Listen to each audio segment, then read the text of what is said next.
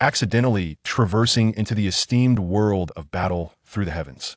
Where martial prowess reigned supreme, I inadvertently stumbled upon the private matters of the illustrious Xiao Suner.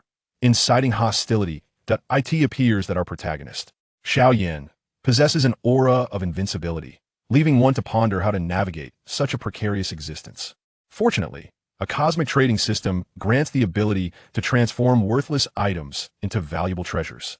Witness how I shall upheave the very fabric of battle through the heavens. Chapter 1.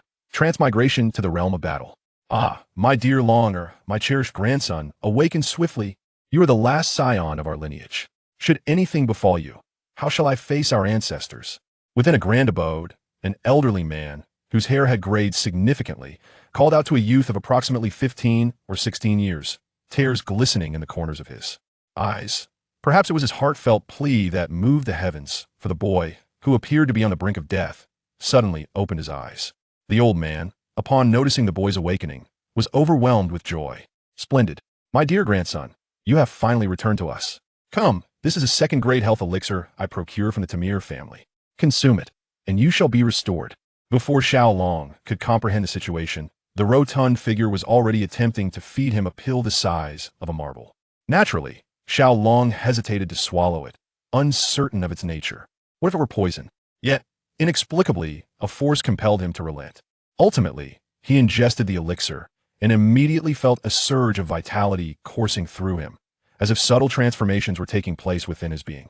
Longer, alas, your grandfather is powerless to confront Xiao Suner, for her background is far too formidable. Here, take this pouch containing 1,000 gold coins. Use it wisely. Remember, never provoke Xiao Suner. I shall procure another health elixir for you. Rest well. The elder handed Xiao Long a bulging pouch before departing. Upon receiving it, Xiao Long felt its weight significantly. When he opened the pouch, his eyes widened in disbelief. Heavenly realms. What lay before him? Gleaming gold, pure, resplendent gold. This pouch must contain over 10 pounds of gold. How many red Mao Zedong notes could this be exchanged for? Xiao Long, a tragic underdog, had grown up in an orphanage. After turning 16, he left the orphanage to strive for success. Having received little formal education, he resorted to laboring at construction sites. After several months, he could no longer endure it and transitioned to polishing shoes. As the saying goes, heaven bestows great responsibilities upon those destined for greatness, first testing their resolve, strengthening their sinews, and challenging their endurance. After accumulating a modest sum, he ventured into stock trading, ultimately reaping small profits. He persevered and, by the age of 30, had become a modestly wealthy entrepreneur. With newfound wealth, he finally sought to fulfill a significant ambition in his life, maintaining a young model. Yet at the moment of intimacy, he encountered a body unlike any he had ever seen, and in that instant, he was utterly overwhelmed, succumbing to an untimely demise. Alas, it is indeed a lamentable tale. Fortunately, I have bequeathed my will, ensuring that 80% of my estate will be donated to an orphanage upon my demise, thus repaying a portion of his kindness. Murmured Xiao Long, as he set aside the burdens of his past. For life must continue, must it not? He found himself perplexed upon awakening. He had arrived in this unfamiliar realm, where an elderly man had administered to him a so-called elixir of vitality. Initially, he was oblivious to the reasons behind this, but soon the truth unfolded before him. He had traversed dimensions, entering the world of Do Put Song Xiong. He had assumed the identity of a man who bore his own name, Xiao Long. Tragically, this Xiao Long had lost his parents to vengeful foes at a tender age and had been raised solely by his grandfather, the second elder of the Xiao clan, the very clan to which Xiao Yan belonged. With such a lineage, Xiao Long held considerable sway within the Xiao family. However, when this local tyrant encountered the cherished jewel of the ancient clan, Xiao Suner, he swiftly transformed from a formidable force into a mere insect. This Xiao Long, having insulted Xiao Yan as a worthless individual, incurred the wrath of Xiao Suner, who subsequently challenged him. Initially, Xiao Long believed that, as a male, he would surely triumph over this female adversary. Yet, the outcome was a resounding defeat, as Xiao Suner overwhelmed him with her prowess. Xiao Suner demanded an apology from Xiao Long, but instead of acquiescing, he persisted in his derision of Xiao Yan. This provoked her ire further. In a fit of rage, Xiao Suner placed her foot upon Xiao Long's head, insisting on an apology. Ultimately, Xiao Long recognized the insurmountable gap between them and understood that victory was unattainable. Thus, he sought an excuse, believing that a true man could bend and yield, and resolved to apologize that make tea last, Xiao Suner lifted her foot from his face. However, it was summer, and she was clad in a remarkably short skirt. As Xiao Long raised his gaze, he beheld a most astonishing sight. In that moment, he was rendered speechless. Though merely 15, Xiao Suner was already lauded as the most beautiful maiden of the Xiao clan, even the entire realm. Xiao Long had long desired to be close to her, and now confronted with such beauty, he was utterly captivated. Needless to say, Xiao Suner noticed his gaze and, in a fit of indignation, delivered a forceful kick to his head, sending him tumbling from the arena. Thus, Xiao Long's existence came to an abrupt end, allowing for his spirit to take possession of this new body. Such is the melodramatic nature of this tale. How surprising. This seemingly innocent girl, Xiao Suner, is revealed to possess a rather enticing allure. She wears white undergarments, and what is that dark object? Could it be? Xiao Long could not suppress a gulp.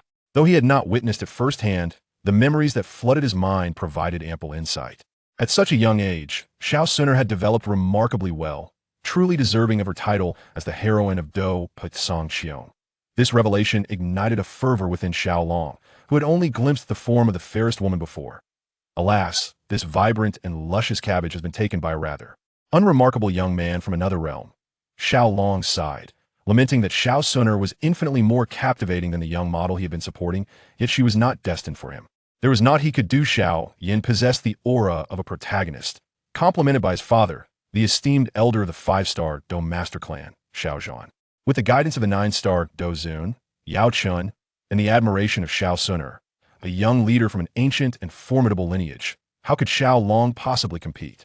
With Xiao Yin, his grandfather was merely a 1-star Do Master, unable to even best Xiao Zhan, let alone Yao Chun and Xiao Suner. What if I see Xiao Yan's ring while the opportunity presents itself? This thought suddenly struck Xiao Long. What enabled Xiao Yin to transform from a mere, impoverished youth into an affluent and handsome figure? It was none other than Yao Chun. If he could somehow acquire Yao Chun, would he not also be able to stage a comeback? However, this notion was swiftly quashed. Xiao Yan's residence was adjacent to that of Xiao Zhan. There was no way he could stealthily infiltrate Xiao Yan's abode without arousing suspicion. Moreover, Xiao Suner was perpetually by Xiao Yan's side, leaving him no chance whatsoever. Most importantly, he recognized that he could not provoke Xiao Suner. At present, her prowess likely surpassed that of a great Do Master, especially with the formidable 9-star Do Huang, Ling Ying, serving as her protector.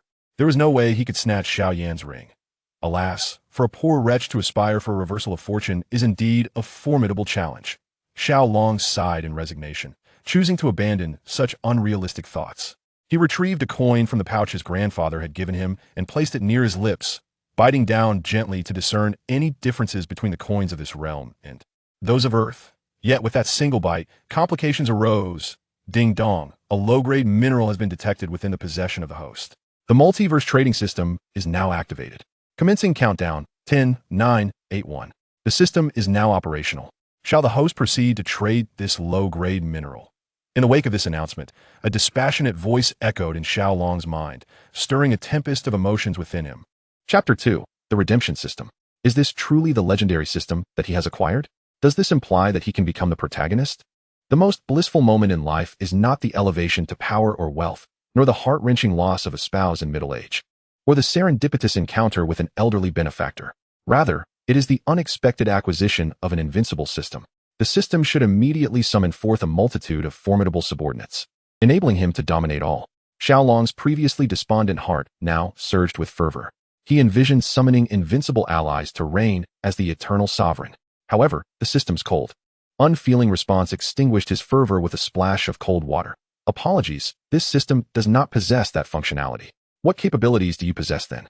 Despite feeling a tinge of disappointment, Xiao Long did not lose faith in the system. After all, it was a system, a golden finger of sorts, and surely it held its unique merits. The system revealed that it was created by the master of all realms, with the singular function of providing the host a platform to engage and trade with others who possess similar systems across myriad worlds. Xiao Long pondered these words, ultimately concluding that he had acquired a rather mediocre system. How am I to engage and trade with them? He mused. Although the system appeared lackluster, it still had its uses. While summoning subordinates was out of the question, surely he could trade for them. After all, in some fictional worlds, there exist puppets and similar entities. Acquiring a few would not be amiss. The system informed him, the host can establish a shop of their own. placing items for sale at prices determined by the host. Upon earning redemption points, the host can purchase necessary items from other shops. The redemption system elucidated these rules to Xiaolong. What? With these rags I wear, who would want them? Xiaolong felt a wave of despondency wash over him. Do not be disheartened, host, the system reassured him. The world of combat you inhabit is considered a lower-tier realm. Below it lie even lesser realms, such as the sub-lower realms and the particle world. The items you possess may well find buyers in these lower worlds. This time, the redemption system exhibited a hint of humanity, encouraging Xiaolong. That is reassuring. Let me sell everything I possess. Xiaolong sighed with relief.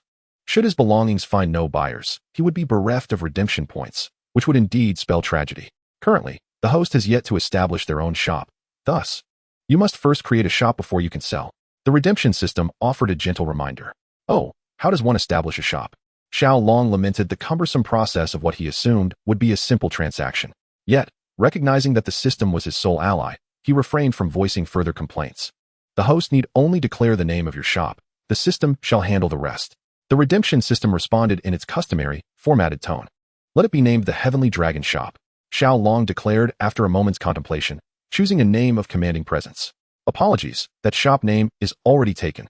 The host must select a different name. The term dragon is quite commonplace, often evoking immediate associations. Consequently, Xiaolong found himself compelled to continue pondering names. In a man's world, it already exists. Change. I am merely a legend. It already exists. Change. I am a male deity. It already exists. Change. Goodness. How many shops are there now? I have attempted to adopt over 100 names, all of which have already been claimed by others. Host. The system space currently contains 9,999,999,999,999 shops, and countless users are actively creating their own establishments. I hope the host can summon your ingenuity to strive to become the first trillionth host to possess your own shop. He once believed that acquiring the system meant his ancestors had struck gold, yet it appears that countless others' ancestors are equally fortunate.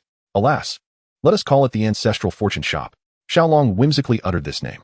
Congratulations, host, on becoming the owner of the first trillionth shop. May I inquire if the host wishes to consign any items? The exchange system finally brought a sense of relief to Xiaolong. This time, it was not merely about it already exists. Change. Xiaolong realized for the first time that acquiring a name is genuinely challenging. Please consign all items I can offer. Determined to exchange for something formidable, Xiaolong decided to stake all his possessions. Very well, it has been determined that the host possesses only gold coins, a kidney, blood, a heart, and corneas. Upon receiving Xiaolong's command, the exchange system commenced gathering the items he could relinquish. However, this left Xiaolong utterly dismayed. Wait. Why are you inspecting my kidney? You aren't planning to sell it, are you? Absolutely not. If my kidney is sold, I would suffer from deficiency. Wouldn't I be left impotent? That is completely unacceptable. Xiaolong was horrified. If his kidney were truly sold, he would have little left to live for. Host, do you wish to cancel this order? Noticing Xiaolong's dissatisfaction, the exchange system humanely presented an option. Cancel it, quickly. Xiaolong, unable to bear the thought of his vitality diminishing, promptly canceled the order. Cancellation successful. Does the host wish to consign any other items? The exchange system continued to inquire. After some contemplation, Xiaolong resolved to make proper use of the system, and thus he decided to proceed with consigning items. He had recently learned that gold coins could be consigned, so he chose to consign the 1,000 gold coins gifted by his grandfather, setting a target price of 10 exchange points. This price was suggested by the system, as gold coins are quite common and their value is typically low. Finally, after half an hour, Xiaolong's 1,000 gold coins were sold. He received 10 exchange points. Chapter 3, Dragon Claw Hand. Congratulations, host, on acquiring 10 exchange points. Might I inquire if the host wishes to purchase anything? The system's voice resonated in his mind once more, this time imbued with a hint of congratulations. Oh, could you assist me in finding suitable combat techniques, or perhaps potions to enhance my level? Xiaolong pondered, uncertain about what his limited exchange points could procure. He decided to let the system make a selection for him, considering that it had become something of a mentor. Regrettably, the host's 10 exchange points are insufficient to purchase any potions. Thus, I shall recommend a selection of combat techniques. Soon, a cascade of information regarding these techniques flooded Xiaolong's mind. Dragon Claw Hand, a high-level yellow-tier technique, costs 8 exchange points. Golden Bell Shield, a top-tier yellow technique, requires 10 exchange points. Iron Sand Palm, a high-level yellow technique, also costs 8 exchange points. A myriad of familiar combat techniques inundated Xiaolong's consciousness. though the methods for cultivation were conspicuously absent. After considerable contemplation, Xiao Long decided to exchange for the high-level yellow tier technique, Dragon Claw Hand. No further explanation is necessary. Congratulations, host, on acquiring the high-level yellow tier technique, Dragon Claw Hand. This technique encompasses 5 stages: initiation, minor achievement, major achievement, perfection, and invincibility. As the host, any technique purchased in the marketplace will be directly cultivated to the initiation stage. To advance the Dragon Claw Hand to the minor achievement stage requires 1 exchange point. To the major achievement stage necessitates 2 exchange points, and invincibility demands 4 exchange points. The system's elucidation left Xiao Long momentarily speechless. This system truly possesses remarkable capabilities. Without hesitation, he opted to elevate his proficiency to the major achievement stage. With 2 exchange points remaining, which could yield little else of value, he resolved to utilize them. Very well, host, you have now cultivated the Dragon Claw Hand to the major achievement stage. You can unleash threefold the power of a high-level yellow tier technique. As the system's announcement concluded, Xiao Long felt an influx of knowledge regarding the application of the major achievement Dragon Claw Hand. Splendid. Let us see who can defeat me now. Overjoyed, Xiao Long reveled in his newfound ability to unleash thrice the power of a high-level yellow tier technique. Among the younger generation of the Xiao clan, apart from the extraordinary Xiao Suner, who possessed the bloodline of a divine-grade Dou Emperor, who could possibly rival him? He was eager to showcase his prowess while also seeking items to stock his shop and augment his exchange points. This exchange system was truly invaluable. Xiao Long leapt from his bed and exited his courtyard, embarking on a leisurely stroll. Upon stepping outside, he chanced upon a captivating young lady. Xiao Long couldn't help but acknowledge his fortunate romantic prospects. Drawing from his prior memories, he recognized her identity. Xiao Mei, despite being merely 14, was already a budding beauty. While not a perfect vision, her youthful face exuded an enchanting allure, blending innocence with charm. Securing her status as one of the beauties of the Xiao family, and even in the city of Wukan. Oh my, is that not Xiao Long, my elder brother? What a surprise. Have you recovered so swiftly? It appears that the second elder has shown remarkable kindness towards you, seemingly utilizing substantial family funds to procure elixirs for brother Xiao Long. Upon encountering Xiao Long, Xiao Mei immediately began to mock him with a tone that was notably sharp and caustic. Indeed, Xiao Mei embodies such traits. When Xiao Yin was favored, she followed him closely, but now that his talents have waned, she has promptly discarded him. Such a woman evokes a sense of disdain in Xiao Long. While her beauty is undeniable, she is rather immature, and thus, Xiao Long has no intention of granting her any favor. Nevertheless, it is true that the cost of second-grade elixirs is rather steep, amounting to no less than 70 to 80,000 gold coins. Even with Xiao Long's grandfather being the second elder, it is implausible that he could procure such a vast sum independently. It must have been provided by the family. Upon learning of this matter, Xiao Mei felt quite displeased, as she too desired elixirs, although she currently has no use for them. She anticipates needing them once she advances to the rank of a fighter. It is generally understood that one cannot consume elixirs during the period of Dou Qi cultivation. However, the nourishing elixir is an exception, designed solely for the treatment of injuries. Its consumption carries no repercussions. That is because I, Xiao Long, am a genius, while you, Xiao Mei, are a fool.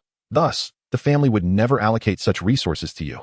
Xiao Long unabashedly began to deride this materialistic woman. What are you saying? You inept fool, unable to best even a woman, yet you dare to speak against me. Being called a fool incited considerable ire within her, prompting her to bring up the incident where Xiao Long was bested by Xiao Suner as a means of ridicule. Ha ha ha, Xiao Mei. Do you dare to exchange blows with this so-called fool? Xiao Long smirked coldly, believing that the best way to handle such a woman was to defeat her decisively. Upon hearing his challenge, Xiao Mei was momentarily taken aback and fell silent. Humph, you lack even the courage to spar with a fool. It seems you are the most inept among the inept. Observing her hesitation, Xiao Long intensified his mockery, his expression rife with disdain. You, who fears whom? Let us fight right now. Provoked by Xiao Long's taunt, Xiao Mei's anger flared, and she accepted his challenge. She was not without confidence. She believed that Xiao Long had yet to fully recover from his injuries and could not perform at his peak strength. Moreover, with her father's assistance, she had mastered a high-tier yellow-grade combat technique, the Iron Mountain Palm, which bolstered her confidence. The two ascended the arena, prepared for battle. The vicinity of the arena was already populated with numerous disciples of the Xiao family practicing their combat techniques, ensuring that every match attracted a significant audience. Furthermore, the fact that both Xiao Long and Xiao Mei were descendants of elders heightened the interest surrounding this duel. However, upon witnessing Xiao Long's composed demeanor as he appeared on the arena, the spectators could not help but engage in hushed discussions. Goodness, Xiaolong was beaten so badly. And he has recovered in just 3 days. What miraculous elixir has he consumed? Indeed, his grandfather is the second elder. What is there to fear? Suner has already declared that she will strike Xiaolong whenever she sees him. Humph, indeed. Xiaolong deserves a beating for daring to treat Sister Suner in such a manner, and now he has the audacity to bully Sister Mayor. He is truly contemptible. Xiaolong is not deaf. He heard every word of the audience's murmurs. Instantly, he helplessly touched his nose, realizing that he had indeed earned the wrath of many. Moreover, Xiao Suner is exceedingly petty, isn't she? Every time they meet, she strikes him, making Xiaolong reluctant to venture outside. Can he really be blamed for that incident? If blame is to be laid, it should be on Xiao Suner herself.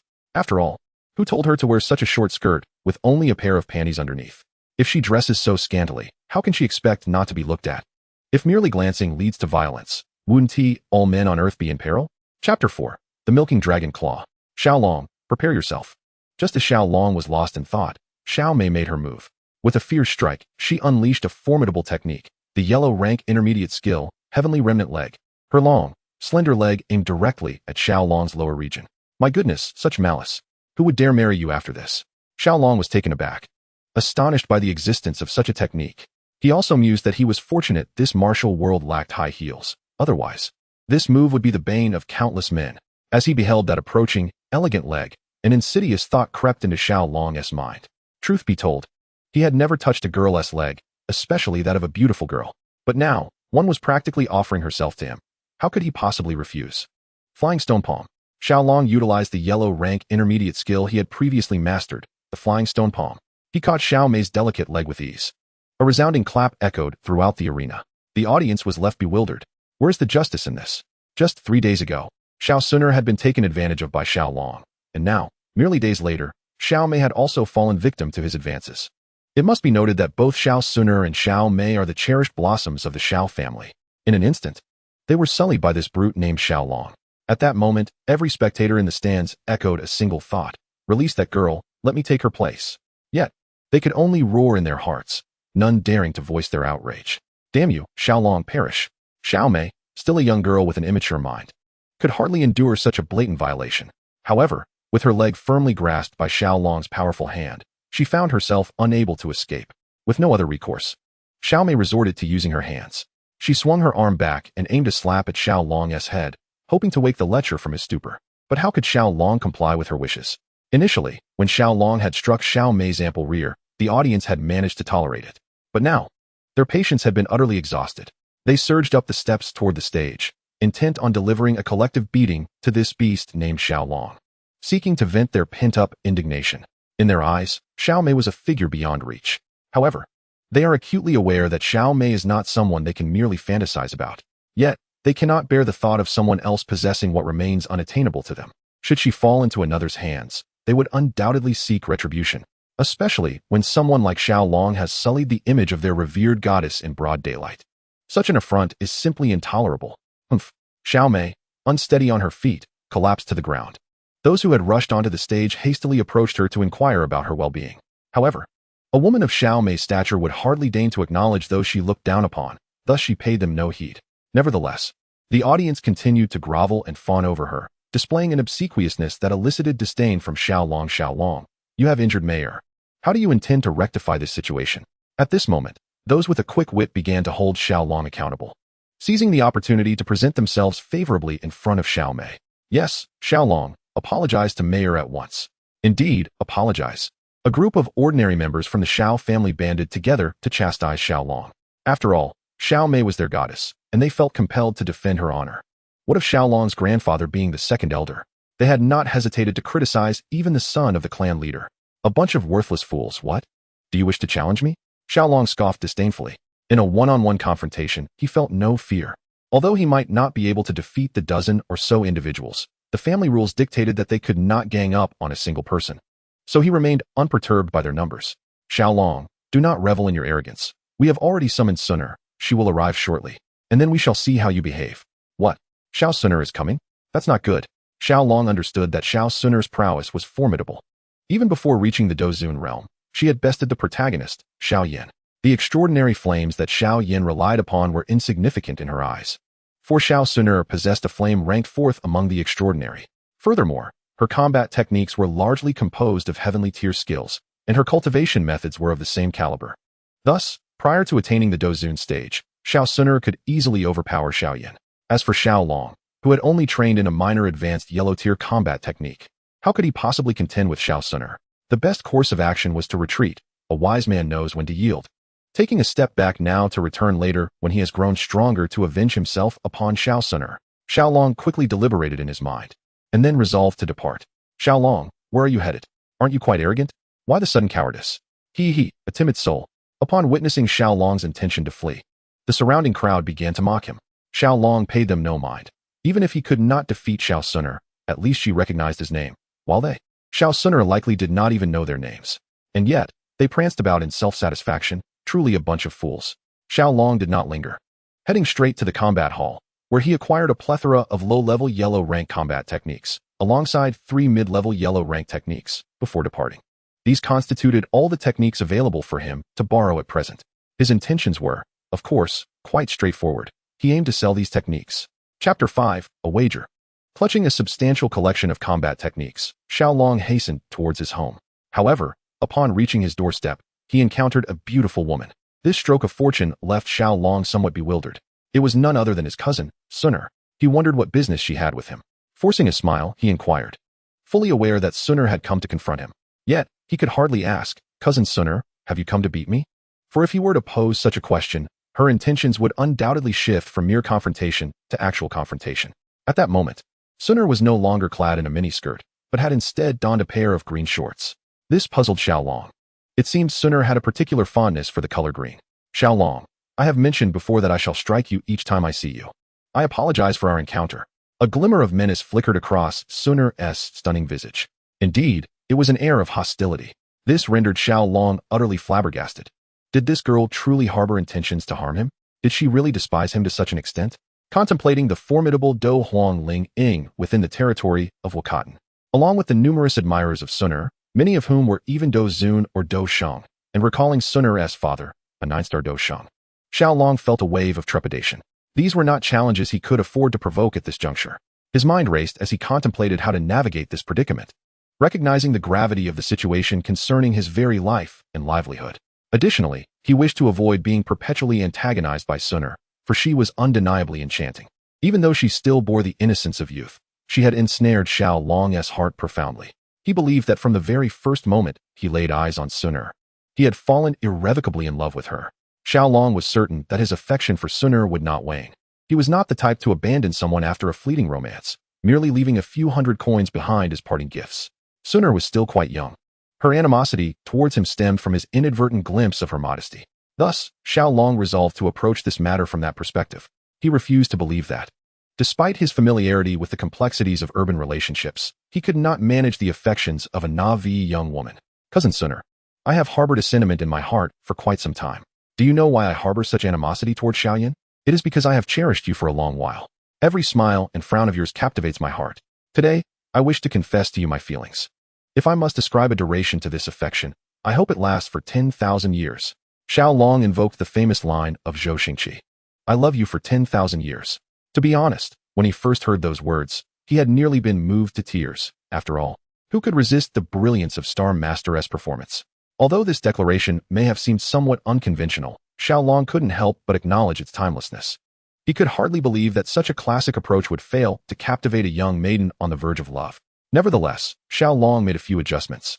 For the sake of progress, after speaking, he found himself daydreaming about how Xiao Suner would regard him with newfound affection, envisioning a scenario where he wins the heart of the beauty and ascends to the pinnacle of life. However, a fleeting glance at Xiao Suner revealed that she regarded him not with admiration, but with a cold indifference. A hint of a mocking smile graced her lips, leaving Xiao Long utterly perplexed. How could his ultimate skill, a technique of unmatched potency, fail to impress her? Did she possess a heart of stone? Certainly. Xiao Suner's heart was not made of stone. She felt a profound connection to his words, yet she could not fathom why Xiao Long would utter such infatuated sentiments. To her, his declaration was nothing short of a jest. Who was he, after all? He was merely a minor figure within the Xiao family. While she was the daughter of the ancient clan leader from one of the 8 great clans of the Doqi continent, hailed as a prodigy destined to become a new Do emperor, she aspired to be an unparalleled sovereign, standing tall upon the world's zenith. And what of Xiao Long? He was but a trivial character, and though the Xiao family once basked in glory, their former splendor was but a distant memory. Now, the Xiao family was merely a small clan within the Jiamai Empire, which itself was a third-rate power on the Doqi continent. Any awakened bloodline member from her ancient clan could easily annihilate the Jiamai Empire. In Xiao Sun-er's eyes, she was a phoenix from the heavens, while Xiao Long, despite his name suggesting grandeur, was merely a worm in her perception. How could a phoenix and a worm possibly inhabit the same realm? With aspirations as lofty as the heavens, she believed only a true dragon from the 9 heavens could be her counterpart, and that dragon had yet to appear. Xiaoyan could only be considered a half measure, while Xiao Long was nothing at all. Thus, she found amusement in Xiao Long's ignorance. Having said that, she prepared herself for a confrontation. Xiao Sun-er chuckled coldly, convinced that the mere opportunity to strike at Xiao Long was a privilege he had earned through countless lifetimes. Don't get too cocky. Dare you make a wager with me? Seeing Xiao Sun-er's unwavering demeanor, Xiao Long decided to alter his approach. He would buy time. Yes, he planned to delay matters, proposing a duel with Xiao Sun-er during their coming-of-age ceremony. Surprisingly, the antagonists, lacking foresight, agreed. Xiao Long intended to use this as a means to motivate Xiao Sun-er. Indeed, this strategy proved effective time and again. What shall we bet on? A flicker of interest appeared in Xiao Sun-er's eyes. How about we face off again during the next clan assessment? We shall utilize our own powers. And if I lose, I will apologize to Xiao Yan. Conversely, if you lose, you must grant me a request that you deem reasonable. What do you say? The next clan assessment was merely 2 months away. At that event, the Yunlan sect would also send representatives, and Xiao Yan would have divorced his wife. Embarking on a path of resurgence, he aimed to extend the timeline until then, utilizing the opportunity to upgrade his own system. He was incredulous that, despite the assistance of the system, he could not comprehend Xiao Sun-er. However, Xiao Sun-er beamed with a radiant smile, perceiving this merely as Xiao Long's futile struggle. Yet, this did not concern her. As long as it compelled Xiao Long to sincerely apologize to her brother Xiao Yan, she was willing to do anything. In that moment, the smiling Xiao Sun-er showcased her unparalleled beauty to its fullest extent, with each subtle expression tugging at Xiao Long's heartstrings. Xiao Long lamented, "Xiao Yan, I despise you. What a magnificent and succulent cabbage. Such a pity." Unbeknownst to him, Xiao Sun-er caught wind of his sentiments, and her smile swiftly vanished, replaced by a visage of fury. She had just contemplated sparing Xiao Long, but it seemed that would be a grave error. With a whip extracted from her spatial ring, she approached Xiao Long menacingly.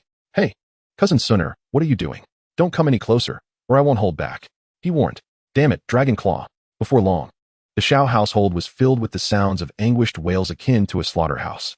Cursed Xiao Sun-er, one day I will repay today's whip punishment 100-fold. In his room, Xiao Long lay on the bed, pen in hand, copying the combat techniques while occasionally emitting pained groans. Chapter 6, The Powerful System. After 3 hours of diligent copying, Xiao Long successfully transcribed 15 low-tier, yellow-grade combat techniques and 3 mid-tier yellow-grade techniques, placing them in his shop for sale.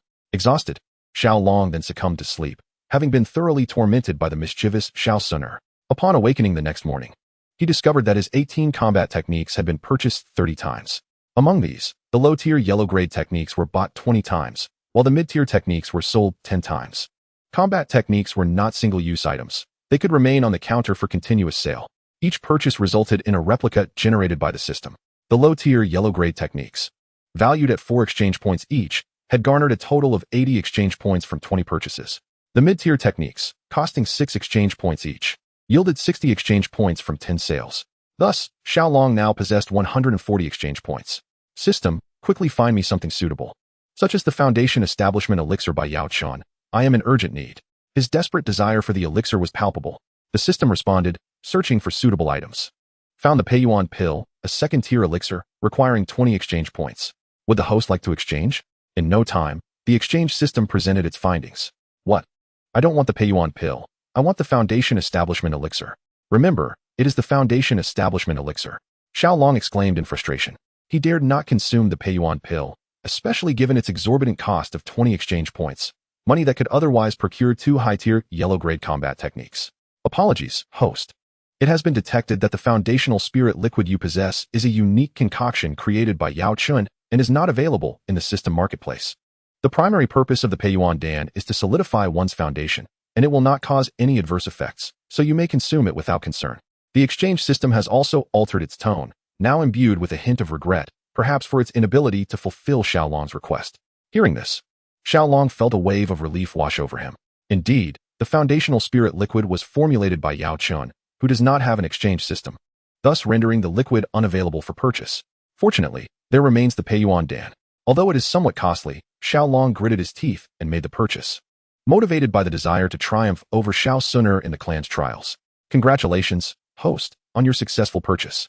The system is now ready to elaborate on the efficacy of the Peiyuan Dan.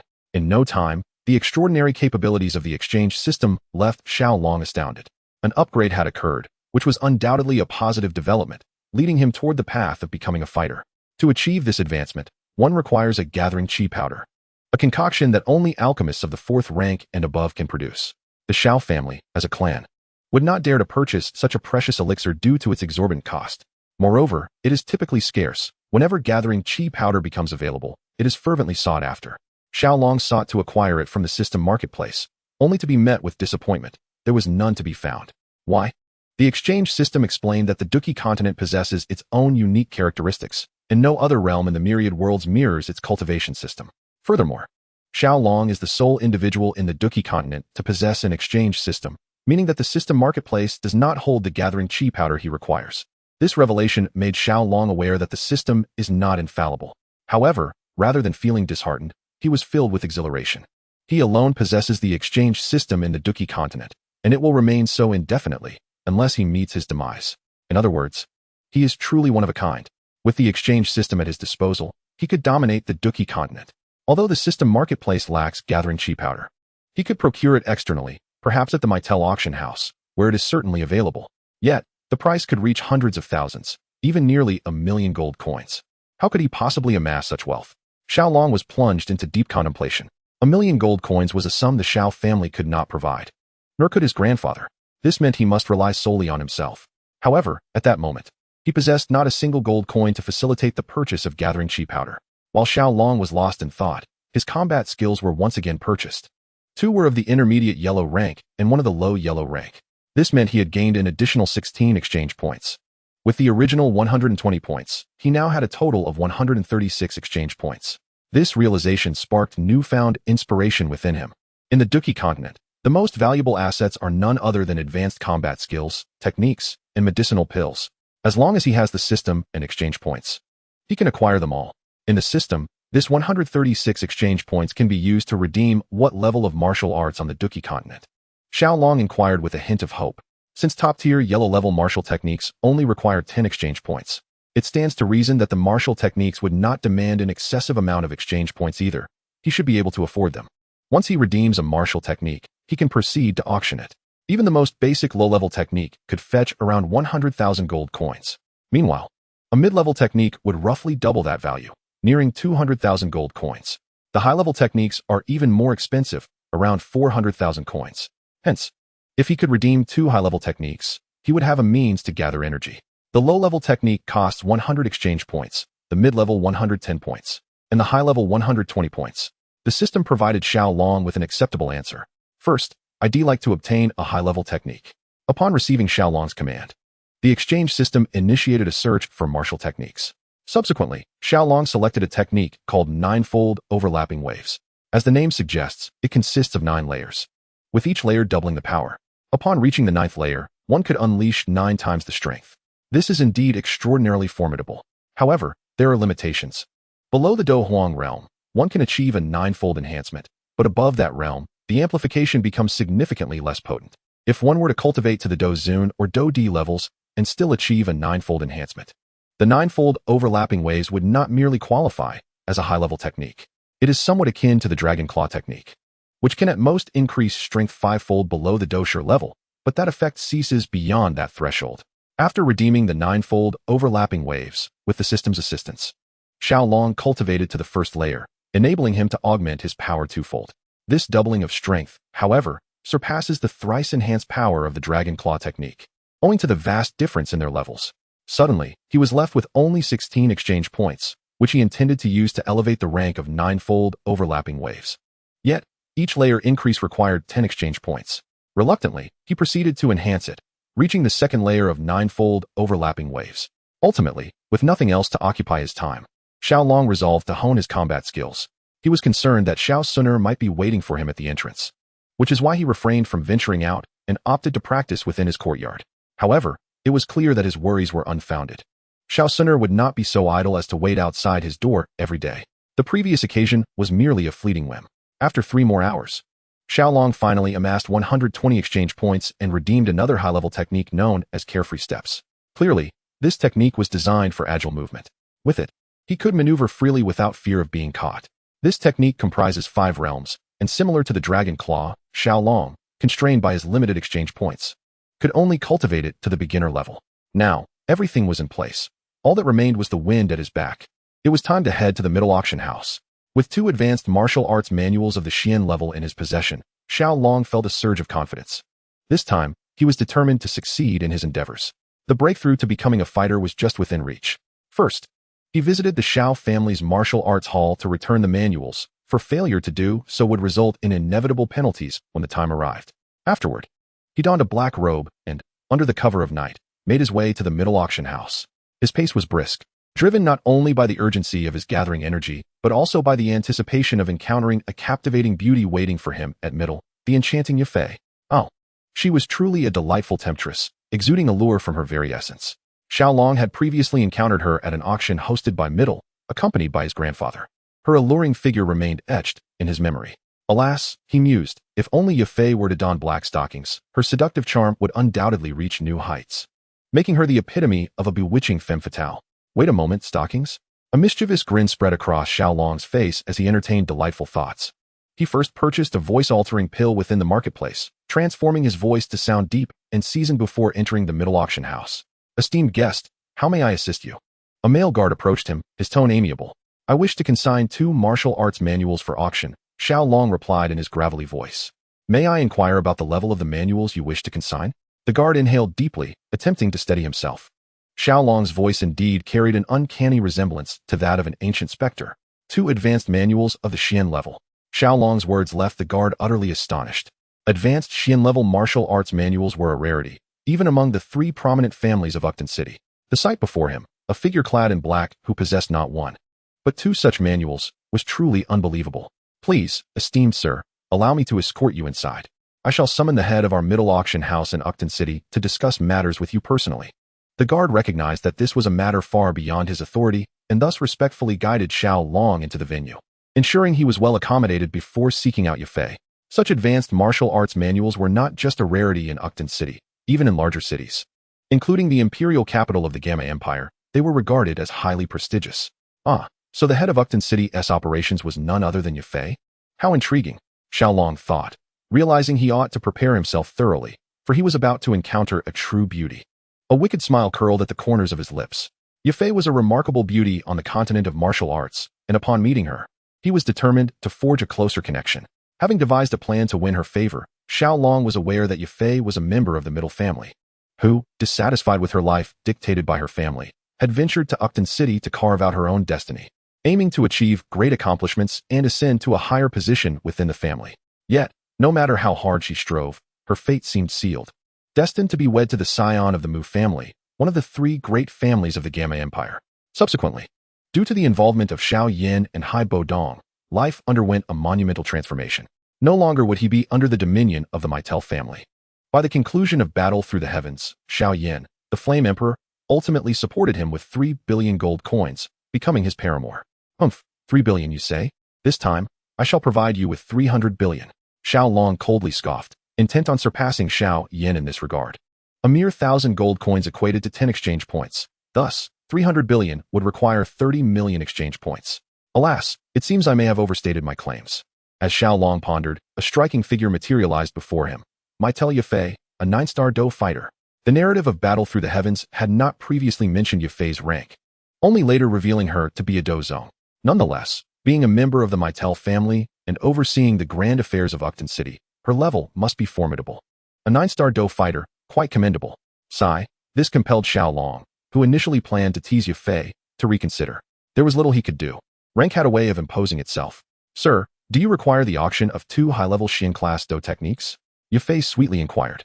With a face as enchanting as a fox spirit, clad in a qipao, her long, slender legs occasionally revealed, yet the depths of her allure remained tantalizingly concealed, evoking a sense of longing. To the denizens of the Do Chi continent, Yafei was considered near perfection. However, to Xiaolong, she still fell short of that ideal. Alas, she wore flat boots. The combination of a cheap Hao with flat boots. Oh, how unsatisfactory it appeared. Indeed, I wish to auction 2 high-level Xin-class Do techniques. Behold, Xiaolong realized he had momentarily lost composure and quickly recalibrated his demeanor, presenting the techniques, 9 layers of waves and carefree steps. Yafei effortlessly accepted them, perusing their contents. To her astonishment, such techniques, when cultivated to their zenith, could rival even low-level Earth-class techniques, their worth far surpassing that of the high-level Xian-class techniques. With admiration, Yafei exclaimed upon examining 9 layers of waves, "Ah, excellent taste. Precisely what I seek." Her words enlightened Xiaolong. This 9 layers of waves was comparable to Xiaoyan's 8th-level collapse, and at its pinnacle, its power would vastly exceed that of high-level Xian-class techniques, rendering it quite remarkable. Simultaneously, Xiaolong silently admired Yafei's keen insight. Her discernment was indeed sharp. After inspecting 9 layers of waves, Yafei continued to browse carefree steps, but this time, she offered no commentary. After all, carefree steps was akin to other high-level Xian-class movement techniques. "Sir, may I inquire when you plan to auction these techniques? If time is not of the essence, I propose that you grant our Mitel auction house 3 days to promote your Do techniques vigorously, ensuring that you return loaded with rewards," Yafei suggested. The sudden introduction of these high-level Xian-class techniques necessitated promotion, without attracting the truly affluent. Not only would Xiaolong's profits be limited, but their auction house's gains would also suffer, potentially alienating wealthy patrons, an unwise course of action indeed. "I am not in a hurry. Please feel free to promote as you see fit." Xiaolong, however, remained indifferent. "Thank you for your understanding, sir. Our auction house is willing to reduce your commission by half as a gesture of goodwill." Yafei believed that Xiaolong was undoubtedly a significant figure, one not to be offended, and befriending him would be advantageous for her. Thus, she took the initiative to lower the fees to cultivate their relationship and enhance goodwill. "Excellent. I am increasingly satisfied with your auction house. Rest assured, if I have any high-tier combat techniques in the future, you shall be my first choice." Xiaolong nodded in approval.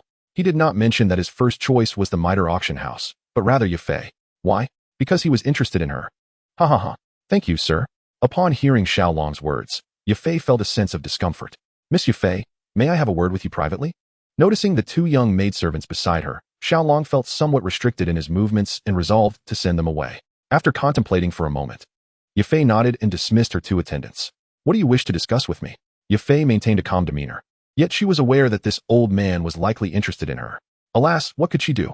Her beauty attracted the attention of every man in Ukton City. Sigh. Being beautiful is a burden. "Miss Yafei, I know you are a strong-willed individual. Your decision to become an auctioneer in Ukton City undoubtedly stems from your desire to make significant contributions to the Mitre family, thus gaining control over your own life. Am I correct?" Xiaolong's gaze, filled with fervor, scrutinized Yafei, though the black cloak obscured her view. "Indeed, what you say is true." Yafei nodded, as this was not a secret among the upper echelons, and she found nothing unusual about it. "Unfortunately, Miss Yafei, although Ukton City can be considered a large city, it may not be sufficient for you to achieve a contribution that would astonish the Mitre family. It seems your aspirations may not come to fruition." Xiaolong expressed with a hint of regret. Had it not been for Xiaoyan's interference, Yafei might truly have been unable to take charge of her own life. "What exactly do you wish to convey?" There is no need for veiled insinuations. As she observed Xiaolong's rambling discourse about her, Yafei began to feel displeased. She had only engaged in this private conversation due to the prospect of 2 high-tier combat techniques, yet if Xiaolong were to overstep, there was no reason for her to maintain a pleasant demeanor. Although the Mitre family was not exceedingly powerful, it was one of the 3 prominent families of the Gamma Empire and should not be trifled with. "What I wish to say is that I can offer you Earth-tier combat techniques for auction, or even gift them directly to you, provided you agree to one condition." Noticing the lady's irritation, Xiaolong decided to cut to the chase. Chapter 8. Teasing Yafei. "What I wish to convey is that I can present a low-level combat technique for auction to Miss Yafei, or even offer it directly to her, provided she agrees to a single condition." Upon noticing the displeasure on the beautiful woman's face, Xiaolong chose to refrain from further prattling and got straight to the point. "What? A low-level combat technique?" Miss Yafei was instantly taken aback. Low-level combat techniques are exceedingly rare throughout the entire Gamma Empire. The factions that possess such techniques are few and far between. The imperial family of the Gamma Empire should have some, and the Yunlong sect likely does as well. But whether the 3 prominent families do remains uncertain. This illustrates the preciousness of low-level combat techniques. A single low-level combat technique can easily fetch a staggering 10 million gold coins at auction. If she could preside over the auction of one such technique, or even contribute a low-level combat technique to the Meitel family, she might truly have the power to shape her own destiny. However, Miss Yufei felt a tinge of apprehension regarding the condition proposed by Xiaolong. She was acutely aware that her sole asset in gaining Xiaolong's favor might be her own physical allure. Yet, from his voice, it was clear that he was an older gentleman, and the thought of surrendering herself to someone of his years was beyond her. Furthermore, even if Xiaolong were not elderly, the prospect still seemed daunting. Nonetheless, for the sake of her future, Yufei mustered the courage to inquire. "May I ask what the gentleman's condition entails?" Alas, she truly wished to avoid becoming a pawn in another's game. Besides, what if Xiaolong's request was not as outrageous as she feared? That would be an ideal compromise. He chuckled. "My demands are quite modest. How about spending a night with me?" To be candid, in both of his lifetimes, Xiaolong remained an uninitiated youth, and the mere thought of someone as exquisite as Yufei stirred feelings he found hard to suppress. As the saying goes, to die beneath the peony is to be a spirited ghost. Sharing a night with Yufei would require no sacrifice of life, only the exchange of combat technique. A far more favorable bargain. While low-level combat techniques may be rare for the average individual, they held little value for Xiaolong. He could simply await the sale of his shop and then redeem it. In total, it would require but a few days. He had also learned that a low-level combat technique required 200 exchange points. With a stroke of luck, Xiaolong could amass the necessary points in a single day. "My dear sir," Yufei replied. Though she considered herself merely a woman, she possessed her own dignity.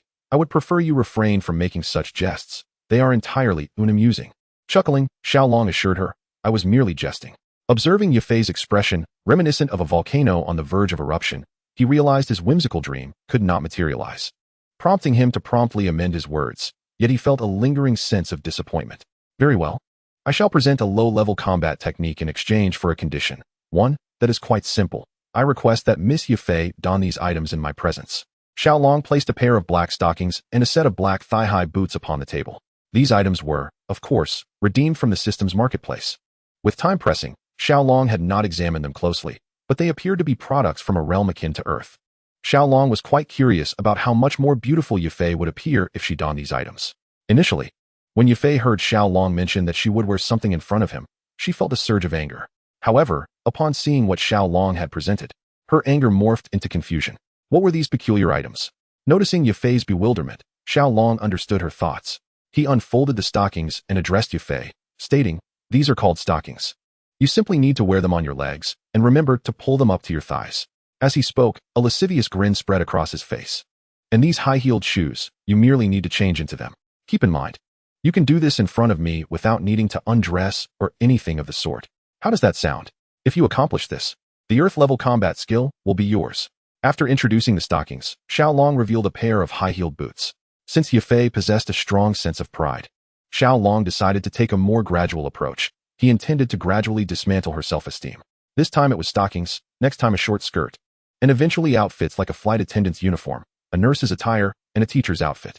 He chuckled to himself, pondering how, by the end, her pride would be thoroughly trampled. Once her self-esteem was crushed, it would be time to reap the rewards. He could take his time playing with Yufei. "Sir, are you serious?" It was evident that Yufei was somewhat swayed. After all, she was merely required to wear a pair of stockings and boots without any physical cost or exposure. And in return, she could obtain an Earth-level combat skill, an advantageous bargain for her. "Of course, as long as you wear them, when the auction house holds its event. I will grant you the Earth-level combat skill. If I fail to do so, you may seize my 2 advanced Mystic-level combat skills instead. What do you say? Is it agreeable?" Currently, Xiaolong could not provide the Earth-level combat skill, but he was confident he would be able to do so in 3 days. "All right, I hope you keep your word." Yufei contemplated for a moment before agreeing. She reasoned that even if Xiaolong failed to deliver, the 2 advanced Mystic-level combat skills would serve as compensation. She took the black stockings and began putting them on in front of Xiaolong naturally. Every movement was executed with extreme caution, as she feared inadvertently revealing something inappropriate to him. Yufei intentionally slowed her actions, while this was due to her own situation. It only served to heighten the temptation for Xiaolong. His desire quickly escalated. Unfortunately, he couldn't defeat Yufei, so he could only watch, indulging his eyes. In the end, when Yufei attempted to fully wear the stockings, she realized that she could not conceal herself adequately, leaving her feeling quite embarrassed. With no other option, Yufei hurriedly slipped the stockings on. However, no matter how swiftly she moved, she still revealed more than she intended, much to Xiaolong's amusement. It hadn't been long before Xiaolong caught a glimpse of the 2 female protagonists from Do Patsong Qiong. even if it was partially obscured by sheer fabric. Nonetheless, he had still seen it. Though she had not seen the true visage of Lu Shan, a vague impression had nonetheless taken shape. Upon hearing Xiaolong's lascivious laughter, Yafei felt an overwhelming urge to deliver a swift kick to him. She noticed the long stiletto heels of the high-heeled boots, and her heart surged with joy. Was this not the perfect weapon to augment the power of her celestial severing foot? Thus, Yafei quickly cast aside her previous embarrassment and eagerly donned the high-heeled boots that Xiaolong had bestowed upon her. They were indeed a flawless masterpiece of divine artistry. Come, stand up, take a few steps, and strike a few alluring poses for me. At that moment, Xiaolong's eyes seemed ablaze with desire. He continued to command her. Clad in black stockings and high-heeled boots, Yafei exuded an undeniable maturity. She was truly a gem among gems. Xiaolong had never encountered such an exquisite beauty. With no choice, Yafei took a few steps in front of Xiaolong, tossed her long hair, and playfully winked at him. The pose was undeniably enticing. 10 volumes of Earth-level combat techniques for a night together, what do you say? As Yafei winked at Xiaolong, he could hardly contain himself. He abruptly stood, grasped her hand, wishing he could meld her into his very being, never to part again. Chapter 9. Auction of Combat Techniques. Sir, please comport yourself with dignity. The frigid tone extinguished the fire within Xiaolong in an instant.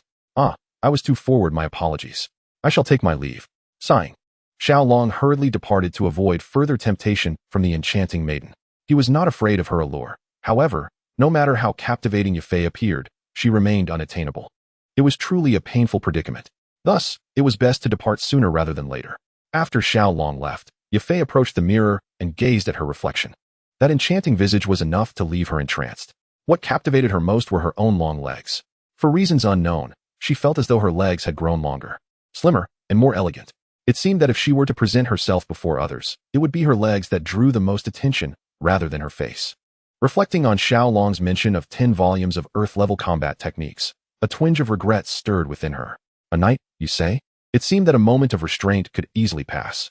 She could even treat it as a fleeting dream, awakening to the acquisition of 10 volumes of Earth-level techniques. For her entire life, she would be free from worries. Yet, was such a dream truly desirable or not? Xiaolong endured for 3 days at home. During this time, he accumulated 550 exchange points. He spent 80 points to cultivate both his ninefold surge and carefree step to their zenith. At this moment, Xiaolong felt that with a single punch, he could obliterate even a 1- or 2-star fighter. Finally, he expended 200 points to exchange for a low-level Earth-tier combat technique known as the Thunderous Wave Kill and made his way to the middle auction house. Now was the time to auction his combat techniques. Over these 3 days, the entire city of Ucton buzzed with excitement. Why is it that the middle auction house has chosen to present 2 books of advanced mystic martial arts for auction? Such advanced techniques are exceedingly rare within the entire city of Ucton, yet the Middle family has astonishingly produced 2 at once, leaving many in awe. Simultaneously, they admire the remarkable heritage of the middle auction house, capable of amassing 2 such rare tomes for sale. Consequently, today should have been an exceedingly joyous occasion for Xiaolong. However, he failed to consult the almanac before stepping out, and upon leaving the Xiao family residence, he encountered his long-standing rival, Xiao Suner, accompanied by Xiao Yan. Xiao Suner cast a fierce glare at Xiaolong before departing with Xiao Yan. With Xiao Yan present, she refrained from further humiliating Xiaolong, lest she tarnish her demure image before her older brother. Xiaolong exhaled in relief, surmising the reason behind her restraint. It seemed he ought to express his gratitude to Xiao Yan. Without further ado, Xiaolong made his way to the middle auction house. Before long, the auction commenced. Hosted by the enchanting Yafei, with a beautiful host, many affluent individuals in attendance were bound to lose their fortunes. At that moment, Yafei donned the black stockings and high-heeled boots gifted by Xiaolong. The audience had never witnessed such attire, and they were utterly captivated by Yafei's enhanced beauty. Some attendees found themselves overwhelmed, while others were visibly affected. Xiaolong, bemused, wondered if the reactions were truly so exaggerated. He himself remained composed, even though he knew that in the future, Yafei would dutifully warm his bed. Unbeknownst to him, he noticed the sparkles of admiration in Xiao Zhan's eyes. While Xiao Yan was engulfed in a tempest of thoughts, the stockings, were they not a novelty of Earth? How could they possibly exist in the Doqi continent? Was it mere coincidence, or were other denizens of Earth also present in this realm? Xiao Yan's mind was a whirlwind of confusion. So absorbed was he in contemplating Yafei's stockings that he failed to notice the growing ire on Xiao Suner's face beside him. Just wait, Yafei. Xiao Suner vowed silently, swearing to acquire a pair of stockings that would far surpass Yafei's in allure. Seeing the crowd's fixation on Yafei's stockings, an idea sparked in Xiaolong's mind. What if he ventured into the sale of stockings? This could prove to be a lucrative endeavor. with stockings merely serving as a point of exchange, and each point being worth 100 gold coins. It meant that as long as his purchase price exceeded 100 gold coins, he would profit. In fact, he could even produce stockings, earn gold coins, and ultimately convert them into exchange points. However, this would not be an endeavor accomplished overnight. Careful planning was essential. For now, his focus remained steadfast on the auction. Initially, the items presented were of little interest to Xiaolong. At long last, after 2 full hours, the auction was nearing its conclusion. Now, we have arrived at the moment for the Paicide or assistance, and I trust that all present have gathered here for this very item, the esteemed advanced martial technique, the carefree steps. The lights on stage dimmed suddenly, revealing a jade plate upon which lay a cerulean scroll. Esteemed guests, this advanced technique is being auctioned by a venerable predecessor, with a legitimate provenance that guarantees a smooth transaction, so please bid with confidence. Lady Yafei gently lifted the blue scroll, her smile radiant. Miss Yafei, please place your bid. We can hardly wait. Came an eager shout from the crowd, the speaker's true intentions unclear, whether genuine desire for the item or merely an attempt to catch Yafei's attention. Maintaining her charming smile, Yafei announced, the starting bid for the carefree steps is set at 200,000 gold coins. Upon hearing this exorbitant price, the venue fell into a hushed silence, as it was evident that many lacked the means to acquire such a treasure. In a secluded corner, Xiaolong's lips curled into a smile. Excellent. Starting at 200,000, it was clear that it would take at least 300,000 to 400,000 to secure it. And the higher the price, the more exhilarated he felt. In the front row, Xiao Zhan and his companions exchanged glances, visibly shaken by the astronomical sum. Yet they felt powerless. After all, this was a matter of one party willing to pay and another willing to sell. If you did not bid, there were plenty who would. Under the staggering price of 200,000, the atmosphere grew somewhat chilly. However, undeterred by the awkward silence, Yafei maintained her enchanting smile. She was fully aware of the allure of this advanced technique, and some individuals would likely go to great lengths, even risking their fortunes, to possess it. As she had anticipated, the lull did not persist for long. A balding middle-aged man was the first to tremblingly call out a bid, 210,000. Xiaolong glanced towards the source of the voice. He recognized the balding man as a prominent arms dealer from Wutan City, who nearly monopolized weapon sales in the region. Although not as powerful as the 3 major families, he was nonetheless a significant figure in Wutan City. 230,000. Following the middle-aged man's bid, an elderly man clad in yellow swiftly followed suit. This elder was a prominent herbal merchant in Wutan City, possessing several apothecary shops and considerable wealth. Shooting a fierce glare at the elder, the balding man shouted again, 240,000. Amidst the murmurs of scattered bids, the high price of 200,000 had indeed deterred many. 300,000. Finally, as the 2 men appeared to be running out of steam, the first-row competitor, Jai Libi, coldly interjected, 330,000. In Wutan City, the only families capable of competing with the Jai Libi family were the Shao family and the Oba family, and now, the one bidding was none other than the patriarch of the Oba family, Obapa. With a cold glance at Obapa, Jai Libi retorted, 350,000. With a twitch of his eye, Obapa grinned, 370,000. 380,000. 400,000.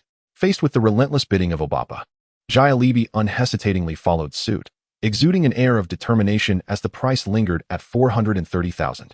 At this juncture, Obapa was compelled to withdraw from the competition, for 430,000 was already sufficient to plunge the Obapa family into an economic crisis. 450,000. Upon witnessing Obapa's retreat, Jai Libi had yet to revel in his triumph, when Xiao Zhan's cool voice darkened his expression. Jai Libi cast a chilling glare at Xiao Zhan. Among the 3 prominent families in Yucatan City, the Jai Libi family stood at the bottom. If he were to possess this martial technique, he could surely turn the tide. Thus, he was eager to raise his bid. However, a glimmer of insight soon illuminated his thoughts. This auction at the middle auction house was offering 2 high-level Xian-tier martial techniques. And this was merely the first. Moreover, it was only a movement technique. Consequently, the remaining tome must pertain to an offensive or defensive technique. If Xiao Zhan were to expend 450,000 gold coins on a movement technique, he would undoubtedly lack the resources to compete for the final item. Thus, it would allow Jai Libi to emerge victorious. Hence, he ceased his bidding. Chapter 10. Taking advantage of Yafei. What? Is there anyone willing to bid higher than Xiao Zhan's 450,000?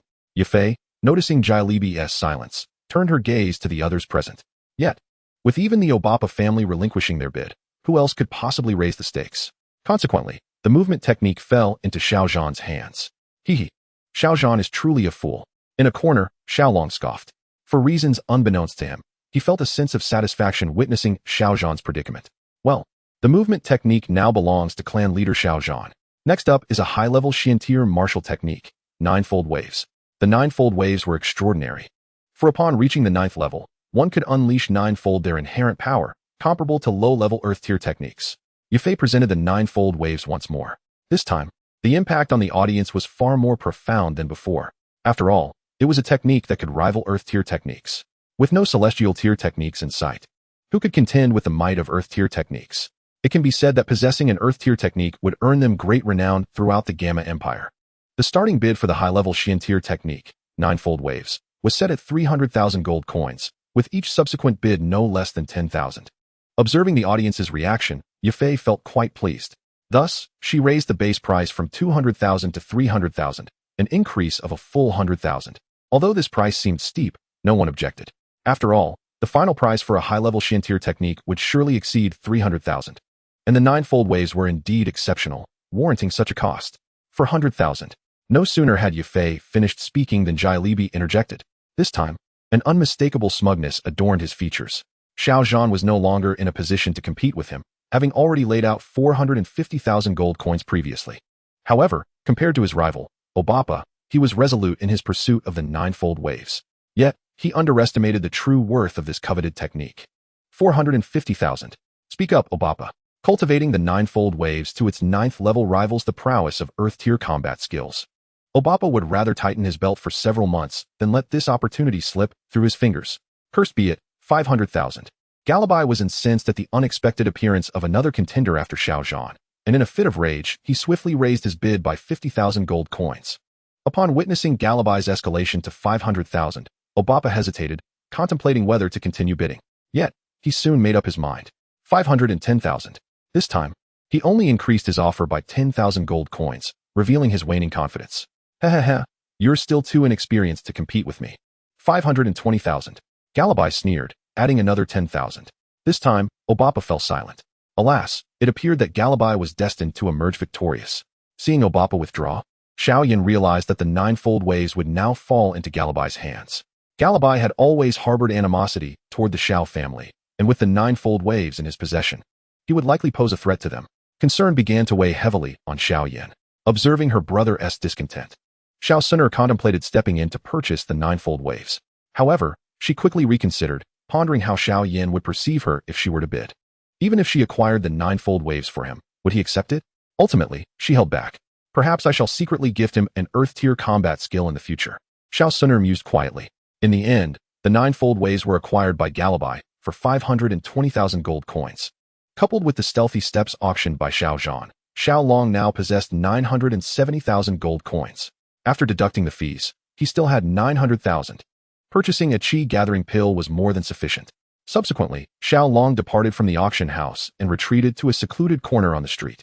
He retrieved a black robe with concealed aura properties from the exchange system, which he had obtained by redeeming 6 points, and re-entered the waiting room of the middle auction house.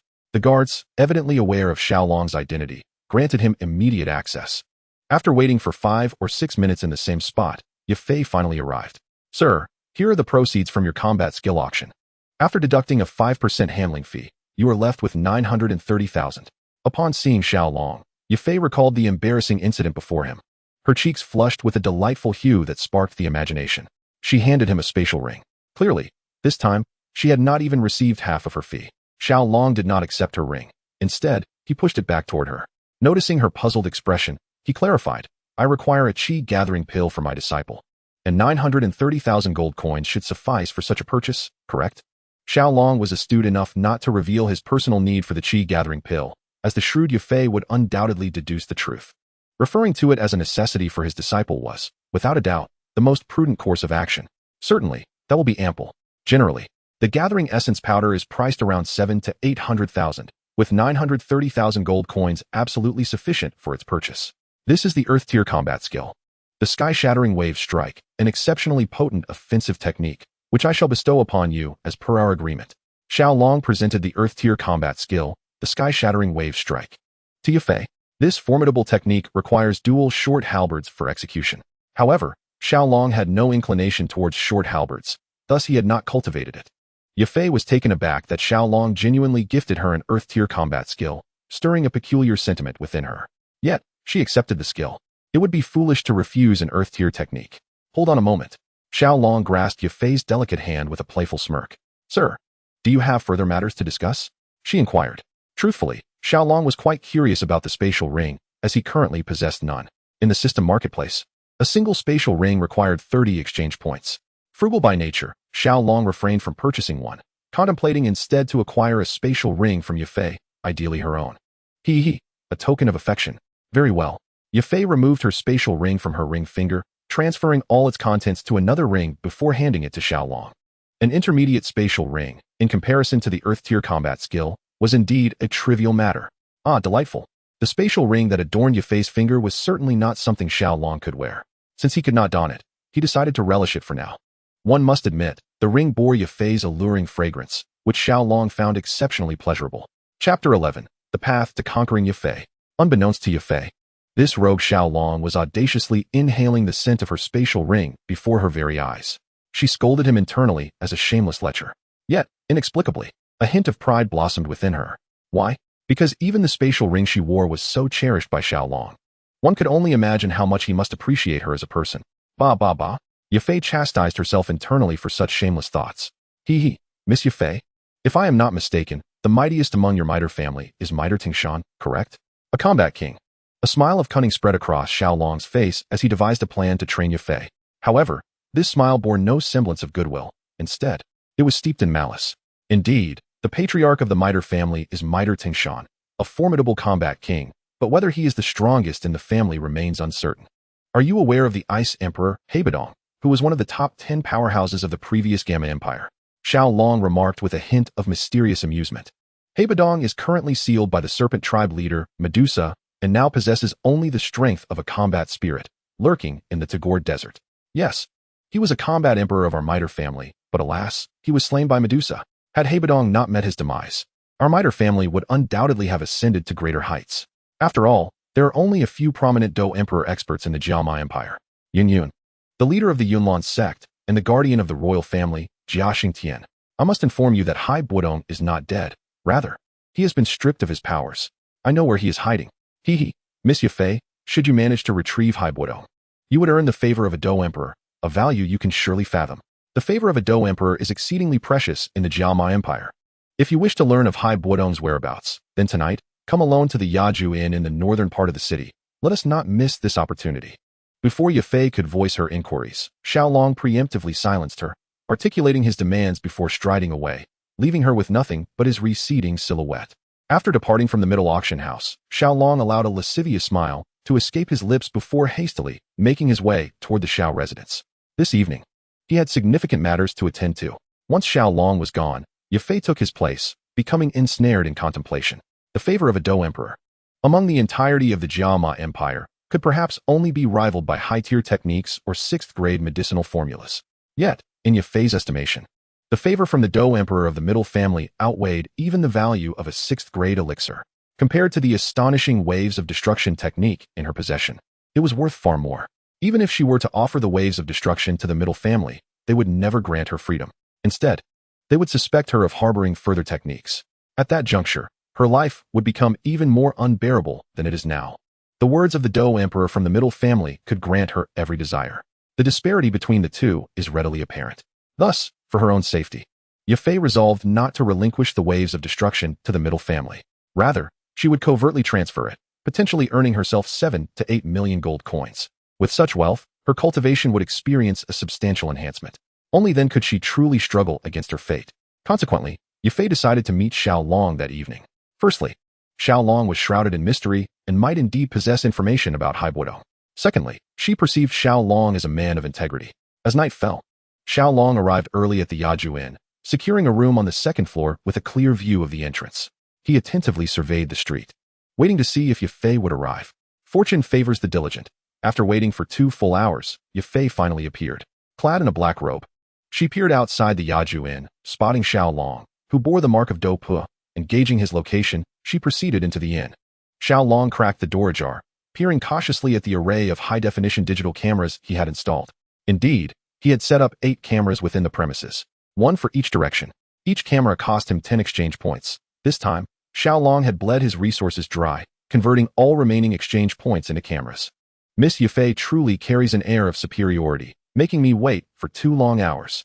In an effort to gain leverage, Xiaolong feigned dissatisfaction and began to reproach Yafei.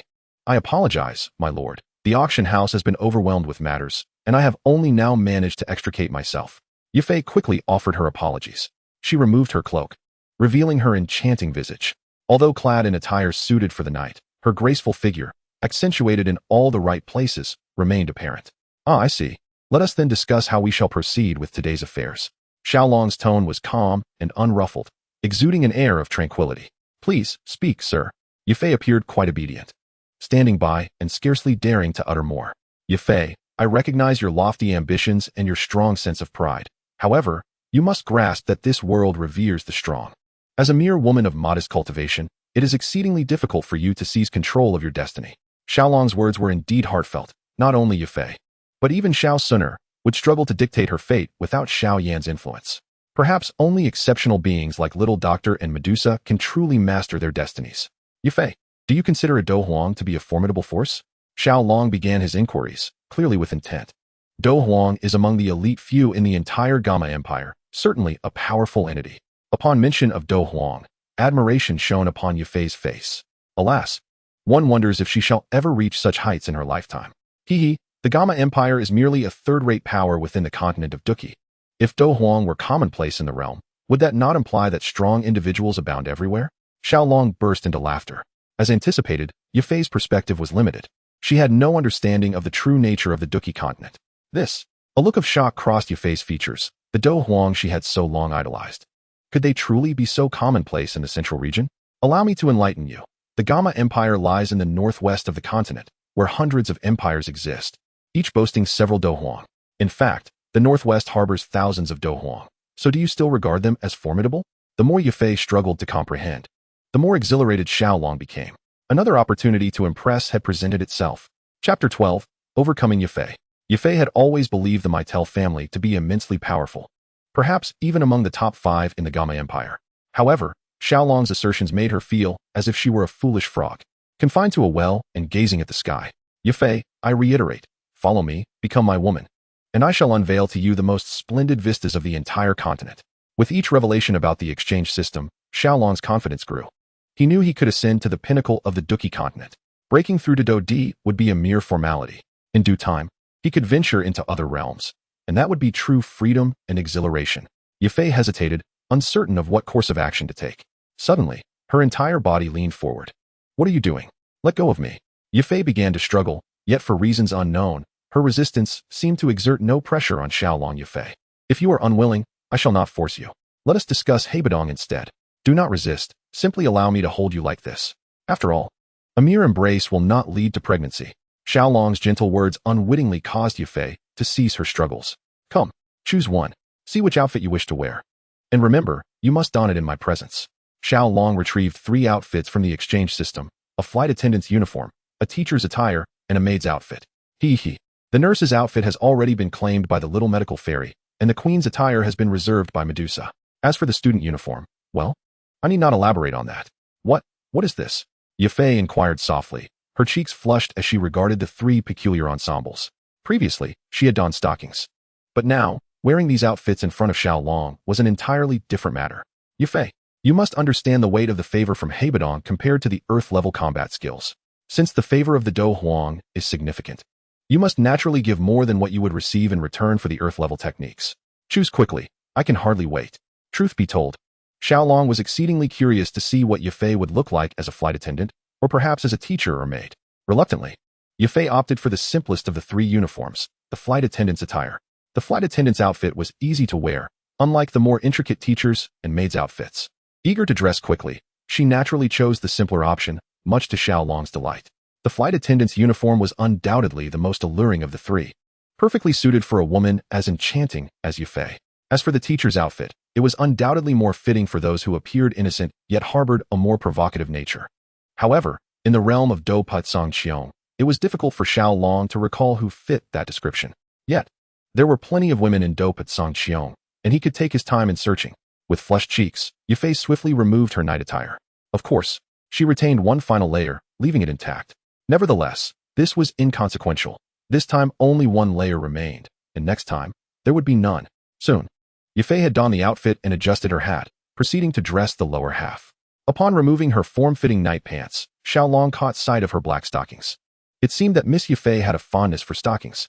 How about this, Miss Yufei? Once you wear this outfit, if you perform a dance for me, I shall grant you a plethora of stockings, of all colors and types. Xiaolong said with a mischievous grin. Stockings, after all, were abundant on Earth, with at least 20 different varieties that Xiaolong was aware of. Hearing his words, Yufei bit her lip, remaining silent. Ultimately, the enigmatic realm beneath Yufei once again stood before Xiaolong, albeit veiled by a delicate layer.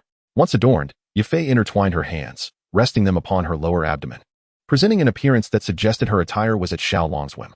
Had Yufei been clad in a maid's outfit at that moment, Xiaolong would undoubtedly have been compelled to indulge in playful mischief. Very well, Miss Yufei, let us dance, he declared, exchanging a bottle of red wine and a complete set of wine accessories, savoring the vintage with meticulous care.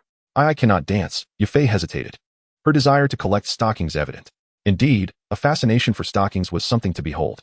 Very well, come and sit beside me, pour me some wine, massage my legs and shoulders, and upon completion, I shall grant you your wish. Regret began to seep into Xiaolong's thoughts. He lamented not insisting Yufei don the maid's attire. What a miscalculation. After contemplating, Yufei ultimately settled beside Xiaolong, generously filling his glass with red wine. It was her first encounter with such a fine vintage, and she found herself yearning to taste its essence. Here, my dear, have a sip, Xiaolong urged, raising the glass to her lips. The overwhelming curiosity prompted Yufei to part her lips, and she consumed approximately 150 milliliters in a single gulp. Was it delightful? Xiaolong inquired, refilling her glass. Indeed, Yufei affirmed, nodding appreciatively, her first experience with such exquisite wine leaving her captivated. Another, please. Once more. Xiaolong brought the filled glass to her lips. By now, Yufei was becoming somewhat dazed, yet she inadvertently opened her mouth again, draining yet another full glass. Xiaolong continued to indulge her, and as she did not refuse, he kept pouring. After 4 glasses, Yufei finally reached her limit. Now please massage my legs. Xiaolong, in a rather grand manner, placed his feet upon her lap, subsequently exchanging for a packet of fine tobacco and a lighter. The room soon filled with wisps of smoke. Life is but a simple pleasure of fine wine, quality tobacco, and the company of a lover in a cozy space. Xiaolong had accomplished all this. What more could he desire? Yufei, encountering cigarettes and a lighter for the first time, gazed on with curiosity. Yet her hands did not falter in their task. Taking a deep inhale, Xiaolong exhaled smoke towards Yufei's face. Caught off guard, she began to cough, and he quickly extinguished the cigarette, leaning closer to inspect her. The sight was astonishing. Her face was flushed, her body radiating warmth. She was evidently intoxicated. Yet, this was not the crux of the matter. What truly mattered was that Yufei was now drifting into a state of blissful disorientation. Xiaolong had not anticipated such a turn of events. His initial intent was merely to have Yufei don 3 outfits and dance for him. He had never anticipated that Yufei would become intoxicated. Given her state, the actions that were meant to follow should have occurred subsequently. Thus, Xiaolong had no choice but to act prematurely. Once the foreplay concluded, Xiaolong managed to calm his fervent heart. After all, he had no desire to repeat a tragic fate of sudden demise. With his composure restored, Xiaolong directed his attention towards the enchanting beauty of Yufei, advancing boldly. That night was wild, as was Yufei. Had the room not been isolated, one could only imagine the throngs of spectators drawn to witness the spectacle. Chapter 13. Yufei's Return of Heart. The following day, sunlight streamed into the room, piercing Xiaolong's eyes, rousing him from slumber. The entire chamber was in disarray. The sheets lay strewn across the floor, and the flight attendant's attire was reduced to tatters. Beneath him lay the exquisite beauty, Yufei, with bruises marking her delicate form. A faint scent of blood lingered in the air. Gazing at Yufei, trapped beneath him, Xiaolong felt an overwhelming sense of satisfaction. Finding a natural beauty like Yufei on earth was indeed a rare treasure. Consequently, he sensed a stirring within him. After all, it was morning, and men often experience such urges. Yufei felt discomfort coursing through her body, as if something was pressing down on her, making it difficult to breathe. Once her mind cleared, she became acutely aware of her surroundings. "You scoundrel!" she exclaimed, delivering a sharp slap to Xiaolong, the man who had tarnished her 23 years of purity. Wait, hold on. This wasn't an old man, but a young man she recognized from somewhere. Despite the myriad questions racing through her mind, her hand did not cease its assault. "Oh, so after just one night, you wish to murder your husband?" In a contest of strength, Xiaolong was confident that he was not weaker than Yufei. Setting aside his mastery of the 9 layers of waves, Yufei's current frail state rendered her unable to exert much force. It's you. I remember now, you are Xiaolong. Yufei's sharp memory finally connected the dots. Indeed, I am your husband. With the deed already done, Xiaolong felt no shame in assuming the role of Yufei's spouse. You shameless man. Yufei attempted another slap, only for Xiaolong to firmly grasp her wrist, rendering her unable to break free. Aware that she was no match for him, Yufei resorted to tears, knowing that crying was often a woman's most potent weapon. Many men found themselves powerless against such an emotional display. However, Xiaolong was not among them. On the contrary, he harbored a deep disdain for tears. He had concluded long ago, from his upbringing in an orphanage, that crying was a sign of weakness. Throughout his life, he had seldom shed tears, fully aware that it was a display of cowardice. Upon seeing Yufei in tears, Xiaolong's previously buoyant mood vanished instantly. What are you crying for? If you must weep, then do so elsewhere, he said coldly, releasing her hand. His tone betrayed a hint of irritation. This was the first time Yufei encountered such a domineering man, who not only took away her innocence in silence, but also forbade her from crying. Was there no justice in this world? Yet, for reasons unknown, she found herself unable to cry any longer. Now, that's better, my little treasure. No more tears. Come. Let me take you shopping. Having swiftly subdued Yufei, Xiaolong felt a swell of satisfaction. It seemed that a more forceful approach was the way to handle her in the future. Get lost. Who are you calling your little treasure? How disgusting. Yufei retorted. Her face twisted in disdain. All right, Yufei, regardless of your thoughts, you are mine now. I have but two demands. 1. Be obedient. 2. Do not seek other men. Fulfill these, and the rewards will be substantial. I promise you shall ascend to the rank of Dodi, Xiaolong declared, pulling her into his embrace and speaking softly. Having navigated the business world, he understood that a woman like Yufei could be easily swayed with enticing benefits. After a moment of internal struggle, Yufei finally rested her hand on Xiaolong's shoulder, appearing demure. What other choice did she have? Her body was already claimed, and despite his arrogance, Xiaolong was not unpleasing to the eye. As for his promise of her becoming a Dodi, she remained skeptical. It had been ages since she had heard of any Dodi activity. Moreover, Dodi was the pinnacle of cultivation, the ruler of the continent. Was it truly that easy to attain? Seeing Yufei finally relent, Xiaolong's desires surged. How could he remain unresponsive with such an alluring beauty nestled against him? He instinctively leaned in, preparing for another round of intimacy. Not now, please. Yufei protested playfully. Xiaolong's lascivious nature was overwhelming. She hardly remembered how he had toyed with her the previous day, but she certainly felt the lingering pain. Further intimacy was out of the question. Fine, then put on some clothes. You're too tempting. Xiaolong conceded, realizing he had to restrain himself. Why don't you help me?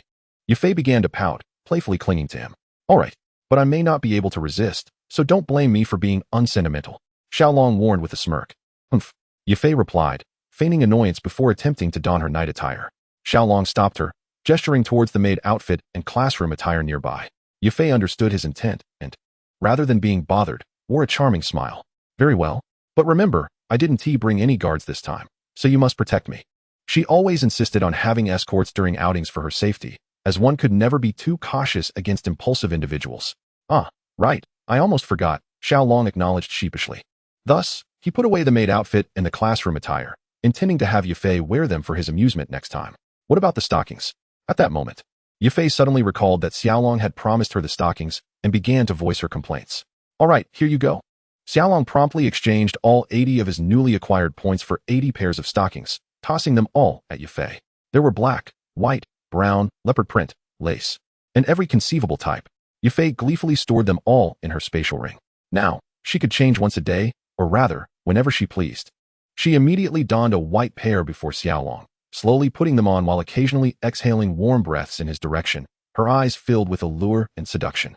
Well then, if you choose to play with fire, don't blame me for the consequences.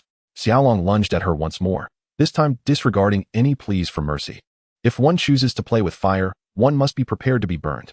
After another intense morning, it ultimately ended with Yufei begging for mercy. First conquest of a beauty. However, it was rather awkward when he encountered Xiao Xuan'er on the way. Xiaolong's heart sank once again.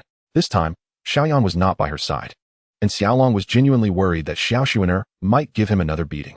Though he had a fondness for braids, he preferred them to be wielded by him rather than against him. Xiao Xuan'er's keen senses detected the lingering scent of a woman on Xiaolong, and her lips curled in disdain. What a fool, wasting such a splendid youth on frivolous pursuits instead of honing his skills. Feeling repulsed by Xiaolong, Xiao Xuan'er couldn't be bothered to confront him this time. With her head held high, she strode away like an arrogant little swan. Just wait, Xiao Xuan'er. We'll see how you flaunt your arrogance in the future, Xiaolong muttered quietly to himself. However, given Xiao Xuan'er's considerable prowess, it was unlikely she would miss his words. Xiaolong quickly composed himself and retreated. Chapter 14, Secrets Within the System.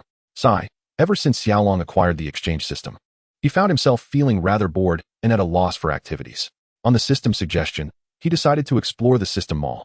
This greatly broadened Xiaolong's horizons, revealing a myriad of extraordinary things. For instance, he discovered that animated series could also represent different realms, where someone had acquired a system and opened a store within the mall. For example, the stunning tsunami kill that Xiaolong had previously purchased piqued his curiosity. It seemed to be a signature technique of the Vanguard from Luo Luo's adventure. Once he found a shop called the Thunder Hall and took a stroll inside, everything became clear. His stunning tsunami kill was indeed purchased from there, along with other remarkable techniques like the Thunder Half-Moon Slash and the Storm Nebula Split, all skills belonging to characters from Luo Luo's adventure. Within the realm of combat, the leaders of the Motorcycle Clan wield techniques of the low-tier celestial level, while the Beast Clan possesses intermediate celestial level skills. In contrast, the Motorcycle Clan's combined techniques are classified as advanced celestial skills, with their ultimate combination transcending even that tier. However, the fearsome tidal wave kill he procured is merely a simplified version, categorized as a low-tier terrestrial skill. While the combat techniques are noteworthy, what truly astonished Xiaolong was the availability of robots for purchase, both from the Beast Clan and the Motorcycle Clan. This revelation broadened his horizons significantly. Nonetheless, even the most basic motorcycle from the Moonlight Hall of the Motorcycle Clan requires 100 exchange points, and its strength is merely that of a fighter. There's no way around it. Clad in iron, one could withstand any assault from combat energy. Even scrap metal serves a purpose. Regrettably, Xiaolong found himself financially constrained, unable to produce even 100 points, thus setting that ambition aside for the moment. In any case, the system marketplace offered an almost infinite array of goods. As long as one possesses exchange points, anything can be acquired. This even includes exotic flames, rare types of fire that manifest in nearly every realm. Unfortunately, their cost is exorbitant. Even the weakest exotic flame demands thousands of exchange points, a luxury far beyond Xiaolong's reach. After spending 2 days wandering the vast system marketplace, Xiaolong reluctantly took his leave. With trillions of shops available, he had only managed to peruse a few hundred, leaving an overwhelming multitude unexplored. However, he soon devised an excellent strategy for courting women. Since they are fond of shopping, why fret about not having enough to explore in his expansive marketplace? They could shop for a lifetime without exhausting its offerings. 2 days later, Xiaolong accumulated over 100 exchange points. Without hesitation, he purchased an off-road vehicle from the Thunder Hall, a type known as the Shockwave, priced at 120 points. He intended to store it in his shop, planning to venture into the monster forest once he became a fighter. The idea of cruising through the monster forest in an off-road vehicle was quite enticing. Subsequently, he used the remaining 8 exchange points to acquire 2 Xiaomi 5 phones, one for Yufei and one for himself. That evening, he headed to the middle auction house. "My dear, it's been days, and I have missed you dearly." Upon seeing Yufei, Xiaolong couldn't restrain himself from enveloping her in a warm embrace, only to be deftly evaded by her. "You men are all the same, seeking novelty in women. Once you tire of us, you abandon the old to pursue the new.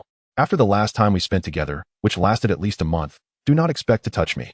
Yufei, possessing a keen understanding of men's hearts, resolutely refused to grant Xiaolong any advantage this time. Indeed, Xiaolong did not even manage to brush against her fingers. "Please, my beauty, how am I to survive with such treatment?" Xiaolong had intended to grow closer to Yufei, but her retort dashed those hopes. "Humph, here's your qi dispersing potion. Take it and leave swiftly." Yufei handed him a vial without further ado. "I had hoped to gift you a unique token of affection, but since you were so eager to dismiss me, I must take my leave." This left Yufei in a state of distress. She merely spoke with her lips. For who has ever seen newlyweds, fresh from their bridal chamber, suddenly devoid of affection? Yet, Xiaolong genuinely believed her, and he was even prepared to present her with a gift. Xiaolong's secrets were well known to her. Everything he possessed was of exquisite quality. However, before he could give it, he attempted to leave, which was utterly unacceptable. "Oh dear, you truly intend to drive me to despair." Yufei quickly stepped forward, entwining her arm with Xiaolong's, playfully chiding him. He chuckled, knowing this little lady was all talk and no action, and decided to administer a small punishment. With a firm smack on Yufei's ample posterior, he left her breathless. Subsequently, Xiaolong settled into his seat, with Yufei perched on his lap. He took out the Xiaomi and elaborated on its features, discussing music, photography, and more. This revelation filled Yufei with joy, as she clutched her phone with an affection that mirrored that of a novice experiencing a smartphone for the first time. Naturally, it culminated in Xiao Long thoroughly indulging her. This time, she donned a teacher's attire. After a whirlwind of passion, Xiao Long reluctantly took his leave. Had time permitted, he would have certainly dressed Yafei in a maid's outfit and had his way with her. However, given their location at the Meitel auction house, lingering too long would raise suspicions. Perhaps next time, he would ensure a proper training session for Yafei. Instead, he decided to explore the Xiao family's marketplace. Xiao Yan had discovered a low-level mystic tier combat skill, Absorbing Palm, in the bazaar, and Xiao Long was eager to test his luck. After all, acquiring a low-level mystic tier skill required 100 exchange points. Selling a single low-level mystic tier skill could equate to the sale of several mid-level yellow tier skills. Skills purchased from the system marketplace could not be displayed for sale, as it would undermine the original owner's livelihood, preventing any transactions involving these skills. Otherwise, Xiao Long would have profited tremendously. If he could present a low-level mystic tier skill, he would no longer fret over exchange points at his current level. However, after searching exhaustively, he found no stalls offering black iron plates. Perhaps the merchant who sold them was out hunting, unavailable for trade. With no other option, Xiao Long left the marketplace, feeling a sense of gradual disappointment as he headed back to the Xiao residence. En route, he encountered a stroke of good fortune. It was Xiao Suner, yet she was presently entangled in a predicament. She had crossed paths with the son of Jalebi, Jaleo, currently a one-star fighter. He was already 20 years old, indicating a mediocre talent. There was no need to elaborate on Jaleo's character. In short, upon meeting Xiao Suner, he sought to ingratiate himself with her. This was particularly troubling, as Xiao Suner, still possessing the heart of a young girl, had ventured to the market to purchase some decorative trinkets, only to be ensnared by Jaleo's advances. Yet she still had to feign an appearance of being bullied, so as not to arouse too much suspicion. After all, she still had tasks to attend to in the city of Uktank. Chapter 15, The Rescue. Miss Sun, what do you think of this necklace? It even features a beast core with wood attributes, a treasure fit only for a beauty like yourself. Here, Miss Sun, I present it to you, Galio said, waving a necklace enticingly before Xiao Sun. The necklace, crafted from green gemstones and adorned with a blue wood attribute beast core, complemented the green dress Xiao Sun wore beautifully. Unfortunately, Xiao Sun had little regard for such a trinket. If she desired, she could easily use an 8 or 9-star beast core as a necklace. I'm sorry, Galio, but I do not need it. Please, Miss Sun, I genuinely wish to gift it to you. Just accept it. Galio, ever shameless, persisted. Galio, go away. With that necklace, my cousin Sun wouldn't even glance at it. With Xiao Yan absent, this was a rare opportunity for a gallant rescue. If he did not seize it well, it would be a missed chance. Xiao Long stepped forward, positioning himself protectively in front of Xiao Sun. As for Galio's necklace, well, it had accidentally fallen to the ground. You fool. That necklace is worth over 1,000 gold coins. Can you afford to ruin it? Galio quickly retrieved the necklace, inspecting it meticulously, anxious about its condition. The Galio family had recently suffered significant financial strain, and 1,000 gold coins were a considerable sum for them at this moment. What a worthless trinket. Allow me to show you what a true necklace looks like. Xiao Long immediately exchanged for a necklace of considerable worth. This necklace was extraordinary, costing him 30 exchange points. It was set with a medium-sized fire crystal, capable of absorbing fire attribute energies, enhancing the speed of cultivation. Given that Xiao Sun primarily possessed fire attributes, this necklace was indeed suitable for her. Xiao Sun had never encountered such a peculiar item. Her curiosity piqued when Galio beheld the fire crystal. Sensing the powerful fire attribute aura, he momentarily found himself at a loss for words, mistakenly believing it to be a high-level beast core. His wood attribute beast core was merely a 1-star, the lowest grade. Well, cousin Sun, do you not like it? A sunny smile spread across Xiao Long's face, leaving Xiao Sun perplexed. For reasons she could not fathom, she found Xiao Long less disagreeable at this moment, even somewhat handsome. In fact, she noticed a resemblance between him and her brother Xiao Yan, who had once protected her years prior. I like it. In comparison to Galio, Xiao Sun found Xiao Long more appealing. Coupled with her newfound lack of disdain for him, she accepted the fire crystal, her cheeks slightly flushed. She thought to herself how wonderful it would be if her brother Xiao Yan were present at that moment. However, in the next moment, she caught a whiff of the unique fragrance that belonged solely to women emanating from Xiao Long, identical to the scent she had encountered previously. Instantly, the fondness that Xiao Suner had just begun to nurture for Xiao Long evaporated. Yet, due to the presence of Galio nearby, she refrained from expressing her displeasure. Galio, do not harbor any intentions towards my cousin Suner in the future. Otherwise, do not blame me for being ungracious. I know you, but my fist does not recognize you. Xiao Long threateningly shook his fist, which resembled a sandbag, in a gesture of warning. At this moment, He had foolishly convinced himself that Xiao Suner had accepted his token of affection, thus considering her as one of his own. The audacity of Galio to covet Xiao Suner compelled him to prepare for confrontation. Currently, the Galio family had successfully auctioned for a high-level mysterious stage combat technique, elevating their clan's signature technique to the 9-layered waves. Consequently, the previous clan technique, the low-level Cloud Wind Fist, had diminished in significance. His father had trained him in the Cloud Wind Fist, and thus, he intended to use Xiao Long as a living target to gauge the true potency of this technique. Cloud Wind Fist. Galio launched a punch towards Xiao Long. The onlookers began to mourn for Xiao Long, for the disparity in levels was stark. Even Xiao Suner held little hope for him. Secretly, she gathered her fighting spirit, intending to assist Xiao Long against this incoming strike. Yet, she inadvertently noticed a hint of disdainful amusement at the corner of Xiao Long's mouth. This perplexed Xiao Suner. Could it be that Xiao Long had been rendered foolish by fear? Immediately afterward, Xiao Long retaliated with a punch. High-level mysterious technique, 9-layered waves. The 9th tier of 9-layered waves unleashed 9 times the power. To everyone's astonishment, the seemingly invincible Galio was sent flying several meters, spitting blood. Galio's right hand was nearly incapacitated. His left hand continued to tremble, while his right hand, which had clashed with Xiao Long, lay numbly on the ground. Useless. Xiao Long couldn't help but taunt, a profound disdain evident on his face. Galio, already gravely injured, heard Xiao Long's derisive words, which ignited his fury, causing him to spit out a mouthful of blood before losing consciousness. For the sake of avenging the young clan leader, Galio's guards, witnessing their master rendered unconscious by Xiao Long, brandished their weapons, intent on retaliating. This was the Xiao family's market.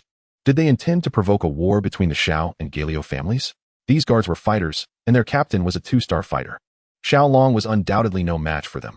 However, this was the Xiao family's territory, and thus, he felt no fear. As Xiao Long spoke, the guards stationed by the Xiao family in the market quickly gathered.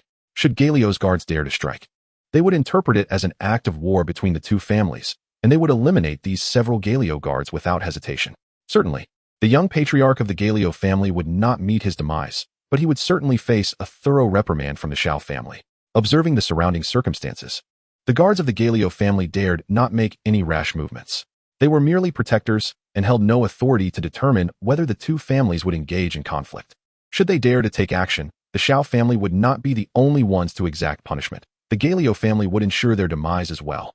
Ultimately, they departed, carrying Galio as if he were a lifeless dog, retreating in disgrace. All is well now, everyone may disperse, Xiao Long proclaimed with a smile. Dismissing the onlookers gathered around to witness the spectacle, he then cast a bittersweet smile at Xiao Suner, awaiting her judgment. Chapter 16. Amending Relations. Xiao Suner spoke softly, returning the fiery crystal necklace to Xiao Long. No, dear cousin Suner, please keep it as a token of my contrition, he implored, refusing to accept it. His gaze filled with hope. How he longed for Xiao Suner to accept it.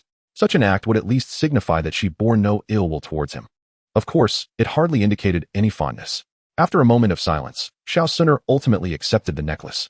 Well, cousin Suner, in a few days, I shall present you with an even finer necklace that can quadruple your cultivation speed. Upon seeing Xiao Suner accept the gift, Xiao Long was overwhelmed with joy. Since she no longer harbored aversion towards him, he could now take the initiative and pursue her rather than remaining in a passive state of enduring blows as before. What? A quadrupled cultivation speed? Xiao Suner was taken aback. Indeed, this is a medium-grade fiery crystal, capable of doubling cultivation speed, while a top-grade fiery crystal can enhance it fourfold. Xiao Long explained with a smile.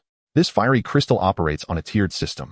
Low-grade offers a single enhancement, medium-grade twofold, high-grade threefold, and top-grade quadruple. The pinnacle variety requires 60 exchange points, and initially, Xiao Long possessed only 35, thus limiting him to the medium grade. However, the fiery crystal also has restrictions. It is only beneficial for those at the Fighter King level and holds little efficacy beyond that. Oh, thank you. Xiao Suner, for the first time, lowered her head and expressed her gratitude to Xiao Long. How wonderful. Affection has blossomed. Xiao Long's heart surged with elation.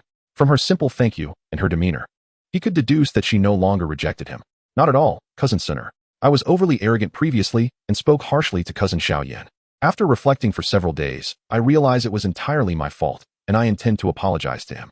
I hope you can find it in your heart to forgive me. As for what transpired on the arena, I assure you it was unintentional. Rest assured, I will keep it to myself and speak of it to no one. Xiao Long understood that, at this moment, Xiao Yan still held sway over Xiao Suner's heart. Therefore, to further cultivate affection in her eyes, he must begin with Xiao Yan. Proposing an apology was undoubtedly the wisest course of action. As for the matters concerning the arena, Xiaolong certainly could not confide in anyone. Such delightful occurrences are best appreciated in solitude. Upon hearing Xiaolong's initiative to apologize to Xiaoyan, Xiao Suner gazed at him in disbelief, attempting to discern if he was deceiving her. However, she found no trace of insincerity upon his countenance, suggesting that his words might indeed hold truth. This newfound possibility stirred a flicker of affection within her for Xiaolong. Indeed, he had transformed. Yet, were Xiao Suner to discover that all of Xiaolong's actions were merely to win her favor, one could only wonder what thoughts would cross her mind. Nevertheless, when she heard Xiaolong mention the events in the arena again, a spark of irritation flared within her. Yet, upon listening to his explanation, her anger dissipated. After all, Xiaolong had simply stumbled upon the incident and should not be held accountable for it. Thus, Xiao Suner chose to remain silent, merely nodding in response. This filled Xiaolong with immense joy, as it seemed that the rapport between him and Xiao Suner had indeed blossomed a little further. This was undoubtedly splendid news. As they walked, Xiaolong and Xiao Suner engaged in delightful conversation, with Xiaolong sharing numerous jokes that elicited joyous laughter from her. Before long, they arrived at her home. Xiaolong couldn't help but reflect on Einstein's words, for if one were to sit beside a beauty, an hour would feel like mere minutes. After chatting with Xiao Suner for 20 minutes, Xiaolong felt as though only a few fleeting moments had passed. Well, goodbye? Upon hearing Xiao Suner call him cousin in a sweet tone, a wave of sweetness washed over Xiaolong's heart. After taking a few steps, he suddenly remembered something. He quickly turned back, catching up with Xiao Suner, and handed her a parcel. Although puzzled, she accepted it with a charming smile before closing the door behind her. Once the door was shut, Xiaolong noticed an engraving of a little girl on it. Though the depiction was rather crude, he recognized it as Xiaoyan's handiwork. Capturing the essence of Xiao Suner, a bittersweet sensation welled up within him. Ultimately, Xiaolong continued on his way home, determined to harness the energy of the gathering to attempt a breakthrough to become a fighter. Once he achieved that, he could swiftly advance his realm through elixirs and celestial treasures. Upon opening the parcel, he discovered a beautifully tailored white outfit. He unfolded each piece, and upon completing his examination, a smile of delight graced his face. This was the first time he had encountered such exquisite attire, and he found it utterly enchanting, yearning to don it immediately. Yet, he restrained his impulses, setting the clothing aside to examine the next item. However, upon unveiling the subsequent piece, Xiao Suner blushed and playfully scolded Xiaolong for being a rascal. To her dismay, the next item was a black ultra-short skirt, even shorter than the green one she had initially worn. Upon encountering the short skirt, Xiao Suner was immediately struck by the notion that Xiaolong, that scoundrel, was attempting to take advantage of her once more. However, she ultimately surveyed the black skirt with a smile before setting it aside to examine the next item. At that moment, her gaze was irresistibly drawn to another piece, the stockings she had long yearned for. In her quest for a pair superior to Yafei's, Xiao Suner had dispatched Ling Ying to seek out something akin to what Yafei possessed. This infuriated her. All she desired were those stockings. The absence of Ling Ying only fueled her thoughts of snatching them from Yafei. Yet, she swiftly suppressed such thoughts, for what kind of person was Xiao Suner? She would never resort to wearing someone else's cast-offs. Poor Ling Ying, now an old soul, had ventured to that treacherous land of the Outcloud Empire. She could only wonder what misfortune might befall her. Now, a pair of stockings had appeared before Xiao Suner, complete with an entire ensemble. One could only imagine her thoughts. Xiaolong truly is incorrigible. Next time, I shall give him a proper lesson and see if he has any left. I want them all. A blush crept across Xiao Suner's face as she began to disrobe. Once she was unclad, she donned the outfit Xiaolong had gifted her. Chapter 17, Xiaoyan's Surprise. Hee, I wonder if Brother Xiaoyan will be taken aback when he sees me dressed like this? Xiao Suner gazed into the mirror, a triumphant smile gracing her lips, before making her way to Xiaoyan's residence. Their homes were not far apart, and she soon arrived. Without knocking, she simply entered. Given their familiarity, knocking was no longer necessary. Brother Xiaoyan, come out quickly, she exclaimed cheerfully as she bounded inside. Xiaoyan, who had been idly passing the time, heard her call and resignedly made his way out. This little girl truly was a source of constant concern. Upon opening the door and laying eyes on Xiao Suner, he was genuinely taken aback. What on earth was this? Xiao Suner had transformed into a lowly, adorning herself in a lowly outfit. A whirlwind of emotions surged within Xiaoyan. In the past, had Xiao Suner come to him in her new attire to flaunt it, he would have unreservedly praised her. However, today, he stood there, utterly speechless. In Xiaoyan's mind, he had lived in two worlds, Earth and the Doqi continent. He held the belief that Earth was truly unique, while the Doqi continent, being a continent, surely had others. Yet, the Doqi continent lacked lowly outfits and stockings. The last time he had seen Ye Fei in stockings, he considered it an anomaly. Now, seeing Xiao Suner clad in an outfit non-existent in the Doqi continent, a chilling thought took root in his mind. On Earth, yet another individual has traversed dimensions. As Xiaoyan fixated on her with an intense gaze, Xiao Suner felt her cheeks warm with a blush. How infuriating, this brother Xiaoyan, for staring at her so, yet her heart brimmed with joy. Suner, where did you obtain that exquisite attire? At this moment, Xiaoyan had momentarily forgotten the beauty before him, his thoughts consumed solely by the notion of the interloper. It was a compensation from cousin Xiao Long after he made a mistake. Unaware of Xiao Yan's inner turmoil, Xiao Suner inadvertently betrayed Xiao Long. Xiao Yan found himself puzzled. Just days prior, Xiao Suner had spoken of Xiao Long with disdain, yet now she bore a smile, seemingly devoid of animosity. Nevertheless, a grave expression settled on his face. He had begun to perceive Xiao Long as a rival.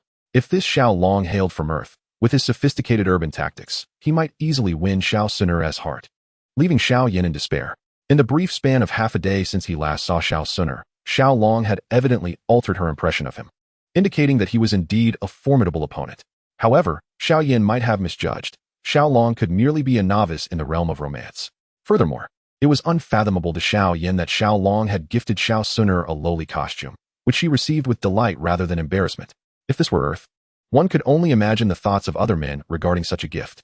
The thought of another bestowing garments upon Xiao Suner, whom he cherished dearly, made Xiao Yan's heart feel sour with jealousy. It was impossible for Xiao Yan to deny his feelings for Xiao Suner. Otherwise, why would he have confronted all her suitors? Consequently, Xiao Yan's animosity towards Xiao Long grew. What is wrong with brother Xiao Yan? Cousin Xiao Long has changed. He is no longer the same. Oh, and he will come to apologize to brother Xiao Yan. Perhaps brother Xiao Yan, being magnanimous, will let this matter rest. Sensing Xiao Yan's unusual demeanor, Xiao Suner hurriedly sought to clarify her words. However, her explanation only muddled the situation further. Xiao Yan misconstrued her intentions as support for Xiao Long, intensifying his disdain for him. Oh, it's nothing. His change is certainly for the better, and I will forgive him, Xiao Yan replied, donning a gentle smile that appeared harmless. Yet, internally, he scoffed, as if I would trust him. Only a pure-hearted girl like Xiao Suner would fall for such a ruse. Brother Xiao Yan, would you also like a garment like this? If you desire one, I can request it from Xiao Long. He would surely oblige. Xiao Suner teased, nearly causing Xiao Yan to stumble in disbelief. What? Wear a lowly costume? Absolutely not. Oh, by the way, brother Xiao Yan, this is a fire crystal pendant, which can double your cultivation speed. With it, you will surely regain your former talents. Xiao Suner removed the pendant from around her neck and presented it to Xiao Yan. Xiao Long promised her that he would provide an even better fire crystal jade, one that could enhance her cultivation speed fourfold. Consequently, she did not hesitate to part with the jade that only doubled her speed. Had Xiao Long not mentioned the superior jade, she would not have bestowed this one upon Xiao Yan, for she had only just reached the level of a great fighter. And this fire crystal jade would indeed aid her training. If she could advance to the Dozong stage sooner and awaken her bloodline, it would yield significant benefits. Is there truly such a remarkable item? Xiao Yan exclaimed in astonishment as he received it. Upon holding it in his palm, he immediately felt a notable increase in the speed at which his internal fighting energy circulated. This truly had a profound impact on his cultivation. Suner, this is far too precious. I cannot accept it. Though Xiao Yan yearned for the fire crystal jade, his pride prevented him from requesting it from Xiao Suner. After all, such a unique treasure was exceedingly valuable. Please accept it, brother Xiao Yan. This is a small token of my affection. If I desire something better, I will surely attain it. Xiao Suner insisted, refusing to take it back. Ultimately, the enhancement provided by the fire crystal jade could not be stacked, as Xiao Long had informed her. Of course, if there were a significantly larger fire crystal jade, perhaps it could serve as a meditation platform. Then the increase would undoubtedly exceed twofold. Alas, such a large fire crystal jade was far too costly, and Xiao Long could not afford it. In the end, Xiao Yan's hidden desires compelled him to accept the fire crystal jade. He truly did not wish to continue living as a wastrel. This jade was undoubtedly a fortuitous opportunity bestowed upon him by the heavens. By the way, Suner, who gave you this fire crystal jade? Xiao Yan inquired, puzzled. For such a precious item could not be easily procured by just anyone. It was given to me by my father. Rest assured, brother Xiao Yan. Xiao Suner, concerned that Xiao Yan might misunderstand, told a small fib. If Xiao Long were to discover the truth, he would surely have his own thoughts on the matter.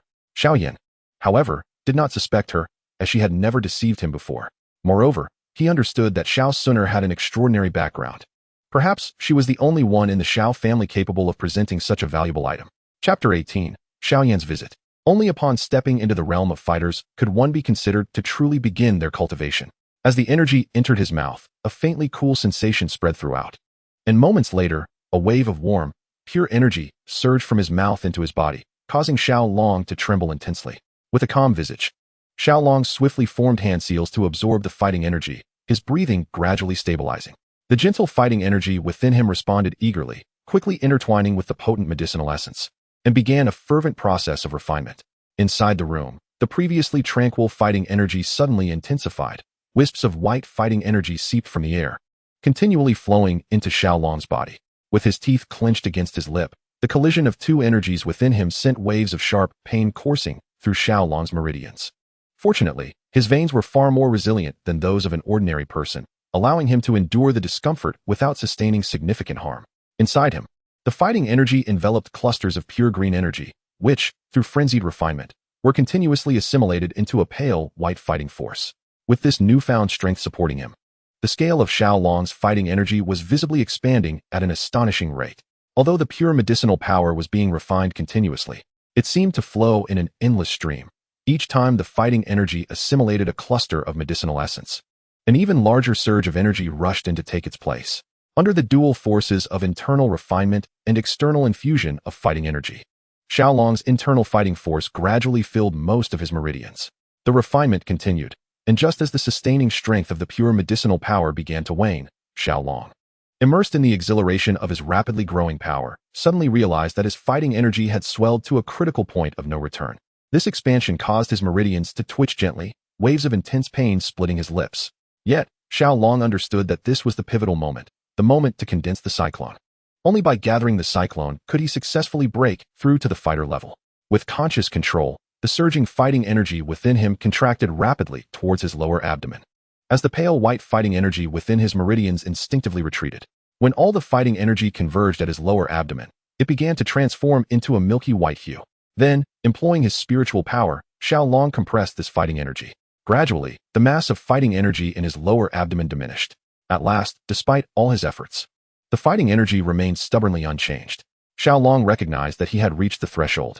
This was indeed his prime opportunity to break through to the fighter level. A soft groan escaped him, marking his transition into a true fighter. The difference was like day and night. Now, Xiao Long could be regarded as the foremost expert among the younger generation of the Xiao family. In high spirits after his breakthrough, Xiao Long decided to indulge in a hot bath to relax. Shortly thereafter, someone came knocking at his door. This time, it was not a beautiful woman, but a man, Xiao Yan. "Oh, what a pleasant surprise to see you, cousin Xiao Yan.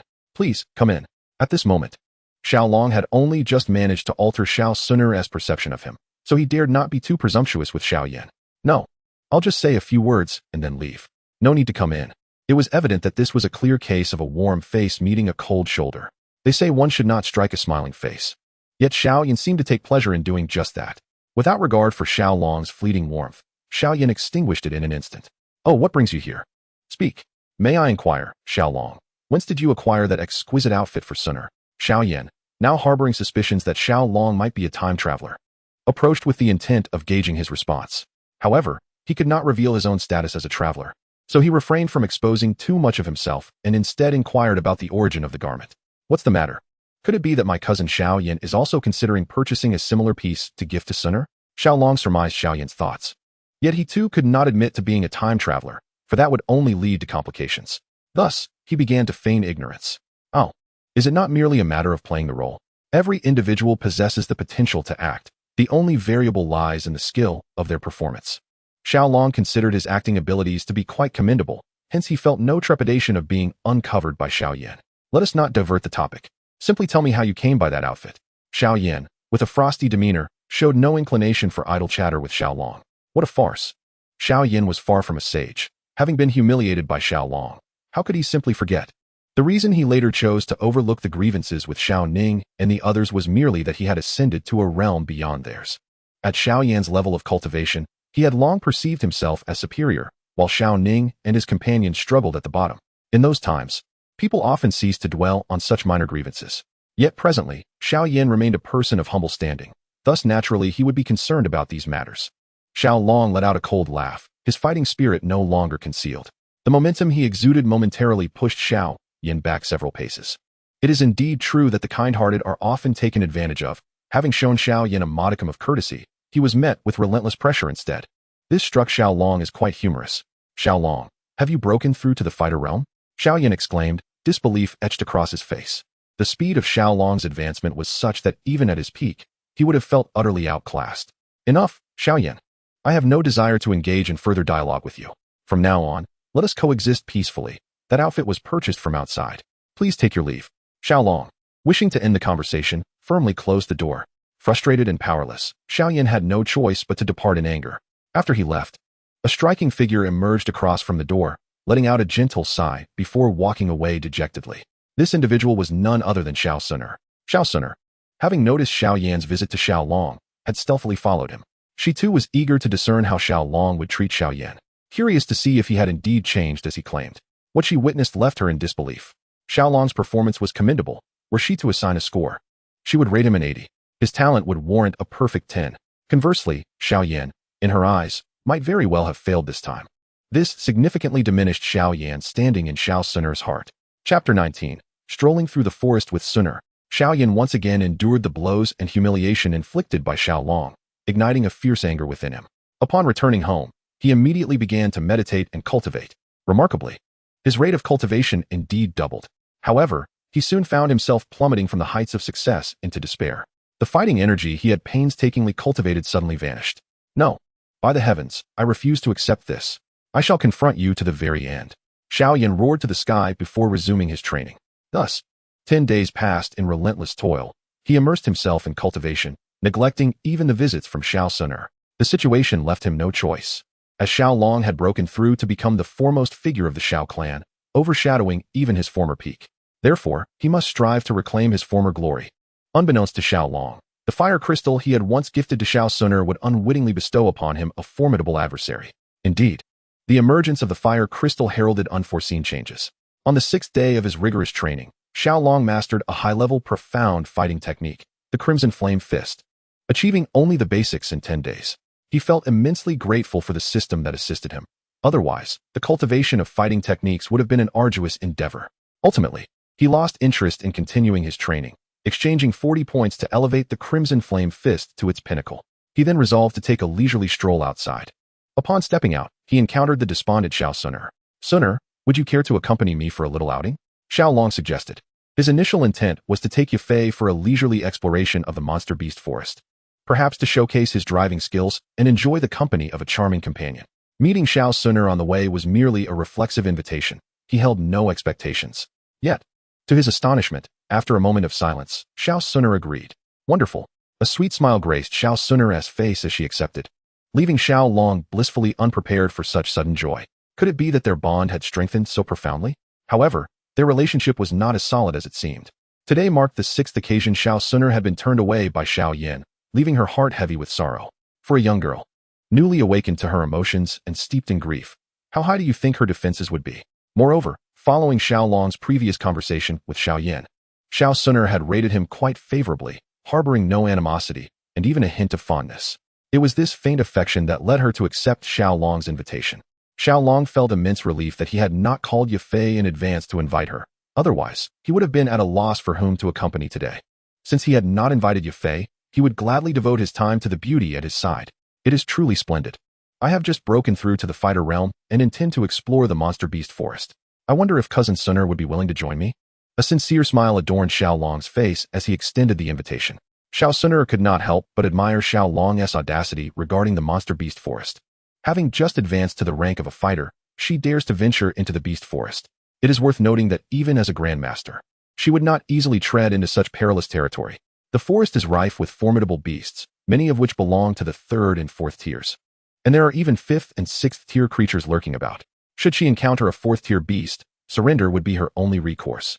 However, with Ling Ying by her side, she felt a semblance of security. Suddenly, a thought struck Xiao Suner.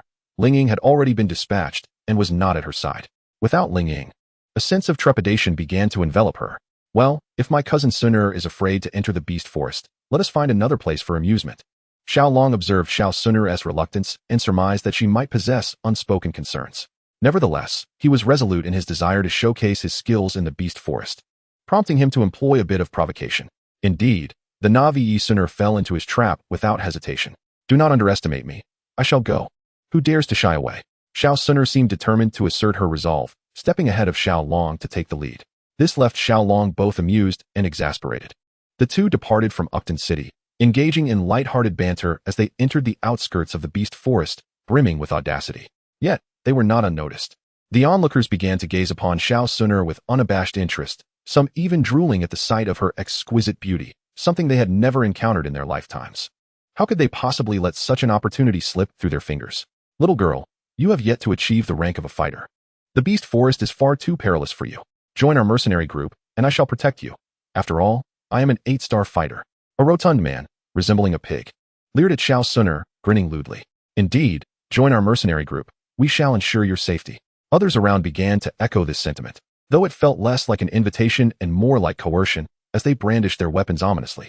Though Xiao Suner's level surpassed theirs, she had never encountered such a repulsive scene. Unable to suppress her anxiety, she instinctively linked her arm with Xiao Long's, leaning closely against him, finding solace in his presence.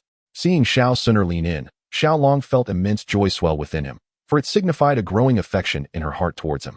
He gently patted her shoulder, reassuring her not to worry. You there, let go of that girl if you know what's good for you. The pig-like man brandished his battered blade before Xiao Long, issuing a veiled threat. And if I don't? Xiao Long regarded them with disdain, feigning ignorance. You are merely a bunch of nobodies. It seemed that he was prepared to face the consequences. Then do not blame me for what follows.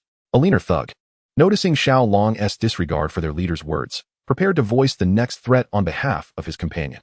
As he stepped forward, gripping the knife tightly, he intended to slay Xiao Long with a single strike. However, before he could utter another word, a gigantic iron ball descended from the heavens, mercilessly reducing the 4-star fighter to a pulpy mass. Blood splattered, and even the organs within his body were violently expelled, accompanied by a foul, yellowish substance that emanated a putrid stench. A piercing scream erupted from a female voice, unmistakably belonging to Xiao Suner, the only woman present. Having never witnessed such a gruesome scene, she felt something splatter against her calf and instinctively leaped into Xiao Long's embrace. The beauty in his arms stirred a tempest of emotions within him. Yet, the surrounding mercenaries, unwilling to allow him this moment of respite, brandished their weapons and charged at him. Unable to maintain his composure any longer, Xiao Long shouted, "Get in the vehicle." He swiftly tossed Xiao Suner into the off-road vehicle and jumped in himself. The mercenaries, taken aback by the sight of the vehicle, momentarily froze as Xiao Long climbed aboard. Upon noticing their hesitance, he smirked coldly, mentally chastising them for their folly. Taking control of the vehicle, he surged forward. The two mercenaries before him were caught unawares and were sent flying several meters away. While being struck by the vehicle might not guarantee death, especially as they were fighters with superior physiques, their misfortune was compounded as they crashed directly into a large boulder. The outcome was grim. Their heads burst apart like ripe watermelons, leaving them lifeless.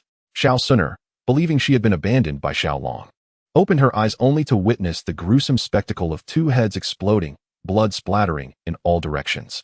Overcome with terror, she fainted. Observing her fainting spell, Xiao Long felt little concern. After fastening her seatbelt, he resumed driving, reveling in the reckless abandon that came with such a thrill. Having a penchant for games like Rampage, he found the act of running over people to be a familiar occurrence. Consequently, he bore no guilt for the demise of the two men. It was merely a game in his mind. With Xiao Suner unconscious, he could drive without restraint, sparing her the horror of witnessing such gruesome scenes unfit for her youthful eyes. A gaggle of foolish frogs dared to covet a swan.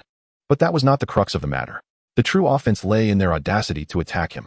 With a cold smile, Xiao Long resolved that they would face dire consequences. As he accelerated, he collided with another foe, sending him flying dozens of meters away, claiming yet another life. Run!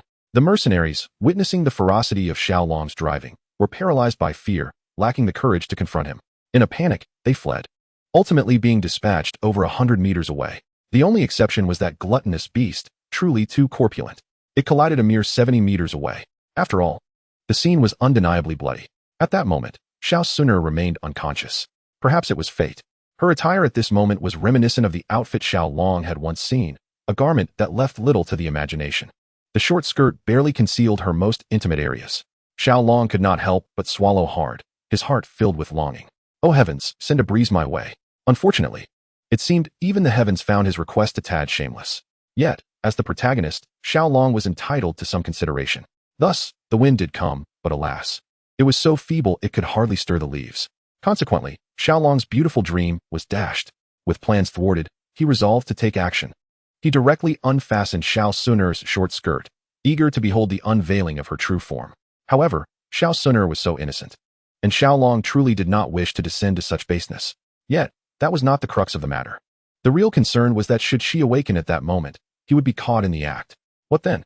Xiao Long knew that, at that juncture, a deadly confrontation between him and Xiao Sun'er would be inevitable. Weighing the consequences in his mind, he ultimately dismissed that shameless desire. Instead, he gently traced his finger across Xiao Sun'er's delicate face. As he observed the mercenaries had vanished, she was greeted by a lush green forest. This instilled within Xiao Long a sense of triumph, as if he were trampling all beneath his feet. By the way, cousin Xiao Long, what is this? Xiao Sun'er inquired, her curiosity piqued by the vehicle before her. It was her first encounter with such a peculiar contraption. Although she was oblivious to its nature, seeing Xiao Long adeptly manipulate it led her to believe he possessed the knowledge, prompting her to seek his explanation.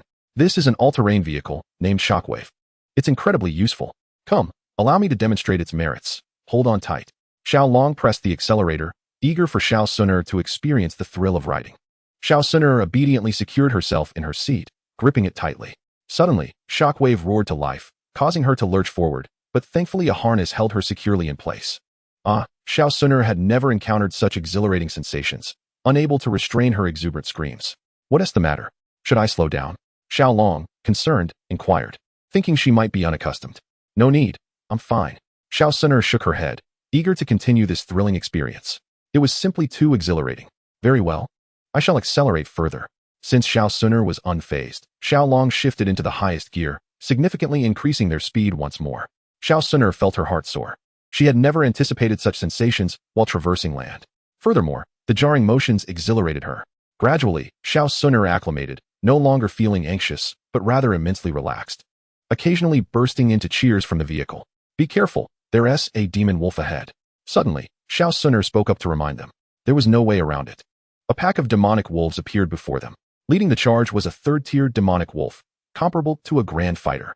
Xiao Sun'er couldn't help but feel anxious, for she was merely a grand fighter herself, albeit a first-star one, and uncertain if she could contend with such a beast. However, it was not just a single wolf they faced, but a whole pack. At the very least, there were over 30 demonic wolves, many of which were at the second-tier fighter level, causing her heart to race with trepidation. Chapter 21, The Might of the Mecha. Fear not, cousin Sun'er. Watch how I deal with them. Xiao Long's face displayed no trace of worry. Instead, it radiated confidence. Why? Because he was utterly certain that the impact of the shockwave could send these creatures flying. Just consider the weight of a mecha. It must weigh at least several tens of thousands of pounds. With a weighty mecha coupled with a speed of 100 kilometers per hour, how could a mere pack of wolves, each weighing only a couple of 100 pounds, withstand such a collision? The Wolf King, encountering the immense shockwave for the first time, was momentarily stunned. Then, it was sent flying over 100 meters away, ultimately meeting its demise with just a couple of blows. Thus, a third-tier grand fighter-level demonic wolf was brutally slain. With their leader vanquished, the pack descended into chaos. Xiao Long drove forward, dispatching 3 more demonic wolves, and soon, the entire pack had scattered. Let us go, Sun'er, and gather the magic cores. Upon reaching the fallen wolves, Xiao Long disembarked and cleaved open a wolf skull, revealing a magic core the size of a fist before their eyes. This was a third-tier magic core, worth several thousand gold coins, certainly. It would yield dozens of exchange points. Xiao Sun'er, remaining in the vehicle, observed Xiao Long with growing curiosity, noticing that he was becoming increasingly enigmatic. Ultimately, Xiao Long extracted the magic cores from the remaining 2 wolves, 1 second-tier magic core, 1 first-tier magic core, and another that had yet to form a core.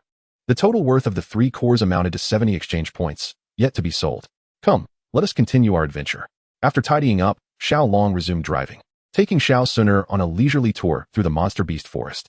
This time, they traversed a rugged path, with the shockwave's robust build. There was no concern for flat tires or fuel shortages. As they entered a low, dense thicket, Xiao Long maneuvered the vehicle through it. Suddenly, Xiao Sun'er let out a scream. Xiao Long turned around only to find her missing. Looking up, he saw 2 monkeys seizing Xiao Sun'er and dragging her away. They were the hybrid apes, notorious for their assaults on women. You filthy monkeys, release that girl. Let me handle it. Mecha transformation. This was dire. If Xiao Sun'er were taken by those lecherous beasts, the consequences were unthinkable. Xiao Long would never allow such a fate to befall her. She was his. He immediately commanded the shockwave to shift into battle mode. There was no way around it. The shockwave from the off-road vehicle had not harmed the monkeys perched above. However, once transformed into a mech, the The shockwave towered over 30 meters high. In its grasp were two colossal hammers. Die! With a fierce command, Xiao Long directed the shockwave to bring one hammer crashing down upon the unfortunate hybrid ape behind him. The creature, struck with immense force, met a tragic end. The hammer, weighing 1,000 pounds, combined with Xiao Long's tremendous strength, unleashed an unfathomable power. Yet, he could only surmise that the unfortunate hybrid ape was sent flying over 300 meters away. Being merely a Tier 1 hybrid, it was inevitable that not a single bone remained intact. Its body lay shattered.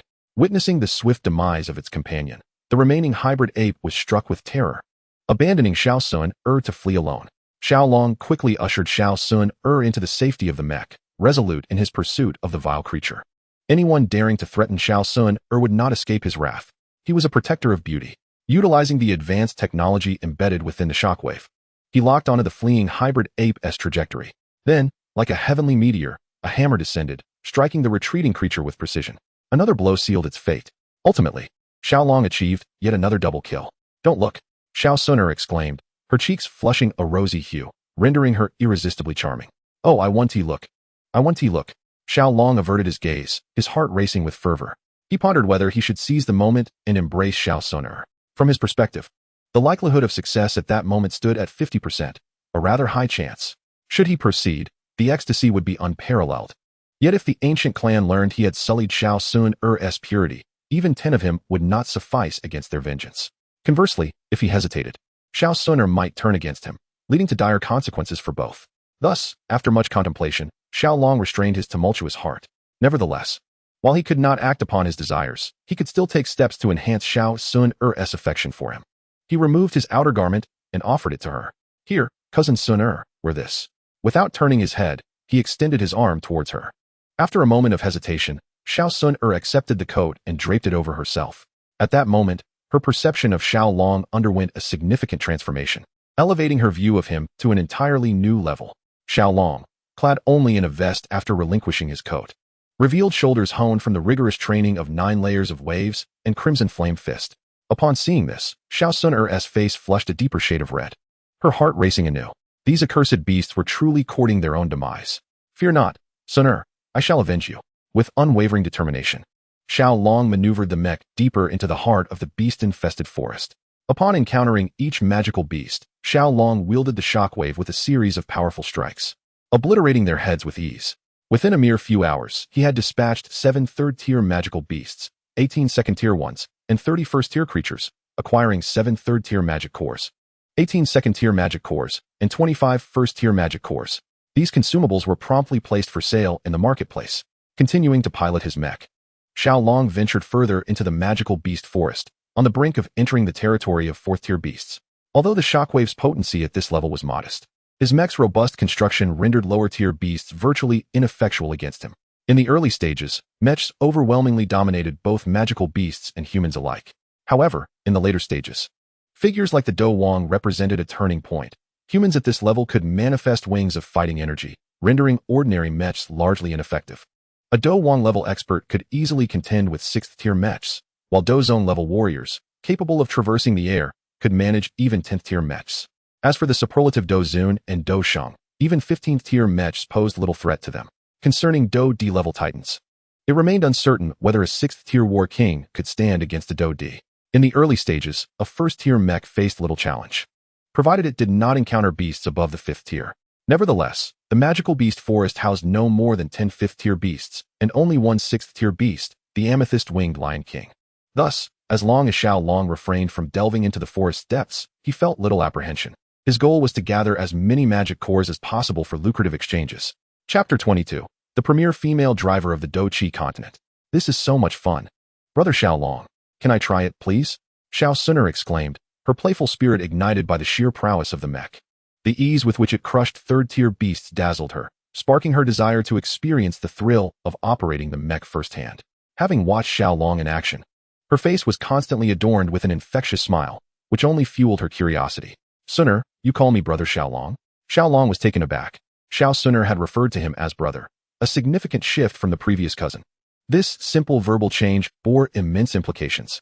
It was a monumental transformation within the Xiao family. She had only ever called Xiao Yan brother. The others were merely cousins, and Xiao Long had not even warranted that title until now. With her calling him brother, did it signify that Xiao Long had ascended in her esteem to stand alongside Xiao Yan? This was indeed fantastic news. Yes, what's wrong, brother Xiao Long? Xiao Suner queried, oblivious to the reason behind his astonishment, having merely spoken her mind. All right, come here, Suner, this time it's your turn. With that single utterance, Xiao Long relinquished the controls to her.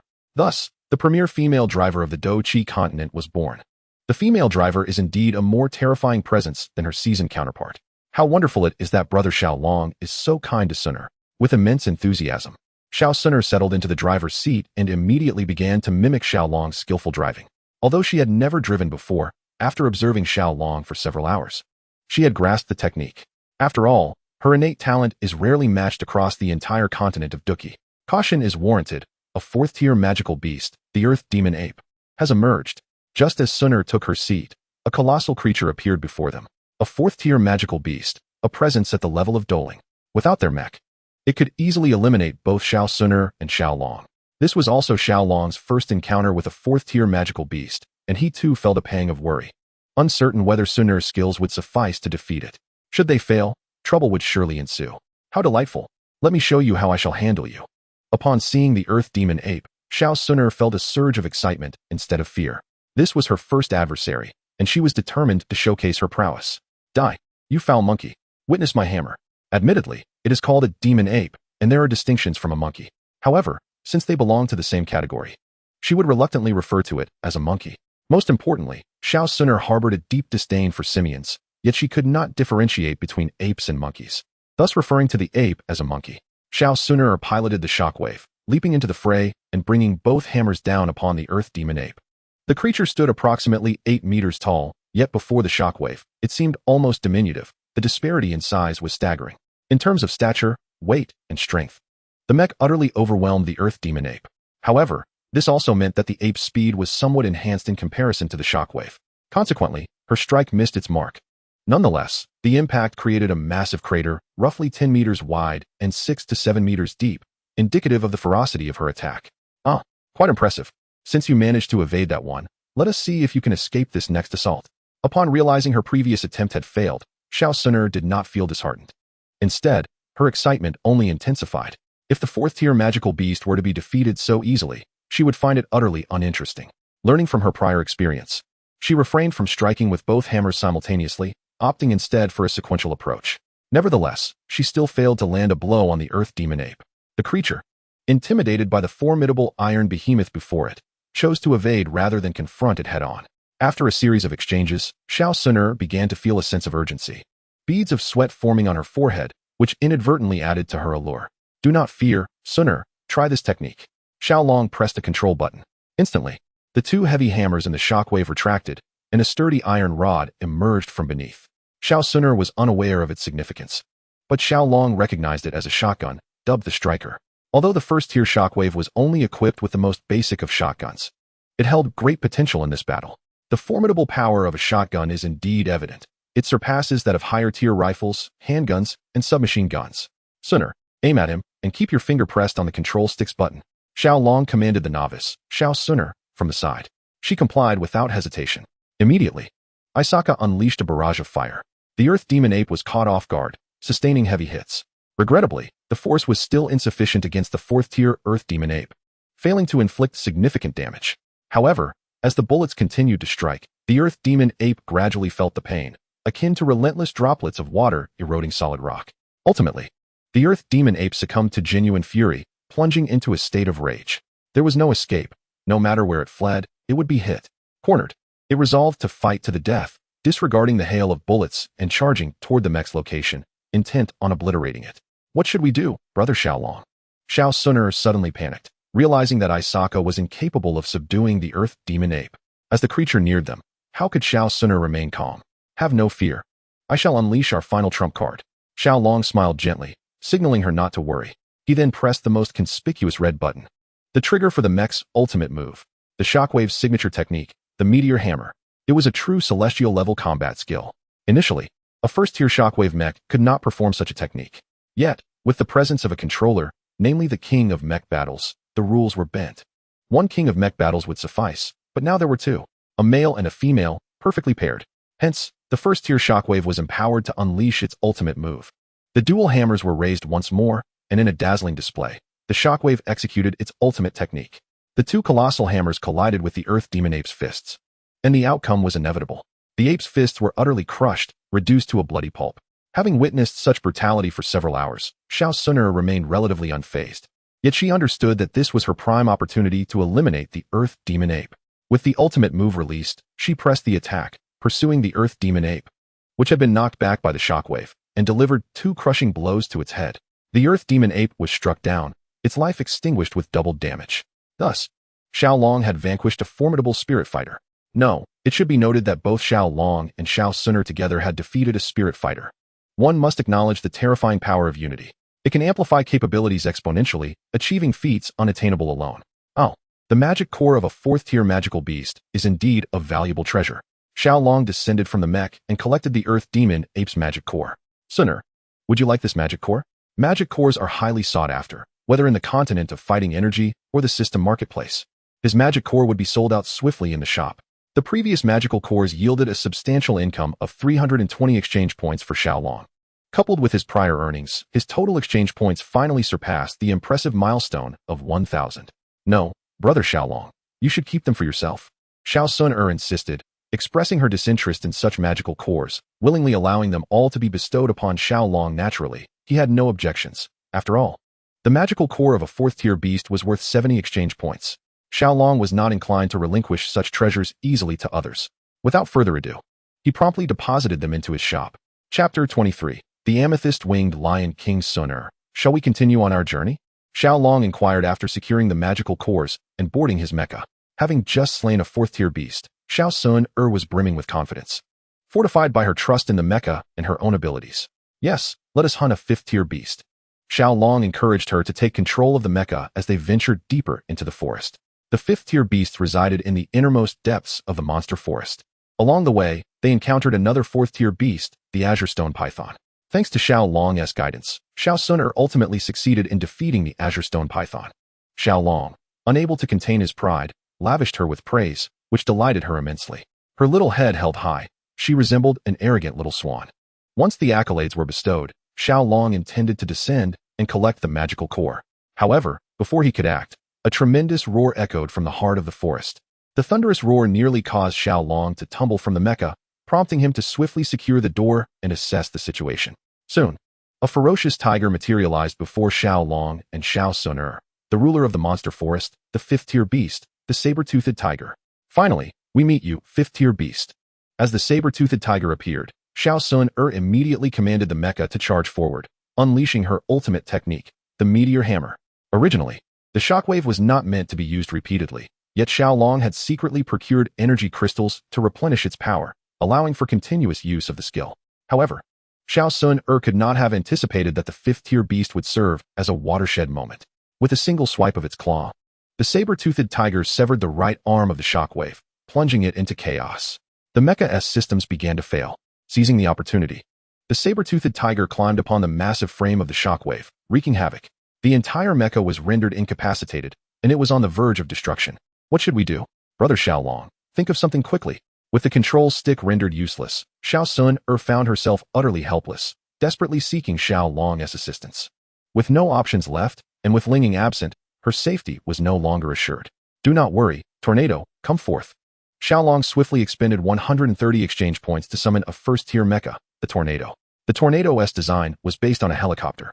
The saber-toothed tiger, no matter how fierce, could not ascend into the skies. The aura transformation was limited to human combat kings. Beast kings could not achieve such a feat. Xiao Long adjusted the door of the shockwave and seamlessly transitioned to the tornado beside him. Just as he settled in, the saber-toothed tiger became aware of their movements. In an instant, it pounced upon the tornado, shattering its propeller with a single claw. Deprived of its propeller, the tornado was rendered utterly ineffective. With a surge of adrenaline, I exchanged 150 points to summon the Sovereign of the Skies, a supersonic fighter jet. This time, upon boarding the supersonic craft, I soared to an altitude exceeding 100 meters. The supersonic speed rivaled that of sound itself. At this moment, the saber-toothed tiger failed to react. Saber-toothed tiger, this time I shall claim your life. Energy-guided missiles, launch, launch, launch. The supersonic jet was the mightiest mech of the motorcycle clan, a near-legendary war machine, its strength surpassing that of the Tornado. The energy-guided missiles it bore were the most formidable among first-tier mechs. Not only first-tier, even 10th-tier mechs would struggle to compare, for these were missiles. The supersonic jet could unleash 8 missiles at a time. I unleashed a barrage of 9, totaling 72 missiles. In one fell swoop, I obliterated the mountain that the saber-toothed tiger was ensconced upon. Yet, astonishingly, the saber-toothed tiger remained unscathed. It was as if it were a reincarnation of a fierce tiger king, evading all 72 missiles with astonishing speed. I stood there, utterly bewildered. 72 missiles leveled the mountain. Yet the 4 to 5 meter tall saber-toothed tiger emerged unscathed. Had I not witnessed it firsthand, I would scarcely have believed it. The 72 missiles had already consumed 4 of my energy crystals, equating to 80 points. Each 2 missile launches required replenishment of energy crystals.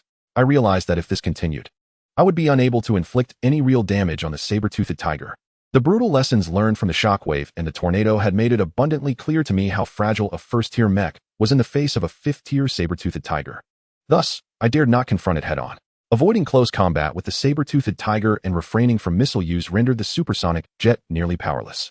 Observing the battered Tornado and the impending demise of the Shockwave, I steeled my resolve. Shockwave, Tornado, activate the hidden energy in your backs. The hidden energy in the back is a universal skill of every mech's last resort, enabling a mutually destructive end.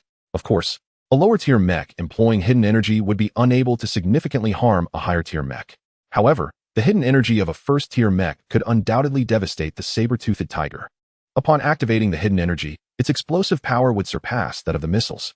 The saber-toothed tiger feared the missiles, indicating that they could inflict harm. Therefore, the explosion from the hidden energy could assuredly annihilate the saber-toothed tiger or at the very least, gravely wound it. Unbeknownst to the saber-toothed tiger, the 2 mechs directly behind it possessed self-destruct capabilities, catching it completely off guard. The explosion, tenfold the power of the missiles, created a massive pit over 30 meters deep in the ground. As the smoke cleared, the saber-toothed tiger was nowhere to be found. It appears that they have been reduced to ashes by an explosion. Alas, I have lost 2 sets of mechas and not a single magic core remains for me. This is a tremendous loss. In the air, Xiao Long could not help but mutter, "Brother Xiao Long, how rude." Xiao Suner stuck out her little tongue, as if she had uncovered a significant secret. In a moment of desperation, I spoke nonsense. Haha, mere nonsense. Xiao Long realized his slip and hurriedly attempted to explain. However, no matter how he tried, Xiao Suner remained unconvinced. Who dares to act recklessly within my territory? Just as Xiao Long was about to clarify further, a roar belonging to a sovereign echoed from deep within the beast forest. It was the lion's roar, the legendary roar of the He-Dong lion. Oh no! The Amethyst-Winged Lion King, we must flee. The Amethyst-Winged Lion King is a genuine 6th-tier magical beast, a being of Emperor Do caliber. Moreover, it stands at the pinnacle of Emperor Do, and even Yun Yun, the leader of the Yunlan sect, is no match for it. In the entirety of the Jama Empire, perhaps only Dozong Yunshan could contend with it. Even Medusa, before attaining Dozong status, could only fight it to a standstill. This illustrates the formidable nature of the Amethyst-Winged Lion King. Most importantly, the Amethyst-Winged Lion King is a peculiar creature, for it possesses wings. This implies that safety in the air is not guaranteed. Thus, without hesitation, Xiao Long activated his supersonic speed. However, before he could fully engage, the Amethyst-Winged Lion King had already made its appearance. Chapter 24. I shall return. I shall treat you to a missile head.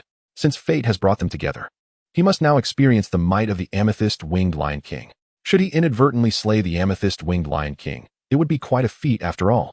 The Amethyst-Winged Lion King is immensely wealthy.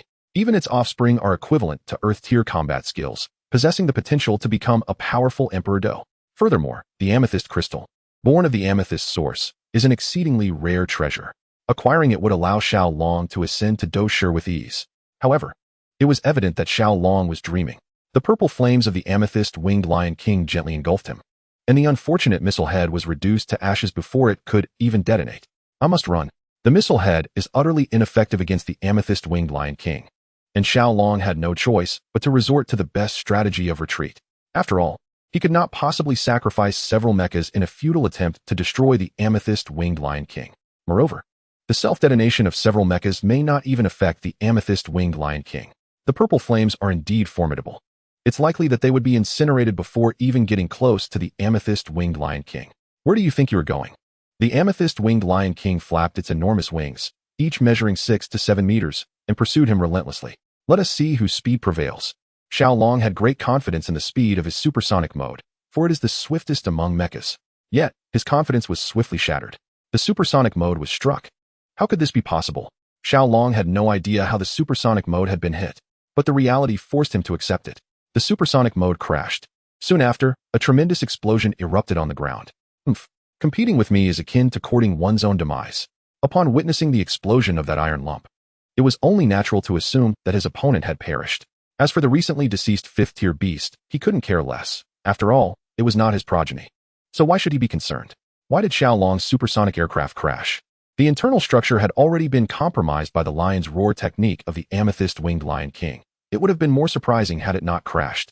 Did Xiao Long perish in the crash? Clearly, the answer is in the negative. Having exchanged his supersonic aircraft for the most inferior mech, the Firewheel motorcycle, Xiao Long set off for the city of Ucton with Xiao Suner. After offending the ruler of the Beast Forest, it was prudent to avoid the limelight for a while. What do you think, Suner? Is it thrilling? Feeling the girl resting on his back, Xiao Long felt a sense of pride and inquired. Yes, it's exhilarating.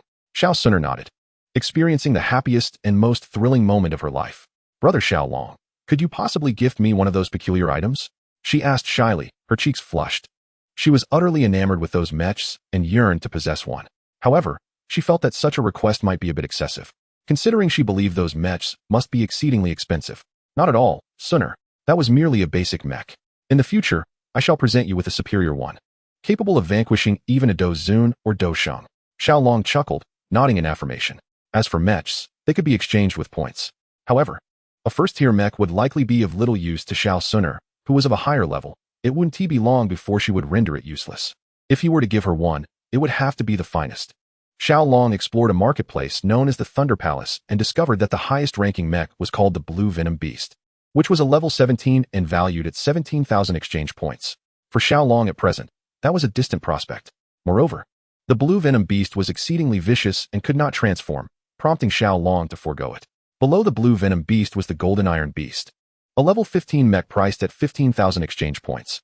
The Golden Iron Beast was quite formidable, and Xiao Long surmised that even a Do Zun might struggle against it, for it was indeed made of gold. Thus, Xiao Long resolved to gift the Golden Iron Beast to Xiao Suner.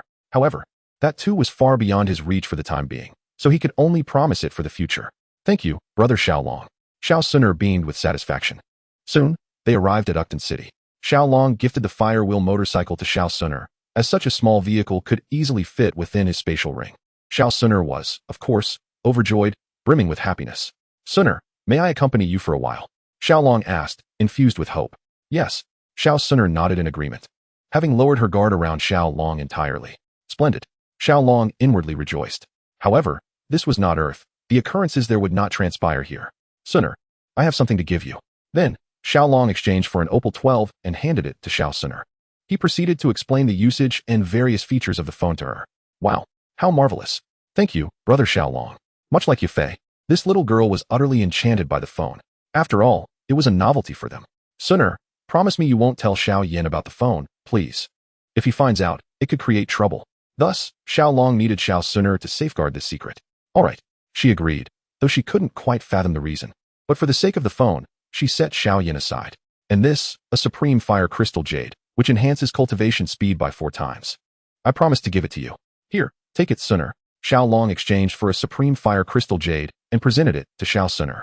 There was no denying it. This trip to the Beast Forest had allowed Xiao Long to earn a bit of extra money, and now he had some to spare. Thank you, brother Xiao Long. Xiao Suner felt a bit bashful receiving so many gifts from him. However, these items were far too extraordinary for her to decline. Seeing her accept his gifts without hesitation, Xiao Long secretly rejoiced. It seemed their relationship had progressed further. Xiao Suner was ultimately unable to escape his grasp. As they walked, an unexpected guest approached, Xiao Yan. Upon seeing Xiao Suner laughing and chatting with Xiao Long, and noticing she was wearing Xiao Long's clothes, a wave of inexplicable anger surged within him. He couldn't believe that in just 6 days, Xiao Suner had been so easily charmed by Xiao Long Suner. However, in her presence, he dared not display any other emotion, instead forcing a bright, sunny smile. Oh, brother Xiao Yan. After not seeing him for a long time, Xiao Suner cast aside her previous grievances and immediately donned a cheerful expression. Seeing Xiao Suner still favoring him, Xiao Yan felt a swell of pride and cast a provocative glance.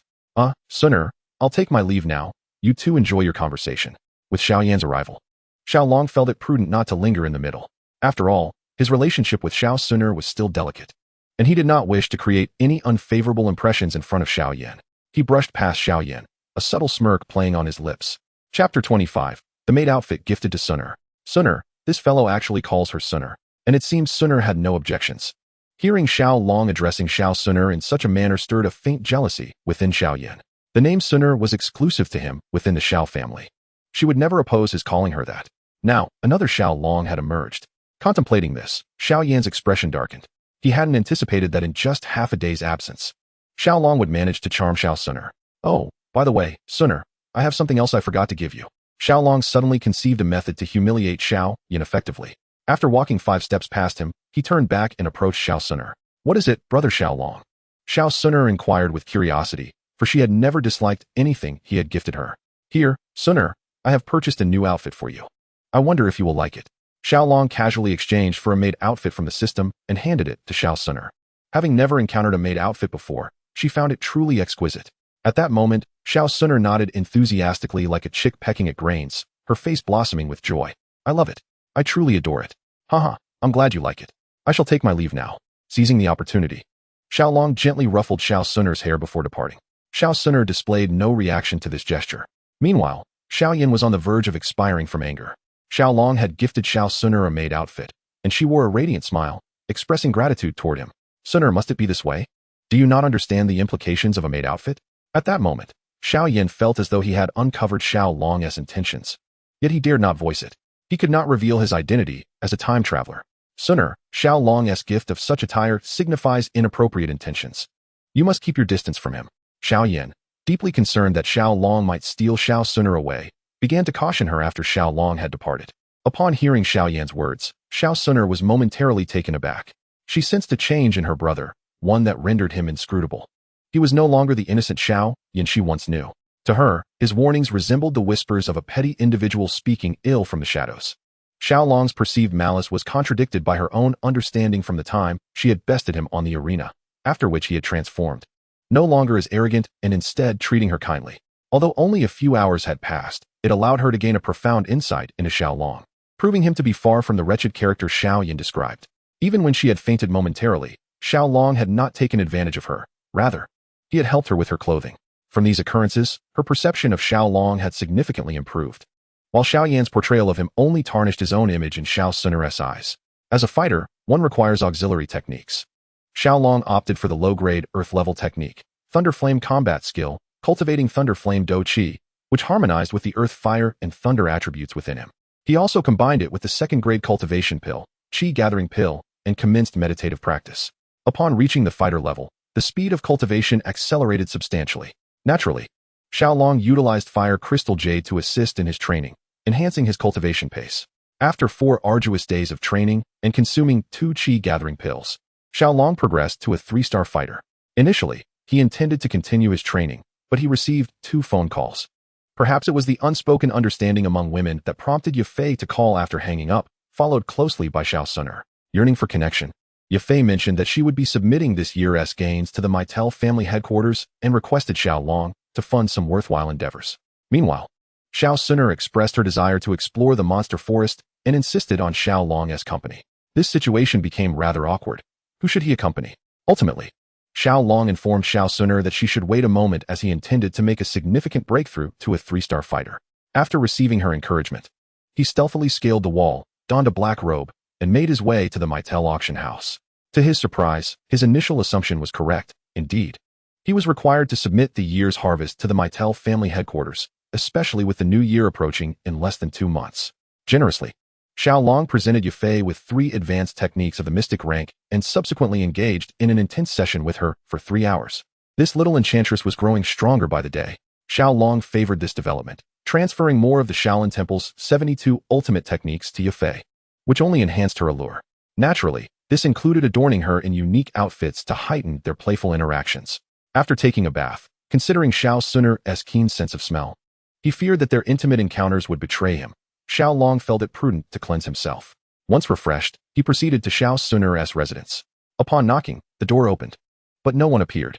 Puzzled, he contemplated entering. Suddenly, Xiao Suner sprang forth, startling him. You can only blame yourself for being so timid, brother Xiao Long. She teased. her face alight with a smile. Suner, do you not like the outfit I gifted you? Why aren't you wearing it?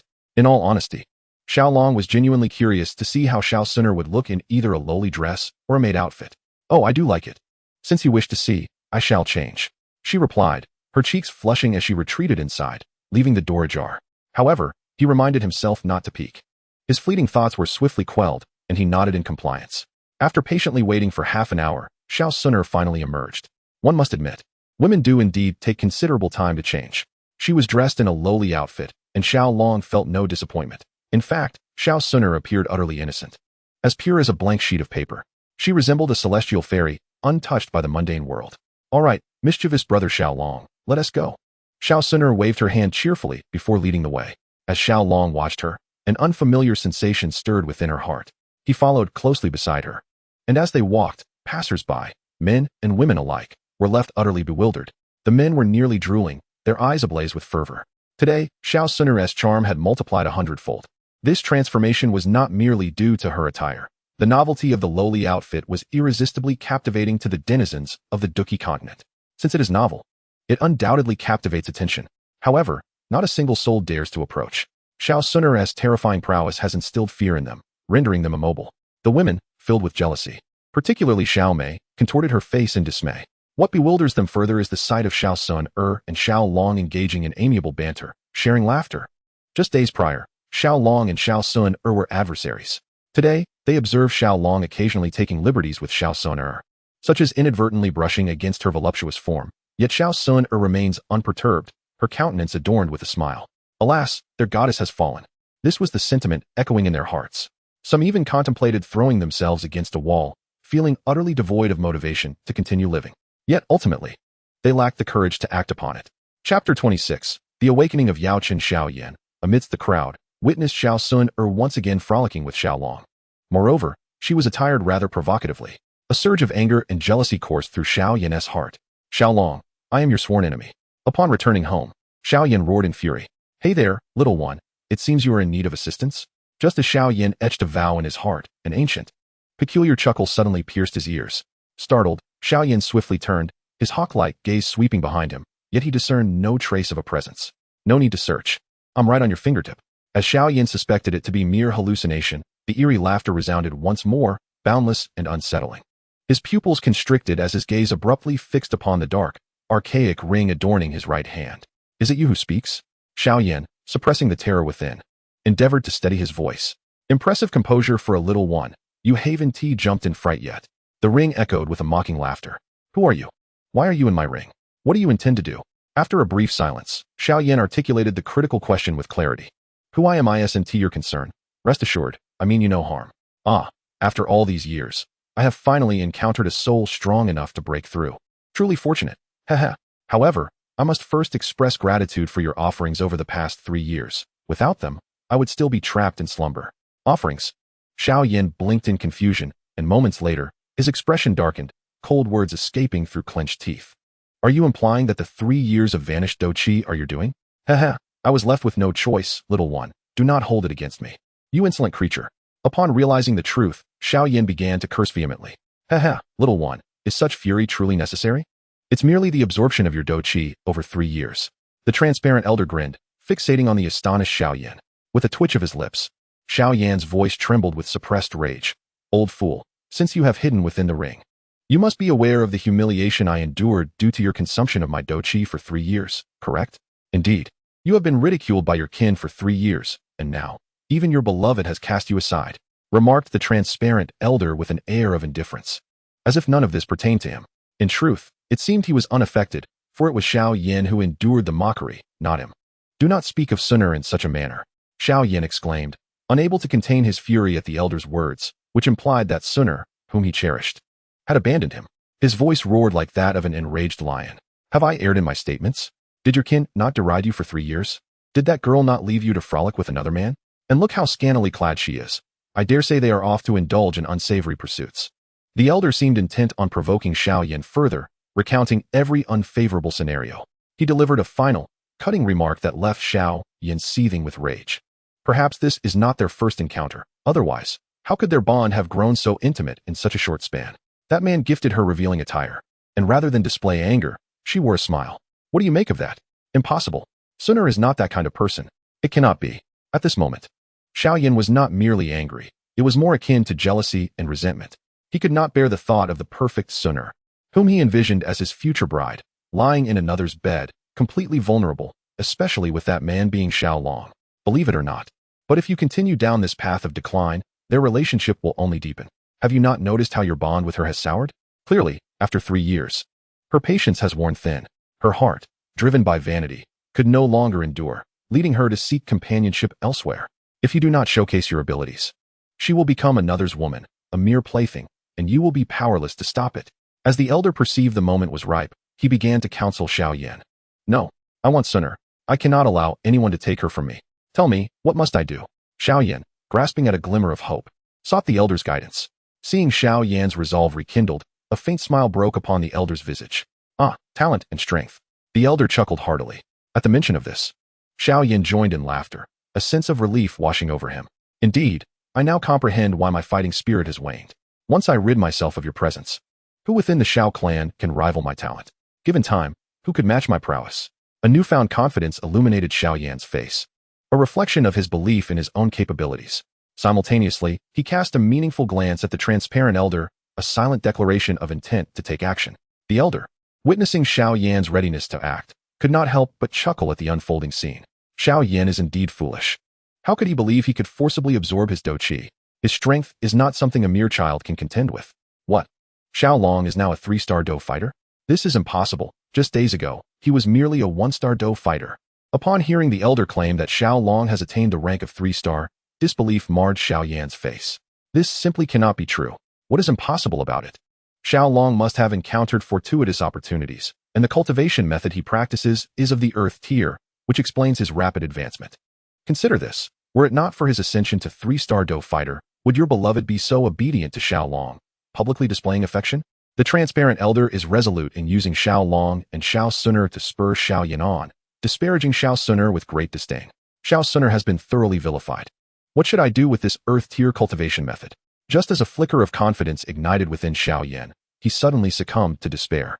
The clan's foundational cultivation method is merely of the mystical tier, which pales in comparison to earth tier methods. The cultivation method dictates the future of one's advancement.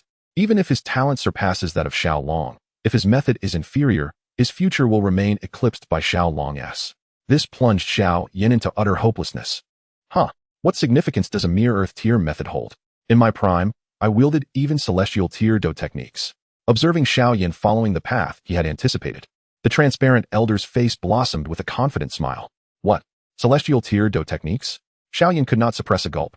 To his knowledge, celestial tier Do techniques had not been seen in the Do Qi continent for a millennium. Is this old man telling the truth? Young man, do not doubt. How about becoming my disciple? I assure you, I can expedite your surpassing of Xiao Long and help you in the heart of your beloved. To be frank, earth tier methods are trifling in my presence. Should you desire, I can present you with techniques even more bizarre than those of the celestial tier. Hee. After all this time, this transparent elder's true intentions have been unveiled. After all these years, he has encountered someone with such formidable spiritual perception, thus sparking the thought of taking on a disciple. Of course, he harbors some selfish motives as well. You wish for me to become your disciple?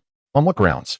If Xiao Long can be swayed by mere flattery from this elder to become his disciple, then Xiao Yan would cease to be Xiao Yan. Simply because I am an alchemist. As he spoke, a cluster of ghostly white flames erupted around the transparent elder, sending a chill deep into Xiao Yan's bones. Chapter 27. Sun'er's Downfall. If Xiao Long were to discover that his precious fire crystal had awakened the alchemist over a month early, he would likely be infuriated to the point of spitting blood. He has long coveted the alchemist, planning to humiliate Xiao Yan upon Nalan Yinran's arrival to withdraw from their engagement, then seize the ring containing the alchemist after Xiao Yan fainted from excessive blood loss. He intended to plunder its techniques, Do skills, and alchemical recipes, as well as the bone's spirit cold fire. Most importantly, the burning decision. However, it is evident that his beautiful dreams have been dashed. Not only that, but he has also created a formidable enemy. At this moment, Xiao Long remained oblivious to the significant events transpiring within the Xiao family, as he and Xiao Sun'er had already arrived outside the city of Wakaten. Brother Xiao Long, do you have any more vehicles like this? Xiao Sun'er inquired, brandishing the windfire wheel. Indeed, I do. Why do you ask, Sun'er? Xiao Long pondered what scheme Xiao Sun'er was concocting. As for the windfire wheel mecha, he could obtain as many as he desired, provided he had the exchange points. Hee hee. Brother Xiaolong, do you dare to race with me? Let us have a competition with this racing vehicle, Xiao Suner declared assertively, donning her helmet as she climbed onto the Windfire wheel. Her stance exuded a certain charm that ignited a spark in Xiaolong's eyes. All right, I fear you not. Without hesitation, Xiaolong spent 180 points to exchange for a level 3 Windfire wheel. Hee hee, do not blame Xiaolong for cheating. For the sake of impressing a lady, such measures are unavoidable. The speed of the level 3 Windfire wheel was undoubtedly superior to that of the level 1. And given Xiaolong's background in motorcycle riding, he was indeed a seasoned veteran. With his expertise coupled with the vehicle's advantage, Xiao Suner had little chance of victory. All right, let us commence. Upon receiving Xiaolong's affirmation, Xiao Suner was eager to take off, her face alight with anticipation. Wait a moment, Suner. Before we begin, we should clarify the rules, Xiaolong chided, noting her impatience. What else do you want to say, Brother Xiaolong? Xiao Suner paused, her curiosity piqued. Firstly, we will start here and race to the peak of that mountain over there. Whoever arrives first will be declared the winner, Xiaolong explained, pointing to a mountain nearly 2,000 meters high, situated 500 meters away. Sounds good. Xiao Suner readily agreed, relieved that her victory wouldn't be dismissed by Xiaolong. Clearly, she was confident in her abilities. Furthermore, Suner, since this is a competition, shouldn't we have a wager? Xiaolong suggested slyly. Fully confident in his impending victory and eager to gain an advantage over Xiao Suner. What shall we wager? Xiao Suner asked, intrigued but uncertain of the stakes. How about this? The loser must grant the winner a reasonable request. All right, let's get started. Without a moment's hesitation, Xiao Suner accepted, revving up her vehicle in preparation for the race. In contrast, Xiaolong was not overly anxious. The advantages of skill, equipment, and experience were indeed formidable. From the outset, Xiaolong surged ahead of Xiao Suner. Suner, I shall take the lead. Xiaolong waved back at her as he sped towards the finish line. How is this possible? Poor Xiao Suner was unaware that motorcycles could be deceiving. Although the level 1 and level 2 Windfire wheels appeared identical, their internal designs were markedly different. The capabilities of the level 3 Windfire wheel were evidently far superior. Xiao Suner, unwilling to concede, maximized her speed. Gradually, it seemed she was about to catch up with Xiaolong, which brought a smile back to her face. Hee hee, let you revel in your triumph for a while. Xiaolong chuckled, clearly not exerting himself to the fullest. If he were to completely overwhelm Xiao Suner, it would yield the opposite effect. His intention was to surge ahead of her in the final few meters, ensuring she would feel discontented, attributing her failure to bad luck, thus compelling her to persist in their playful competition. This strategy resembles the age-old adage, cast a long line to catch a big fish. After all, countless individuals have been ensnared by such subtle tactics. Conversely, if Xiaolong were to pull Xiao Suner back several hundred meters, the game would lose all meaning. There would be no challenge left, as defeat would be inevitable. Xiaolong Gidge, it appears you are not as formidable as I imagined. Soon, Xiao Suner matched Xiaolong's pace, her confidence surging. She playfully shook her little head at him, exuding a sense of pride. However, as a novice, her inattention to the road ahead posed significant dangers, especially in such mountainous terrain where risks are magnified. Suner, be cautious and do not underestimate the situation. Xiaolong, concerned for the delicate beauty before him, felt compelled to issue a warning. Xiaolong Gidge, I see that you merely wish to overtake me while I am distracted. I shall not fall for your tricks. Clearly, emboldened by her slight advantage, Xiao Suner misconstrued Xiaolong's good intentions. Almost immediately, a cry of alarm escaped her lips. Without a doubt, Xiao Suner had flipped her vehicle. This was not the highway. It was treacherous mountainous terrain. One misstep could lead to calamity, even for seasoned drivers. Suner, Xiaolong hastily applied the brakes, reaching her side and discarding the flaming wheel that had pinned her leg. Xiaolong Gidge, it hurts. Tears welled in Xiao Suner's eyes. This was the first time she had ever suffered such a significant injury, leaving her quite distraught. Upon inspection, Xiaolong noticed a gash measuring 6 or 7 centimeters on her calf below the knee, the black stockings torn asunder. Do not fear. I will help you remove your stockings. At that moment, Xiaolong's sole focus was on tending to Xiao Suner's wound. He lifted her left foot and carefully removed her dainty shoe. Soon, a delicate foot adorned with black lace appeared before him. To be honest, an unexpected and somewhat inappropriate thought crossed Xiaolong's mind, causing him to swallow hard. Xiaolong Gidge, you. Xiao Suner felt a wave of embarrassment wash over her as she noticed Xiaolong's gaze fixated on her foot. She suddenly found herself grappling with some rather peculiar thoughts, wishing fervently for Xiaolong to caress her foot, even to kiss it. Just as she opened her mouth to speak, the shame of her own thought silenced her, and she quickly fell quiet. Xiaolong, jolted back to reality, composed himself, one hand gently caressing her foot while the other began to remove her stockings. However, This revelation was quite extraordinary. Xiao Suner was adorned in a diminutive outfit, the skirt so shockingly short that it scarcely concealed even half of her thighs. Ordinarily, regardless of how brief the skirt may be, sitting down would still allow for the concealment of the most sensitive areas, leaving only a teasing glimpse to ignite the imagination. Yet this occasion was different. Xiao Long had elevated Xiao Suner's legs, not to an extreme height, but certainly by several centimeters. This elevation created a disparity in height, causing the already brief skirt to rise further, thus unveiling a considerable view below. Xiao Long, once again, beheld the most exquisite scenery that Xiao Suner had to offer. His mind involuntarily began to compare, recalling the last time she wore a pure white ensemble that revealed much of what lay beneath. This time, however, the outfit he had provided was a charming pink number, presenting an entirely different allure. In this instance, Xiao Long had gained some wisdom. To avoid detection by Xiao Suner, he focused his gaze primarily on her legs, stealing sidelong glances at the enticing view below. Initially, Xiao Suner was oblivious, preoccupied with concerns about any potential odors emanating from her feet, fearing that Xiao Long might catch a whiff, which would indeed be mortifying. However, she quickly reassured herself, recalling that she had changed her entire outfit before leaving home, and thus felt a sense of relief. She then shifted her gaze upward from her feet. To her astonishment, she noticed that Xiao Long seemed to be slowing his pace in removing her socks. A flicker of pride surged within her. Surely, her brother Xiao Long must be quite fond of her feet, or else why would he linger so long? Yet, inexplicably, she felt a sudden chill in her lower abdomen. A quick glance revealed the truth. A lecher. Xiao Suner kicked out her foot, striking Xiao Long squarely in the face as he was surreptitiously observing the most intimate parts of her body. The force of the blow sent him sprawling to the ground. Fortunately, it was her foot, unshod, that delivered the strike. Otherwise, Xiao Long would have faced dire consequences. Dazed, Xiao Long quickly comprehended the situation upon catching sight of Xiao Suner's furious gaze. He realized he had been caught in the act of peeping. Inwardly, he lamented, for this was not the first time. To put it plainly, he had become a repeat offender. The first time, he had exerted immense effort to earn Xiao Suner's forgiveness. What was he to do now? Words eluded him in that moment. Meanwhile, Xiao Suner was too enraged to articulate her thoughts. She could not fathom that the beautiful garment Xiao Long had gifted her was imbued with ulterior motives, leaving her feeling deceived. I'm sorry, Suner. I am a scoundrel, shameless. Unable to resist temptation, cursed am I. Xiao Long realized that the cunning advice passed down from experienced predecessors indicated that in such moments, one should embrace audacity. Thus, he began to repent, while simultaneously slapping his own face. With each forceful slap, Xiao Long's face became increasingly flushed. His action stemmed from having watched numerous television dramas where a man, caught by his wife with a mistress, would resort to self-flagellation or kneeling in repentance. Vowing never to err again, the compassionate woman would invariably forgive him. Xiao Long was convinced that Xiao Suner, a naive young girl, would be easily deceived by his theatrics.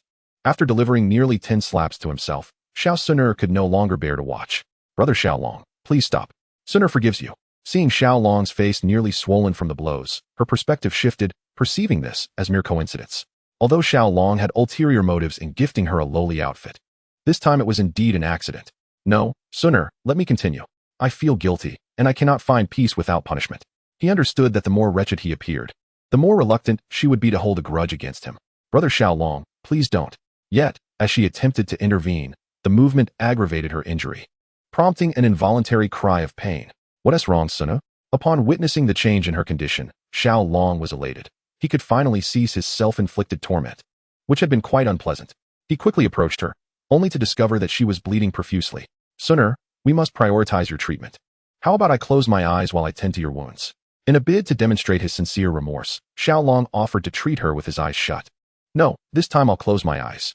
Brother Xiao Long, please be quick, Xiao Suner replied, her cheeks flushed, obediently shutting her eyes. This left Xiao Long momentarily bewildered. He could hardly comprehend her response. He first exchanged for a vial of black jade ointment, a bottle of disinfectant, and a roll of antiseptic wipes. He began by cleaning her wound with the disinfectant. The sudden sting made Xiao Suner wince, yet she kept her eyes closed. Then, he applied the black jade ointment to her injury. The soothing sensation made her momentarily forget the pain. No, it seemed as though all discomfort had vanished. Xiao Suner felt immense gratitude towards Xiao Long for providing such excellent care. To repay him, she resolved to allow him to gaze upon her a little longer. However, once that thought crossed her mind, she was engulfed by a wave of embarrassment. Yet, inexplicably, when she caught Xiao Long stealing a glance at her, alongside her anger, a thrill coursed through her. His gaze signified her allure. Xiao Suner mused that her brother Xiao Yin was somewhat timid, lacking the audacity of Xiao Long. for he had never dared to act inappropriately towards her. As thoughts of these matters crossed her mind, Xiao Suner could not help but inwardly chastise herself for her indecency. While Xiao Long was applying the black jade ointment to her wounds, he noticed the peculiar expression on her face and was suddenly struck by a bold idea. He gently lifted her slender leg and began to cleanse the bloodstains around her injury with a disinfectant wipe. Unexpectedly, Xiao Suner felt as though her leg had been elevated again, although the cloth was tending to the blood near her wound. She sensed that Xiao Long was up to mischief once more. Her leg was raised again. However, she stifled her embarrassment and refrained from any protest this time, accepting Xiao Long's actions, for she felt she had nothing to lose. This undoubtedly emboldened Xiao Long, prompting him to elevate her leg further, bringing it to a height reminiscent of their previous encounter. Thus, he once again beheld the exquisite sight of the fair maiden. Xiao Suner could feel her leg being lifted to that very height again. At that moment, she longed to kick Xiao Long away, yet inexplicably, she found herself unable to do so. Xiao Long was merely attending to her treatment. There could be no impropriety in his actions, she reassured herself internally. Yet, it was evident that she had underestimated Xiao Long's character. All done, Suner. You may open your eyes now. Xiao Long felt as though he had glimpsed something unfathomable. Thank you, brother Xiao Long, Xiao Suner uttered in a voice barely above a whisper, her head bowed, avoiding his gaze. It's nothing, Suner, your matters are my concerns. Xiao Long replied with a soft chuckle. In truth, he yearned to express his gratitude to her as well. Hearing him say that her affairs were his brought a sweet sense of satisfaction to Xiao Suner. However, upon noticing the wound on her foot, she sighed. Every girl yearns for beauty. Chapter 30, The Longing for Home. Once Xiao Long donned his attire, he retrieved a blanket and draped it over Xiao Suner before activating the mech, the tornado, and soaring into the sky. There was no other option. Xiao Suner was far too weak at that moment, clad only in 2 white thigh-high stockings, the rest of her garments having been torn to shreds by Xiao Long. Even those stockings bore numerous small holes. This mech was equipped for human-machine operation, and this time, Xiao Long allowed it to glide gracefully through the sky on its own. After Xiao Long departed, mercenaries arrived at their battlefield. Goodness, the battle was so intense that all the clothing was shredded? Who among the esteemed predecessors possesses such prowess to dare engage in a wild skirmish here? Exclaimed one mercenary, marveling at the audacity of fighting in such a manner, where death seemed a foreign concept. Look, there's blood here, and it's in a rather intimate place. I wonder who was fortunate enough. Another remarked upon spotting the scattered bloodstains on the ground. Sigh, yet another beautiful gem has turned dark. Wow, there's even a pair of undergarments here. They smell delightful. Hee hee, I shall have good fortune tonight. At this moment, someone discovered a discarded pair of pink panties lying aside. Upon bringing them to his nose, he was utterly entranced. Such a fine treasure should not be hidden away. Suner, I apologize for my impulsiveness. I shall take responsibility for my actions. Observing the despondent expression on Xiao Suner's face, Xiao Long attempted to console her. Huh, responsibility, coming from you? The usual warmth in Suner's demeanor had vanished, replaced by an icy demeanor. Her innocence had been stripped away, mercilessly taken by someone she had barely known for a mere 10 days. This not only robbed her of her virtue, but also jeopardized her future. She harbored an intense desire to eliminate Xiao Long right then and there. Of course, what am I but a mere member of an ancient clan? Do not even mention a mere 9-star Dou Saint. Even a Dou Emperor is but an ant in this world. Moreover, Dou Saints are merely a group of frogs confined to a well. Xiao Long scoffed. Regardless of the accuracy of the sequel to Battle Through the Heavens, Dou Emperors are nothing but trash, let alone Dou Saints. Just a trivial ancient clan and a 9-star Dou Saint? Heh, what is your current level? I asked. Xiao Suner let out a cold smile, dismissing Xiao Long's words as mere nonsense. A mere 3-star Dou practitioner daring to belittle Dou Saints, and even Dou Emperors, as ants truly demonstrated a lack of understanding of mortality. She had always believed the ancient clan to be the most powerful force in this world. Even the Soul Clan, in her view, could not rival the ancient clan. Yet Xiao Long's assertion that the ancient clan was insignificant incensed her. I understand you may find this hard to believe. But do you know the origin of our current situation? They hail from another world, one that differs vastly from the Duki continent. They do not cultivate Duki but rather gather energy, with battles among the strong relying on collisions, while the weak depend on firearms. That world is categorized into levels 1 through 20, followed by the War King level. The mecha capable of slaying a 4th-tier magical beast is merely the weakest tier of mecha. Suner, do you still believe your ancient clan is formidable? Xiao Long recognized that accepting such truths would be challenging for Xiao Suner, but they were indeed facts. Suner, follow me, and do not fret about your father or clan. If they dare to trouble us, I shall bring thousands of mecha to flatten their ancient realm. Xiao Long immediately grasped Xiao Suner's hand, gazing at her with deep affection. Release me. Xiao Suner was uncertain of her feelings towards Xiao Long. She felt ensnared in a tumultuous mix of love and hatred.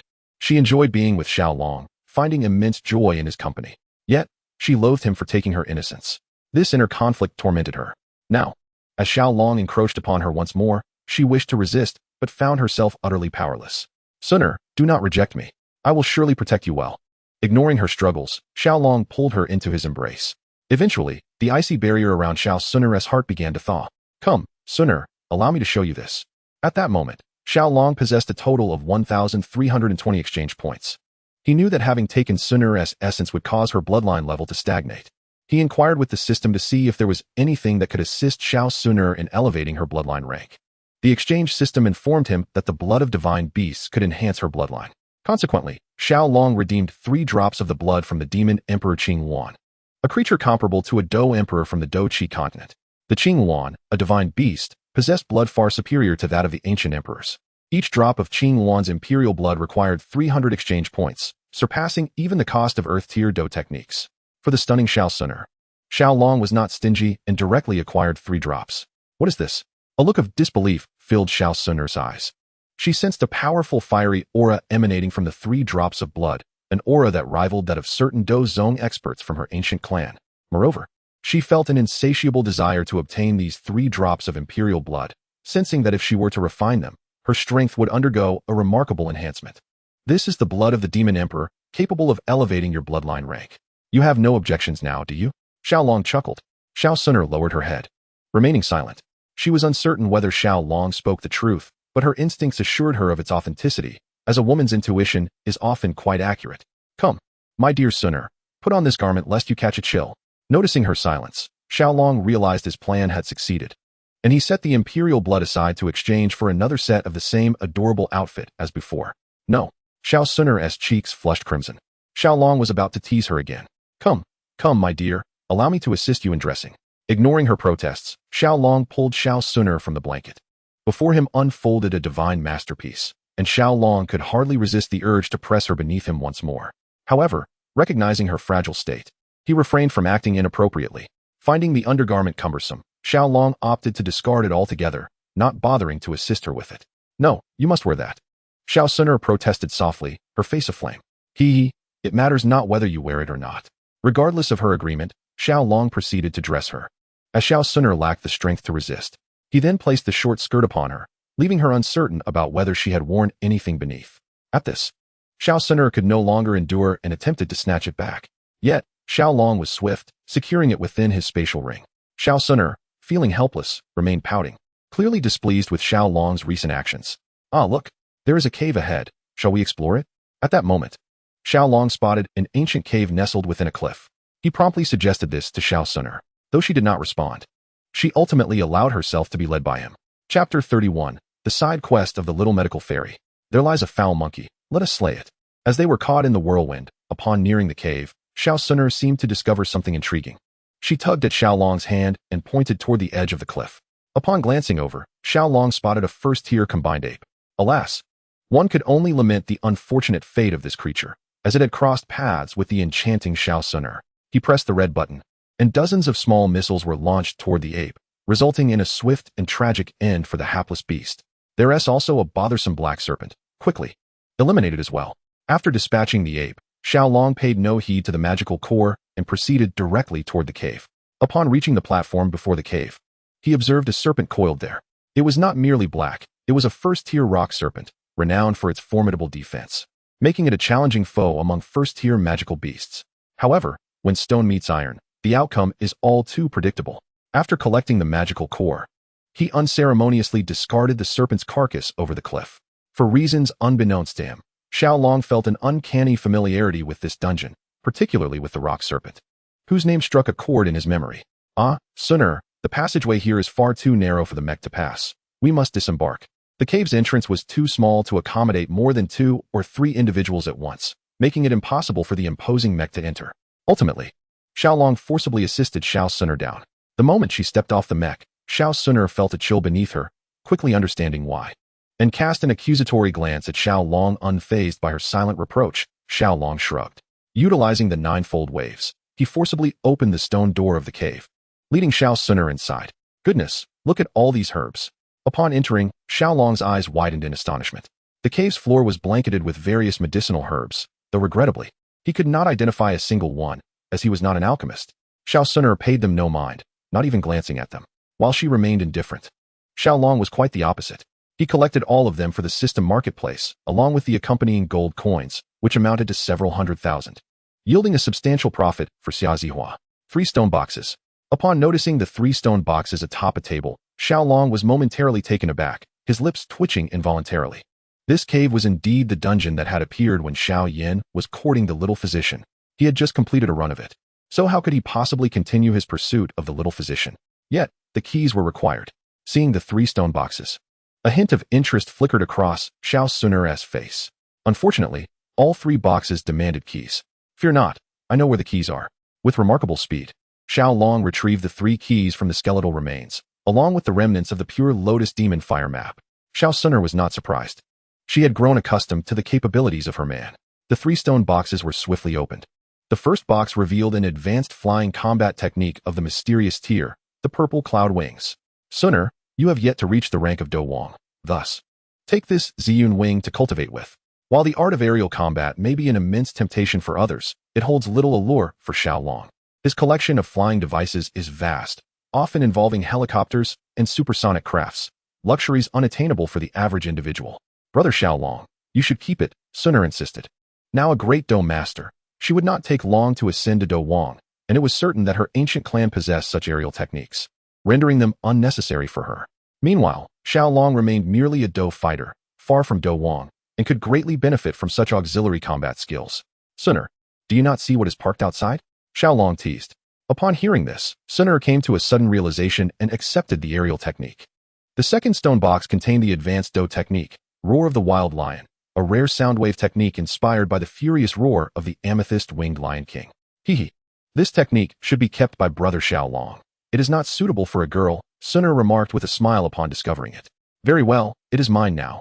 The advanced Do technique, valued at 120 exchange points, indeed marked a great gain for Xiaolong. The third stone box revealed the 7-colored poison manual, a compendium of knowledge from a master of toxins. Sigh, I thought it might be something worthwhile, but it turns out to be a poison manual. Suner said, Brother Xiaolong should take it. If not, feel free to burn it. She harbored no fondness for poison, detesting it immensely. Let us keep it. It will surely hold value, Xiaolong replied. How could he consider destroying the 7-colored poison manual? After all, it would serve well for the little medical fairy, who possessed the rare and troublesome poison body. Her potential was formidable. She could eventually ascend to Do Saint, and even Do Emperor. For Xiaolong, having a Do Saint as an ally would be of great assistance. Moreover, the little medical fairy had aided Xiao Yin significantly, which Xiaolong found intolerable. Thus, he felt compelled to draw her to his side. Furthermore, the 7-colored poison manual was as valuable as an earth-tier Do technique, requiring 500 exchange points for acquisition. Well, this cave is rather mediocre. Its owner is at most a Do zone, offering little of worth. Let us depart, Brother Xiaolong observing the surroundings of the cave. Suner felt a profound sense of boredom, devoid of any interest. Do zone. Apologies, but among the ancient clans, they are plentiful. Awakening a bloodline often results in becoming a Do zone. The lowest rank protectors of the Soul Palace are Do zone, scattered throughout the entire Do Chi continent. This illustrates how commonplace Do zone is for the ancient clans. Very well, my little beauty, let us go. Indeed, there was nothing of value left in this cave, and Xiaolong had no intention of lingering. He escorted Suner away. Just before departing, Suner pleaded earnestly for Xiaolong to let her don the item. However, he remained resolute, proposing a condition that left Suner feeling profoundly embarrassed. Xiao Suner did not acquiesce. Thus she had no choice but to leave the machine unattended. However, how could Xiaolong possibly comply with her wishes? Chapter 32. Look at how adorable I am. Xiaolong embraced Suner, gradually making his way to her home. Xiao Suner yearned to break free, yet found herself powerless, compelled to submit to the situation. Along the way, anyone who beheld Xiaolong and Xiao Suner could not help but be captivated. They sensed that their goddess seemed to have undergone some change, though they could not pinpoint the exact nature of it. Meanwhile, Xiao Yin, facing a shortage of funds, intended to borrow a little from Xiao Suner, leading him to encounter her on the road. Kid, I must inform you, that little girl's inner essence is no longer abundant. Ye Chun, with keen perception, immediately discerned Xiao Suner's current state. Xiao Yin stood frozen, clearly unable to accept this reality. He simply could not fathom the thought of his beloved Suner exposing herself to serve another. One could only wonder how he would react if he were to discover that Xiao Suner was engaging in wild battles outdoors. Observing Xiao Yan's dejected expression, Ye Qin began to counsel his newly accepted disciple. Xiao Yan remained silent as he made his way to his father's chamber. After enduring numerous trials, Xiao Suner finally arrived home, her heart finally at ease. Xiao Long, perplexed, stubbornly followed her inside. Brother Long, you're incorrigible. What are you saying? Xiao Suner could no longer tolerate this rogue and gently struck him, yet still proceeded to open the door. Suner, do you not wish to refine that Emperor Beast's blood to elevate your bloodline level? I shall protect you. Ultimately, as soon as Xiao Suner opened the door, Xiao Long forcibly entered. To be honest, this was his first time in Xiao Suner's room. Come, let us begin the refinement. Xiao Long handed the Emperor Beast's blood to Xiao Suner. Although the 3 drops of blood had only cost 900 exchange points, the energy to dilute the Emperor Beast's blood required an additional 200, making the total expenditure 1,100 points. Xiao Suner accepted the imperial blood, then seated herself on the bed, activating the ancient techniques left by the ancient clan's Dou Emperor, subtly absorbing the bloodline power contained within this imperial blood, integrating it into her own bloodline. This process was reminiscent of when Xiao Xian aided Xiao Yan in refining the blood within him. However, this time it was a fusion, not merely a coordination. The bloodline of the Qing Yuan was evidently far superior to that of the ancient emperor's blood. After all, it belonged to a divine beast. High-level bloodlines greatly benefit lower-level ones. When Xiao Suner was younger, she had tested her bloodline level and found it to be merely 6th grade. One could only wonder what grade it would ascend to after refining the Qing Yuan's blood. While Xiao Suner practiced, Xiao Long could not merely observe. He too began to cultivate, employing the Thunder Flame battle technique to refine his Dou Qi. Xiao Long had not anticipated that Xiao Suner's pace in refining the imperial blood would be exceedingly slow. After half a day, not a single drop had completely dissolved. Alas, there is no remedy. Xiao Suner's rank is simply too low. Despite being a descendant of the Dou Emperor and the daughter of a 9-star Dou Saint, she is still overshadowed by her mere status as a great Dou Master. Regrettably, Xiao Long remains in Xiao Suner's chamber, waiting for her. Should she inadvertently succumb to the perils of her cultivation, he would be there to intervene. With the aid of medicinal elixirs, Xiao Long has managed to elevate his prowess by 1 star over the course of 3 days, reaching the rank of 4-star Dou fighter. The higher the rank, the more arduous the ascent becomes.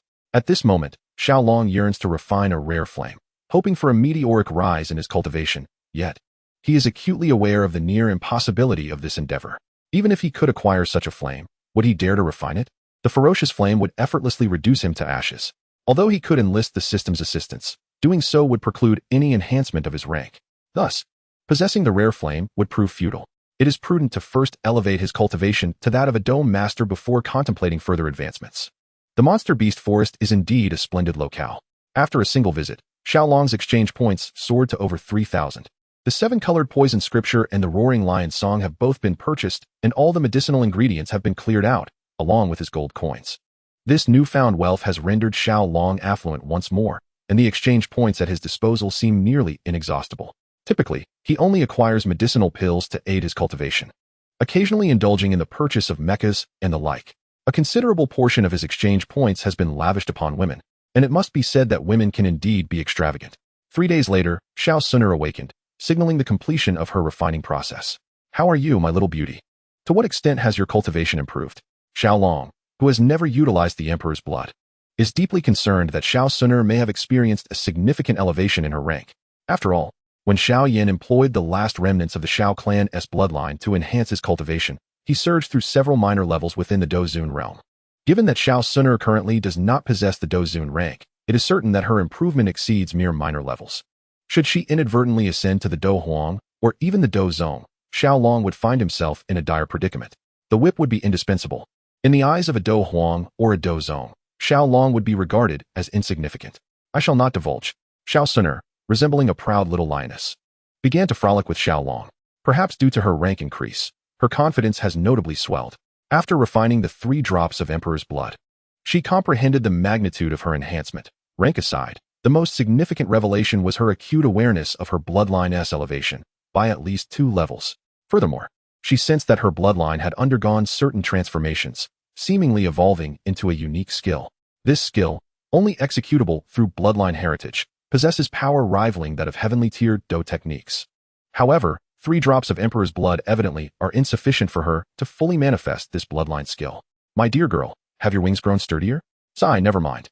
I had intended to continue providing you with Emperor's blood, but seeing you in this state, it seems you no longer require it. So be it. Xiao Long remains resolute. Regardless of Xiao Sun'er's rank, he is determined to maintain a firm grasp over this little girl. Oh, dear brother Xiao Long.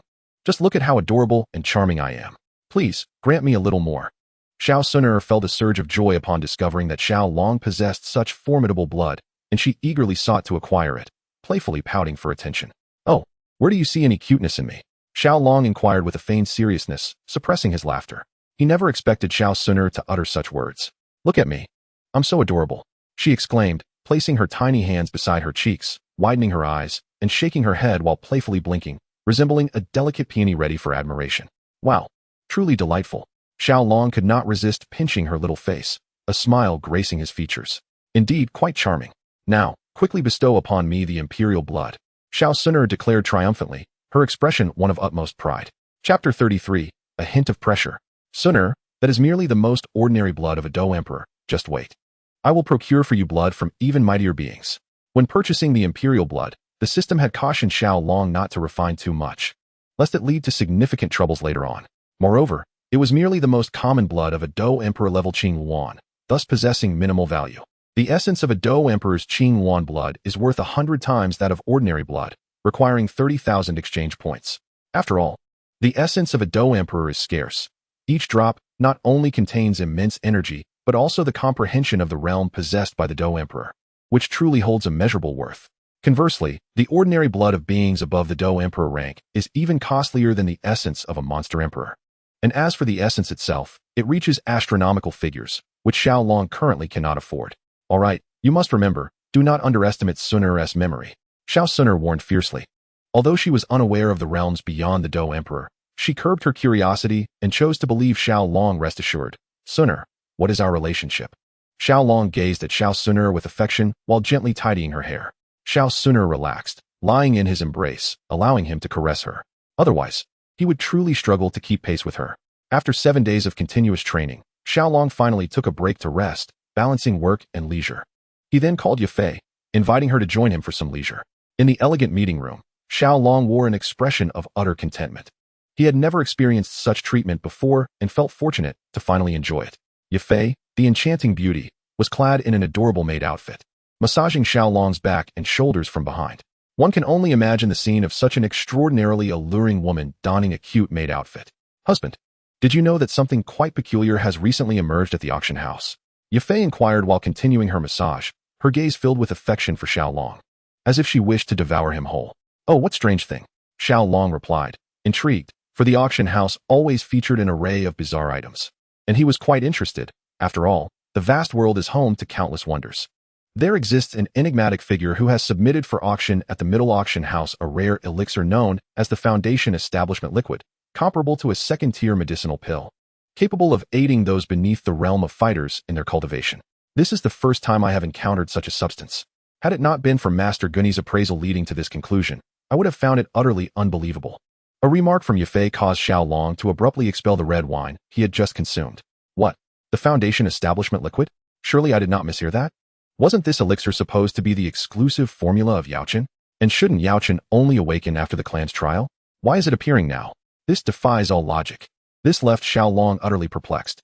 What is it, husband? Is there something amiss with the Foundation Establishment Liquid? Yafei inquired. Observing Xiao Long's reaction as she promptly refilled his glass, her brow furrowed in confusion. Was the individual who submitted it clad in black attire, resembling my appearance when I first attended the auction? And did he possess an elderly voice? Xiao Long downed the wine Yafei had offered and asked. In the original narrative, Xiao Yin donned black clothing, prompting Yaochen to engage in conversation with others, his voice bearing a weathered timbre. Indeed, it was almost identical to your appearance when you first presented items for auction. Yafei pondered briefly before nodding in agreement. How intriguing, truly fascinating. Xiao Long squinted his eyes, revealing no trace of his feelings. He had begun to suspect that Yaochen had indeed awakened and was assisting Xiao Yin in his rise. Otherwise, the currently impoverished Xiao Yin would not have dared to auction the Foundation Establishment Liquid. No, it is impossible for the Foundation Establishment Liquid to exist. If Yaochen has awakened, then that spells trouble. His carefully laid plans would be in vain. The centuries of accumulated techniques, combat skills, medicinal formulas, and the bone spirit cold fire that Yaochen possesses would have to bid him farewell. If he were to attempt to seize the ring now, The already awakened Yao Chun would swiftly instruct Xiao Long on how to conduct himself. After all, a Do Huang expert is not someone Xiao Long can contend with at present. As exemplified by the formidable amethyst-winged Lion King, the most crucial factor is that Xiao Yan, as Yao Chun's disciple, might very well see Yao Chun fulfill Xiao Yan's wish to eliminate Xiao Long. Those lower-tier mechas are as ineffectual as mere wood in the face of the mysterious fire. A gentle burn would likely reduce them to a puddle of molten iron. There is no recourse. The combination of a Do Huang and mysterious fire renders even the less powerful Do Zong incapable of posing a threat to the current Xiao Yan, let alone the present Xiao Long. Humph. What nonsense! Does someone find this amusing? Yafei nestled into Xiao Long's embrace, speaking with a hint of melancholy, while exhaling a warm breath toward him, adopting a demeanor of submission. Observing Yafei, who appeared ready to accept punishment, Xiao Long temporarily pushed aside all other thoughts. After all, this was merely speculation. The truth of Yao Chun's awakening could be easily verified. He could ascertain the authenticity of the Foundation establishment liquid and whether Xiao Yan's cultivation had indeed progressed. For now, he would focus on attending to the alluring presence before him. With that thought, Xiao Long produced a whip over a foot in length. Gazing at Yafei with a mischievous smile, Xiao Sun'er's punishment, he sought to practice upon Yafei before returning to fulfill his previous vow and repay Xiao Sun'er 100-fold. Ah! A mournful yet oddly comforting cry echoed throughout the elegant chamber. Xiao Long now felt a tinge of pressure within. Upon returning to his abode, he commenced his cultivation. Should Yao Chun awaken, Xiao Long would face a formidable adversary. Moreover, due to Yao Chun's connections, Xiao Yan already had a powerful backing, namely, the Starfall Pavilion, along with several strong fighters, such as Do Zun, who were allied with Yao Chun. In stark contrast, Xiao Long found himself utterly alone. Although he had shared an intimate moment with Xiao Sun'er, her family would never acknowledge him in his current state, rendering any assistance from them highly improbable. In fact, they might even seek to eliminate him. Xiao Long was left with no choice but to rely solely on his own efforts to carve out a path for himself. As for the foolish notion of informing the Soul Palace about Yao Chun, leading them to deal with him, Xiao Long would never entertain such a thought. If Yao Chun were to perish, Xiao Yan's identity as a member of the Xiao clan would inevitably be exposed. Without Yao Chun's assistance, Xiao Yan would be rendered powerless, and Xiao Long would find himself facing the frenzied onslaught of the Soul Palace, with the ancient clans potentially intervening as well. This scenario would spell disaster for Xiao Long. He must harness formidable strength. If he could elevate his prowess to that of a Do Huang or even a Do Zong, he could seize Yao Chun midway and cast Xiao Yan down from his lofty position, significantly diminishing the threat he posed. Chapter 34, The Clan Trials. Thus, Xiao Long declined the invitations from Xiao Sun'er and Yafei to partake in leisurely outings. Prior to the clan trials, he suspended his cultivation. At this moment, he had reached the level of a 7-star Do Shi. The cultivation of his tiered technique was indeed impressive. Regrettably, his affinity lay with fire and thunder, not fire and wood. Otherwise, he could have dabbled in alchemy to pass the time and flaunt his skills. Humph, brother Xiao Long. I thought you wouldn't come to play with Sun'er anymore. Xiao Sun'er playfully pounded her little fists against Xiao Long's chest. Were she to exert her full strength, she might well have struck him down. All right, Sun'er, from now on, when we are alone, you shall call me husband. The incessant address of brother Xiao Long irked him. The title of husband held a far more pleasing resonance. Husband. Ultimately, Xiao Sun'er blushed and nodded shyly. Sun'er is truly obedient. Come, allow me to bestow upon you a reward. Xiao Long grinned mischievously. Husband, you are insufferable. Xiao Sun'er felt a rush of embarrassment, already anticipating the nature of the reward he would bestow.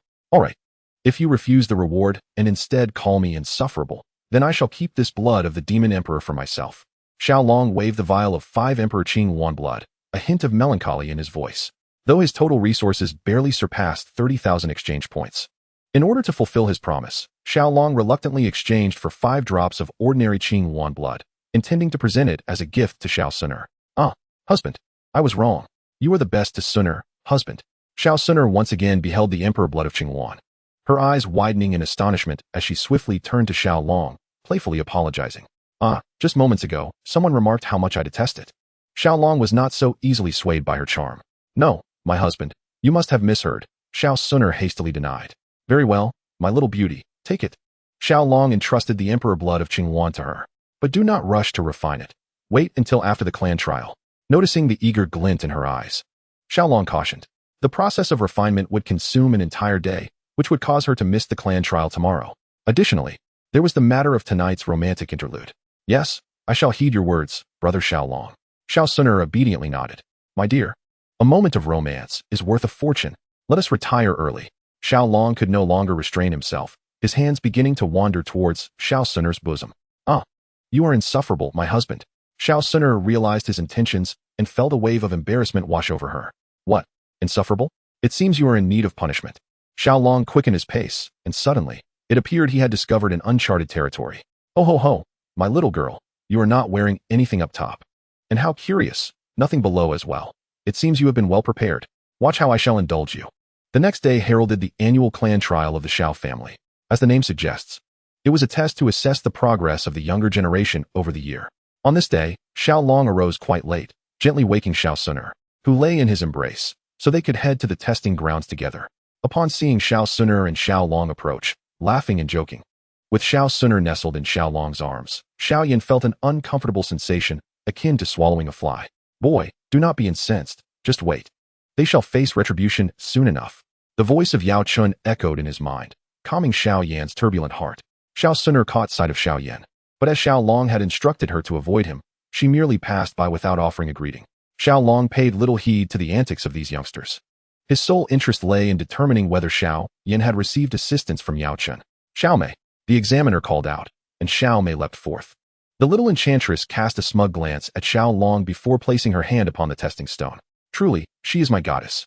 Cheers erupted from the audience, their adoration inflating Xiao Mei's pride. "Brother Xiao Long, do you have some secret affair with this Xiao Mei?" Xiao Suner, witnessing Xiao Mei's provocation toward Xiao Long, pinched him sharply at the waist, her voice tinged with jealousy. How could Xiao Mei possibly compare to Suner? Xiao Long hastily declared his innocence. "After all, that tall beauty, Xiao Yu, is a different matter altogether." "Humph." Xiao Suner clearly held some skepticism. Next, Xiao Suner, following Xiao Mei's descent from the stage, the examiner called again. "All right, it is your turn. Go on." Xiao Long playfully swatted Xiao Suner's bottom, urging her onto the stage. "Wow, my goddess Suner. What do you mean, your goddess? She is mine.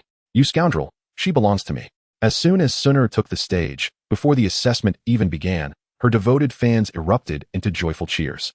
Clearly, their clamor drowned out even that of Xiao Mei, inciting her fierce indignation. Within the Xiao clan, only Suner could eclipse her brilliance.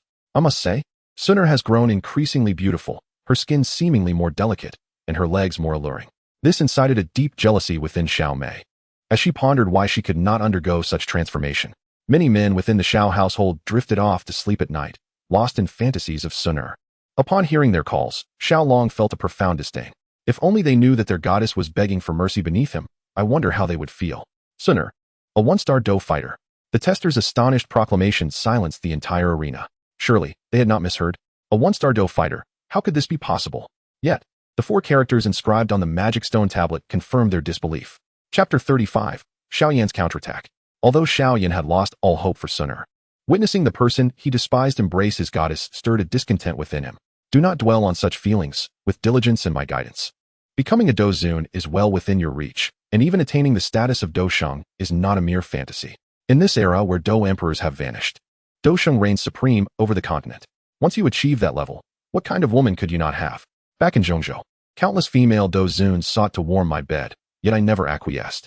Once you reach that realm, not even a mere girl, but a queen or the leader of a sect, will be but a fingertip away. Yao Chen earnestly counseled the naive Xiao Yan.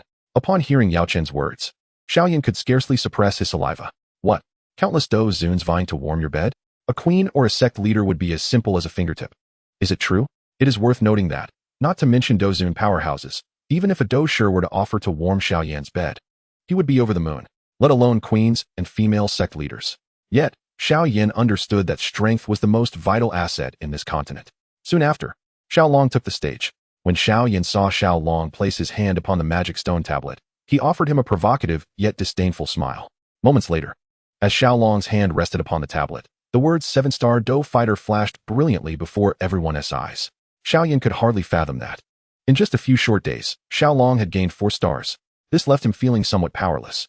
Rest assured, once you become a Do fighter, training techniques and medicinal pills will greatly accelerate your cultivation speed. Xiao Long's pace is not the fastest. Fear not, for your teacher is the foremost alchemist in the continent, capable of providing you with any pill as if they were mere sweets. It would be challenging for your level to remain stagnant. At the opportune moment, the medicinal dust opened its mouth to offer consolation, reigniting a flicker of confidence within Xiao Yan. How could this be possible? Had he not been bested by Sun Er in the past? How could he now surpass her prowess? Am I mistaken? The heavens are unjust to favor such a person. Xiao Long paid no heed to the murmurs of the crowd. With the system at his disposal, they appeared as mere detritus in his eyes. Even Sun Er and Xiao Yan, despite their exceptional gifts, paled in comparison. Upon witnessing Xiao Long rise to the forefront of the younger generation, the second elder, his grandfather, beamed with uncontainable joy, whereas Xiao Zhan and the other elders wore expressions of dismay. After Xiao Long took his leave from the stage, it was Xiao Yan's turn. He strode confidently towards the experimental platform. "Oh, isn't this the illustrious third Master Xiao? Would you like me to fetch you a ladder?" Came the taunts from the onlookers, laughter echoing around him. If anyone in the Xiao family possessed the most popularity, it was undoubtedly Xiao Yan. Listening to the ridicule, observing the grotesque expressions of those around him, a hint of disdain curled at the corners of his lips. Soon, he would deliver a resounding slap to their faces. "Look at this waste daring to look down on us. A waste is a waste. There's no need to engage with him. Humph. I shall see how this useless one performs." Before the speaker could finish his scornful remarks, he fell silent, for Xiao Yan had leapt effortlessly atop the experimental platform. The individual who had yet to conclude his sentence felt a wave of discomfort so profound it was akin to consuming excrement. This moment of humiliation imparted a painful enlightenment. 3 years of indignity, let them be cast aside. Xiao Yan whispered to himself, and inexplicably, he felt an overwhelming sense of relief wash over him. Gently, he placed his hand upon the magic testing stone. This is inconceivable. When did those they deemed weak transform into such formidable beings? When did talent become so commonplace? Suddenly multiplied? After 3 long years, his son had finally returned to form, paying no mind to the astonishment, envy, or jealousy emanating from the crowd below. Xiao Yan scanned the vicinity for Xiao Long. Yet, he found neither Xiao Long nor Sun Er. After a fleeting glance, he descended from the stage. In the entirety of the Xiao family, only Xiao Long and Sun Er commanded his attention, the rest posed no threat. The gazes that once might have inflated Xiao Yan's pride 3 years prior were now utterly inconsequential. For without power, all discussions are mere empty words. "Brother Xiao Yan, may we venture out together tomorrow?" she inquired, an embodiment of ambition. Surely, Xiao Yan would rise to become a formidable force within the empire. Thus, Xiao Mei contemplated drawing closer to him. Ordinarily, Xiao Yan would disregard such a calculating woman. However, thoughts of Sun Er and Xiao Long stirred an unquenchable frustration within him. He glanced at Xiao Mei, who was indeed quite charming. Although she could not compare to Xiao Sun Er, her purity combined with allure gave her a unique charm. Otherwise, Xiao Mei would not have garnered such a following within the Xiao family. Thus, Xiao Yan nodded, revealing a radiant smile, and agreed. Xiao Mei felt a surge of joy, thinking to herself that her allure was truly extraordinary. Even if one were a prodigy, they would still bow before her enchanting presence. Sun Er, Xiao Yan has now regained his talents. Aren't you going to congratulate him? Upon reaching Xiao Sun Er's home, Xiao Long smiled and inquired. He was now entirely convinced that Yao Chun had awakened and had taken Xiao Yan as his disciple. "My dear, what are you saying? Sun Er is already yours. Why would she concern herself with Xiao Yan's affairs?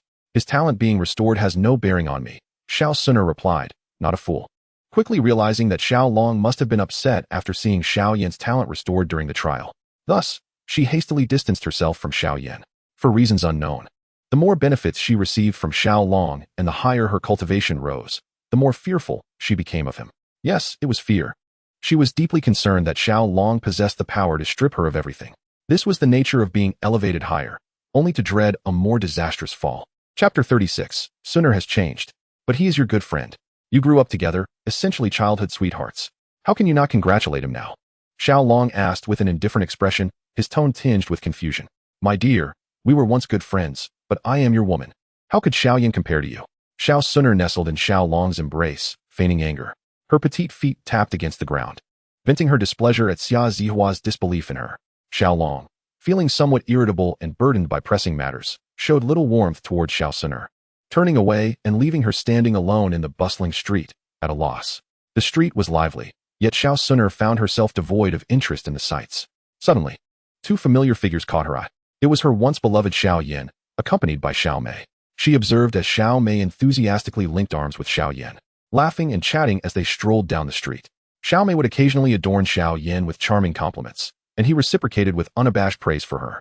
Witnessing this scene filled Xiao Sun Er with a pang of bitterness, not for any other reason, but because she had known Xiao Yan for over a decade, had always treated him well, and had remained steadfastly by his side, even when he lost his talents.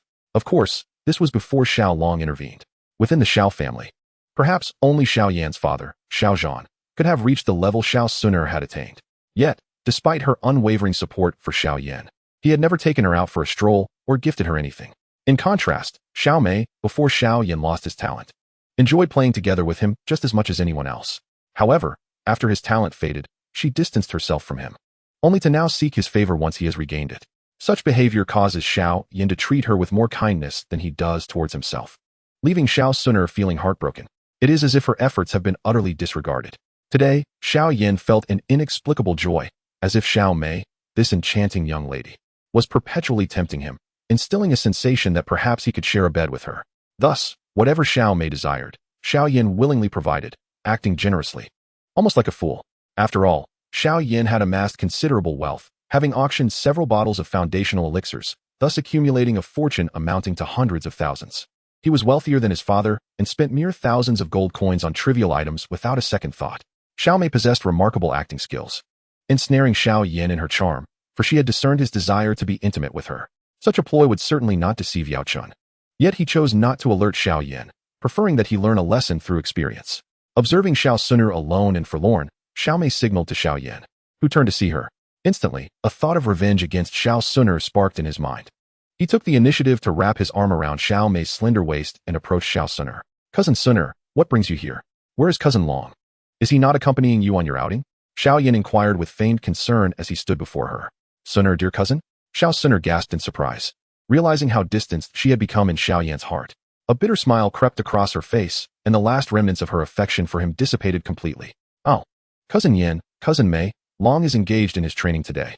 I came to buy him some things and prepare a delightful meal as a surprise. So I ventured out alone," Xiao Suner replied, her face aglow with happiness and confidence as she concocted an excuse to comfort herself. "Oh, I see. Would you like us to accompany you, dear cousin?" Upon hearing Xiao Suner's intentions to surprise Xiao Long, an unnameable jealousy ignited within Xiao Yan.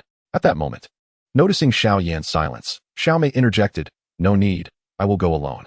Farewell, enjoy your outing." It seemed she relished belittling Xiao Suner, for only in doing so could she ease her own heart. Alas, she was consumed by envy of those who surpassed her. Xiao Suner wandered the streets, purchasing numerous items before joyfully bouncing her way to Xiao Long's residence. Upon pushing open the door, she found it empty, causing a pang of disappointment in her heart. She lay down on Xiao Long's bed and gradually succumbed to slumber. Uncertain of how much time had passed, she felt a hand kneading her thigh, with a distinct inclination to delve deeper. Startled, she awoke abruptly. Who is it? Who else could it be? Xiao Long found it amusing. The little lady was indeed quite sensitive. "Husband, where have you gone?" Xiao Suner pouted cutely as she nestled into Xiao Long's embrace. "I haven't gone anywhere." In truth, Xiao Long had merely visited the middle auction house to procure a plethora of low-grade herbs, tending to Yafei's business, for he intended to embark on alchemy. He had also instructed the auction house to refuse any purchases made by Xiao Yan. Yafei dared not decline. Xiao Suner, with her keen sense of smell, detected the lingering fragrance of another woman on Xiao Long, a scent that belonged to Yafei, and felt a pang of jealousy. What is wrong? Is something strange? Xiao Long's demeanor was nonchalant, exuding indifference. "Husband, why have you suddenly grown so distant towards Suner? Have I done something wrong? Please forgive me just this once. I promise to be obedient in the future." Even now, Xiao Suner failed to perceive Xiao Long's warmth towards her. Given her understanding of him, she expected to be teased as soon as she fell asleep. Yet, he had not done so. Moreover, despite her embrace, he showed little reaction, and the scent of another woman heightened her fears of being abandoned. Women, generally, are quite sensitive. "Where have I been cold towards you? You've done splendidly." Xiao Long cupped her delicate face, speaking earnestly. Initially, he had felt a twinge of jealousy regarding Xiao Suner's excitement over Xiao Yan's restored talents. However, upon reflection, he understood it was only natural. After all, Xiao Suner had known Xiao Yan for quite some time, and her relation was to be expected. Thus, he bore no ill will towards her. "Then why don't you take advantage of Suner? Why not tease her?" Xiao Suner's melancholic expression amused Xiao Long. "What is this? Have you become addicted to me bullying you? Do you have a penchant for masochism?" However, her next words left Xiao Long utterly astonished. "Husband, Chapter 37, The Reason. Suner, what are you saying?" Xiao Long's face grew serious. Although Xiao Suner would put up a slight resistance when he needed something, ultimately, she would acquiesce. Yet, unlike Yafei, who was more open, Xiao Suner hesitated to utter anything lewd, no matter how he coaxed her. Why then? Had she suddenly expressed something so reluctant today?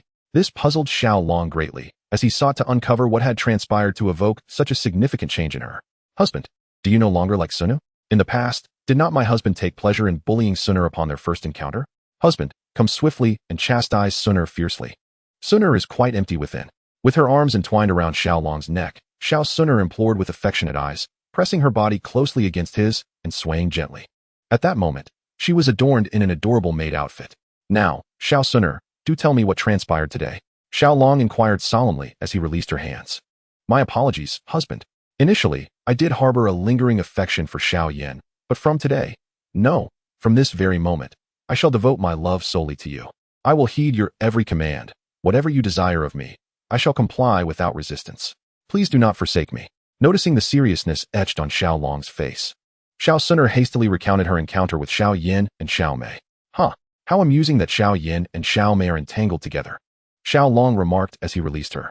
It seemed today, Xiao Yin had extinguished the last flicker of hope within Xiao Suner, leading her to submit wholeheartedly to Xiao Long. You mentioned you would prepare a delightful meal for me as a surprise, Xiao Long mused, taken aback by the domestic side of Xiao Suner he had not anticipated. I cannot cook, Xiao Suner confessed, lowering her gaze. Having been pampered all her life, how could she possibly manage cooking? Very well, remain here obediently. And allow me to prepare a delectable feast to reward you for your splendid performance today. I hope your future conduct is even more remarkable, Xiao Long said with a mischievous smile, sensing that Xiao Suner's last shred of dignity was about to be trampled underfoot. Xiao Suner, blushing, sat demurely on the bed. To be honest, Xiao Long could manage simple dishes, as those were the meals he consumed daily. However, preparing exquisite cuisine was beyond him, for he had never experienced such delicacies, let alone made them himself. In the kitchen, he had actually purchased a wooden attribute spirit root from the system. In order to refine medicine, Xiao Long required both fire and wood attributes, but sadly, he lacked the wood attribute within him. Thus, he procured a royal-grade wood attribute spirit root from a merchant in a Xinxiao realm. The exact level of this royal-grade spirit root eluded Xiao Long. Yet the presence of royal suggested its superiority. Most importantly, having expended 800 exchange points for it, Xiao Long was further convinced of its high caliber in the Xinxiao world. After 2 hours, Xiao Long had successfully implanted the spirit root within himself. Through the inner sight attainable only by those who reached the fighter level, he discerned a slight emergence of the wood attribute within him. With a smile, Xiao Long then purchased a selection of delicacies from the system marketplace. These exquisite dishes were sourced from a vendor named the Gourmet Supplier, renowned for its culinary creations crafted from spiritual herbs. He arranged the dishes elegantly upon the table and went to summon Xiao Suner. However, this lazy little pig had fallen asleep once more, reclining on the bed with her feet resting on the floor. Evidently, she had begun sitting upright but had succumbed to drowsiness, inadvertently collapsing into slumber. After all, 2 hours had already passed. Xiao Long did not wake her immediately. Instead, he leaned down to inspect the depths of Xiao Suner's legs. Indeed, there was nothing there, which stirred a sense of guilt within him. Could it be that he had inadvertently caused Xiao Suner to develop a habit of not wearing anything? That would be a heavy burden of guilt. Eventually, Xiao Long roused Xiao Suner from her slumber. No matter what Xiao Long said, Xiao Suner insisted on staying by his side, which dashed his hopes of a romantic candlelit dinner. My husband, you are truly remarkable, so capable and talented, like a paragon of perfection, she exclaimed, her eyes brimming with admiration. For reasons unknown, today she believed that Xiao Long would easily triumph over Xiao Yan. Xiao Long longed to confide in Xiao Suner that it was all due to the system, yet she was not entirely wrong. He was indeed quite proficient. Come, Suner, drink this cup of wine, so we may be together for all eternity. This time, Xiao Long had chosen a particularly potent red wine, served in a relatively large glass capable of holding 300 milliliters. While it could not be filled to the brim, 250 milliliters would suffice. Xiao Suner obediently drank the entire glass. Afterward, she felt a delightful dizziness wash over her, and as she gazed at Xiao Long, it seemed as if multiple images of him danced before her eyes. Shaking her head, she let out a silly giggle. Come, let us have another drink and forget about that heartless fellow, Xiao Yan. Noticing Xiao Suner swaying, Xiao Long realized she was likely intoxicated. He decided to offer her another drink to ensure she was thoroughly inebriated. The spirited young girl, who had experienced quite a shock earlier, finally quieted down. Xiao Long held her close, doing nothing but drifting off to sleep beside her. After all, there was little joy in engaging with a woman who lacked awareness. The following day, Xiao Suner awoke to find that it was already late, past 10 o'clock. Not seeing Xiao Long and feeling no difference in her body from the previous day left her with a peculiar sensation. She sought out Xiao Long, who was engrossed in alchemy. My husband, why have you begun studying alchemy? Surely, that would consume a great deal of your time. Xiao Suner found it quite strange. Her own attributes were of the wood and fire elements, making her exceptionally suited for alchemy. If she desired, she could seek out a ninth-grade alchemist from the ancient clan to be her mentor. However, she refrained from pursuing alchemy, worried it might detract from her cultivation. Now seeing Xiao Long engaged in it, she felt compelled to advise him. After all, not only was alchemy costly, but it also demanded a considerable investment of time, which she deemed quite unworthy. But was that the entire truth? Xiao Long had exchanged for the memory inheritance of a seventh-grade alchemist, meaning that if he mastered this inheritance, he could effortlessly attain the status of a seventh-grade alchemist. He then handed a first-grade elixir to Xiao Suner. Her face registered shock. It was astonishing that Xiao Long, as a novice in alchemy, had managed to produce a first-grade elixir so swiftly. Is your husband truly remarkable? Xiao Long smirked. The system is indeed exceptional. All those so-called geniuses and prodigies in alchemy pale in comparison. My husband is truly amazing. Although Xiao Suner was uncertain of the exact meaning of husband, she chose to align with Xiao Long's sentiment, expressing her admiration sincerely. My lord, may I consume this? She inquired eagerly, gazing at the elixir in her hand. For reasons unknown, she felt an overwhelming desire to possess everything associated with Xiao Long. Chapter 38. Yunlan Sect. Perhaps I should refrain from this. Xiao Suner's face suddenly flushed crimson as she realized the nature of the spring elixir. Should she consume it? She could only dread the potentially embarrassing actions that might ensue. In her heart, she chastised Xiao Long for being so mischievous as to concoct such a thing. However, she had misunderstood him. The creation of spring elixirs was merely a necessary aspect of alchemy. After all, was it not Xiao Yin who had once used a spring elixir to incapacitate Yin Yin? I have a small matter to attend to. Please wait for me in the hall. I hear that the people from Yunlan Sect have arrived. You should go and observe. I will be with you shortly. After tidying the alchemy furnace, Xiao Long instructed Xiao Suner. Today marked the occasion of Nalan Yinran's visit to annul their engagement, promising an entertaining spectacle not to be missed. Understood. Xiao Suner nodded in agreement, and they parted ways. As she entered the hall, she indeed found a multitude of individuals gathered. The Yunlan Sect had truly arrived. Yet, such a minor sect was clearly beneath her notice. Nevertheless, since Xiao Long had urged her to observe, she felt compelled to do so. Upon seeing Xiao Suner, the second elder of the Xiao family, Xiao Long's grandfather, hastily brought her a chair. He was well aware of her significance, and being a resident adjacent to Xiao Long's dwelling, he was also privy to the ambiguous relationship between her and his grandson. Regardless of the reasons, he felt it necessary to treat Xiao Suner with utmost courtesy. After expressing her gratitude, Xiao Suner settled into the chair and surveyed her surroundings. A glance at the members of the Yunlan sect revealed one truth. They were all utterly insignificant, hardly deserving of her attention. The situation was quite dramatic. Nalan Yinran had come to call off her engagement upon hearing that Xiao Yin had become a waste. However, she was not inclined to believe such rumors. Not only Nalan Yinran, but the entire Yunlan sect was skeptical, viewing it as a mere facade orchestrated by the Xiao family to deceive them and preserve the marriage alliance. In a fit of anger, Xiao Yin directly issued a letter of divorce. Following Nalan Yinran was a young man who, enraged, prepared to confront Xiao Yin. Yet, with a single strike, Xiao Yin unleashed an 8th-level force that matched the young man's strength, even seemingly gaining the upper hand. One could only speculate if the enigmatic Yao Chun was involved. In any case, Xiao Yin had put on quite the performance, and both parties had irreversibly severed their ties. What is so remarkable about the Yunlan sect? In our Xiao family, there are two 16-year-olds who have already attained the rank of fighter, one of whom has even reached the 7-star fighter level. As for Nalan Yinran, she is nothing but a trifling matter. Amidst the crowd, a member of the Xiao family could no longer bear the disdain and began to mutter under his breath. Though his voice was barely audible, it nonetheless reached the ears of Nalan Yinran and the members of the Yunlan sect. Yet, what he spoke was undeniably the truth. Who dares to speak such nonsense? A 16-year-old 7-star fighter? If you have the courage, summon him forth. I, the young master, will fight to the death. Observing the foolishness in their eyes, the male disciple accompanying Nalan Yinran from the Yunlan sect could no longer remain silent and challenged Xiao Long to a duel, eager to display his prowess before his goddess. Having achieved the rank of 5-star fighter by the age of 20, he regarded the Xiao family's claims of genius with skepticism. Nalan Yinran had always been the pride of the Yunlan sect, treated like a princess by her peers. With her noble lineage as the legitimate daughter of the Nalan family, one of the 3 great families of the Jamar Empire, and as a disciple of Yun Yun, the sect leader, she was a renowned figure throughout the empire, and few dared to speak ill of her. Thus, it was a humiliation for her to be treated in such a manner at the Xiao family, and she was undoubtedly eager to see what this so-called 16-year-old 7-star fighter looked like. Approaching 18 herself, and only a 3-star fighter, she was already a rarity in the Jamar Empire. Even within the long-established Yunlan sect, she would rank among the top 5. Her pride was immense. Yet now someone had surpassed her, and not just marginally. Naturally, she was unwilling to accept this. However, Xiaolong was nowhere to be found. Xiaolong, come forth. It is time for you to show your prowess. Why do you hide away?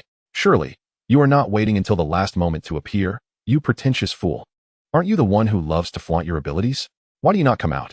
After waiting for several seconds without a glimpse of Xiaolong, the members of the Xiao family began to lose patience and searched for him, yet he remained elusive. Huh, a 16-year-old 7-star fighter? What a joke. He does not even dare to show himself. It truly makes me laugh. The male disciple from the Yunlan sect burst into laughter, clearly viewing the situation as mere entertainment for the Xiao family. He found it hard to believe that there was indeed a 16-year-old 7-star fighter. Little did he know that his words would bring about his own demise. You, a mere waste, think you are worthy of invoking my brother Xiaolong's wrath. Upon hearing this insult toward Xiaolong, Xiao Suner, filled with rage, stood up and coldly reprimanded him. The moment she appeared, the members of the Yunlan sect realized that the Xiao family had such a stunning beauty, one far surpassing his goddess.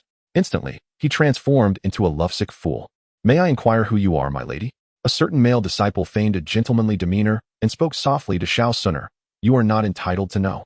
Xiao Suner, filled with disdain upon her arrival, thought that were it not for Xiaolong, she wouldn't even bother with these worthless individuals.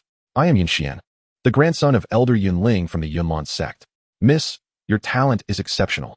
If you were to join our Yunlan sect, you would undoubtedly achieve great success. And reaching the Do Huang or Do Zone levels would not pose any difficulty. He revealed his identity, boasting of his lineage as the grandson of the esteemed Elder Yunling, a 9-star Do Huang. He firmly believed that once he displayed his status, Xiao Suner would submissively acquiesce to his demands. But could this be the case? Ha ha ha. What is the Yunlan sect? A third-rate power. Is it truly formidable? Is it so challenging to reach the Do Huang or Do Zone levels? A bunch of frogs at the bottom of a well. Do you think you are worthy to pursue me?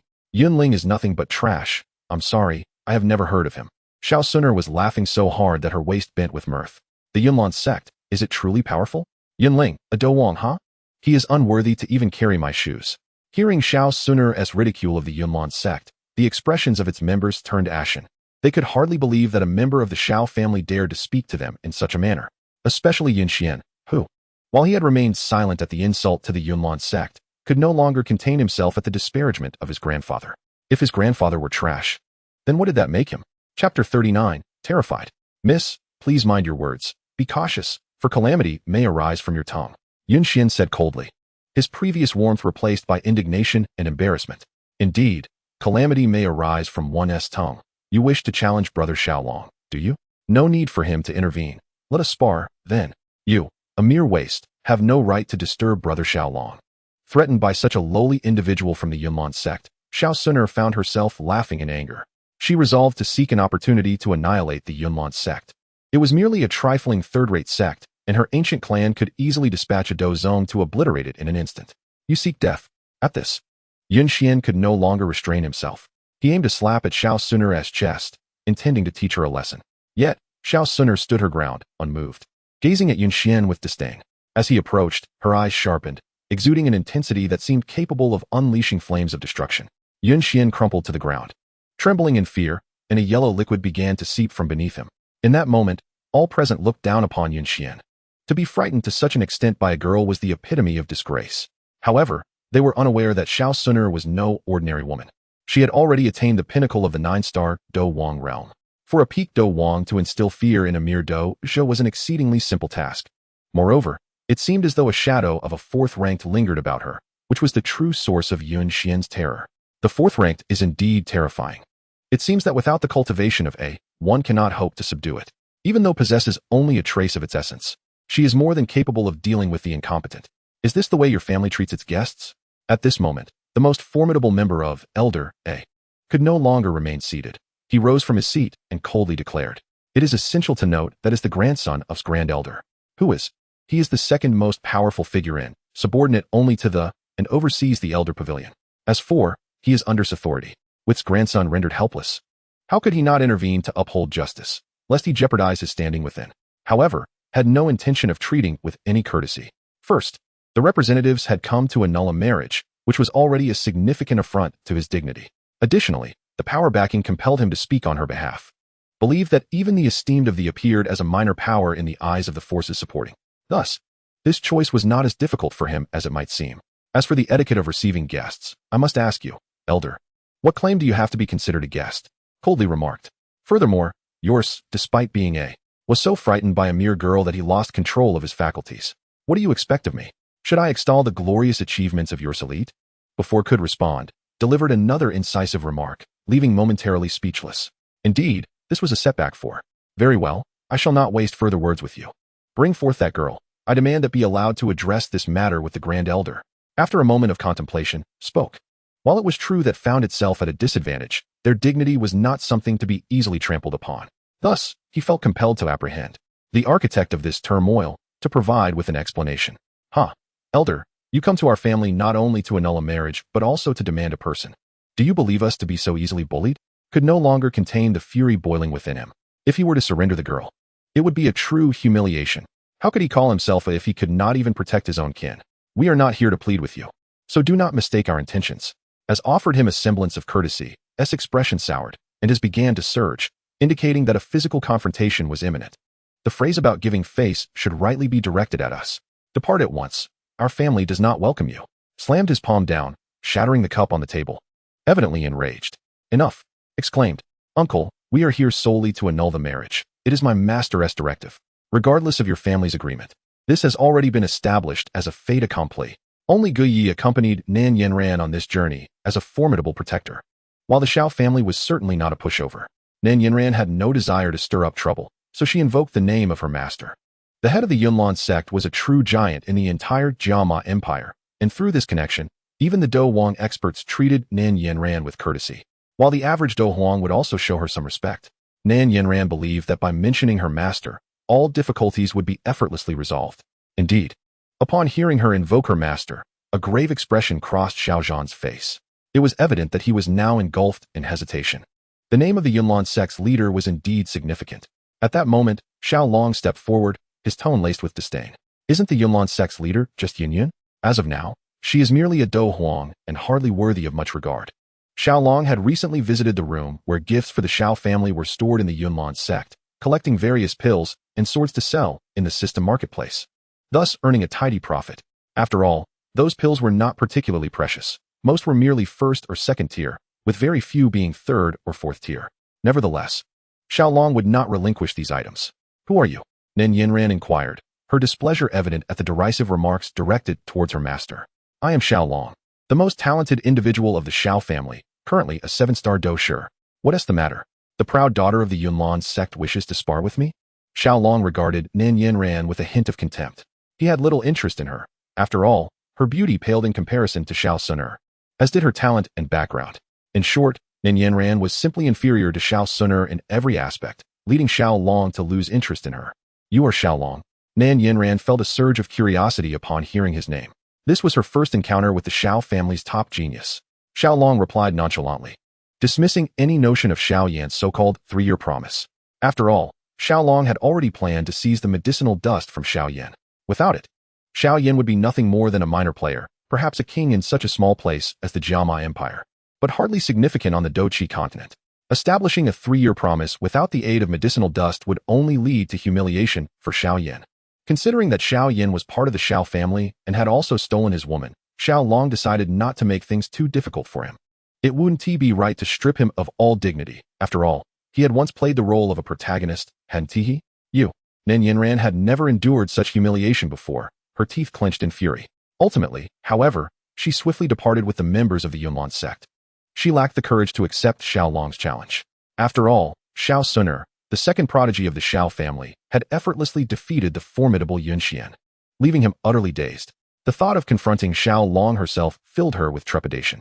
She could only imagine the potential humiliation if she were to be so frightened as to lose control.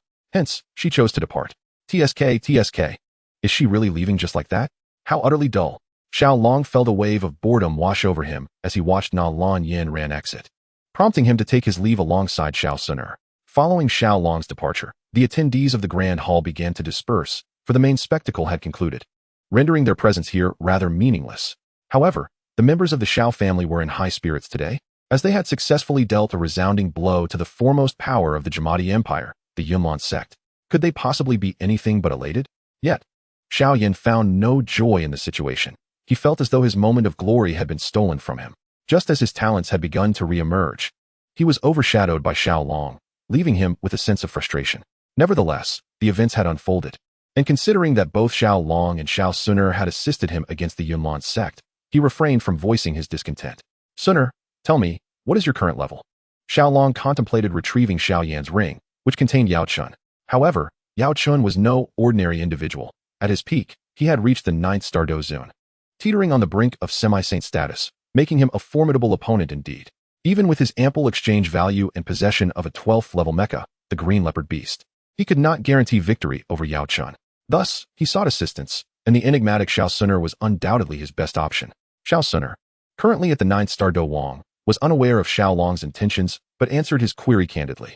In that moment, Xiao Long was left utterly astounded. He could hardly believe that Xiao Suner had reached such impressive heights, attaining the pinnacle of Do Wang. If she were to refine those 5 drops of imperial blood further, might she ascend to Do Huang, or even Do Zong? Given Xiao Suner's remarkable prowess, this was indeed splendid news. Should she reach Do Zong, dealing with Yao Chun would pose no challenge at all. Xiao Suner nodded obediently, snuggling into Xiao Long's embrace as they strolled away together. Suddenly, a wicked thought crossed Xiao Long's mind. Here was Xiao Suner, a 9th star Do Wang, while he remained merely a 7th star Do Jia. Yet this 9th star Do Wang was at his mercy, subject to his whims. It was astonishing, yet it was indeed the reality of their situation. The potency of that imperial blood was so extraordinary that even Xiao Long found himself tempted to refine a few drops to elevate his own level. With low-grade imperial blood available for exchange, he could acquire over 100 drops. Even a drop of essence blood could be obtained. 100 drops of imperial blood could potentially elevate Xiao Long directly to Do Zun, or perhaps even contend for Do Sheng. However, considering that he needed to exchange for 2 mechas, one, the Green Leopard Beast for himself, and the other, the Golden Iron Beast for Xiao Suner, each costing 12,000 and 14,000 points respectively, his total exchange points fell short of 20,000, rendering him unable to redeem the essence blood. Furthermore, he was on the verge of acquiring the medicinal dust, which would grant him the Bone Spirit Cold Fire. Should he absorb the Bone Spirit Cold Fire, his cultivation would likely ascend to the doling level. After all, the Bone Spirit Cold Fire ranked 11th, while the Fallen Star Flame, which Xiao Yan absorbed, ranked 14th, allowing him to elevate from a 1-star doling to a 9-star Do Wang, a leap of several small realms. It stands to reason that the Bone Spirit Cold Fire possesses such formidable efficacy. Following closely were the Green Lotus Earth Heart Fire, the Sea Heart Orchid, and the Fallen Star Flame, 3 extraordinary fires remarkably near to Xiao Long. With these dungeons lined up, advancing to the Do Huang and Do Zong realms would be a trivial matter. Thus, it seemed he need not seek the Emperor's blood to enhance his cultivation, for the body of the Blood Emperor pales in comparison to that of the Flame Emperor.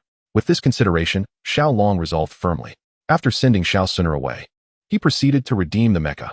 The 12th level Green Leopard Beast materialized before him. The Green Leopard Beast is one of the 3 great war kings under the fierce Tiger King in the Chronicles of Luo Luo, not overly powerful, yet possessing remarkable spirit. In a bid to protect the Tiger King, it once attempted to detonate the hidden energy in its back, but tragically met with failure. Nevertheless, this does not diminish its valor. Standing over 50 meters tall, the Green Leopard Beast now appeared before Xiao Long's eyes. Subsequently, his 12,000 exchange points bid him farewell. But Xiao Long felt this was no loss. Commanding the Green Leopard Beast, he ventured into the Monster Beast Forest, intent on vengeance against the Purple Crystal Winged Lion King. A 12th level Green Leopard Beast should be more than sufficient to confront the peak Do Huang Purple Crystal Winged Lion King. Purple Crystal Winged Lion King, come forth. Xiao Long roared into the depths of the Monster Beast Forest. The Purple Crystal Winged Lion King had previously thwarted his attempt at grandeur, resulting in the needless loss of a mecha. This grudge was not forgotten. Once powerless, he had been forced to endure. Now, equipped with strength, he need no longer tolerate. Who are you? Upon the conclusion of Xiao Long's furious proclamation, the Purple Crystal Winged Lion King appeared. After all, its speed was not to be trifled with. 6 wings were not merely for show. Observing the resplendent Green Leopard Beast piloted by Xiao Long, the Purple Crystal Winged Lion King felt utterly perplexed. It could not recall when it had encountered such a formidable entity. Purple Crystal Winged Lion King, you previously killed my subordinate. Now, I shall avenge him. The complexity of the situation was lost on Xiao Long, who had no desire to engage in lengthy discourse with the beast. Thus he hastily concocted a rationale for himself. Ah, I see now. Your subordinate was just like you, albeit a flying contraption, the little wretch that was shattered by my River East Lion's roar. The 6th-tier Do Huang Purple Crystal Winged Lion King, endowed with considerable intellect, swiftly discerned the underlying reason behind the peculiar appearance of the Green Leopard Beast. Since you are aware, then surrender yourself. Xiaolong could hardly fathom that this amethyst-winged Lion King was so formidable. Yet what astonished him further was the revelation that this creature possessed the legendary River East Lion's roar. What is happening here? Has the River East Lion's roar traversed into this realm? Regardless of the circumstances, it is prudent to engage first and inquire later. Xiaolong had long sought a magnificent steed, and although the amethyst-winged Lion King lacked in strength, its appearance was undeniably majestic. Thus, he resolved to accept it, albeit with some reluctance. Ah, young one, since it has come to this, I shall demonstrate the might of my amethyst-winged Lion King's River East Lion's roar. Should you fail to withstand this blast, then you are but a trifling, insignificant being. Upon witnessing the green leopard beast's audacious challenge, the amethyst-winged Lion King felt not anger, but elation. Having held the title of King of the Beast Forest for so long, he understood the profound solitude of invincibility. Now, with a rival before him, his spirits were invigorated. What followed was a cacophony of deafening roars, each resonating at an astonishing decibel level exceeding 500 or 600. Instantly, Xiaolong felt his ears buzzing. Quickly, bring me a superlative pair of headphones. He could no longer endure it. Truly, it was unbearable. He feared that if he possessed no cultivation, that single roar might spell his demise. Even with some cultivation, remaining in the vicinity of such a roar for too long could lead to his downfall. Thus, he hastily procured a pair of highly effective noise-canceling headphones from the system, finally restoring his senses. Fortunately, the green leopard beast was of considerable rank and was accustomed to the roars of the king of beasts, the Tiger King. As a result, it easily disregarded the amethyst-winged Lion King's roar. After all, the Tiger King, the true ruler of beasts, was far superior to the amethyst-winged Lion King. You, amethyst-winged Lion King, dare to unleash such a roar upon me? I am not one to be trifled with. Witness how I will repay you in kind, letting you experience the terror of a leopard's roar. A scheme of retribution against the amethyst-winged Lion King formed in Xiaolong's mind, and a smile crept across his lips. Exchange for 100 amplifiers. He commanded the exchange system, purchasing 100 amplifiers from the marketplace. He chuckled. The amethyst-winged Lion King wished to compete in volume, and Xiaolong felt it imperative to show him what a true loud voice was. With 100 amplifiers at the ready, Xiaolong grasped the microphone and proclaimed, "Amethyst-winged Lion King, you are a fool, a dimwit, a mere triviality." The green leopard beast's voice was already formidable, but with the addition of 100 amplifiers, the sound would ascend to unimaginable heights. If the amethyst-winged Lion King's voice caused the beasts of the entire forest to tremble, then Xiaolong's voice would surely send them into a frenzy of chaos. For the first time, they heard of such a formidable creature residing within their Warcraft forest. Even the king of the amethyst-winged lions was taken aback, as the lion's roar had always been one of his trump cards. He never anticipated that today, he would be bested in a contest of roar. And the defeat was quite humiliating. Well then, if you possess some ability, allow me to demonstrate the might of my amethyst fire.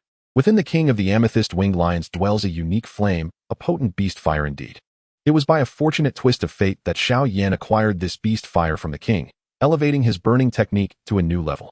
Thus, it is evident that this amethyst fire is no ordinary flame. Its power is tremendously formidable. Should an average individual encounter this fire, they would likely be reduced to ash. Behold my windward slash. Xiaolong brandished his massive cleaver, cleaving directly towards the fiery pillar that shot towards him. The violet flame was effortlessly split into two by the force of his blade, leaving the green leopard beast unscathed in between. Now, experience the might of my energy cannon. With one hand wielding the cleaver, Xiaolong grasped the other weapon, a powerful small-scale energy cannon, typically equipped by every mechanized beast with hands. Regrettably, the green leopard beast was adorned with this exceptionally potent armament. Xiaolong commanded the green leopard beast, his right hand wielding the blade while his left hand aimed the cannon at the colossal wings of the king of the amethyst-winged lions before pressing the trigger. Ah, how it pains me. The king was preoccupied with spewing fire, blissfully unaware of Xiaolong's subtle maneuvers. As a result, he was struck directly on his left wing. Being a peak fighter emperor, a single blow was not sufficient to incapacitate him. However, the onslaught from Xiaolong's energy cannon showed no signs of abating. Following that, the cannon unleashed a barrage of projectiles. After enduring 2 more hits, the king finally realized the necessity of evasion and began to soar through the air. With the king now airborne, he ceased his fiery assault on Xiaolong. Unfortunately, despite the green leopard beast's level 12 prowess, it could not take flight. This limitation was an inherent flaw of mechanized creatures, regardless of their level, even if they reached 20 or even the rank of a war king. As long as they belonged to the terrestrial species or vehicles, they were destined to remain grounded. Of course, there was an exception, the fierce Tiger King. This peculiar being possessed an extraordinary skill, Tiger's Wing, enabling him to leap several hundred, even 1,000 meters high for a brief flight. Even aerial mechanized beasts could fall victim to an unforeseen collision with the fierce Tiger King. Alas, the green leopard beast lacked such an ability. Nevertheless, although it could not soar through the skies, the ammunition for its energy cannon seemed virtually inexhaustible. Xiaolong was confident that with enough strikes against the king of the amethyst-winged lions, he would ultimately compel him to surrender. Thus, he raised the energy cannon in his hands, aiming at the amethyst-winged lion king, and commenced a relentless barrage of fire. The amethyst-winged lion king, in turn, circled ceaselessly in the sky, evading Xiaolong's attacks with deft agility. This spectacle instilled a profound fear among the beasts of the monster forest, each trembling at the thought of inadvertently offending the king of the forest, which could lead to their untimely demise. Of course, had they known that their king was being hunted, their thoughts might have taken a different turn. How infuriating! Was it merely the slaying of a subordinate that warranted such vengeance? I could offer you 100 more. Let us put an end to this. Eventually, the amethyst-winged lion king began to feel the strain of flight, his wings having sustained injuries. Ignoring his wounds, he continued to soar, which exacerbated his condition to a critical point. Thus, he had no choice but to consider surrendering to Xiaolong. An end to hostilities would suffice. But I require your allegiance as my subordinate. Seeing that he had subdued the amethyst-winged lion king to the point of submission, Xiaolong was elated. He had no intention of eliminating the lion king. A living amethyst-winged lion king was far more valuable than a deceased one. You shall not have your way. The amethyst-winged lion king, infuriated, could not fathom serving as a subordinate to another, and thus he swiftly rejected the offer. Very well then, descend at once, and behold my flying blade. The conversation had soured, and as Xiaolong unleashed his cannon fire, he simultaneously brandished his blade, predicting the path the amethyst-winged lion king would take, and hurled the blade forth. The lion king, preoccupied with evading the cannonballs, was utterly oblivious to Xiaolong's cunning maneuver. Consequently, he was struck. One of his 6 wings was severed, leaving him with but 5. With an uneven number of wings on either side, his balance was disrupted, compounded by his grievous injuries. Thus, he plummeted from the skies. The massive form of the amethyst-winged lion king fell from hundreds of meters above. What now? Amethyst-winged lion king, do you wish for death or survival? Xiaolong raised the energy cannon, aiming at the lion king's head, a smirk playing on his lips. Now, as the victor, he was determined to embody the demeanor of one triumphant. I concede, you may slay me. The amethyst-winged lion king, once a ruler, maintained a modicum of dignity even in defeat. I have heard that you have a son, presently only at the 3rd tier. What do you suppose will become of him if you perish? Xiaolong was aware of the Lion King's progeny, and the most profound vulnerability of a parent lies in their offspring. What do you truly desire? The amethyst-winged Lion King felt a wave of frustration. Xiaolong had inexplicably berated him, leading the Lion King to believe that he sought the position of Forest King. Yet, a forest can only harbor one king. When the new king vanquishes the old, or vice versa, the defeated king is invariably doomed. Thus, the amethyst-winged Lion King had resigned himself to the inevitability of death. However, it now appeared that he had misjudged the situation. Xiaolong seemed disinclined to end his life. However, since Xiaolong mentioned what would become of his son should he perish, the amethyst-winged Lion King could surmise the implications. He had unknowingly consumed countless magical beasts within this forest, forging numerous enmities. Due to his formidable strength, those beasts dared not provoke him. Yet, if he were to die, his son would likely become a delightful meal for his former adversaries. Chapter 40. The Lion King's Submission. Amethyst-winged Lion King, I have already declared you shall be my subordinate. Xiaolong continued, revealing the true purpose of his expedition to the magical beast forest. Never. The amethyst-winged Lion King resolutely declared, unwilling to surrender to Xiaolong. Do not be so hasty in your refusal. Take a look at this, Xiaolong countered, intrigued by the Lion King's evident tenacity. Nevertheless, he was eager to discover just how long this spirit would endure. He then exchanged for a 7th-grade transformation pill. As its name implies, the transformation pill is a rare elixir that aids magical beasts in assuming human form, a treasure the amethyst-winged Lion King had long desired. With this pill, he could not only transform into a human, but also directly break through to the Dozong realm. However, he understood that the foremost alchemist of the Gamma Empire was only at the 6th grade, and there were scarcely any 7th-grade alchemists in the neighboring empires. Thus, the amethyst-winged Lion King did not harbor excessive hope for the transformation pill. He merely wished to live a simple life, continuing to reign supreme within the magical beast forest. Yet, when the transformation pill appeared before him, an intense yearning surged within him. What is this? Amethyst-winged Lion King, this is a transformation pill. Do you not desire it? If you wish to refuse, so be it. I originally planned to offer one to your son as well. But since you are unwilling, I shall not press the matter." Xiao Long lamented as he prepared to stow the transformation pill away. The amethyst-winged Lion King's eyes widened in astonishment. He had not anticipated that Xiao Long possessed a considerable number of transformation pills. This was extraordinary. To him, it indicated that Xiao Long was indeed a person of significant stature. He contemplated the benefits of becoming Xiao Long's subordinate. Beyond the acquisition of the transformation pill, he would also gain Xiao Long's protection. After all, should he eliminate one of Xiao Long's subordinates, Xiao Long would undoubtedly seek vengeance, demonstrating how much he valued his subordinates. Concurrently, he reflected on the consequences of refusing to become Xiao Long's subordinate, which could only lead to one outcome: death. Thus, after much deliberation, the amethyst-winged Lion King resolved to concede. Boss, let us speak amicably. I agree to your terms." "I agree." Unable to withstand the allure of the transformation pill, the amethyst-winged Lion King finally shed his defiance, bowing and scraping before Xiao Long, embodying the very essence of servitude. After all, one must look out for oneself, otherwise, they risk facing dire consequences. Moreover, the Lion King had conveniently justified his decision as a means to protect his offspring. With this rationale in mind, he felt a profound sense of relief. I should have said so sooner. Now, consume both of these pills." Xiao Long chuckled softly, fully anticipating the reactions of the amethyst-winged Lion King. Thus, he presented the lion with two elixirs. One was the transformation pill, while the other served to exert control over the beast. Xiao Long would not place his trust solely on the lioness' words. He needed to ensure absolute dominion over it to feel secure. The temperament of mythical beasts is not easily subdued. "What is this, boss?" the amethyst-winged Lion King inquired, bewildered by the unfamiliar pill. "This is the 10,000 gu pill. Only by consuming it will I believe that your allegiance to me is genuine. Furthermore, it is essential for your survival, as well as for obtaining the transformation pill and other invaluable elixirs, enabling you to cultivate to the realms of Do Zun and Do Sheng. There is a saying that goes, a stick in one hand, a carrot in the other. Having offered the lion a stick, it was only fitting to provide a carrot as well. This is the art of subjugation." Ultimately, the amethyst-winged Lion King consumed the pill. After all, without the transformation pill, he would only be able to cultivate to the pinnacle of Do Huang throughout his life. However, with the transformation pill and his lifespan extending for thousands of years, reaching Do Zun and Do Sheng was indeed within the realm of possibility. Very well, let us not hasten the transformation. We are about to embark on a significant endeavor. Here is a healing elixir for your injuries. Consume it first. It is said that the transformation of mythical beasts is not an overnight affair and requires considerable time. Yet, Xiao Long lacked the luxury of time. His purpose for seeking the amethyst-winged Lion King was twofold: to subdue him and to enlist his assistance against Yao Chen. With the lioness inclusion, their side would possess 3 Do Huang level beings, making the confrontation with Yao Chen utterly manageable. Indeed, the amethyst-winged Lion King suppressed the fervor within and spoke. Simultaneously, he accepted the healing elixir provided by Xiao Long and swallowed it.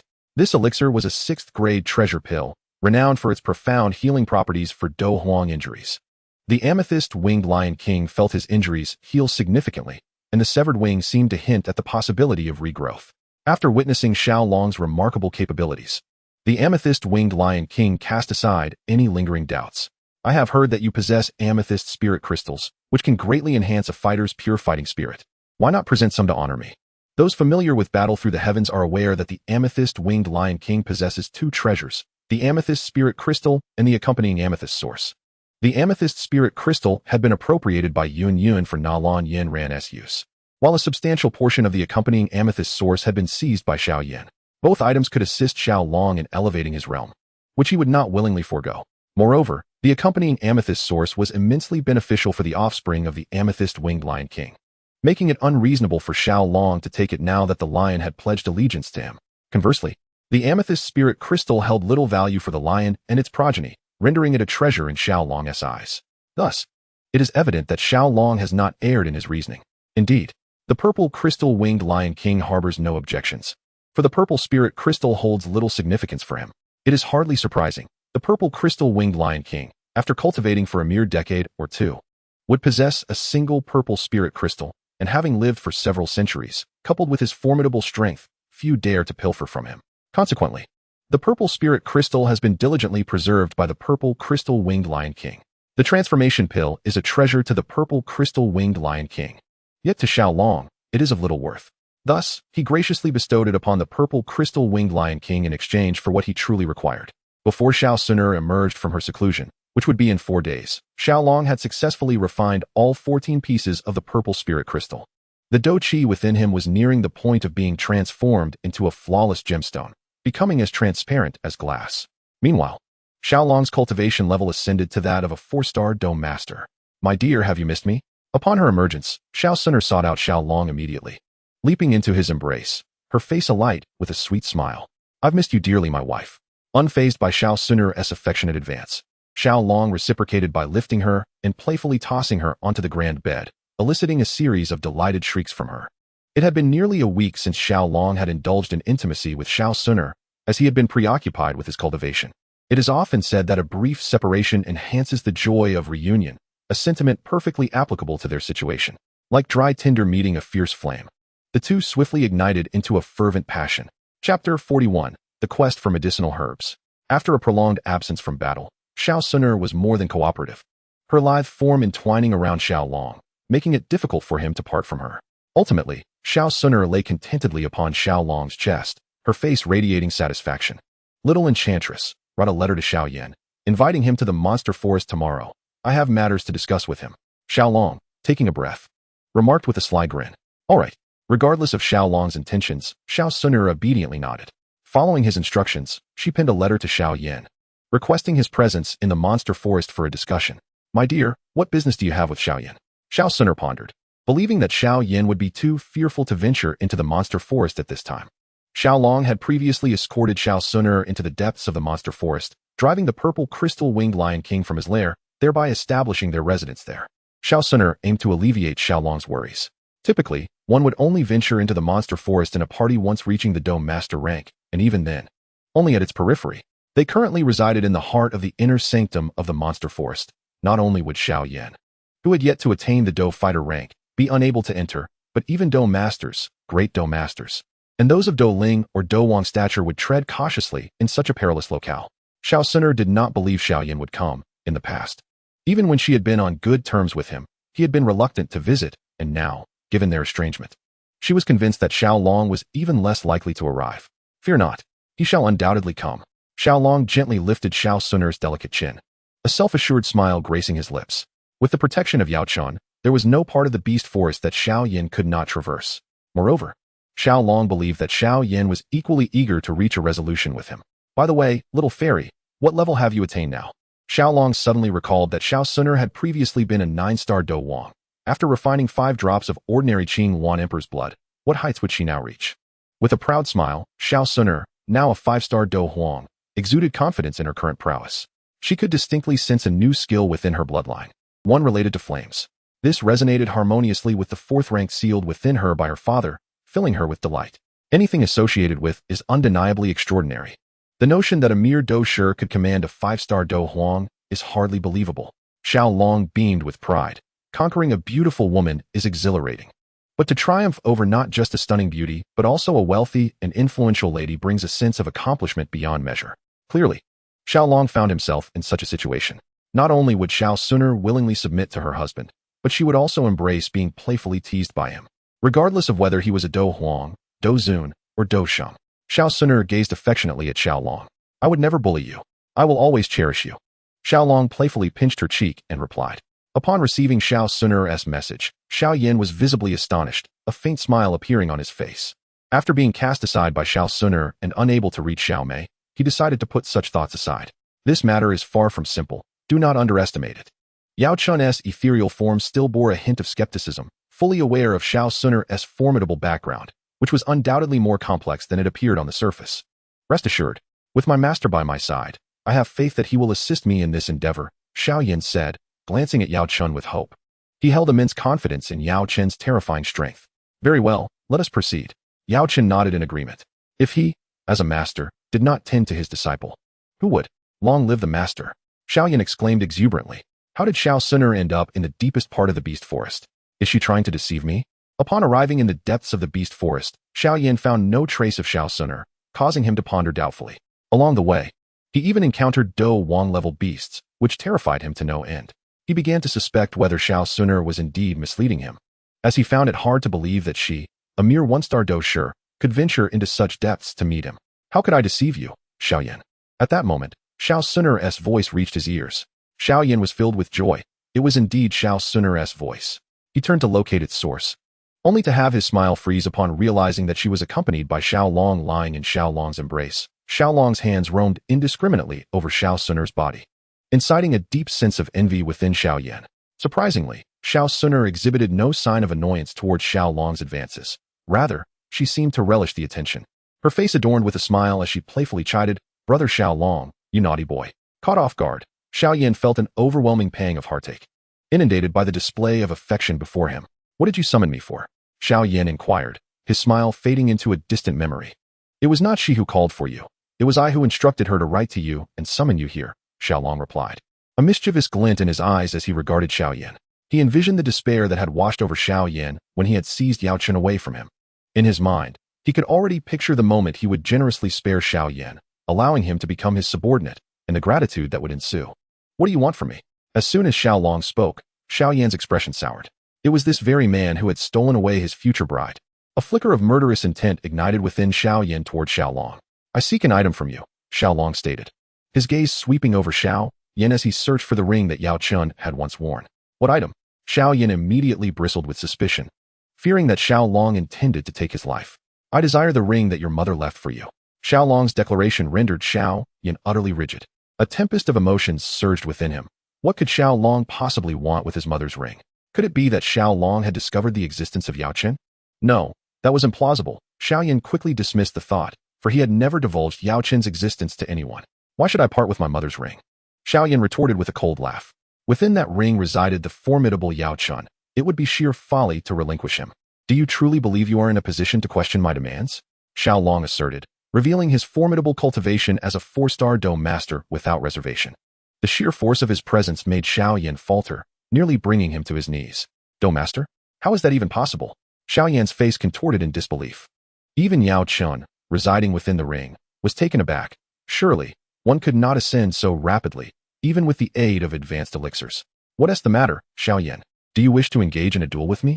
Xiao Long taunted, a hint of disdain dancing across his features. Xiao Yan did not respond. "It appears you remain as ineffectual as ever, lacking even the courage to fight. A waste of space has no right to exist in this world, so you might as well perish." With that, Xiao Long unleashed a devastating attack, the 9th layer of overlapping waves, a technique powerful enough to rival Earth-tier skills. If all proceeded as expected, this single strike could obliterate Xiao Yan. As Xiao Long prepared to strike, Xiao Sun'er showed no inclination to intervene. 8 extremes collapse. In that instant, a surge of formidable energy erupted from Xiao Yan, eclipsing Xiao Long's earlier force by 100-fold. Xiao Long's 9-fold waves was effortlessly intercepted by Xiao Yan, requiring not the slightest exertion. Moreover, the 8 extremities collapse unleashed by Xiao Yan surged toward Xiao Long, seemingly intent on seizing the opportunity to eliminate him. Xiao Sun'er, a formidable Do Huang, possessed a soul power that had ascended to the realm of the spiritual and immediately sensed Xiao Yan's distinct change. She hurriedly positioned herself before Xiao Long, intercepting the formidable attack. Ultimately, this power belongs to another," Xiao Long remarked coldly. "This Xiao Yan has relied on Yao Chen's strength. Regardless of the nature of this power, you need only understand that it is within my control." Experiencing the terrifying might of a Do Huang for the first time, Xiao Yan wore a smug expression, disdainfully addressing Xiao Long. It seemed as though he believed he could swiftly vanquish Xiao Long now. After adopting a grandiose demeanor, Xiao Yan cast a greedy gaze towards Xiao Sun'er and eagerly declared, "Are you worthy of this?" Xiao Sun'er snorted softly, increasingly irked by Xiao Yan. Regret began to seep into her heart for having once shared such intimacy with him. Unworthy? Who then is worthy? Xiao Yan proclaimed arrogantly, embodying an insufferable pride akin to a toad at the bottom of a well, utterly oblivious to the vastness of the heavens above. Just as Xiao Sun'er contemplated teaching this arrogant toad a lesson, she was halted by Xiao Long. "Yao Chen, emerge. How long do you intend to remain hidden? I am aware you reside within that ring." At this moment, Xiao Yan resembled a mere jester, and Xiao Long had no desire to engage him in idle chatter, redirecting his focus towards Yao Chen. As soon as Xiao Long's words fell, Xiao Yan's face contorted in extreme distortion. The atmosphere fell silent for a moment before a chilling white flame emanated from Xiao Yan's body. "Since you are aware of my existence, I cannot allow you both to live. I must send you to hell." Yao Chen's soul finally manifested. Immediately intent on silencing Xiao Long and Xiao Sun'er, he was genuinely concerned that the Soul Palace might discover him, for their power was indeed fearsome. "With your capabilities, do you even have the right?" Xiao Sun'er stepped forward, her her prowess as a 5-star Do Huang unmistakable. This is impossible. Even if you hail from an ancient clan, it is inconceivable for one of your age to attain 5-star Do Huang. Who exactly are you? The secret arts of the ancient clan were extraordinarily powerful, allowing Xiao Suner to conceal her cultivation level, which Yao Chun initially failed to detect. However, upon voluntarily revealing her strength, she struck terror into the heart of the ancient entity. Could it be that I have slumbered too long, and the world has changed? Upon hearing Xiao Suner was a 5-star Do Huang, Xiao Yan was rendered utterly bewildered. He had once reveled in his own achievement of reaching the Do Zhi rank at the age of 12. Oblivious to the fact that Xiao Suner had attained Do Huang at merely 16, rendering any comparisons utterly meaningless. Nevertheless, even if you have reached 5-star Do Huang, what of it? Despite the limitations of my own capabilities, I am still a 9-star Do Emperor, and ultimately, you shall meet your demise. Though astonished, Yao Chun was resolved to eliminate any witnesses. The disparity between a 5-star Do Emperor and a 9-star Do Emperor is vast, and thus, dispatching a 5-star Do Emperor is hardly a daunting task. Moreover, Yao Chun, having reached the pinnacle of his powers as a Do Zun, possesses immense experience, making it effortless for him to slay an ordinary 5-star Do Emperor. But where is your opponent, Yao Chun? Xiaolong was acutely aware of Yao Chun's prowess, considering him nearly equal to Yun Shan, who had only recently ascended to Do Zone. Hence, Xiaolong exerted considerable effort to subdue the Golden-Winged Lion King, ensuring absolute certainty in his plans. Upon receiving Xiaolong's command, the Golden-Winged Lion King made its entrance, instilling a sense of trepidation within Yao Chun. He had not anticipated that a peak Do Emperor beast would align itself with Xiaolong. This 9-star Do Emperor, the Golden-Winged Lion King, matched his strength. As magical beasts of the same tier generally surpass humans, especially since Yao Chun was a mere alchemist with modest combat capabilities. Coupled with the presence of the 5-star Do Emperor, Xiao Suner, he harbored no confidence in overcoming them. What now? You have 2 Do Emperors on my side. Are you certain you wish to continue this confrontation? Are you confident of your victory? Even if you could defeat the 2 Do Emperors, could Xiao Yan withstand several assaults from them with his frail physique? This time, it was Xiaolong's turn to revel in triumph. Perhaps this is what they mean by the tides of fortune shifting. Very well, what is it that you desire? Speak plainly. After considerable contemplation, Yao Chun ultimately conceded. I seek nothing more than to invite you to join our ranks, abandoning your role as a mentor to that incompetent Xiao Yan. Xiaolong stated matter-of-factly. Yao Chun remained silent. Yao Chun, I am aware that you possess the burning decision. Let me inform you that the burning decision can be cultivated with 3 types of. It is possible to forge a vessel for the soul. This is a veritable truth, as the last Do Emperor of the Duki continent, Tua Shigu Di, cultivated the burning decision to attain his status. You possess Bone Spirit Cold Fire, and within the Jiama Empire lies the Earth Heart Fire rank 19th.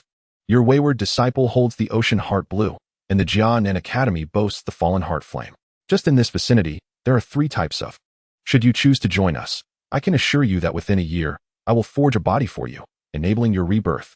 Xiaolong understood Yao Chun's profound desire for resurrection, thus employing this as bait. Clearly, he succeeded. Yao Chun was intrigued. If I join you, how will you treat Xiao Yan? Yao Chun's relationship with Xiao Yan was not particularly intimate, having only recently met, and Xiao Yan's performance left much to be desired. Therefore, Yao Chun held little hope for this disciple. Nevertheless, he had assisted him, and thus, Yao Chun felt compelled to consider Xiao Yan's fate. There shall be another update tonight. Chapter 43, Dealing with Xiao Yan. Yao Chun chose to join Xiaolong's faction because he found his words worthy of trust. He was aware that within the territory of the Jiama Empire, there existed a unique flame, a conclusion he had reached after prolonged contemplation. However, he was uncertain of its exact nature. Now that Xiaolong had articulated it, he connected it with the clues he had previously gathered and chose to believe that the flame within the Jiama Empire was indeed the Blue Lotus Heart Fire. Meanwhile, he was certain that within the Canaan Academy, the falling heart flame resided. What astonished him the most was that his wayward disciple, Han Feng, had actually discovered a unique flame, one that ranked in the middle, only slightly inferior to his Bone Spirit Cold Fire, the Ocean Heart Blue. This revelation unsettled him. He could only imagine the potential ramifications if his rebellious disciple continued to grow stronger. Thus, he acquiesced to Xiaolong's proposition. As for Xiao Yan, he mused, if he were to serve as my loyal hound, would that not suffice? What say you, Xiao Yan? Would you accept this position? Should you become my faithful servant? Achieving the rank of Do Zun and Do Sheng would be but a mere stepping stone. If you perform admirably, the title of Do Di shall not elude you, and I would grant you a realm to govern, where you could revel in authority and enjoy a life of luxury, discarding and acquiring those like Xiao Mei or Nalin Yinran at your whim.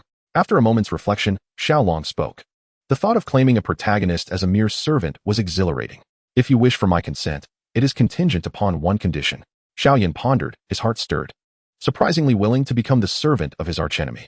This unexpected turn amused Xiaolong, who then chuckled and replied, "Very well, state your condition." This Xiaoyan piqued his interest. "If you relinquish Xiao Suner to me, I shall comply. After all, you have had your fill of her. How about allowing me a turn?" Xiaoyan's eyes darted towards Xiao Suner as he spoke fervently. Xiaolong's smile faltered, while Xiao Suner's countenance turned icy. She had already regarded Xiaoyan with disdain the moment he agreed to become Xiaolong's servant, deeming him an utterly contemptible creature. Now he dared to covet her. Were it not for Xiaolong's intervention, she would have surely sought retribution against Xiaoyan. "Xiaoyan, do you truly believe you can toy with my woman?" Xiaolong's voice was chilling. "Even if I have grown weary of her, she shall only ever belong to me, Xiaolong." His possessiveness and obsession with women were profound, leading him to outright reject Xiaoyan's request. "Suner, this wretched cur has dared to insult you. I shall leave him in your capable hands for your discretion." Xiaolong addressed Xiao Suner. "Thank you, darling." Xiao Suner nodded with a smile, then delivered a gentle palm strike toward Xiaoyan. Instantly, he was sent reeling, blood spewing forth as he was hurled into the distance. "Xiaoyan, it is in your best interest to keep your distance from me, should our paths cross again. Do not blame me for slaying you."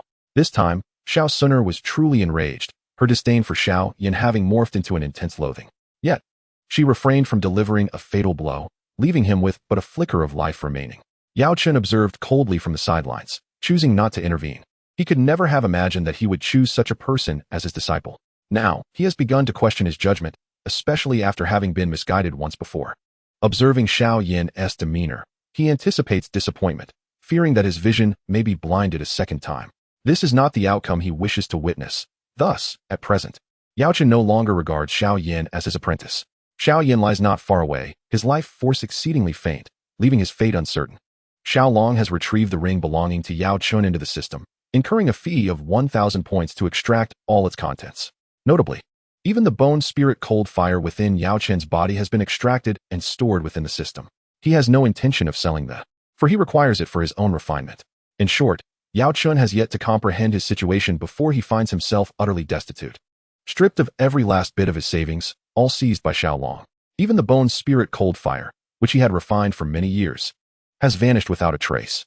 He initially intended to caution Xiaolong about the intricacies of refining, but upon recalling Xiaolong's recent display of transcendent skill, he deemed his concern unnecessary. Residing in the depths of the purple gold-winged Lion King's cavern, the fire attribute battle energy envelopes him in a comforting embrace. Even in his current ethereal form, the purple gold-winged Lion King is also present, preparing to transform, striving for ascendance to a 6th-tier magical beast. This is a prospect he ardently anticipates.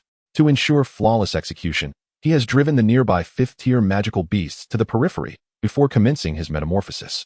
As for Xiaoyan, he has been left abandoned in the magical beast forest, his survival now contingent upon fortune. Upon returning to the Xiao family, before Xiaolong could utter a word, Xiao Suner had already thrown him onto the bed, positioning herself atop him. "What's this, little enchantress? Are you seeking to take the lead this time?" Xiaolong mused, unsure of her intentions, yet a mischievous smile graced his lips. With Xiao Suner atop him, the posture proved quite advantageous. It not only provided him comfort, but also required little exertion. Thus, Xiaolong found favor in this arrangement, having engaged in such playful encounters with Xiao Suner multiple times. "My dear, is it true that the burning decision is a cultivation technique of the ancient Emperor Tuashi?"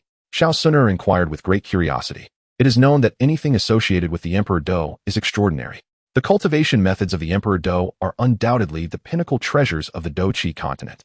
Their ancient clan possesses but one such tome, revered as a clan treasure, a privilege even she does not currently hold.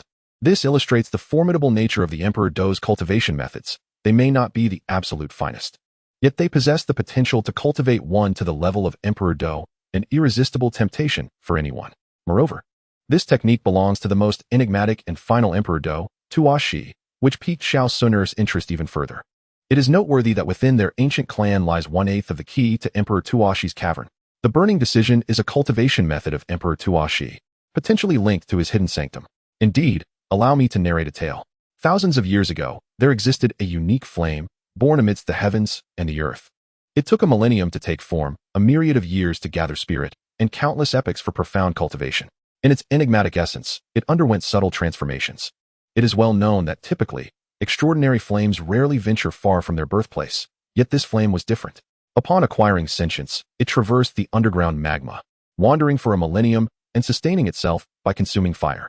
The flames it devoured were all renowned on the list of extraordinary fires, of which 21 had once been its sustenance. This flame was remarkably distinct. It exhibited an innate understanding of fortune and misfortune, prioritizing the weak.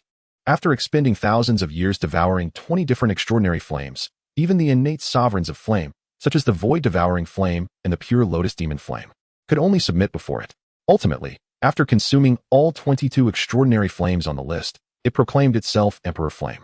After a millennium of cultivation, it emerged with another name, the ancient Emperor Tuo Shi, famed in legends as the foremost among extraordinary flames. Its ability to consume these flames stemmed from its mastery of the burning decision. Xiaolong conveyed all that he knew to Xiao Suner. Chapter 44. Refining the Bone Spirit Cold Fire. It was truly hard to believe. Upon hearing Xiaolong's account of the ancient Emperor Tuo Shi, Xiao Suner was left in astonishment. She had never imagined that the famed ancient emperor was, in fact, a singular extraordinary flame. Nor could she fathom that the foremost flame on the list was the amalgamation of 22 different flames. Nevertheless, she chose to believe. For the ancient Emperor Tuo, she had indeed emerged with great prominence and had swiftly vanished, notably without establishing a lineage as other Dou emperors did. The ancient Emperor Tuo, she had no offspring or kin. My dear husband, could you impart the burning decision to me for cultivation? The thought of achieving the heights of the ancient Emperor Tuo, she filled Xiao Suner with fervor. It had been thousands of years since a Dou emperor had appeared. Should she ascend to that rank, she would earn the reverence of all on the Dou Qi continent, becoming the goddess in the hearts of the people. Xiao Suner even contemplated whether, upon becoming a Dou empress, she would continue to maintain such a relationship with Xiaolong. The notion of a Dou empress allowing a man who had not yet attained that status to dominate her was undeniably exhilarating, yet it also left her feeling somewhat embarrassed. Indeed, however, within an era of the Dou Qi continent, only one individual could attain the rank of emperor through the cultivation of the burning decision. As there were not an abundance of extraordinary flames, beyond the third-ranked flames, there might be more than one. But the pure lotus demon flame and the void-devouring flame existed as singular entities. Thus, in any given era, only one could ascend to the status of emperor through the cultivation of the burning decision. Xiaolong, however, paid little mind to this. He too wished to practice the burning decision, and if Xiao Suner desired to cultivate it as well, it would certainly be permissible.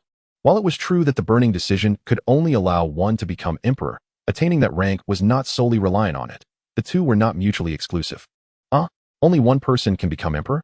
Then it seems best for you to pursue the path of cultivation. Upon receiving this revelation, Xiao Suner promptly abandoned her aspirations of cultivating the burning decision.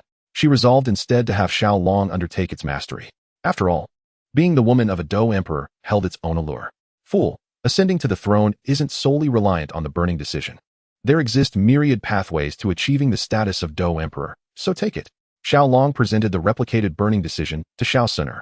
To reach the pinnacle of Dou emperor, one requires source energy.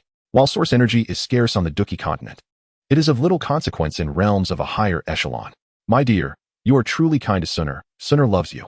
Xiao Suner clutched the burning decision, her large, tear-filled eyes shimmering as if on the verge of spilling over. She could hardly fathom that Xiaolong was genuinely willing to share the opportunity of ascension with her. With such a devoted partner, what more could she desire? Xiao Suner resolved to heed Xiaolong's every command henceforth, willing to comply with his wishes. Even if it meant undertaking tasks she would otherwise resist. What's this? Did you not love me before? Xiaolong began to tease, his hands becoming rather unruly as he playfully smacked Xiao Suner's rear. No. Suner has always loved you, and only you, she quickly retorted, aware of Xiaolong's thoughts. All right, you should commence your training with the burning decision. I know you possess the fourth-ranked Golden Emperor's burning heaven flame within you. If you, this little sprite, were to refine it, who knows what realm you might achieve? Xiaolong expressed with envy. He truly envied those fortunate heirs, particularly those of the elite class, as they were beyond the reach of ordinary individuals. He had toiled to obtain the 11th-ranked Bone Spirit Cold Fire. But in comparison to the 4th-ranked Golden Emperor's burning heaven flame, it was like comparing heaven and earth. Consider Xiao Yan who, upon refining the 8th-ranked 3,000 flames, ascended from a lowly dozong to a 9-star dozong. If Xiao Suner were to refine the 4th-ranked Golden Emperor's burning heaven flame, reaching the 9-star dozong would be a mere trifle. And she might even leap directly into the realm of Dozun. After all, while the 3,000 flames are ranked 8th, they pale in comparison to the formidable Golden Emperor's burning heaven flame. It would likely take 2 or 3,000 flames to match its power. A Dozun at the tender age of 16, what a terrifying prospect. Hee, no matter how formidable Suner may be, she will still be teased by her husband. I must take my leave now, goodbye. With a peck on Xiaolong's cheek, Xiao Suner bounded away like a joyful child. System. I wish to refine the Bone Spirit Cold Fire. Do you have any suggestions? It is said that the Bone Spirit Cold Fire can incinerate even Do Huang experts to ashes, possessing immense power, and Xiaolong dared not approach its refinement lightly. Considering that the overwhelming force of the Bone Spirit Cold Fire was beyond the current host's capacity, the system advised, I suggest you provide a processing fee, allowing me to assist you in segmenting it into smaller portions for gradual refinement. Very well, proceed with the segmentation. In his pursuit of refining the Bone Spirit Cold Fire, Xiaolong was prepared to take the plunge. The cut was successful, costing 1,000 exchange points. Soon, the exchange system divided the Bone Spirit Cold Fire into 3 segments, each possessing varying degrees of power, manifesting a progressive hierarchy. Excellent. Let us first refine the weakest fragment. Although he had expended 1,000 points, Xiaolong felt no significant regret. He summoned the fragment with the least power and absorbed it into his body. Following the method of the burning decision, he began to connect this flame with his. As soon as the weakest segment of the Bone Spirit Cold Fire entered Xiaolong's body, it erupted with an extraordinarily terrifying temperature. This temperature was peculiar, oscillating between extremes, creating a sensation akin to a clash of ice and fire, leaving Xiaolong somewhat embarrassed. He pondered if such a dichotomy was not typically reserved for women. Fortunately, the system was quite judicious, no matter how strange the temperature was. It remained within the limits of Xiaolong's endurance, thus causing him no harm. After approximately an hour and a half, the weakest was completely consumed by Xiaolong, merging seamlessly with him. A small space within his cyclone was now designated for the Bone Spirit Cold Fire. Additionally, the within Xiaolong began to undergo subtle changes, taking on a chilling sensation. Perhaps this was the influence of the Bone Spirit Cold Fire. Most delightfully, this fragment, barely a third in size, allowed Xiaolong to break through to the realm of a great fighter, attaining the rank of a 2-star great fighter. If this trend continued, once he refined the Bone Spirit Cold Fire completely, he might ascend to the level of A. This was precisely what Xiaolong had hoped for. The burning decision had also reached the advanced tier of yellow grade techniques. Without further delay, Xiaolong consumed the segment containing the intermediate power, elevating his cultivation to a 9-star great fighter. The burning decision ascended to the initial level of Xian grade techniques. Upon refining the final segment of the Bone Spirit Cold Fire and amalgamating it, the burning decision reached the intermediate level of Xian grade techniques. Xiaolong's cultivation now stood at the 3-star realm. It seems that if I can acquire the Qinglian Earth Heart Fire, I should be able to reach the level, and obtaining the Fallen Heart Flame would allow me to challenge the. Furthermore, if I were to secure the Haixin Blue, it would be sufficient to reach the pinnacle of. Even the. He chuckled, envisioning the bright days ahead. The following day after Xiaolong refined the Bone Spirit Cold Fire, Xiao Suner had yet to emerge from her seclusion. It appeared that the power of the Golden Emperor's burning heaven flame was too formidable for her to completely refine in such a short span. This was fortuitous, as after spending several days at the Middle Auction House, Xiao Suner finally emerged from her retreat. The results were indeed impressive. She had achieved the rank of a 2-star. The burning decision had, as hoped, directly ascended to the intermediate level of the Earth grade techniques. The disparity between the 4th-ranked Golden Emperor's burning heaven flame and the 11th-ranked Bone Spirit Cold Fire became evident. Upon their meeting, the Bone Spirit Cold Fire within Xiaolong trembled violently, as though it had encountered a formidable adversary. In stark contrast, Xiao Suner was imbued with an exceedingly vibrant energy from the Golden Emperor's burning heaven flame within her, as if she were showcasing it. After the punishment concluded, she gazed at Xiaolong with an expression of deep grievance, as if she had suffered an immense injustice. Unable to bear the trembling of his Bone Spirit Cold Fire whenever he encountered Xiao Suner, Xiaolong bid farewell to his beloved Yafei and his somewhat unworthy grandfather before departing from the city of Wakaten. Before leaving, he certainly bequeathed a plethora of items beneficial for cultivation to Yafei and the second elder of the Xiao family, ensuring their seamless ascension to the rank of Do Wang. Subsequently, he summoned Yao Chun and set forth towards the Tagore Desert. Although the Amethyst-Winged Lion King possessed some cultivation, it was merely at the level of a 1-star Do Zong, rendering it insignificant before the 2-star Do Zong Xiao Suner. Thus, he was left in the Monster Beast Forest to continue reigning as king, though he was still tasked with overseeing the Xiao family's safety. After all, the Yunlan sect might have allied with the Soul Palace, and Xiaolong needed to guarantee their security. With the presence of a 1-star Do Zong Amethyst-Winged Lion King, the Yunlan sect could not pose any substantial threat to the Xiao family. As for the imperial jade of the ancient Emperor Tuaxi, which served as 1/8 of the key to his cave. Xiaolong chose to disregard it for now.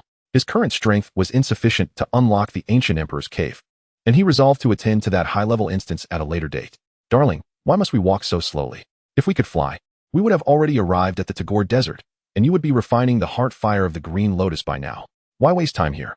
Xiao Suner initially intended to teleport directly to the Tagore Desert, as the Gamma Empire felt exceedingly small for a Dozone powerhouse.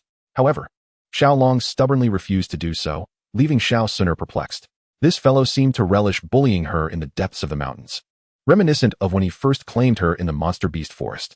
This constant anxiety plagued Xiao Suner, as she feared being seen. Little temptress, do you wish to be disciplined once more? If so, then so be it. Feeling embarrassed, Xiaolong found himself unable to locate Qingshan Town. Thus he had no choice but to proceed slowly. He hoped that by finding Qingshan Town, he would also find the little medical fairy. He was eager to witness what a nurse from this Do-Chi continent resembled. Would she don the same pristine attire as nurses on Earth? The anticipation was palpable. It's clear you harbor ulterior motives. Xiao Suner was oblivious to Xiaolong's hidden intentions, suspecting he had his eyes set on some other maiden. All right, someone is approaching. Be on your best behavior. Xiaolong ceased his playful banter with Xiao Suner, for indeed, individuals were drawing near, and in considerable numbers, 4 to 5 dozen, to be precise. Moments later, a group materialized before Xiaolong. Leading them was a rather unconventional fellow in his 20s, clearly not of reputable character, either a street thug or a spoiled heir. Esteemed lady, might I inquire if there is any way I can assist you? The leader with the golden hair, upon discovering Xiaolong and Xiao Suner, momentarily disregarded Xiaolong and shifted his gaze towards Xiao Suner. Good heavens, she was the most exquisite and purest girl he had ever encountered in his life. Even the renowned healer of Qingshan Town, the goddess among women, paled in comparison to her. There was no denying that Xiao Suner was inherently beautiful. And with Xiaolong's insistence on adorning her in enchanting outfits such as a lowly costume and a student uniform, her allure was further amplified. At that moment, she donned a charming schoolgirl ensemble, a white short-sleeved blouse paired with a black skirt that barely reached mid-thigh, complemented by her slender legs clad in black stockings, which left the golden-haired man salivating. Not only he, but the burly men accompanying him, also found themselves captivated by the stunning beauty of Xiao Suner, secretly longing to possess her, wishing to indulge in her presence day and night. Xiaolong observed all of this with a bemused smile. He relished in witnessing their desperate yearning for something unattainable, their silent envy palpable. He also noticed a few individuals in the back of the group who seemed out of place, particularly a woman around 20, who stood out with her graceful stature, embodying purity amidst the crowd. She was the epitome of elegance, untouched by the mire, radiating a sense of sanctity, especially in her pristine white attire that accentuated her purity, evoking an instinctive desire to protect her. Having encountered the youthful innocence of Xiao Suner and the seductive charm of Yufei, Xiaolong couldn't help but linger on this woman for a brief moment, contemplating that she must be the renowned healer. Xiao Suner, however, noticed Xiaolong's gaze lingering on the healer for a full 2 seconds and felt a surge of displeasure, instinctively regarding the woman with suspicion and hostility. The nearby insignificant fighter, possessing only the strength of a mere combatant, was dismissed by her as inconsequential. The healer was baffled by Xiao Suner's animosity, unsure of how she had offended the young lady. Meanwhile, the golden-haired man, undeterred by Xiao Suner's fiery demeanor, found himself even more exhilarated. He relished the challenge of conquering a spirited woman, as such victories brought a sense of accomplishment. Miss, I am the vice-captain of the Wolf Head Mercenary Group in Qingshan Town, he declared. This town is the only settlement within dozens of miles. Might you consider resting here? I would be honored to extend my hospitality. Despite being ignored by Xiao Suner, the vice-captain was undaunted and continued his advances. His philosophy was to be persistent, believing that such tenacity would eventually yield results. However, Xiao Suner found his efforts futile. Were it not for Xiaolong's advice to present herself as a refined lady in public and a seductress in private, she would have long since silenced the annoying pest with a swift slap. Very well, we are indeed weary and in search of a place to rest. Let us head to Qingshan Town. Indeed, my lady, though Xiao Suner harbored 100 grievances in her heart, she could only nod in acquiescence to Xiaolong's words. Despite her irritation at Xiaolong's interjection, she complied, yet could not shake the feeling of being pricked by needles upon realizing that such an exquisite beauty as Xiao Suner had already been claimed by Xiaolong. He vowed that upon reaching Qingshan Town, he would abduct both Xiaolong and Xiao Suner, and before Xiaolong, he would ruthlessly toy with Xiao Suner to avenge his resentment for not having claimed her first. Thus, Xiaolong and Xiao Suner successfully joined the group. The rough men cast their gazes upon Xiao Suner without exception, especially when she sat or arched her body, their eyes fixated in awe. This left Xiao Suner perplexed. She wondered if these unsightly fellows were indeed unwell. In Chapter 46, titled The Performer, Xiao Suner's arrival overshadowed the previously cherished little healer, who now felt a tinge of disappointment and developed a slight animosity towards the newcomer. Fortunately, she had captivated Xiao Long, who continued to engage her in conversation, which instilled within her a sense of pride. In Xiao Suner's eyes, the little healer had transformed into a vixen, Xiao Long's younger brother. Once we arrive at Qingshan Town, follow me. I shall protect you. That blonde fellow harbors ill intentions towards your wife. He likely has designs on you as well. Stay close, and I promise your safety, the little healer advised as they approached Qingshan Town. Since Xiao Long referred to the young leader of the Wolf Head mercenary group, Mu Li, as the blonde fellow, the little healer echoed the sentiment.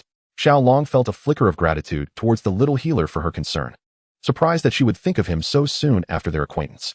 Could it be that his striking appearance had mesmerized her? In truth, he was overthinking. The little healer possessed a compassionate heart and would assist anyone who was not malevolent. Perhaps his good looks played a minor role in her attentiveness. Rest assured, dear sister little healer, I regard the Wolf Head mercenary group with indifference. Allow me to quietly inform you that I have already attained the dueling stage, Xiao Long declared, considering the little healer a year his senior, thereby establishing a brotherly rapport to enhance their closeness. Is that true? The little healer's eyes widened in disbelief. Could Xiao Long, younger than her, truly have reached the dueling stage? Such a feat would denote considerable strength in the Garma Empire. Indeed, how could I deceive you? Xiao Long replied earnestly. Their conversation remained hushed, imperceptible to most, save for Xiao Suner, a Dozuan, and the medicinal spirit within Xiao Long's ring. Witnessing the little healer's adoration for Xiao Long, Xiao Suner felt an urge to reveal that she was already a Dozuan, wishing to make the little healer reconsider her aspirations for the man. However, she ultimately remained silent. In the end, their party ventured into the heart of Qingshan Town. Sir, would you care to visit our Wolf Head mercenary group for a while? Along the way, Mu Li could hardly contain his laughter. He was finally going to share a bed with Xiao Suner. Aunt, young captain, is this truly the location of your Wolf Head mercenary group?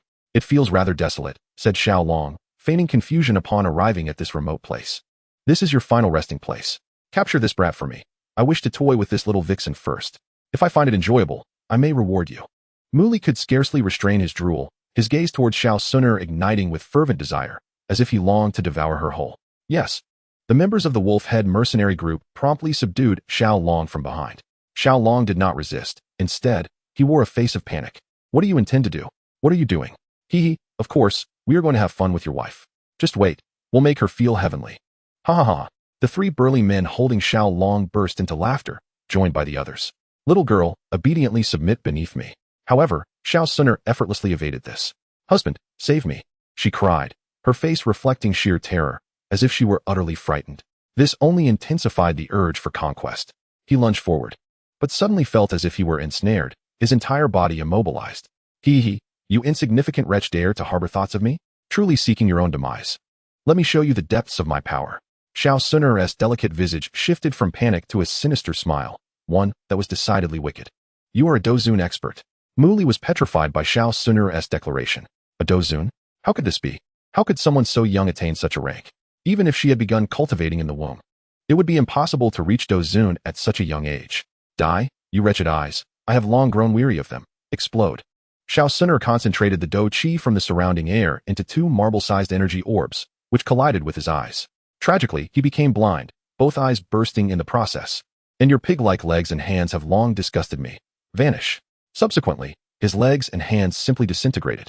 At this moment, Xiao Suner seemed to transform from a little angel into a little demon, her smile sending chills down one's spine.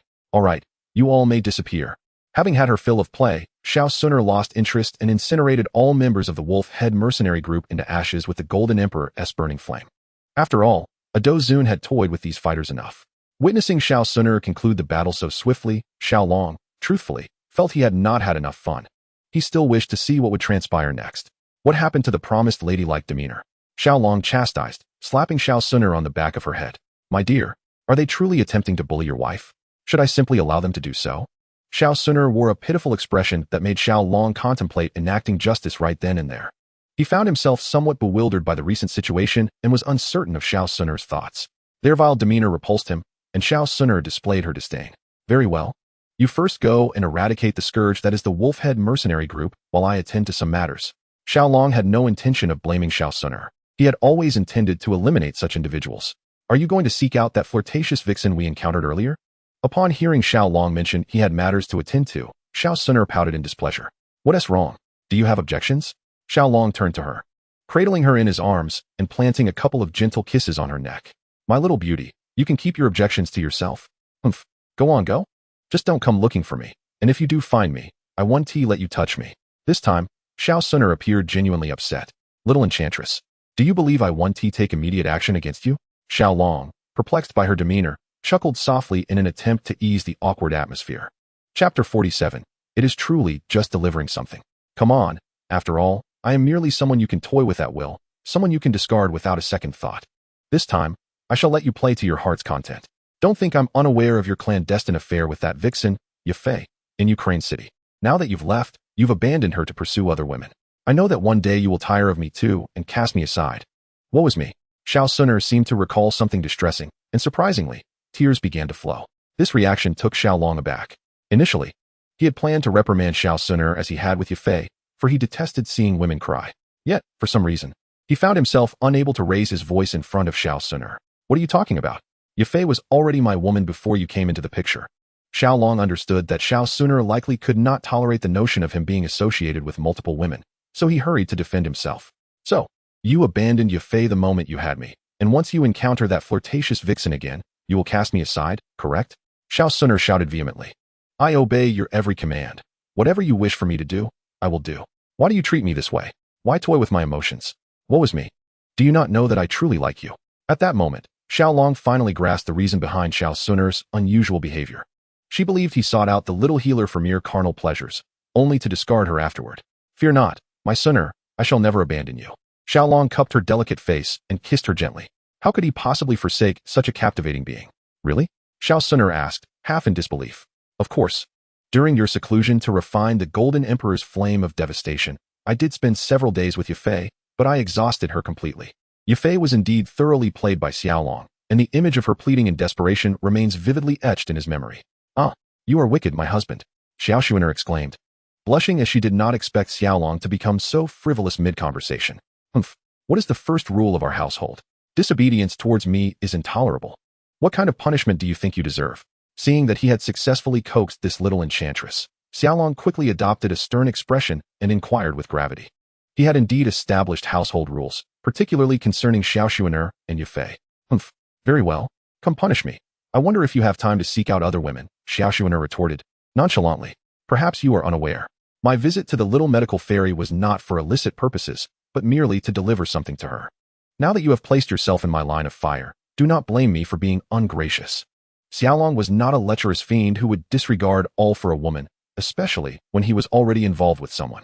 If he were to indulge, he would ensure that matters at home were well taken care of first. His intention to visit the little medical fairy was solely to present her with the 7-colored poison classic. For someone possessing a body riddled with toxic afflictions like her could not be without it. Furthermore, given the uncertainty surrounding her toxicity, Xiao Long dared not act recklessly. The thought of his own member becoming incapacitated during their dalliance was a tragedy he wished to avoid. He had stumbled upon a piece of news indicating that one nation intended to infringe upon the territorial sovereignty of another, with tensions escalating towards potential military conflict. A certain woman on the internet, who had once loved, stated that should such an act occur, she would poison herself and become a harlot in that country, taking down one foe at a time.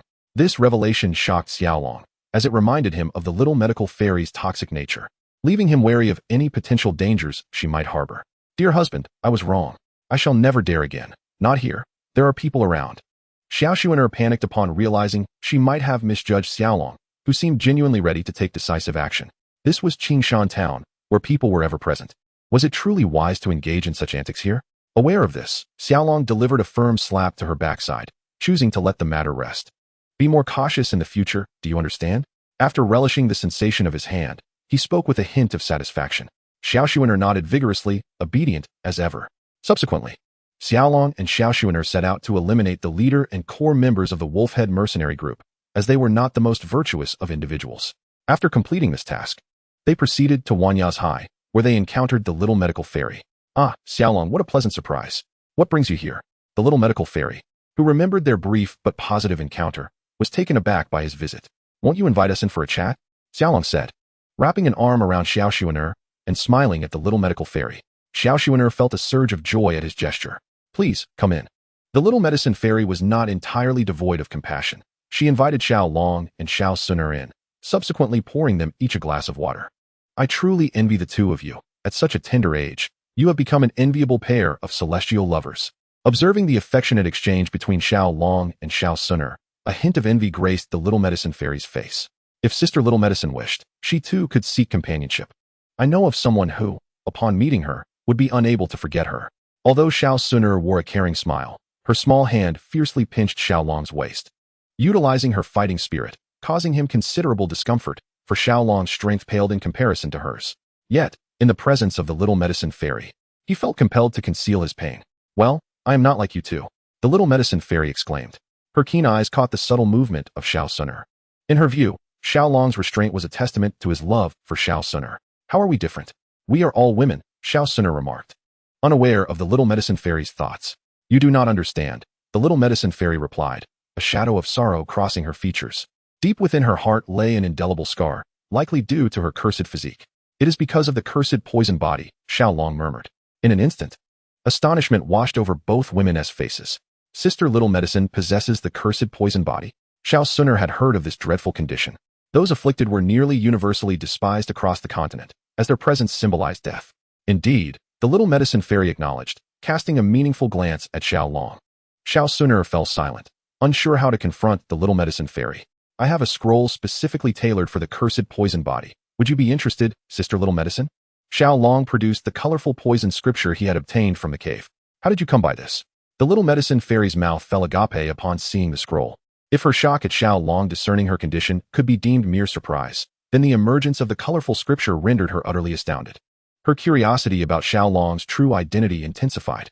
I acquired it within the beast forest. Knowing how much you need it, I chose to keep it for you. Here, take it. If you wish, you may cultivate it. Xiao Long offered the scripture to the little medicine fairy. Thank you. To be honest, this was the first time a man had gifted her something. Though it may be deemed the least significant gift by ordinary standards, for her, it was the most precious. Chapter 48, Bullying the Ice Monarch. Ultimately, Xiao Long and Xiao Sun'er bid farewell to the little medicine fairy. Darling, I apologize, I misjudged you. After leaving the little medicine fairy, Xiao Sun'er sincerely offered her apologies to Xiao Long. It's nothing, Sun'er. It has been a while since we raced. Shall we have another go? Having entrusted the colorful scripture to the little medicine fairy, Xiao Long decided to swiftly depart for the desert, as there was little left to do in the beast forest. Thus, the plan to ride was set in motion. My dear husband, you are quite mischievous, exclaimed Xiao Sun'er, playfully delivering a couple of light punches to Xiao Long's chest, leaving him utterly bewildered. What was happening? What had he done? However, it soon dawned on Xiao Long that his reckless racing with Xiao Sun'er had ultimately led to their intimate encounter. Therefore, when he made this request, Xiao Sun'er could not help but entertain other implications. It appears that when I mentioned vehicles, I was referring to these. With a single breath, Xiao Long procured an array of mechas, all of the first tier. The total cost amounted to a mere 2,000 exchange points. He acquired various models such as Time City, Moon Goddess Temple, Energy City, Wind and Snow City, Thunder Palace, and Phantom City, with the exception of the Blue Poison Beast. Now, which one has caught your eye? Feel free to choose. The loser will face a penalty, Xiao Long declared, striking a flamboyant pose with his hand resting on the door of the Time City vehicle. Wow, I shall not be modest then. I want this one. Ultimately, Xiao Sun'er opted for the vibrant red mecha from Time City. Very well, I shall choose it.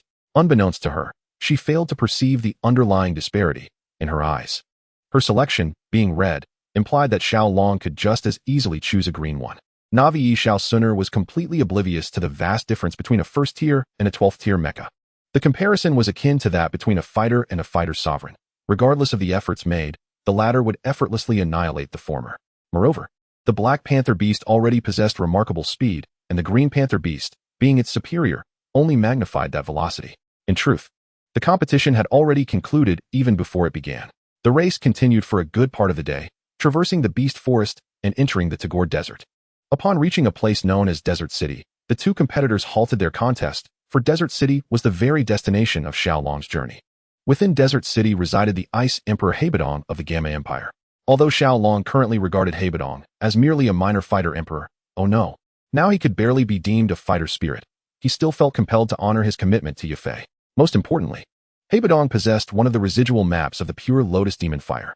If combined with that map, it could summon the Pure Lotus Demon Saint. The pinnacle of such a feat would be the 9-star Demon Saint of the Pure Lotus, a formidable entity capable of obliterating the 6-star Demon Saint-level Pure Lotus Demon Fire in an instant. It is crucial to note that the 6-star Demon Saint Pure Lotus Demon Fire is a terrifying force in the entire Duki continent. Only the Pure Lotus Demon Saint could annihilate its consciousness, and perhaps only the Void-Devouring Flame could consume it. After all, the current strength of the Void-Devouring Flame stood at 8 stars. Aside from the Void-Devouring Flame and the Pure Lotus Demon Saint, even fellow 9-star Demon Saints such as Gu Yuan, Soul Heaven Emperor, and Zhu Kuan could do little against the Pure Lotus Demon Fire.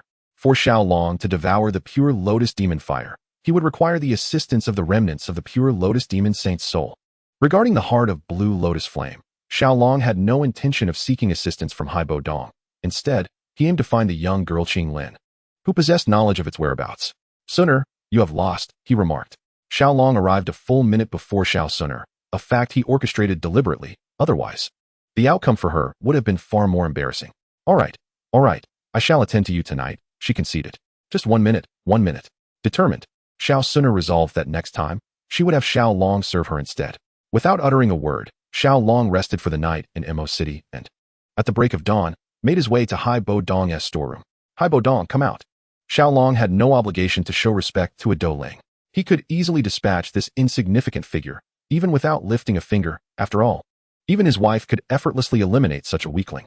"Who dares to act so brazenly in my domain?" Upon finishing his words, an elderly man with grizzled hair appeared. His power was at the level of a 3-star Douling. "How dare you speak to me in such a manner, you little brat? Sooner, teach him a small lesson." Xiaolong shook his head in resignation. The narrow-mindedness within the Jiama Empire was rampant. Haibo Dong, a mere Do Huang, was excessively arrogant, leaving Xiaolong feeling a deep sense of sorrow. "Yes, husband." Following Xiaolong's command, Xiao Suner unleashed her Dozun aura, specifically directed towards Haibo Dong. The unfortunate Haibo Dong, a prominent figure within the Jiama Empire, found himself kneeling before Xiaolong. Despite his reluctance, he ultimately succumbed to the pressure. "You are a senior of the Dozun realm?" It was only then that Haibo Dong realized he had bitten off more than he could chew, his face paling in shock. While he had encountered Dozong before, none had ever compelled him to kneel. Only those above Dozong, the Dozun, held such power. Haibo Dong could hardly fathom that those who reached Dozun were celebrated figures across the Doqi continent. Yet here they were in such a humble place as the Jiama Empire. It was truly lamentable. "Sooner, break the seal within him." Haibo Dong bore the seal of Medusa, which posed a challenge for Do Huang and Dozong alike. However, for a Dozun, it was merely a trivial matter easily resolved. Xiao Suner remained silent, channeling the Golden Emperor's flame of heaven as it coursed through Haibo Dong's body, effortlessly dissolving the seal placed by Medusa. It must be noted that he had toiled for decades in an attempt to break Medusa's seal, yet had met with failure. Now, to witness its sudden disappearance nearly caused him to faint. "Thank you, senior." Regaining his composure, Haibo Dong hurriedly expressed his gratitude to Xiao Suner and Xiaolong. Xiaolong issued a serious warning. Chapter 49. Am I a pervert? Yes, this is the record you require. The remnants of the Pure Lotus Demon Fire chart ranked 3rd. Please, esteemed senior, take a look. Haibo Dong quickly presented the long-coveted chart to Xiaolong, his obsequious demeanor resembling that of a dog. Xiaolong took the fragmented map, examined it, and found it similar to the one he had previously acquired. He thus affirmed its authenticity and placed it into the system. "Senior, here lies the location of the Heart Fire of the Blue Lotus, ranked 19th. I now present it to you." To curry favor with the formidable Dozun, Xiao Suner, Haibo Dong had exerted considerable effort. He understood that if he were to receive guidance from a Dozun, the coveted realm of Dozong would be within his grasp. Should he attain the status of Dozong, he would be revered in the Gamma Empire. His ambitions were not grand. He merely sought to reach Dozong. "Forget it. With your skills," Xiaolong shook his head. If he were to heed Haibo Dong's words, it would only lead to needless suffering. Xiaoyan had believed in Haibo Dong, resulting in many misguided paths. He was not foolish like Xiaoyan. Under Xiao Suner's leadership, Xiaolong and she vanished from Haibo Dong's sight. Haibo Dong sighed, recognizing them as true powers. Should Xiaoyan perish, he would be one of the culprits. How to confront Xiao Ding and Xiao Li became a pressing concern. He was not deranged enough to murder Xiaoyan's entire family. Alas, if those two were willing to cooperate, he would lend them a hand. Xiaolong sighed in resignation. There was no helping it. His kindness was his burden. Xiao Ding and Xiao Li had their enemies, and he would deal with them, allowing the two to reign as local overlords in the Tagore Desert as a form of compensation. Upon arriving at the Iron Desert Mercenary Corps established by Xiao Ding and Xiao Li, Xiao Long encountered the two. Xiao Long, Xiao Suner, why have you come alone to such a perilous place? Did your clan not send guards to escort you? To Xiao Long's surprise, Xiao Ding warmly welcomed him and Xiao Suner. This stirred a twinge of guilt within Xiao Long. He should not have slain Xiao Yan. Oh no. Now he somewhat hoped that Xiao Yan had survived the beast forest against all odds. We possess considerable cultivation now, so we naturally do not require guards, he replied. By the way, how is my third brother faring? Xiao Ding finally inquired. His third brother had always been a source of great concern for him. Xiao Long, suppressing his conscience, uttered a benevolent falsehood. Really? Suner, is what Xiao Long said true? Xiao Ding and Xiao Li could hardly contain themselves. The news shocked them immensely. Yes, indeed, cousins, Xiao Suner managed a forced smile. A hint of regret lingered in her heart. Although Xiao Yan had been detestable, he did not deserve such a fate. Most importantly, it was her own hand that dealt the blow. Wonderful, my third brother is finally well. With the affirmation from Xiao Suner, who had grown up alongside Xiao Yan, both Xiao Ding and Xiao Li felt a wave of relief. Though they were unaware of the peculiar relationship Xiao Suner had with Xiao Yan, they were merely content that he was safe. Indeed, yes indeed. Xiao Long and Xiao Suner collaborated in a performance. Xiao Suner, seated upon Xiao Long's thigh, embraced his neck and spoke with a hint of sorrow. Husband, am I being cruel? Should I have not taken Xiao Yan's life? Now, Xiao Suner felt a twinge of regret, pondering whether she should have refrained from inflicting harm upon Xiao Yan, despite her aversion towards him. You are certainly not cruel. It was Xiao Yan who brought this upon himself, Xiao Long reassured her, wishing to alleviate any burdens she might carry. I must share something with you. After you both departed, I saved Xiao Yan and even utilized the purple spirit crystal from the purple crystal wing Lion King for him. He has now reached the status of a fighter. As for his whereabouts, I am uncertain. At this moment, the voice of Yao Chun, residing within the ring, emerged. He could not forget the 3 years of devotion Xiao Yan had shown him, and thus could not bear to witness his demise. Upon learning that Xiao Yan was alive, Xiao Suner felt a wave of relief wash over her, her guilt finally dissipating. Ah, let him live. What can a mere Xiao Yan do to me? Xiao Long held little sentiment regarding Xiao Yan's fate. He had ascended to the realm of fighter spirits, and Xiao Suner had become a fighter sovereign. Without Yao Chen's assistance, how could Xiao Yan contend with him? Indeed, Xiao Suner nodded emphatically, silently vowing never to take lives lightly again, especially those connected to her. Brother Xiao Long, I desire you, she declared, having already been intimately close to him. Now that matters were resolved, it was time to attend to more pressing affairs. You little temptress. Xiao Long reciprocated her affection with a kiss. Just then, a knock at the door interrupted their intimate moment. Xiao Suner let out a disgruntled hum, and Xiao Long felt equally displeased. Who dares disturb us at this hour? Young Master Xiao Long, Miss Xiao Suner, it is Qing Lin. The captain and vice captain sent me to attend to you. I have prepared a bath, should you wish to partake, came the youthful voice from outside. Qing Lin. Xiao Long's intentions of lingering with Xiao Suner were now completely dashed. Qing Lin was precisely the target he sought, to locate the green lotus earth heart flame. He required the assistance of this young girl with the green serpent's 3 flower eyes. Xiao Long pushed Xiao Suner aside and proceeded to open the door. Oh, you scoundrel! Xiao Suner never anticipated such a reaction from him, and before she knew it, she had collapsed onto the bed, her rear stinging from the impact. Unable to restrain her grievances toward Xiao Long, she complained playfully, as one might in a loving quarrel. Simultaneously, she was eager to see who this woman was that could provoke such a response from her husband. Xiao Suner had never believed she would be outdone by anyone. When Xiao Long opened the door, a little girl, no more than 10 years old, with flowing green hair styled in 2 horn-like braids, stood before her. Husband, you pervert. Upon seeing Qing Lin, Xiao Suner let out a heart-wrenching scream, her voice, powerful as a fighter sovereign, resonating throughout the entire city. Chapter 50, Qing Lin.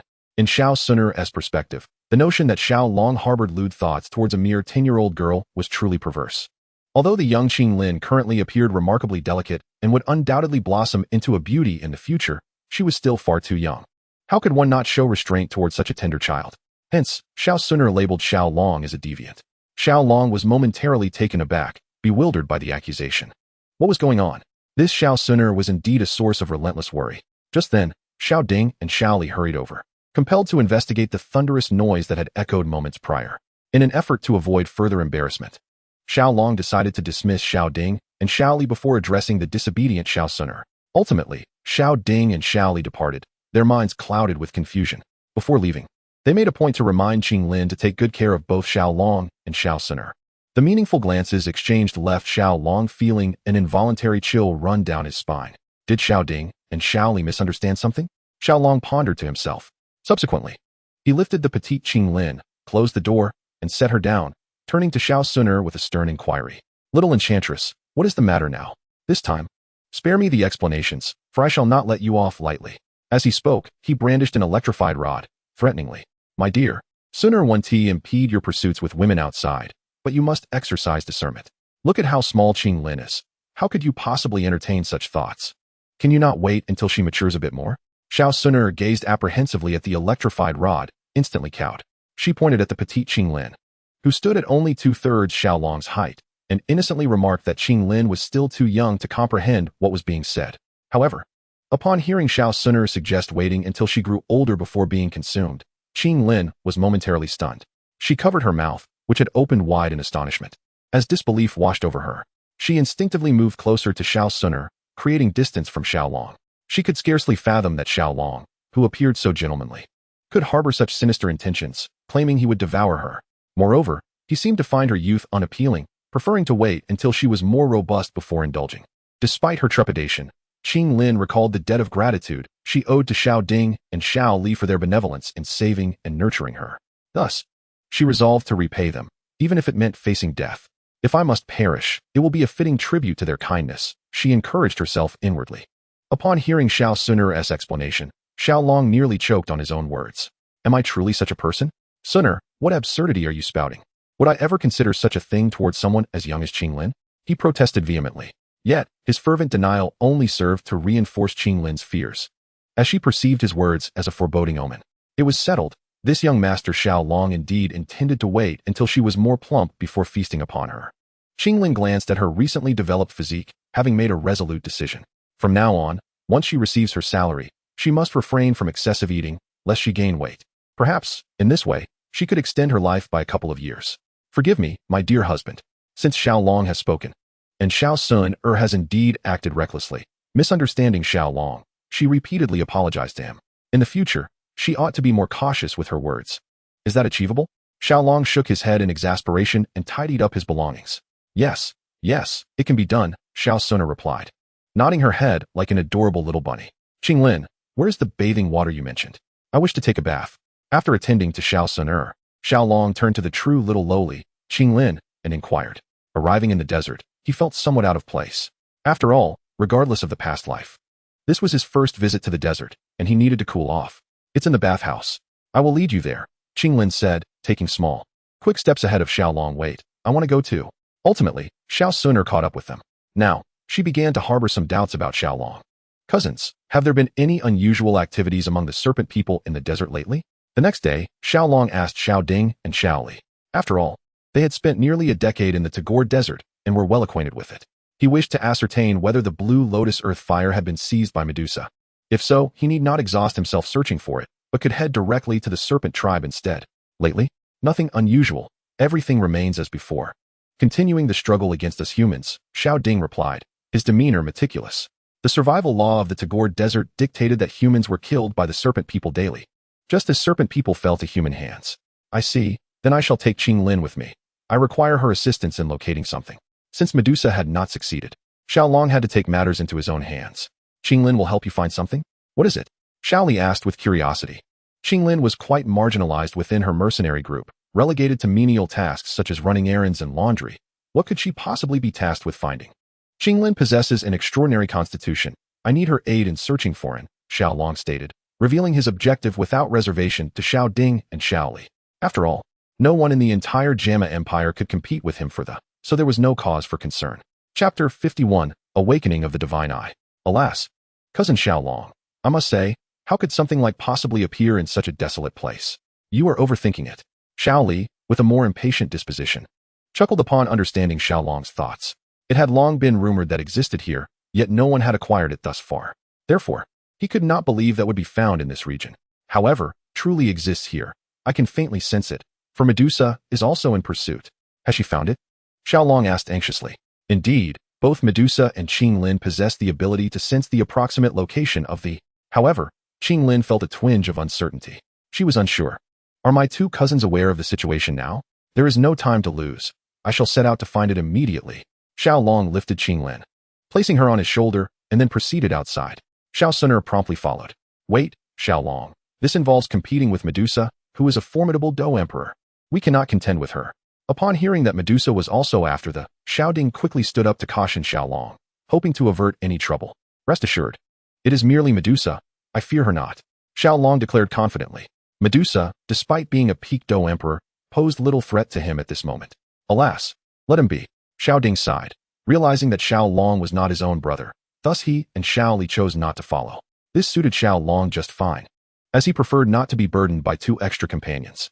Qinglin, tell me, where might the be? Point me in a direction. Xiaolong prompted as he took out the green leopard beast, allowing the 3 of them to climb inside. I can tell you, but Master Xiaolong. May I propose a condition? Qinglin said innocently, playing with her fingers, her voice barely above a whisper. Go ahead. Xiaolong, curious about what this naive little girl might suggest, gently patted her head and smiled radiantly. That is, Master Xiaolong, could you please refrain from eating me? The mere thought of becoming a meal for Xiaolong made Qinglin feel quite distressed. She was an unrepentant foodie, unable to resist delicious treats. If things continued this way, she would soon grow plump, which meant she would be at risk of being devoured by Xiaolong. However, she did not wish for death just yet. There were still so many culinary delights for her to explore. Upon hearing this, Xiaolong's expression darkened. A murderous glint flashed in his eyes as he glared at Xiao Suner. His image before Qinglin had been utterly ruined by her. Xiao Suner, aware of her fault, dared not meet Xiaolong's gaze. Fear not, Qinglin, you are so adorable. I cherish you far too much to ever think of eating you. Xiaolong gently pinched her chubby little cheeks, wearing a warm smile as he spoke. Really? Qinglin asked, her trust wavering. Did Xiaolong truly hold her in such high regard? It was noteworthy that very few within the mercenary group were willing to befriend her. Of course, I would never deceive you. Xiaolong felt a twinge of guilt, akin to luring a young girl into a trap. All right, Master Xiaolong. I sense thee is in that direction. Let us proceed. With Xiaolong's assurance, Qinglin immediately activated her keen little nose, directing him toward their destination. Xiaolong's heart raced with excitement. The heart of Yao Chen also began to stir with anticipation. For the second was within reach, bringing him one step closer to his rebirth. After an entire day of searching in the desert, Xiaolong finally narrowed down the two a remarkably small area. It is evident that the azure lotus earth fire lies beneath this expanse of desert, nestled within the molten magma. Now, it is your turn to take action. Arise. Armored Pangolin number 1. Xiaolong exchanged for a mechanical creature resembling a pangolin and swiftly burrowed into the ground, setting his plan into motion. Upon reaching the depths of the earth, Qinglin's senses sharpened, immediately pinpointing the location. In truth, even without Qinglin's input, both Xiaolong and Xiao Suner had already discerned the whereabouts of the within them surged with excitement, akin to a feast laid before them. The azure lotus earth fire had yet to be claimed by Medusa. Truly, fortune favors us. Xiaolong hastened his pace, propelling himself forward with utmost speed. Soon, they arrived at the region encompassing the molten magma. For several hundred meters, and even extending for miles, the magma churned restlessly. The trio disembarked, and Xiaolong was acutely aware of the presence of a Dou Ling level fire spirit serpent within the magma. It was this very fire spirit serpent that had awakened Qinglin's azure serpent triflower eyes. Contemplating this, Xiaolong devised a plan and unleashed an attack into the magma. Instantly, a splash erupted. The 2-headed fire spirit serpent, nestled within the molten depths, was jolted awake, catching the scent of food. Thus it set forth. The formidable spiritual powers of Xiao Suner and Yao Chen swiftly detected the presence of the 2-headed fire spirit serpent. Just as Xiao Suner prepared to strike from across the magma to eliminate the serpent, Xiaolong intervened, halting her. Uncertain of Xiaolong's intentions, Xiao Suner felt her surging begin to subside. Suddenly, the 2-headed fire spirit serpent surged from the magma, charging towards Xiaolong and Xiao Suner. Xiaolong instinctively pulled Xiao Suner back. Yet, emboldened by its initial success, the 2-headed fire spirit serpent continued its assault. Then, the seemingly diminutive Qinglin stepped forward, declaring, "Do not harm the young master and young miss." In an instant, the once menacing 2-headed fire spirit serpent transformed into an endearing toy serpent, morphing into a ring that encircled Qinglin's hand. Xiaolong was utterly astonished. The storyline mirrored that of legends. This little girl was indeed the fabled possessor of the azure serpent triflower eyes. Yao Chen, an ancient being of several centuries, quickly discerned Qinglin's origins. What? The azure serpent triflower eyes? Xiao Suner was equally bewildered. Qinglin, endowed with the divine eyes capable of commanding all serpents, was an extraordinary entity. Was this not terrifying? Having previously been astonished by Xiao Suner's rare and cursed body, witnessing the azure serpent triflower eyes left her at a loss for words, grappling with disbelief. While the cursed body might be rare, a few could still emerge over a span of centuries. However, the azure serpent triflower eyes, one might not see even a single one in millennia. Reflecting on this, Xiao Suner found herself somewhat envious of Qing Lin, the naive girl. Suddenly, she recalled how Xiao Long had cast her aside upon hearing Qing Lin's name, his demeanor brimming with excitement. Accompanied by the enigmatic little healer possessing the calamity toxin, Xiao Suner appears to have uncovered some extraordinary secrets. Chapter 52, The Blue Lotus Heartfire. Enough of the trivialities, Qing Lin. Remain here while we seek thee. With a guardian of Douling caliber, Qing Lin will be safe. Thus, Xiao Long prepares to embark on a quest for the Blue Lotus Heartfire. Yao Chun initially presumed Xiao Long was unaware of the formidable nature of the Bai Shi San Hua Tong, yet reflecting on Xiao Long's previous exploits, he realized his concerns were unfounded. The awakening of Qing Lin's eye technique was indeed due to Xiao Long. How could he possibly be ignorant of the prowess of the Bai Shi San Hua Tong? Consequently, Yao Chun regarded Xiao Long with newfound respect, marveling at his composure in the presence of such a prodigy. He found himself nearly compelled to take Qing Lin as his disciple. "Oh no, young master."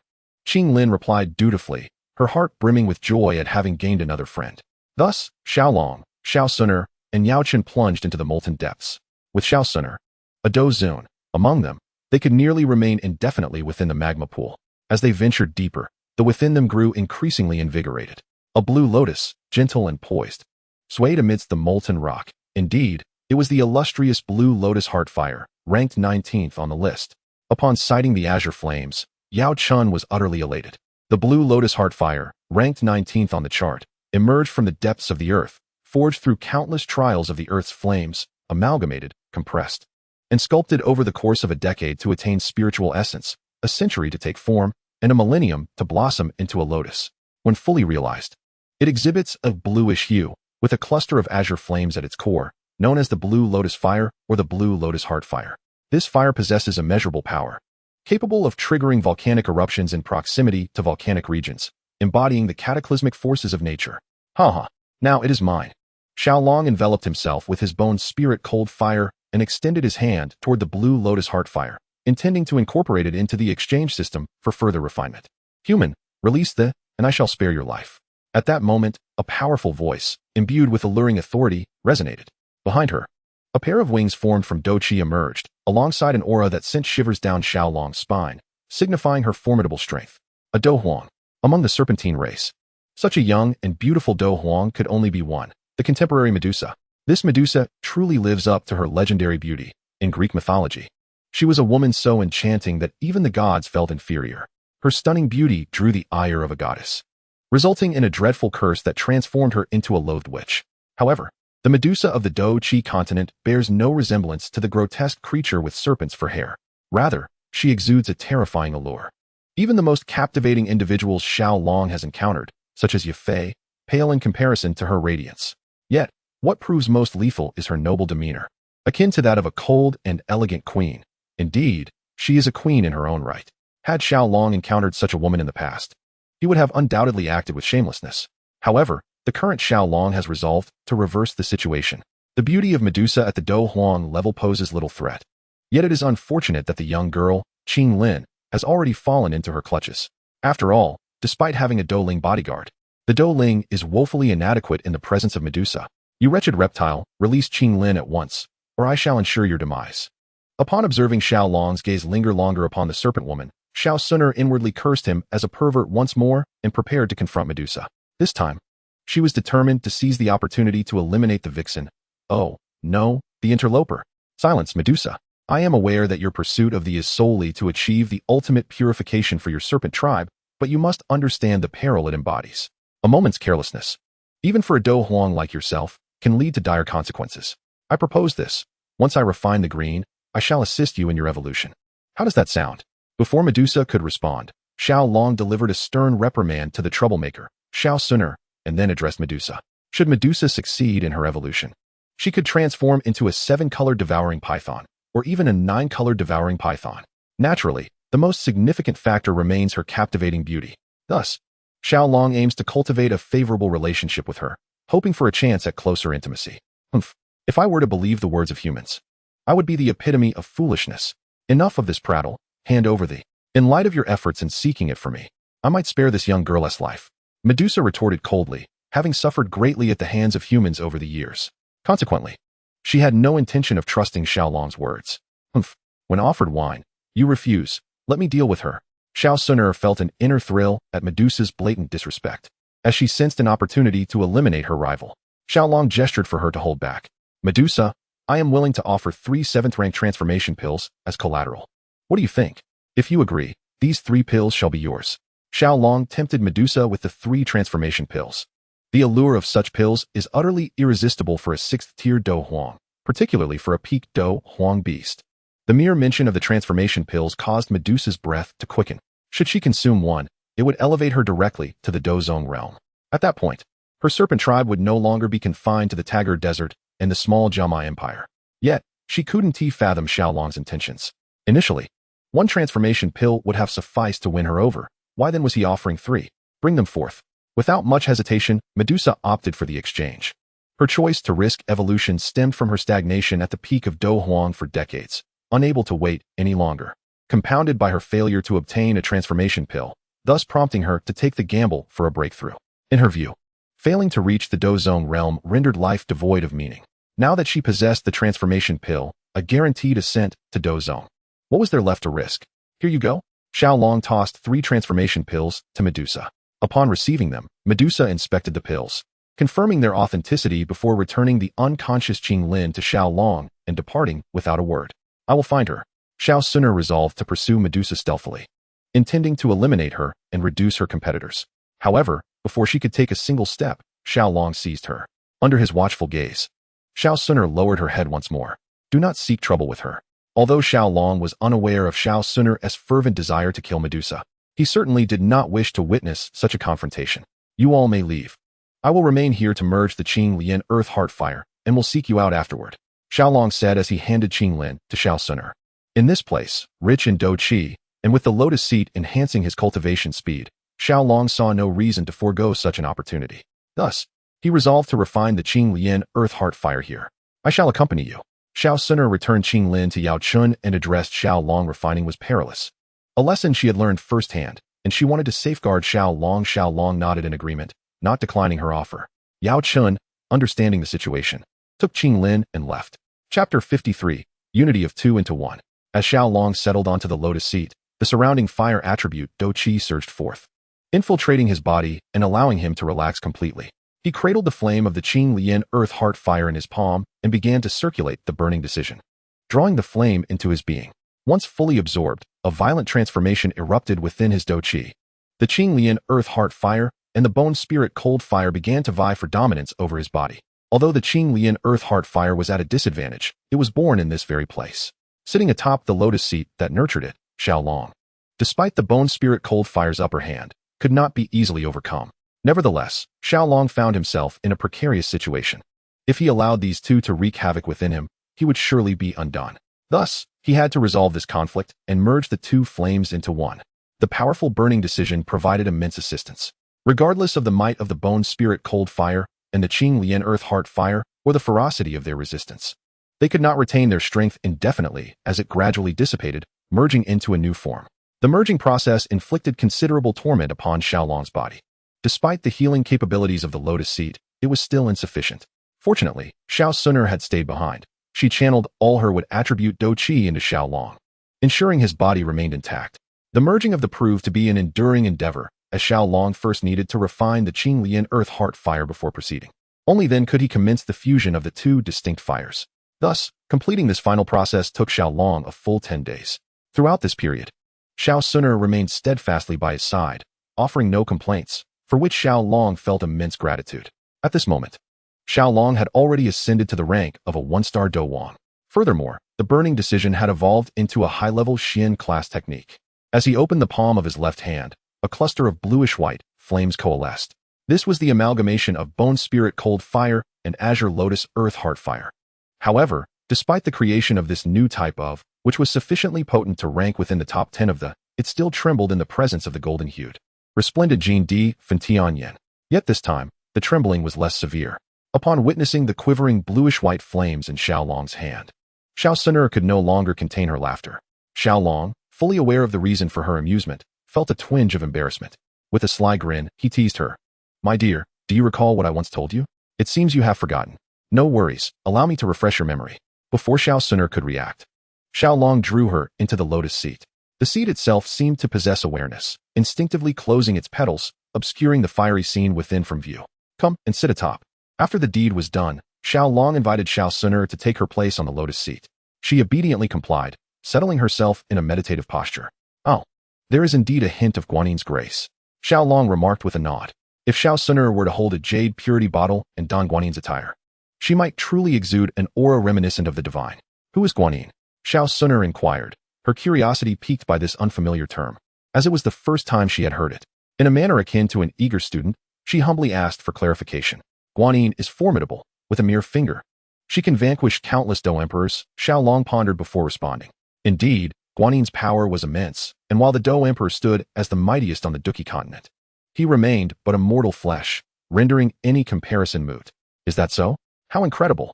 From now on, this lotus seat shall belong to me, and I shall surely become as powerful as Guanin. Xiao Suner wholeheartedly believed Xiaolong's words, resolutely setting her sights on becoming a figure of similar strength. Thus, she graciously accepted the lotus seat as her own. Suner, look here, Xiaolong gestured beneath him. Xiao Suner glanced at him and then at herself. Ah, is this the sensation of transforming Duqi into wings? It feels exhilarating. Having reached the realm of Dou Wang, Xiaolong could now manifest wings from his Duqi. As he tested the sensation of flight, he discovered it truly brought delight. It seems you have refined the azure lotus earth heart fire. What shall we do next? Yao Chen inquired, sensing Xiaolong's transformation. After taking a few days to rest and familiarize himself with the control of the, Xiaolong hoped that when the time came for guidance, the esteemed pharmacist would not refuse. He then intended to seek out his disciple, Han Feng, to request the. A smile graced Xiaolong's lips, for regardless of the circumstances, the would inevitably fall within his grasp. However, before that, he needed to master the manipulation of, as its formidable power could only be harnessed to a mere 10 or 12% of its potential, which left Xiaolong feeling quite exasperated. Akin to possessing a treasure trove, yet being unable to extract its riches. Thus, he resolved to consult the venerable Yao Chen, an expert with over a century of experience in wielding. Very well, as you say, I too long to see my talented disciple. Yao Chen replied with a nod upon learning of Xiaolong's intentions. The aged countenance of Yao Chen darkened momentarily at the mention of Han Feng, revealing a trace of icy displeasure. His feelings for this eldest disciple were undeniably profound. Noticing Yao Chen's burgeoning ire, Xiaolong chose to remain silent. Ultimately, if necessary, he could eliminate Han Feng, claim the for himself, and leave the handling of Han Feng to this old sage. Truth be told, Xiaolong bore no deep-seated animosity toward Han Feng. Were it not for the latter's possession of something he deemed unmerited, he would hardly concern himself with such trivial matters. The only source of his unease was the young girl, Qing Lin. He worried that once he departed, the factions of the might come for her. A dual-headed fire serpent of rank would be no match for the. In such a scenario, Qing Lin would find herself in peril, even in the absence of those from the might seek to take Qing Lin. Although it was well suited for her, Xiaolong's bond with Qing Lin was not particularly deep. Losing her to someone else would be a significant loss. However, he could not simply leave the young girl unattended. It would be improper to do so. And had it not been for the formidable strength of Xiao Suner, he would not have permitted her to accompany him. Ultimately, after much contemplation, Xiaolong decided to entrust Qing Lin to Medusa's care. After all, a fully transformed Medusa would not be easily dealt with by ordinary individuals, and her inherent nature was not malevolent, making her a worthy guardian. Thus, Xiaolong lingered in the Tagore Desert for a few more days, estimating that he would seek out Medusa in the serpent tribe once she had successfully transformed. Chapter 54, The Augmented Medusa. Upon arriving at the serpent tribe, Xiaolong encountered one of the 8 leaders, Yu Mei, who was on duty. Currently, their queen, Medusa, was at the final stage of her transformation, necessitating her utmost caution. Recognizing the formidable strength of both Xiaolong and Xiao Suner, she refrained from any overt hostility. It struck Xiaolong as odd that Medusa's transformation was taking so long. By now, she should have successfully completed it. He pondered, recalling that the transformation of the Amethyst Wing Lion King had only taken 2 days. Given that Medusa was of similar caliber, she should have succeeded by now, especially since 5 days had elapsed since she had obtained the transformation elixir. What? Who are you? Upon hearing Xiaolong's words, Yu Mei was taken aback. The transformation of their queen was a momentous event, known only to the 8 leaders and 4 elders of the Serpent clan. How could this man possibly be aware of it? Darling, why are you even engaging in conversation with him? Just eliminate him. He's merely a Dou Wang.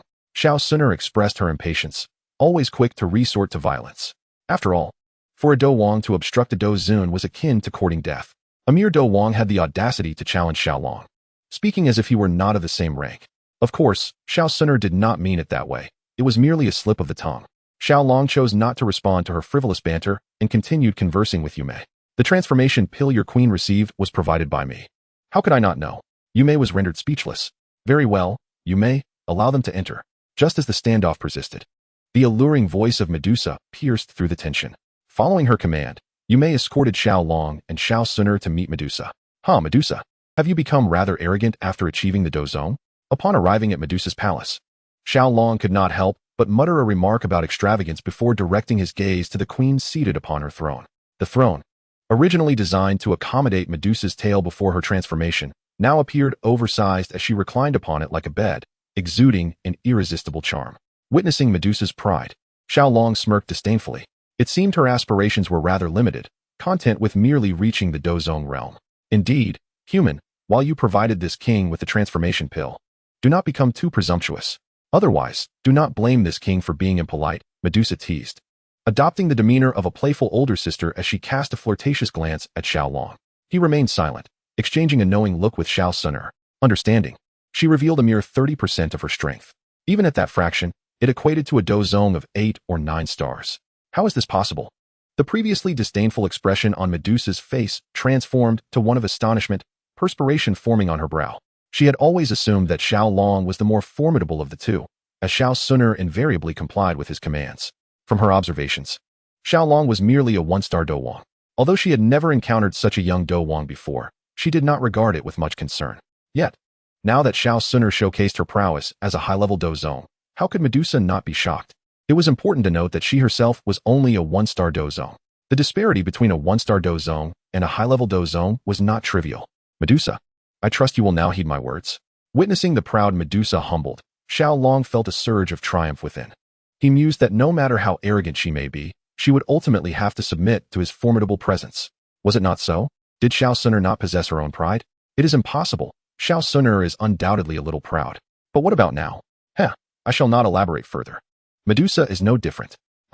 Humans, no matter how powerful you may be, do you truly wish to cause disturbances in the domain of the serpent people? Clearly, Xiao Long has underestimated Medusa.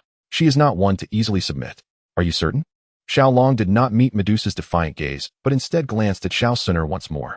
Obediently, Xiao Suner elevated her strength to 70%. As a 2-star Dozun, her 70% power barely reached the level of a Dozun.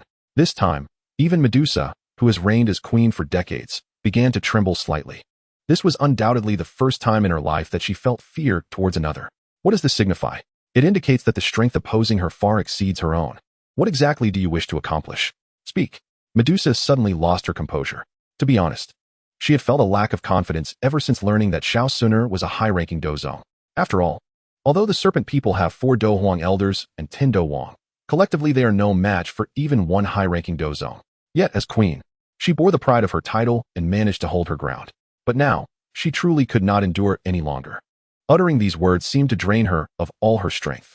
Upon seeing Medusa's dejected demeanor, Xiao Suner felt a surge of satisfaction. She thought that these vixens and mistresses should indeed experience some hardship. I shall bestow upon you a transformation. Xiao Long chuckled, raising a finger. What transformation? Although Xiao Long's level is not high, he provided Medusa with a transformation pill, which piqued her interest in him somewhat. It is to assist you in achieving the evolution spoken of in the legends of your serpent people. The very evolution you have been scheming about. Xiao Long spoke slowly, asserting that without evolving into the 7-colored sky-devouring python, she could not truly be called Medusa. The reason I acted as I did before was merely because I could not break through to Dozong. Now that I have, why would I engage in such perilous endeavors again? The success rate of that legendary evolution is less than 10%. Am I foolish enough to seek death? Medusa replied weakly. The low success rate of your evolution is primarily due to the overwhelming power of yet I have refined the Azure Lotus Earth Heartfire, tempering its strength to be more docile. Do you still believe the success rate remains so dismal? Xiao Long expressed his perspective.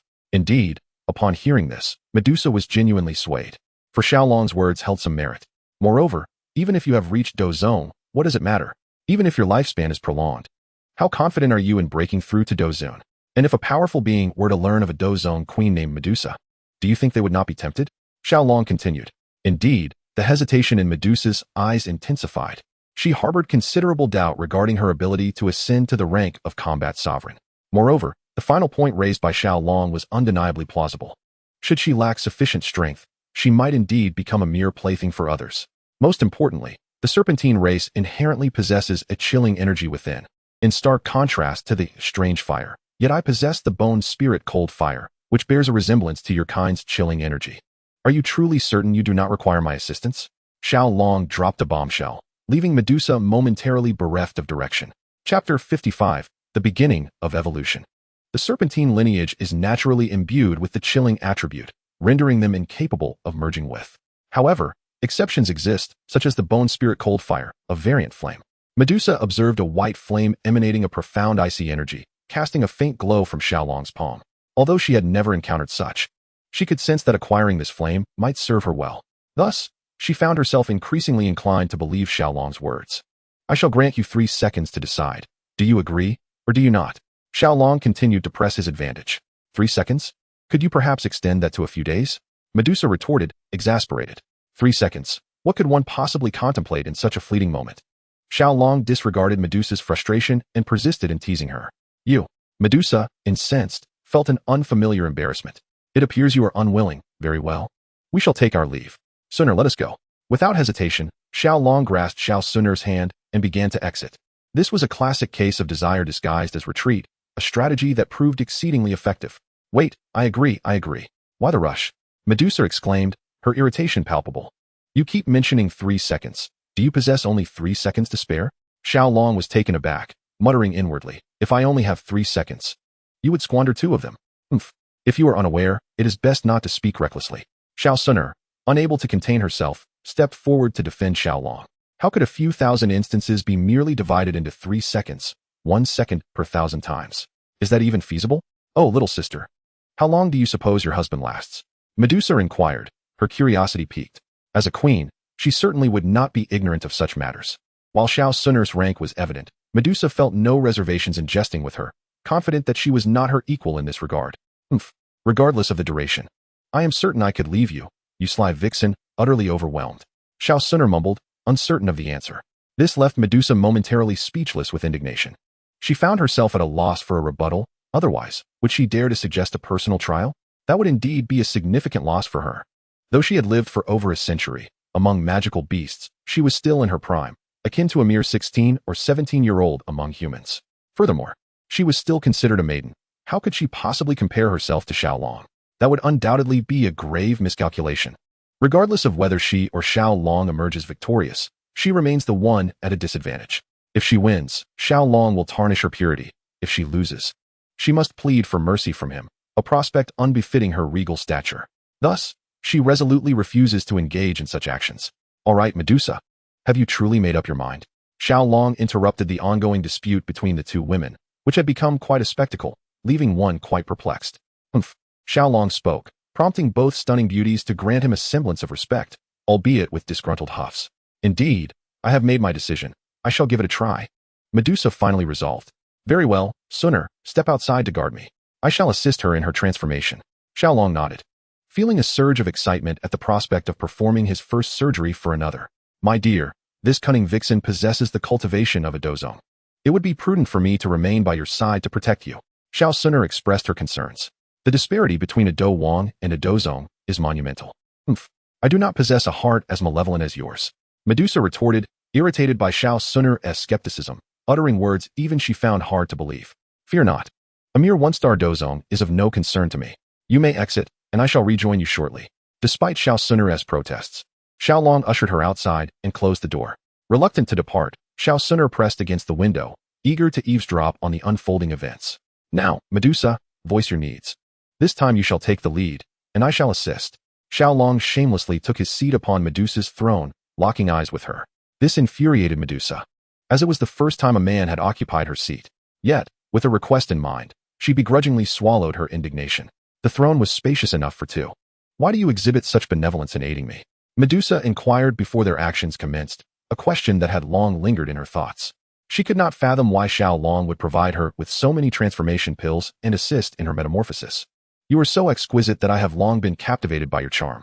My intentions are to forge an enviable pair with you. Xiao Long replied with a broad smile. This declaration was overheard in its entirety by Xiao Suner outside. Wah! Has my husband found a new love? Will he forsake Sunu? She lamented, her heart heavy with sorrow. Humph, sweet-talking charmer, none of your kind are to be trusted. You already possess such a beautiful wife and yet covet my attention, such is the epitome of greed. I detest individuals like you. Medusa was taken aback by Xiaolong's sudden confession. For the first time, her regal countenance flushed, stirred by an inexplicable feeling within. Humph. At least Medusa has some discernment. She recognizes that I surpass her in beauty. Xiao Suner felt a flicker of joy at Medusa's words. What does it mean to be content with what one has while coveting what one does not? Both of you are indeed within my grasp. Xiaolong laughed heartily. He had long regarded Medusa as a dish meant for him, so why ponder over what lies beyond? If one wishes to pursue this king, one must possess the strength to defeat and protect him. You, however, are still far from that mark. Medusa sought a way to gracefully retreat from the conversation. Enough of this. Let us proceed with the evolution. Are you prepared? Yes, I am ready. Let us begin. Medusa nodded, her demeanor exuding a fearless resolve, which stirred a hint of mischief within Xiaolong. He unleashed the power of his, initially applying only a third of his strength, wary that Medusa might struggle to adapt. Naturally, he was also concerned about potential mishaps, as this could be perilous. Medusa did indeed find it somewhat challenging at first, given that it was her inaugural encounter with. Yes, increased the intensity. To be honest, Medusa found Xiaolong's exceedingly pleasurable, and thus her sounds were inevitably intoxicating. This was not lost on Xiao Suner, who reassured herself that they would never engage in such acts. After all, she envisioned Xiaolong as a paragon of virtue. Moments later, Medusa's alluring sounds echoed once more. Yes, accelerate the pace. To transform into a true seven-color devouring python, Medusa needed to refine the power of within her being, altering her bloodline and constitution. Though was remarkably gentle, devoid of any ferocity, particularly in relation to Medusa. Consequently, she faced no significant difficulties in enhancing her physical form through its power. Utilizing the profound secrets from the mysterious evolution tome, Medusa underwent a dramatic transformation. Chapter 56, Evolution Successful. Woe is me, that vixen has ensnared my husband. At this juncture, Xiao Suner could no longer console herself. After all, the sounds of ecstasy were unmistakable. Suddenly, she was struck by a thought that weighed heavily on her future happiness. Would Xiaolong grow to prefer Medusa over her? After all, she was not as uninhibited as Medusa. This contemplation stirred a sense of unease within her. After an exhausting half-day, depleting all of Xiaolong's strength, Medusa finally triumphed. She had achieved the pinnacle of transformation for her serpentine kin. At this moment, Xiaolong experienced the sensation of being utterly drained. Now, even if Medusa wished to be at his beck and call, he might lack the energy to comply. Human, you have performed admirably. This pleases me greatly. Therefore, I shall grant you the honor of being my foot caretaker. How does that sound? Are you delighted? Sensing the tumultuous change within her bloodline and the elevation of her cultivation by 2 stars, now reaching the realm of 3-star Dozong, Medusa triumphantly addressed Xiaolong. In a single phrase, one could describe Medusa now as being rather inflated with pride. Her cultivation had reached the 3rd star, and coupled with her formidable bloodline, Medusa believed that her strength, even if it did not quite match that of Xiao Suner, who possessed a cultivation level of 7 or 8 stars, or even 9 stars in the Dozong realm, was still not far behind. Thus, she no longer regarded Xiaolong and Xiao Suner with any respect, embodying her regal demeanor. In her view, it was already a significant favor to Xiaolong that he could serve as her subordinate. After all, her exquisite feat, let alone Xiaolong, a mere 1-star Do Wang, even Do Huang or Dozong had never come into contact with them, having transformed and acquired legs. Medusa became particularly enamored with her long, graceful thighs. She considered it a grand privilege for Xiaolong to have the opportunity to touch them. Furthermore, had Xiaolong not professed his infatuation with her? Therefore, she felt compelled to accept. Outside the door, Xiao Suner, upon hearing that Medusa wished for Xiaolong to assist her with that, was seething with rage. She yearned to burst in and eliminate that little harlot, Medusa. Even if Xiaolong opposed her, she was determined to rid herself of Medusa to vent her frustration. She sought to discern whether Xiaolong would act in such a manner, whether he favored her, his former love, or Medusa, that shameless new flame, more. Xiaolong was amused and enraged by Medusa's words. After all the effort he exerted to assist her in her transformation, was it all for merely a pair of legs? What he desired was the entirety of her being. Although those jade-like feet were indeed exquisite, he believed that merely having legs could never satiate him. However, upon witnessing Medusa's delicate form, completely bare and charred by his, he felt a sense of balance within himself. Medusa had just extended her right leg towards Xiaolong, but in the next moment, she realized the predicament she was in. "Ah, bastard, I shall kill you," Medusa exclaimed in fury. Her body had been seen so clearly by a man. Her first instinct was to eliminate Xiao Long, for only in death could her secrets be preserved, and her reputation remain untarnished. Damn it, you shameless woman. I provided you with the transformation pills to achieve your form, assisted in your evolution, and now you wish to kill me? I shall fight back. Xiao Long, realizing that Medusa was not jesting this time, was taken aback. After all, the power of a Dozong was no trifling matter. He summoned his remaining strength and lunged at Medusa, pinning her against the throne, with both her hands firmly restrained. Medusa's extraordinary form was fully revealed to Xiao Long, causing him to swallow hard. Even the weapons he had crafted for Xiao Suner paled in comparison to Medusa's allure. Bastard, you have destroyed my purity. I wish to die alongside you. Medusa, once a proud queen, now resembled a stubborn girl intent on seeking mutual destruction with Xiao Long. Given the gravity of the situation, it was impossible for Xiao Suner, waiting outside, to remain oblivious. Upon hearing that Medusa intended to kill Xiao Long, she was poised to burst through the door. Yet, she hesitated. Recalling how Medusa had just been entwined in affection with Xiao Long, how could she possibly act so ruthlessly? Then, Xiao Long's derogatory remark about a wretched woman filled Xiao Suner with a rush of delight. However, the ensuing argument between Xiao Long and Medusa soon gnawed at her heart with unease. She pushed the door open, only to find Xiao Long atop the bare Medusa, prompting her to mock herself for being overly suspicious. Clearly, the two were merely indulging in heightened romantic tension. Nevertheless, a twinge of jealousy lingered within her. Suner, your timing is impeccable. Assist me in subduing this ungrateful harlot, so I may catch my breath. Upon seeing Xiao Suner enter, a flicker of joy crossed Xiao Long's face. Chapter 57 concludes here. Xiao Suner remained stationary, uncertain of Xiao Long's intentions, hesitant to take action. What are you dawdling for?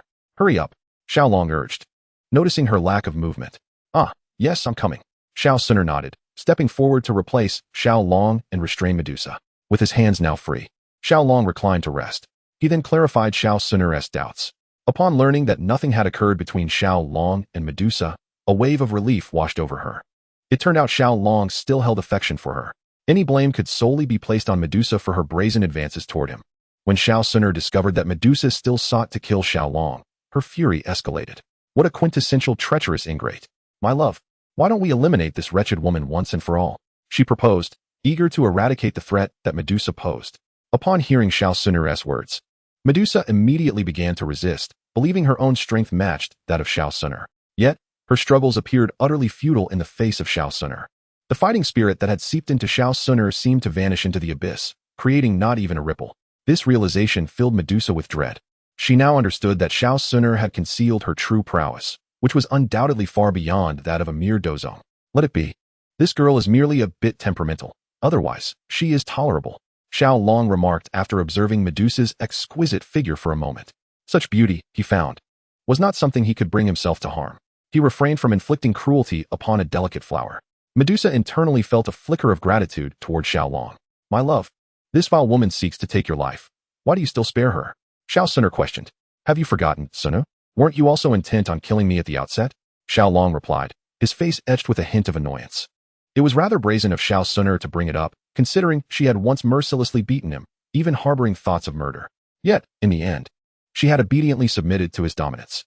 I was merely misguided at that time. It has been so long since then. Why must you bring it up now, my love? Xiao Suner's cheeks flushed with embarrassment, feeling as though she had been publicly reprimanded. She cast a glance at Medusa, who, in her eyes, was indeed a wretched woman. Looking at her with utter disdain, as if to say, you and I are of the same ilk. What right do you have to judge her? Let it go. Let it go. Xiao Long also found little meaning in dwelling on the past. After all, it was bygone, and nothing could be altered, only accepted. Whether it was passive acceptance or active acceptance, was there truly a difference? Why make it so exhausting? Darling, why not take advantage of the moment and toy with this woman? Once you've had your fun, we can leave, allowing her to experience the anguish of abandonment. Let her suffer. Suddenly, Xiao Suner proposed a suggestion that left Xiao Long utterly astonished. To this proposal, Xiao Long wholeheartedly agreed. However, Medusa vehemently disagreed. Yet, at that moment, she found herself powerless, merely watching Xiao Long, hoping to evade disaster. Medusa was originally a captivating enchantress. When she feigned vulnerability, it only added to her charm. Yet, Xiao Long now found himself unable to act. Was there truly no difference between taking advantage of Medusa and being a bully who oppresses the weak? Did it mean that he could only desire another's body when it came to women? Alas, let it be, Suner, let us depart. In the end, Xiao Long refrained from such actions. Though Medusa was undeniably alluring, and the thought of indulging in a forbidden encounter before his wife was thrilling, he ultimately declined. He took Xiao Suner and left, leaving behind a bewildered Medusa, who had long prepared herself for humiliation but was met with an outcome she had not anticipated. She stood before a polished mirror, gazing at her unclothed form, and even she found herself captivated. How could she expect anything less from a man like Xiaolong? Brimming with youthful vigor? Medusa, perplexed, could only resign herself to the situation. Yet, unbeknownst to her, a seed had been planted within her heart. Darling, why does it seem to me that you have changed? Throughout their journey, Xiao Suner looked at Xiaolong with disbelief, as if she had encountered a counterfeit version of him. Oh, how have I changed? Xiaolong pulled Xiao Suner into his embrace, playfully exploring beneath her short skirt. While he could not act upon Medusa, it did not mean he was unable to cherish Xiao Suner. After all, they were a legally bound couple. Xiao Suner, akin to a devoted acolyte, nestled closely against Xiaolong, appearing remarkably docile and submissive. You've become more wicked, oh dear. Xiao Suner felt as though she had ensnared herself. What possessed her to provoke Xiaolong when she had no reason to? Now, it seemed, all of his attention was directed towards her. Men are not appealing unless they possess a hint of mischief. Do you like me this way? To this, Xiaolong paid little mind. Instead, he positioned Xiao Suner upon his lap and inquired, regardless of how I may be, do you still like me, my dear? Xiao Suner, seizing the moment, reclined into Xiaolong's embrace, her face glowing with contentment. Let us deliver the green scales to the golden-winged Lion King, and then we shall set off for the Black Corner region. Xiaolong has now made up his mind. Initially, he considered sending Qing Lin to Medusa, given her lineage tied to the Serpent People. However, circumstances have shifted, and thus he has opted to send her to the golden-winged Lion King instead. The Lion King, being a Dozong, can ensure Qing Lin's safety. Moreover, the beast forest is teeming with serpents, alleviating any concerns about Qing Lin's unique blue serpent three-flower eyes being left to waste. In Xiao Suner's heart, Xiaolong is always her steadfast anchor. Whatever Xiaolong wishes to pursue, she will follow without hesitation. Gazing at the beauty in his arms, Xiaolong activated the supersonic mech for active positioning flight, before embarking on his own endeavors. Chapter 58, Hanfeng. Is this truly the Black Corner region? Upon crossing the borders of the Gamma Empire, Xiaolong arrived at the Black Corner region. It is said to be a place of great chaos, yet for Xiaolong, it poses little challenge. The most formidable figure here is rumored to be Zhu Kuan, a peak 9-star Do Saint sealed beneath the Jialan Academy. Unable to escape due to the constraints of the Tua, Shi ancient emperor. Aside from Zhu Kuan, the other notable entities are the Black and White Celestials of the Jialan Academy. They typically refrain from intervention, even if they were to act. Would they not yield upon encountering Xiao Suner? Indeed, it was in the Black Corner region that I first crossed paths with Han Feng. I wonder how he fares now. Yao Chen nodded knowingly. He too has traversed this region and does not feel out of place. However, the unpredictability of fate has kept him in slumber for so long that he is uncertain of Han Feng's current status. Presently, Han Feng should be at the peak of Do Huang, a 6th-rank alchemist, enjoying considerable renown in the Black Corner region, audaciously proclaiming himself the Alchemist Emperor. Xiaolong had a faint understanding of this Han Feng and remarked, a mere 6th-rank alchemist dares to call himself the Alchemist Emperor? I cannot believe I have taken such a narrow-minded individual as my disciple. How utterly embarrassing. I am already eager to eliminate him. Yao Chen expressed his disdain, clearly finding his disciple's behavior exasperating. It is evident that Han Feng has tarnished his reputation. Fear not, a little inquiry will reveal his whereabouts. I too aspire to acquire High Xian Lan. Xiaolong chuckled. He is resolute in his pursuit of High Xian Lan. Xiaolong sought out a small sect governed by a Do Wang, finally obtaining news of Han Feng. This revelation took him by surprise. Han Feng has seized control of a city within the Black Corner region, shamelessly naming it Feng City. Xiaolong found this audacious. He had seldom encountered someone so brazen. Nonetheless, this clarity provides a clear target, making it significantly easier for Xiaolong to locate Han Feng. Initially, he feared Han Feng might be hiding in some secluded mountain wilderness, but now it seems Feng City serves as his final resting place. Let us proceed to Feng City. Without further ado, Xiaolong set off with Xiao Suner towards Feng City. Initially, Yao Chen contemplated remaining hidden within his ring. However, upon realizing that he was accompanied by a Do Zun of considerable stature, one whose influence surpassed even that of the Soul Palace, his apprehensions began to dissipate. Although the Black Corner region may harbor individuals from the Soul Palace, their actual strength is unlikely to be formidable, primarily consisting of protectors. The true powerhouses are located in the central state or its vicinity. Thus, he felt no trepidation and chose to reveal his soul form to accompany Xiaolong and the others. The expanse of the Black Corner region dwarfs that of the Jiama Empire, as it is home to a significantly greater number of Do Huangs. along with Dozongs and colossal institutions like the Jialan Academy. Feng City, situated near Jialan Academy, would require Xiao Long a full day's journey. Given the vastness of Feng City, locating Han Feng would prove to be quite a challenge.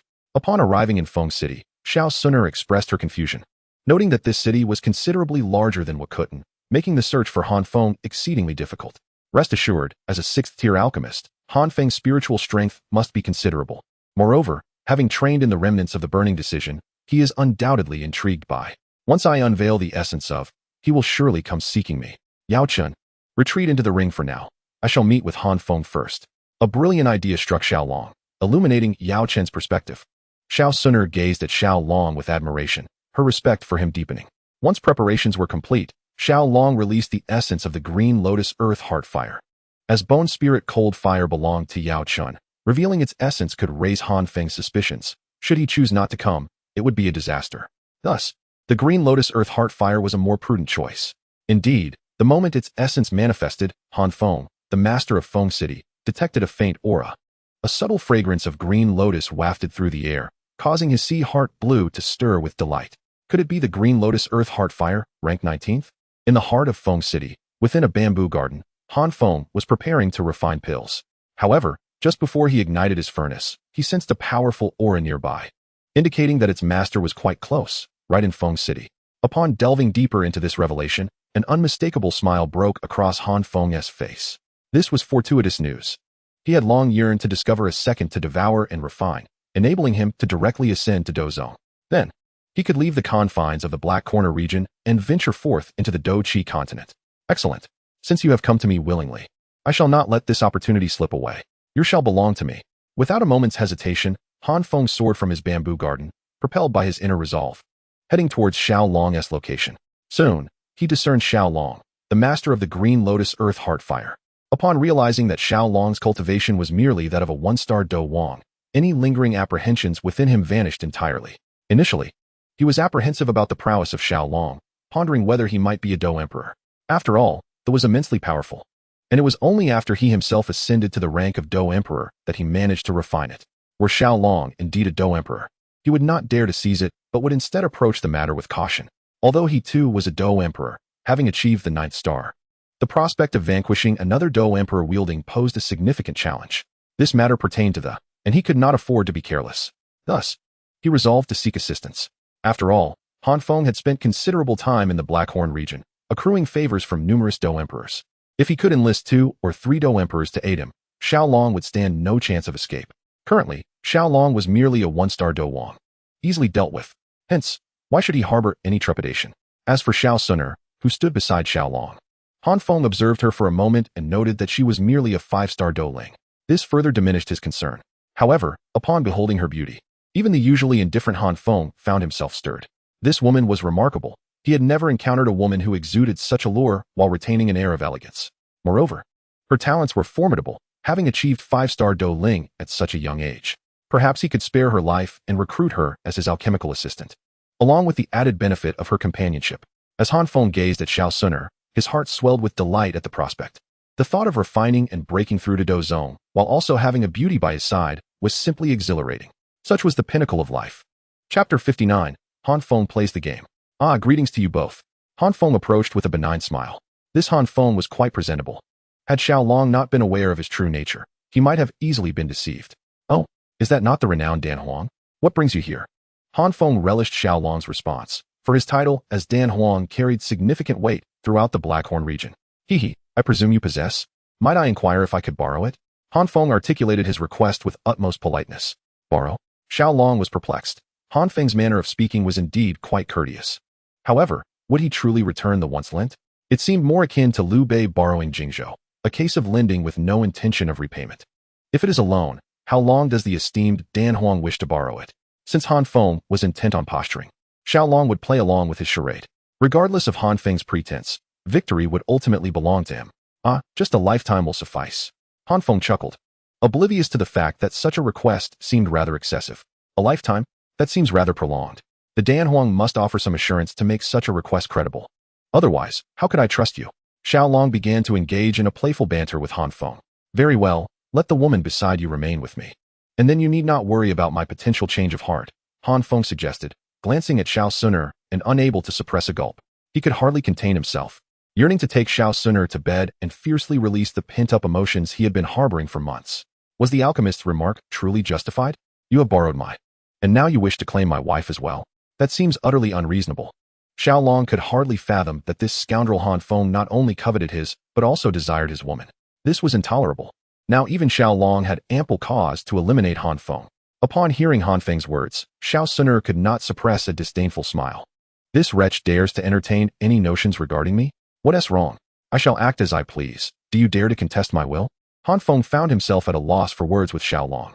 He was uncertain whether Xiao Long was genuinely oblivious or feigning ignorance. When he casually mentioned borrowing the for eternity, he had implicitly conveyed his intent to dispose of Xiao Long. Yet, this fellow seemed utterly impervious to the implication. Well, even if he missed that, the fact that Han Feng claimed his woman had clearly gone over his head. Ultimately, Han Feng's patience waned, and he erupted in a furious roar. Why would I not dare? Witnessing his proud disciple's newfound prowess, Yao Chen could no longer contain himself and stepped forward. Is that you, old fellow? Oh no, it turns out to be my esteemed teacher. Dear disciple, I have missed you dearly. Upon seeing Yao Chen, Han Feng was taken aback, followed swiftly by overwhelming joy. The flame decision and bone spirit cold fire in Yao Chen's possession were the very treasures he had longed for. It was this very desire that had driven him to betray his master. Yet, in the end, that old rascal Yao Chen had managed to escape, earning Han Feng's admiration for his cunning. After Yao Chen's soul had fled, Han Feng had tirelessly searched for him, but to no avail. Now, Yao Chen had come to him willingly. The long-coveted complete versions of the Flame Decision and Bone Spirit Cold Fire were finally within reach. Han Feng could hardly believe the bountiful harvest of the day.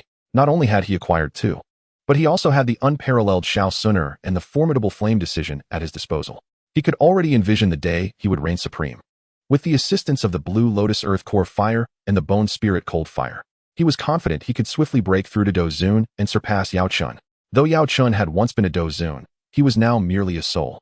When Yao Chen lost his physical form, the guardians of the Soul Palace had effortlessly subdued him, indicating that Yao Chen's power was indeed below the Do Zone level. Ultimately, he had to expend an enormous cost, losing a significant portion of his soul power to escape. Presently, it would be a feat for Yao Chen to regain his former strength, let alone attempt to break through. As a peak Do Huang, Han Feng was no longer intimidated by his former master. My dear disciple, I too have been thinking of you constantly. Yao Chen began reminiscing with Han Feng. Master, you have aged. Hand over the Bone Spirit Cold Fire and the Flame Decision. I shall ensure you enjoy a life of leisure. Han Feng replied with utmost filial piety, as if he were truly Yao Chen's devoted disciple. Even Xiao Long could not help but admire Han Feng's acting skills, which are undoubtedly of the highest caliber. No, I still believe that you should hand over your Hexenland to me, for I am in dire need of it.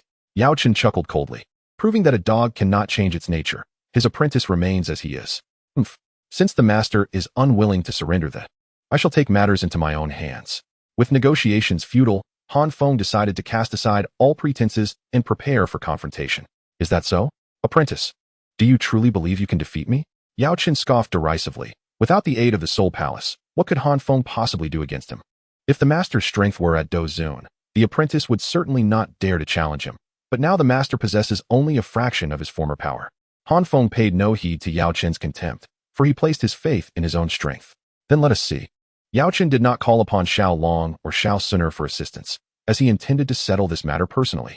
The two ascended into the air, taking flight to commence their duel. The citizens of Feng City, witnessing a confrontation with the Pill Emperor, silently mourned for Yao Chen. In the Black Corner domain, no one dared to cross Han Feng, not even a Do Zone. His presence was simply too formidable. Surely, had they realized that Han Feng was contending with the renowned Pill Sovereign of Dochi Continent, they would deem their previous thoughts utterly naive and laughable. Due to Han Feng's influence, numerous disciples from various sects were stationed in Feng City. Upon learning that Han Feng was engaged in battle with the Do Huang, they hastily sent messages back to their sections. For if their sect leader intervened to aid Han Feng, repelling or even slaying his adversary, Han Feng would owe them a significant favor. The value of a Do Huang's favor is immeasurable, especially when that Do Huang is a distinguished 6th-grade alchemist. This favor is nearly priceless. They must take this matter seriously. Chapter 60, Seeking One's Own Demise. Apprentice, I never imagined that you have made such great strides over the years. Yao Chen regarded Han Feng with an appreciative gaze, seemingly quite satisfied with his apprentice. Master, it appears your strength has regressed over the years. You are no longer my match. Surrender willingly. Although Yao Chun possessed the strength of a Do Huang, he was but a soul entity.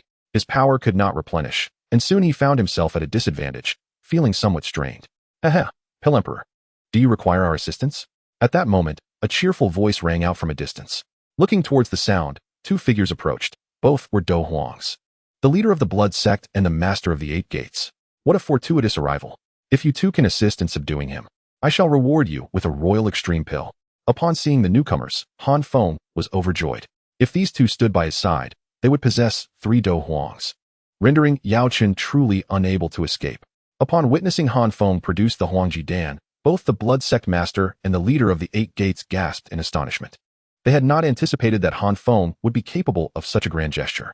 The Huangji Dan, a 6th grade elixir, could assist Do Huang experts in advancing their prowess by 1 to 2 minor realms, while also fortifying their bones.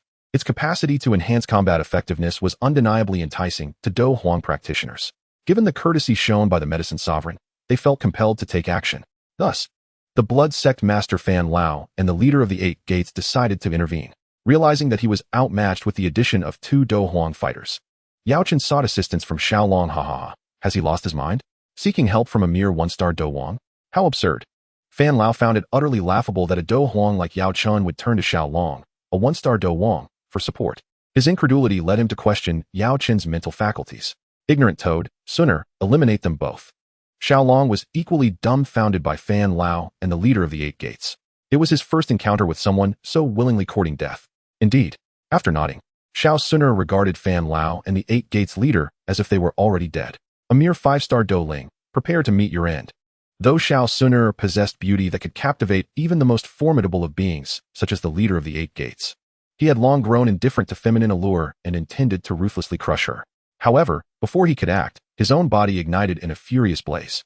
No matter his attempts to extinguish the flames, the golden fire continued to consume him. Within 3 seconds, the Do Huang leader of the Eight Gates was reduced to ashes. Blood escape. Witnessing the bizarre demise of the Eight Gates leader, Fan Lao wasted no time in deploying his escape technique.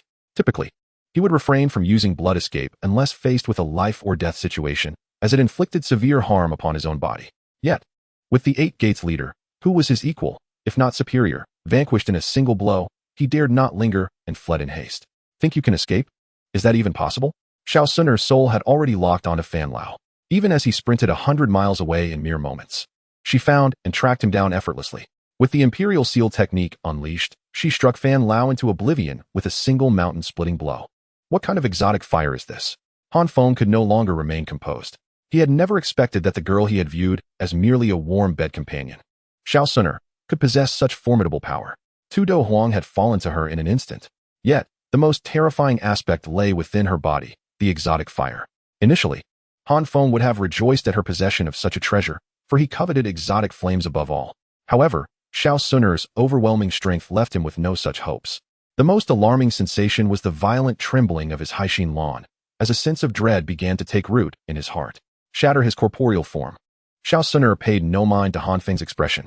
Her greatest delight lay in leading those who fancied themselves lofty and superior from a state of hopeful anticipation to utter despair. However, Han Feng, without uttering a word, resolved to flee, only to find himself effortlessly shattered by Xiao Suner, reduced to naught but a spectral form. This ethereal essence, of course, lacked the prowess of Han Feng in his prime, possessing only the strength of a Do Huang. After all, even a soul as formidable as Yao Chun, whose spiritual power had reached heavenly realms, would be diminished to that of a Do Huang upon death. Come to me, Han Feng, Yao Chun declared. While he found it challenging to contend with Han Feng in corporeal form, subduing him in his spectral state was a trivial endeavor. He extended his spectral hand, tightly grasping the feeble Han Feng within his grasp. Master, spare me. I was wrong. I shall never dare again. Han Feng, now acutely aware of his dire circumstances, recognized that he possessed no means to oppose Yao Chun. Thus, he could only hope that Yao Chun might show some semblance of mercy, allowing him to escape unscathed. My dear disciple, when you allied with the Soul Hall against me, did you ever consider sparing my life? Yao Chun retorted with a cruel smile. Rest assured, as your master, I shall not permit you to perish so easily. I will host you well, ensuring that you find yourself yearning for life, yet unable to escape death. With a malevolent grin, Yao Chun produced a white vial specifically designed to contain spectral entities, imprisoning the weakened Han Feng within it, sealing the bottle's opening. Silencing his voice entirely, Yao Chun, hand him over. The Haixin Lan is still in his possession, and I require it to extract it. Xiao Long extended his hand towards Yao Chun, utilizing his system to extract the Haixin Lan from Han Feng's soul sea. A flame resembling a pool of colored seawater materialized in Xiao Long's palm. Such an extraordinary substance would likely elude the recognition of the uninitiated, who would never fathom its identity as. The each possesses unique qualities, truly marvelous. Xiao Long murmured softly. Now, with the addition of Haixin Lan, he had acquired 3 types of. Once he assisted Yao Chun in solidifying his corporeal form, Yao Chun would indeed possess the strength of a Dozun. Together with Xiao Suner, they would dominate the northwestern region of the Doqi continent, transforming it into Xiao Long's territory. When the time came for Xiao Long to sell off the resources of the northwestern continent, he would reap a vast fortune in exchange points. These would be utilized to procure items that would aid in his cultivation, propelling him to rapid ascension. Most importantly, once he refined the Haixin Lan, the fusion of the 3 would rank among the top 8 on the list, ensuring that when he next faced Xiao Suner, his own would not tremble in a pitiful display. Chapter 61. The body delivered to my doorstep. Ha ha ha. Yao Chun, I never expected to encounter you in this place. It is indeed a stroke of fortune that requires no labor to find. A voice, loathsome and grating, echoed nearby, just as Xiao Long concealed the Haixin Lan. Members of the Soul Hall. Upon hearing that voice, Yao Chun's expression drastically changed. This was the very presence he had long feared. He never anticipated encountering it in the Black Corner region. Yao Chun, come with me. Without seeing the visitor, a dozen black chains surged forth, wrapping around Yao Chun. You despicable creature. Were it not for my diminished strength, you would not dare to act so recklessly. Enraged, Yao Chun attempted to resist. Yet, he was merely at the level of a Do Huang, and had little power to oppose a Dozong. Of course, had he possessed the bone spirit cold fire, his circumstances would have been more favorable. Without it, he could only passively endure the assault. Cunning little rat, reveal yourself. Such tricks might confound an ordinary person, but to Xiao Suner, they were mere child's play. As soon as she called out, the members of the Soul Hall were forced to reveal themselves. Haha, who are you? Xiao Long inquired curiously, gazing at the shadow that Xiao Suner had unveiled, chuckling. In the vicinity of the Black Corner region, there were 3 guardians of the Soul Hall. One was the Guardian Xian, who saved Han Feng in the original story. Another was the Earth-ranked Guardian Yu, who assisted Yun Shan in breaking through to Dozong while capturing Yao Chun, and the last was the human-ranked Guardian Tai, from the Outcloud Empire. He was uncertain which of these they were dealing with, or if it was none at all. I am Xian, the Earth-ranked Guardian of the Soul Hall, and I need to take Yao Chun away. I hope both friends can give the Soul Hall some consideration. Having suffered a setback at the hands of Xiao Suner, Xian felt a twinge of caution towards her and Xiao Long. Moreover, since he sought Yao Chun, it would be unwise to offend them. Splendid. Splendid. Upon hearing this news, Xiao Long could not suppress his laughter. This left both Xiao Suner and Yao Chun bewildered, unsure of Xiao Long's intentions. A perfect physical form. Yao Chun, if you desire a vessel, what do you think of this Earth-ranked Guardian Mu? Earth-ranked Guardians possess strength ranging from 4 to 6 stars in Dozong. This meant that Guardian Xian Mu was at least a 4-star Dozong. For Yao Chun to find a suitable vessel, he required a body of Dozong caliber. It was no easy feat to find a Dozong in the Black Corner region, and even if found, it would likely be of lower rank. Here was Guardian Xian Mu, presenting himself willingly, and as a mid-tier Dozong, how could Xiao Long refuse?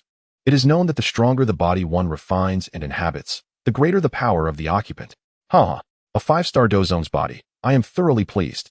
Upon learning of Xiao Long's intentions, Yao Chun laughed heartily. What are you talking about? Guardian Xian was oblivious to the capabilities of the burning decision, leaving him bewildered by Xiao Long's words. Suner, eliminate this fellow, ensuring the integrity of the body and the soul. As Yao Chun expressed his satisfaction with this body, Xiao Long had no further objections. Xiao Suner then prepared to take action. You scoundrel, great tear of sorrow. Even Guardian Xian, no matter how dim-witted, comprehended what Xiao Long and his companions intended to do. In a fit of rage, he immediately took the initiative to strike the ancient emperor's treasure. As for the attack from the law protector Xian, Xiao Suner felt not the slightest sensation. Even if she stood still to let the wood protector strike, Xian could do nothing to her. However, she would not be foolish enough to allow Xian to strike. Xiao Long intended to capture the wood protector alive, and thus, she could only do just that. She unleashed the ancient clan's celestial grade fighting technique, the ancient emperor's treasure, specifically designed to ensnare individuals. Before Xian could even attempt to resist, he found himself bound. How dare you truly oppose our Soul Hall? The strength of our Soul Hall is beyond your imagination. Xian now realized the disparity between himself and Xiao Suner. Nevertheless, he was not overly concerned. For someone as formidable as Xiao Suner must surely comprehend the nature of the Soul Hall. Hence, he sought to threaten her in the name of the Soul Hall. A mere soul hall is but a small force in the eyes of my ancient clan. Prepare to meet your end. As the pride of the ancient clan, Shao Suner held no fear of the soul hall. Only the soul ancestor, behind the soul hall, instilled in her a modicum of apprehension. The soul hall itself lacked the qualifications to intimidate her. Who are you? One of the ancient clan? Generally, individuals of a slightly higher rank would discern Shao Suner's identity upon witnessing her employ the ancient emperor's treasure. After all, the ancient emperor's treasure is a closely guarded secret of the ancient clan, known only to its members. However, the Wood Protector, being a low-ranking member of the Soul Hall, had never witnessed anyone using the ancient emperor's treasure before. Thus, he only came to realize Shao Suner's identity after she voluntarily revealed it. Chapter 62, The Convergence of Three Flames. Correct, yet no reward. Shao Suner smiled faintly and without hesitation extracted the Wood Protector's soul from his corporeal form. After all, this was not a difficult task for a Dozun.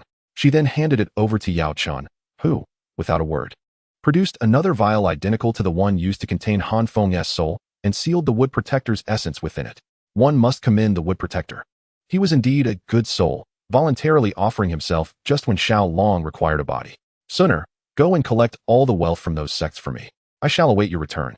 With the corporeal form entrusted to Yao Chun, Shao Long instructed Shao Suner. For now, the more resources he possessed, the greater the exchange points he could acquire, and thus he would undoubtedly not let the Blood Sect and the Eight Doors, who sought to trouble him, escape unscathed. After all, the decades of accumulation from the Do Huang sects could not be underestimated. Understood. Without further ado, Shao Suner soared into the void. Shao Long and Yao Chun made their way to the small bamboo grove where Han Feng had previously resided, beginning to gather their rewards. Han Feng, indeed worthy of being a sixth-tier alchemist, had an abundance of alchemical recipes, advanced techniques, and numerous finished elixirs within. Shao Long seized them all for trade. Wood Protector, tell me, where do you report after each soul collection? Shao Long harbored both disdain and intrigue towards the soul hall. What vexes me is their incessant collection of souls, which leaves Shao Long feeling quite displeased. What I find appealing, however, is that each branch of the soul hall possesses a source of soul power derived from the extraction of those specters. Shao Long pays great attention to this. Yet, each branch of the soul hall is guarded by two esteemed elders, and currently, Shao Long has only Shao Suner as his single Dozun. Naturally, he dares not provoke the branches of the soul hall. However, once Yao Chun regains his corporeal form, the situation could change dramatically. It is known that in the original narrative, Yao Chun ascended to a semi-holy level upon acquiring a body. Should I assist the current Yao Chun in restoring his physical form, he would undoubtedly possess the prowess of a Dozun. With two Dozuns at his side, Shao Long would have ample reason to reconsider his stance. Thus, he comes now to test the waters. Humph, young man, the ancient clan may be formidable. Yet my soul hall harbors no fear, and you are not of the ancient clan. They would not wage war against us on your behalf. Therefore, I advise you to release me promptly, or the wrath of the soul hall is not something a mere Do Wang like yourself can withstand. Seeing that Shao Suner is absent and only Shao Long, a Do Wang, remains, the Wooden Guardian intends to make his move to intimidate Shao Long Ha. You, a mere guardian, believe the soul hall would engage in battle for you and the ancient clan? You truly overestimate your worth. Shao Long scoffed. Recognizing the folly of this soul hall wretch, Yao Chun, I leave this fellow to you. I require your assistance in prying open his mouth. With that, Shao Long cast the guardian to Yao Chun, choosing not to concern himself further. He trusts the old rascal Yao Chun will undoubtedly have methods to torment this individual. Otherwise, those few hundred years of Yao Chun's existence would seem wasted. Rest assured, when it comes to tormenting others, Yao Chun ranks among the elite throughout the Dochi continent. Moreover, his deep-seated hatred for the soul hall ensures he will show no mercy. And as for that wayward disciple, Han Feng, he has been tortured nearly to death. Were it not for the fact that the soul body is but an ethereal form, Shao Long might suspect that Yao Chun had truly laid waste to both the Wooden Guardian and Han Feng. Otherwise, how could they have appeared so listless within a mere 10 days? In that span, Shao Long devoured the high Exine lawn, drawing from his previous experience. This time he exerted significantly less effort. By heavens, this refining of truly seems to be a cheat. Its level escalates even faster than a rocket. After consuming the high Exine lawn, Shao Long's level surged by over 10 minor realms, reaching the rank of a 3-star Do Huang. Now, he begins to wonder if his ascension might be progressing too swiftly. The Burning Decision has also fulfilled its potential, achieving the initial level of Earth-grade techniques. When he next encounters Shao Suner, lo and behold, Shao Long's no longer trembles. He speculates that his, formed from the fusion of 3 distinct flames, should rank among the top 7. Thus, he fears not Shao Suner as high Exine lawn. Upon witnessing that Xiao Long possesses 3 while she still has just 1 within her, a twinge of envy stirs within her. Darling, next time you acquire, could you allow me to refine it? I have never fused before. I beg you. After indulging, Xiao Suner nestled in Xiao Long's embrace, playfully expressing her desires in a sweet voice that brought him immense pleasure. But how can that be? You see, your unique flame alone is worth 3 of mine. My burning decision is merely at the initial stage of the earth rank, while yours has already reached the intermediate stage. If you were to refine another unique flame, wouldn't you ascend to the advanced stage of the earth rank? Although Xiao Long relished Xiao Suner's playful demeanor, he remained resolute in not acquiescing to her request. I want it. I simply must have it. Xiao Suner insisted, wriggling in his arms, displaying a stubbornness that suggested she would not relent without his agreement. Oh, my dear. What is it that you desire? Though Xiao Long comprehended the underlying meaning of her insistence, he could not resist teasing her. You bully me, and I shall seek revenge, Xiao Suner exclaimed, akin to a petulant wife, as she playfully grasped Xiao Long's second brother. The once relaxed Xiao Air immediately perked up at her touch. Xiao Suner, feeling triumphant, tightened her grip, as though she would twist it off if Xiao Long continued to refuse her. Oh, my dear wife, I was wrong. At the Jialan Academy, there are 2 clusters of fallen star flames. I will share one with you. Xiao Long, fearing that Xiao Suner might inadvertently cause harm, hastily pleaded for mercy. In all honesty, he initially intended to claim only the uncontrollable unique flame from the Jialan Academy, while the newly birthed fallen star flame was meant to remain under the Academy's custody. After all, a recently developed unique flame would have limited utility. Yet now, he found himself compelled to offer it to Xiao Suner. 2 identical unique flames, and my husband still wishes to hoard them all for himself. I must impose a little punishment on you. Xiao Suner believed Xiao Long's words wholeheartedly, though a slight discontent lingered in her heart. How could Xiao Long be so selfish? Xiao Long had intended to explain himself, but upon hearing Xiao Suner's notion of punishment, he chose silence, for her sweet words brought him undeniable delight. Chapter 63. Crafting the Body. Xiao Long expended 3,000 exchange points to procure a treasure specifically designed to enhance soul power, the Purifying Soul Lotus. To restore Yao Chun to his peak, it was imperative to rejuvenate his soul power, which required the Soul Infant Fruit and the Spiritual Dragon Celestial Grass. However, Xiao Long lacked the inclination to search for these items and instead sought a suitable alternative. This substitute was commendable, nearly rivaling the price of a 9th-grade elixir. This indicates that while it may not be superior, it certainly would not be lacking. Furthermore, Yao Chen possessed alchemical skills, and with Xiao Long's system, facilitating Yao Chen's future success would be a simple endeavor. Thus, once Yao Chen's soul power was restored, Xiao Long would commence the crafting of a corporeal vessel for him. Of course, prior to this, Yao Chen would need to concoct the 7th-grade elixir, the Yin Yang Life Continuation Pill, himself, as only he could undertake such a task at this stage. The prowess of Yao Chun has returned to the level of Dozong, rendering the concoction of 7th-grade elixirs an attainable feat. Although the materials are exceedingly rare, he managed to gather them within the Black Corner region. It required an immense effort, yet he successfully refined the elixir. The emergence of a 7th-grade elixir heralded the descent of a Dan Lei. As soon as the Dan Lei appeared in the Black Corner region, it triggered a sensation. Could this possibly be the thunder of alchemy? Has someone truly succeeded in crafting a 7th-grade elixir? Could it be the legendary Yao Huang?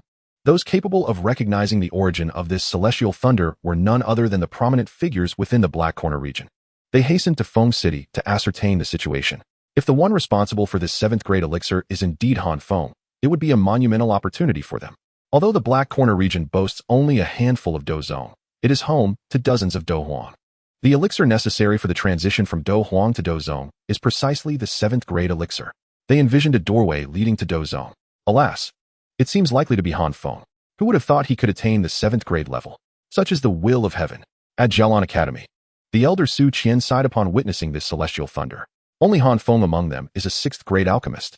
Thus, he is the sole candidate capable of producing a 7th-grade elixir. However, Han Feng is not the most benevolent individual. This troubled him, as there exists something within Jialan Academy that could incite Han Feng's wrath. The more powerful he becomes, the greater the threat to their academy. We must depart from here. After Xiao Suner shattered the Thunder Tribulation with her mountain-shattering seal, Xiao Long led their group away. This place would soon become quite chaotic. It is prudent to leave early. They found a secluded spot, and Xiao Suner prepared the necessary elements. Yao Chen, are you ready? The Yin Yang Sustaining Life Pill, a Dozong body, 3 types of, along with some diluted imperial blood, have all been gathered. Xiao Long was quite earnest in refining this body. Although the elixir may not be the finest, there was no alternative. It would indeed cost Yao Chen dearly to concoct an 8th-grade elixir. As for the body, Xiaolong could only provide him with the dozongs. However, the blood is of the highest quality, aside from Xiaolong. No one else on the Duki continent could procure such a substance.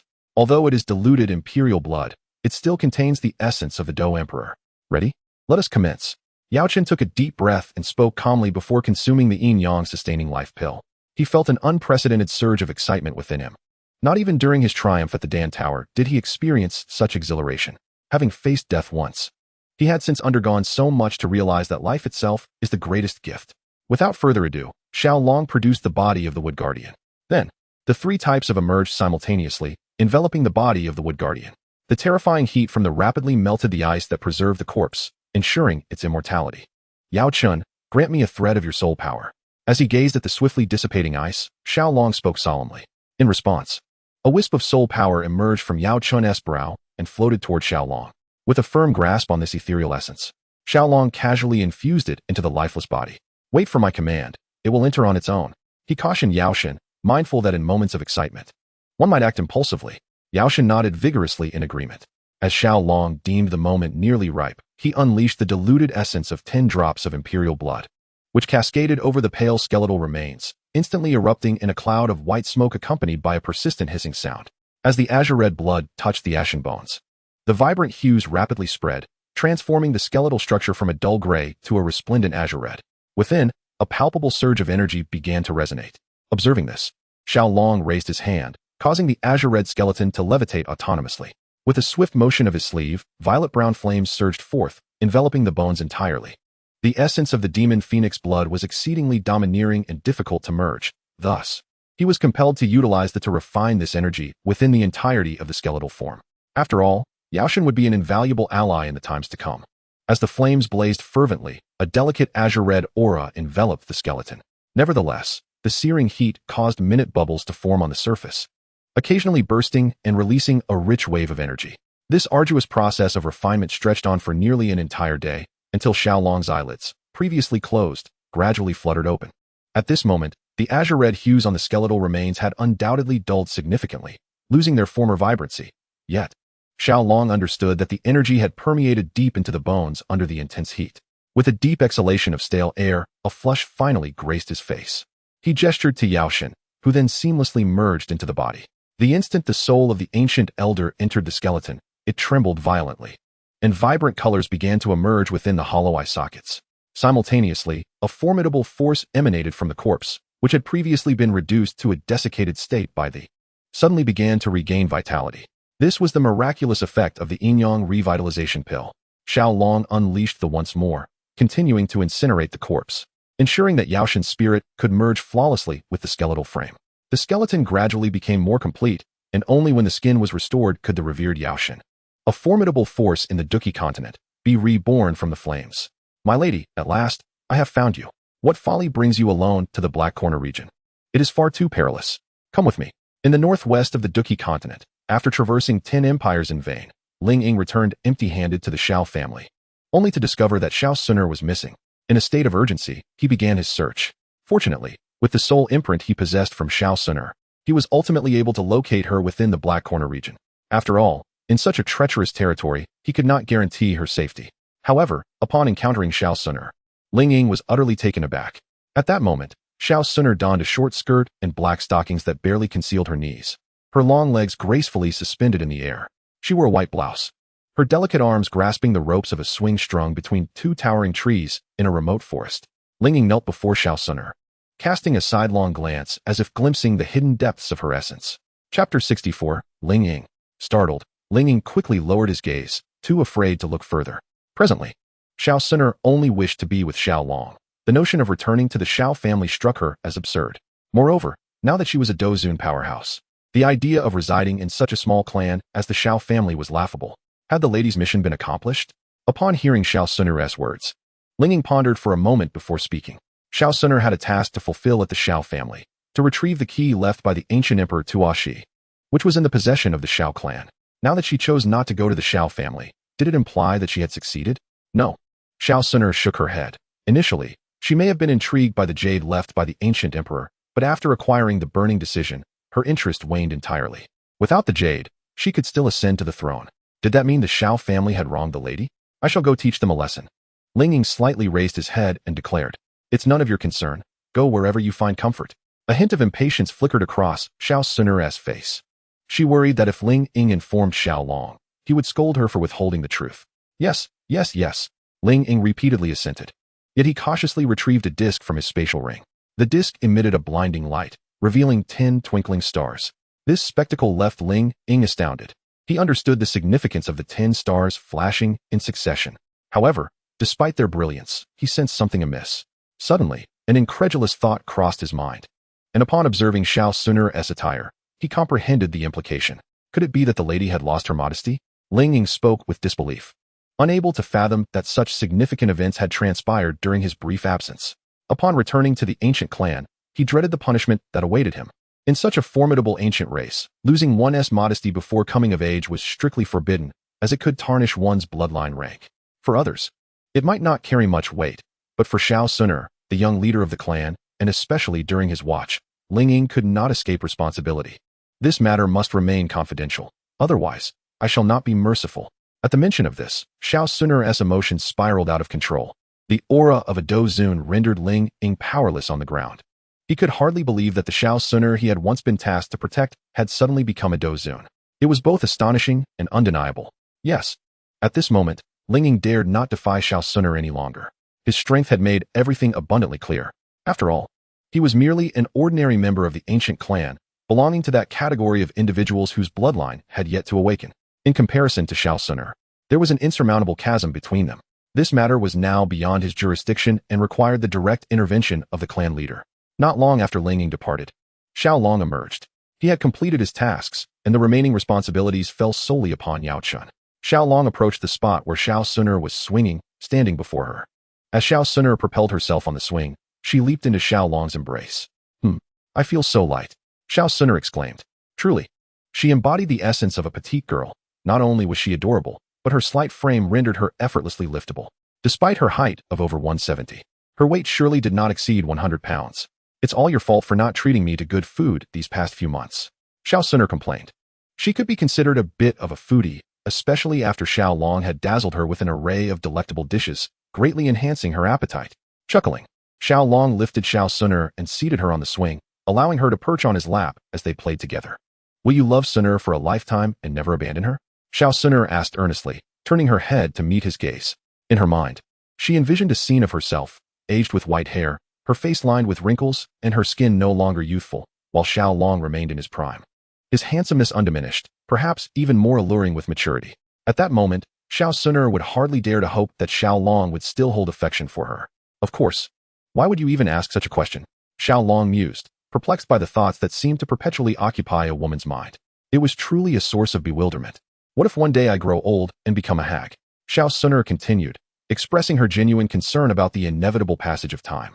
I shall never allow that day to arrive, Xiaolong declared, tightening his embrace around her, inhaling her fragrant scent deeply, feeling a stirring within him as he spoke.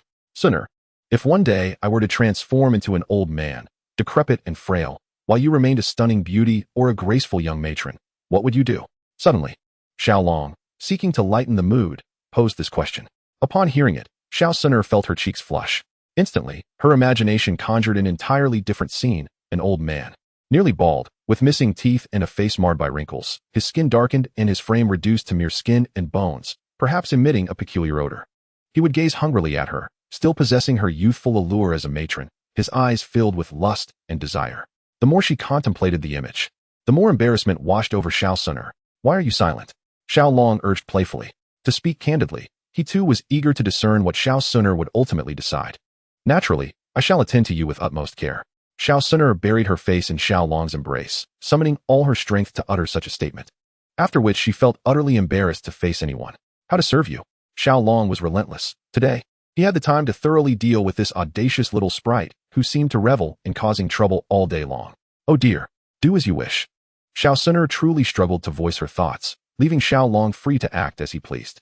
"Very well, you have said so." Xiaolong lifted Shao Sun'er into his arms, a mischievous smile playing on his lips, as he strode into the room. Chapter 65, The Sage of Medicine. "My dear, this old fellow, judging by his demeanor, seems poised to ascend to the pinnacle of Dozun, perhaps even to the realm of half-saint. 3 days later, as Xiao Suner gazed upon the awakening Yao Chun, her countenance bore an unprecedented seriousness. Should Yao Chun return to the peak of Dozun and harbor any ill intentions toward Xiaolong, she would be unable to protect him. The chasm between Dozun is insurmountable, with even a single star representing an impassable divide. Furthermore, Yao Chun might very well attain half-saint. Even as a prodigy of the ancient clan, she could not hope to traverse multiple stars, let alone an entire realm, to contend with Yao Chun. Thus, a sense of unease lingered in her heart. Rest assured, I possess the ability to restore him, and equally, to bring him down. Xiaolong appeared unconcerned. While he held a degree of faith in Yao Chun's character, one must always guard against treachery. Thus, he had prepared contingencies. Should Yao Chun harbor any malicious intent, he would not show mercy. Self-preservation is paramount.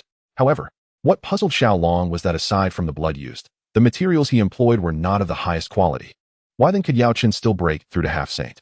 Upon hearing this, Xiao Suner chose to remain silent. Ha ha ha, this esteemed one. Oh no, this saint has finally been reborn. Shortly thereafter, Yao Chun's audacious voice echoed. From his words, both Xiaolong and Xiao Suner discerned that this old fellow had indeed ascended to the level of half-saint.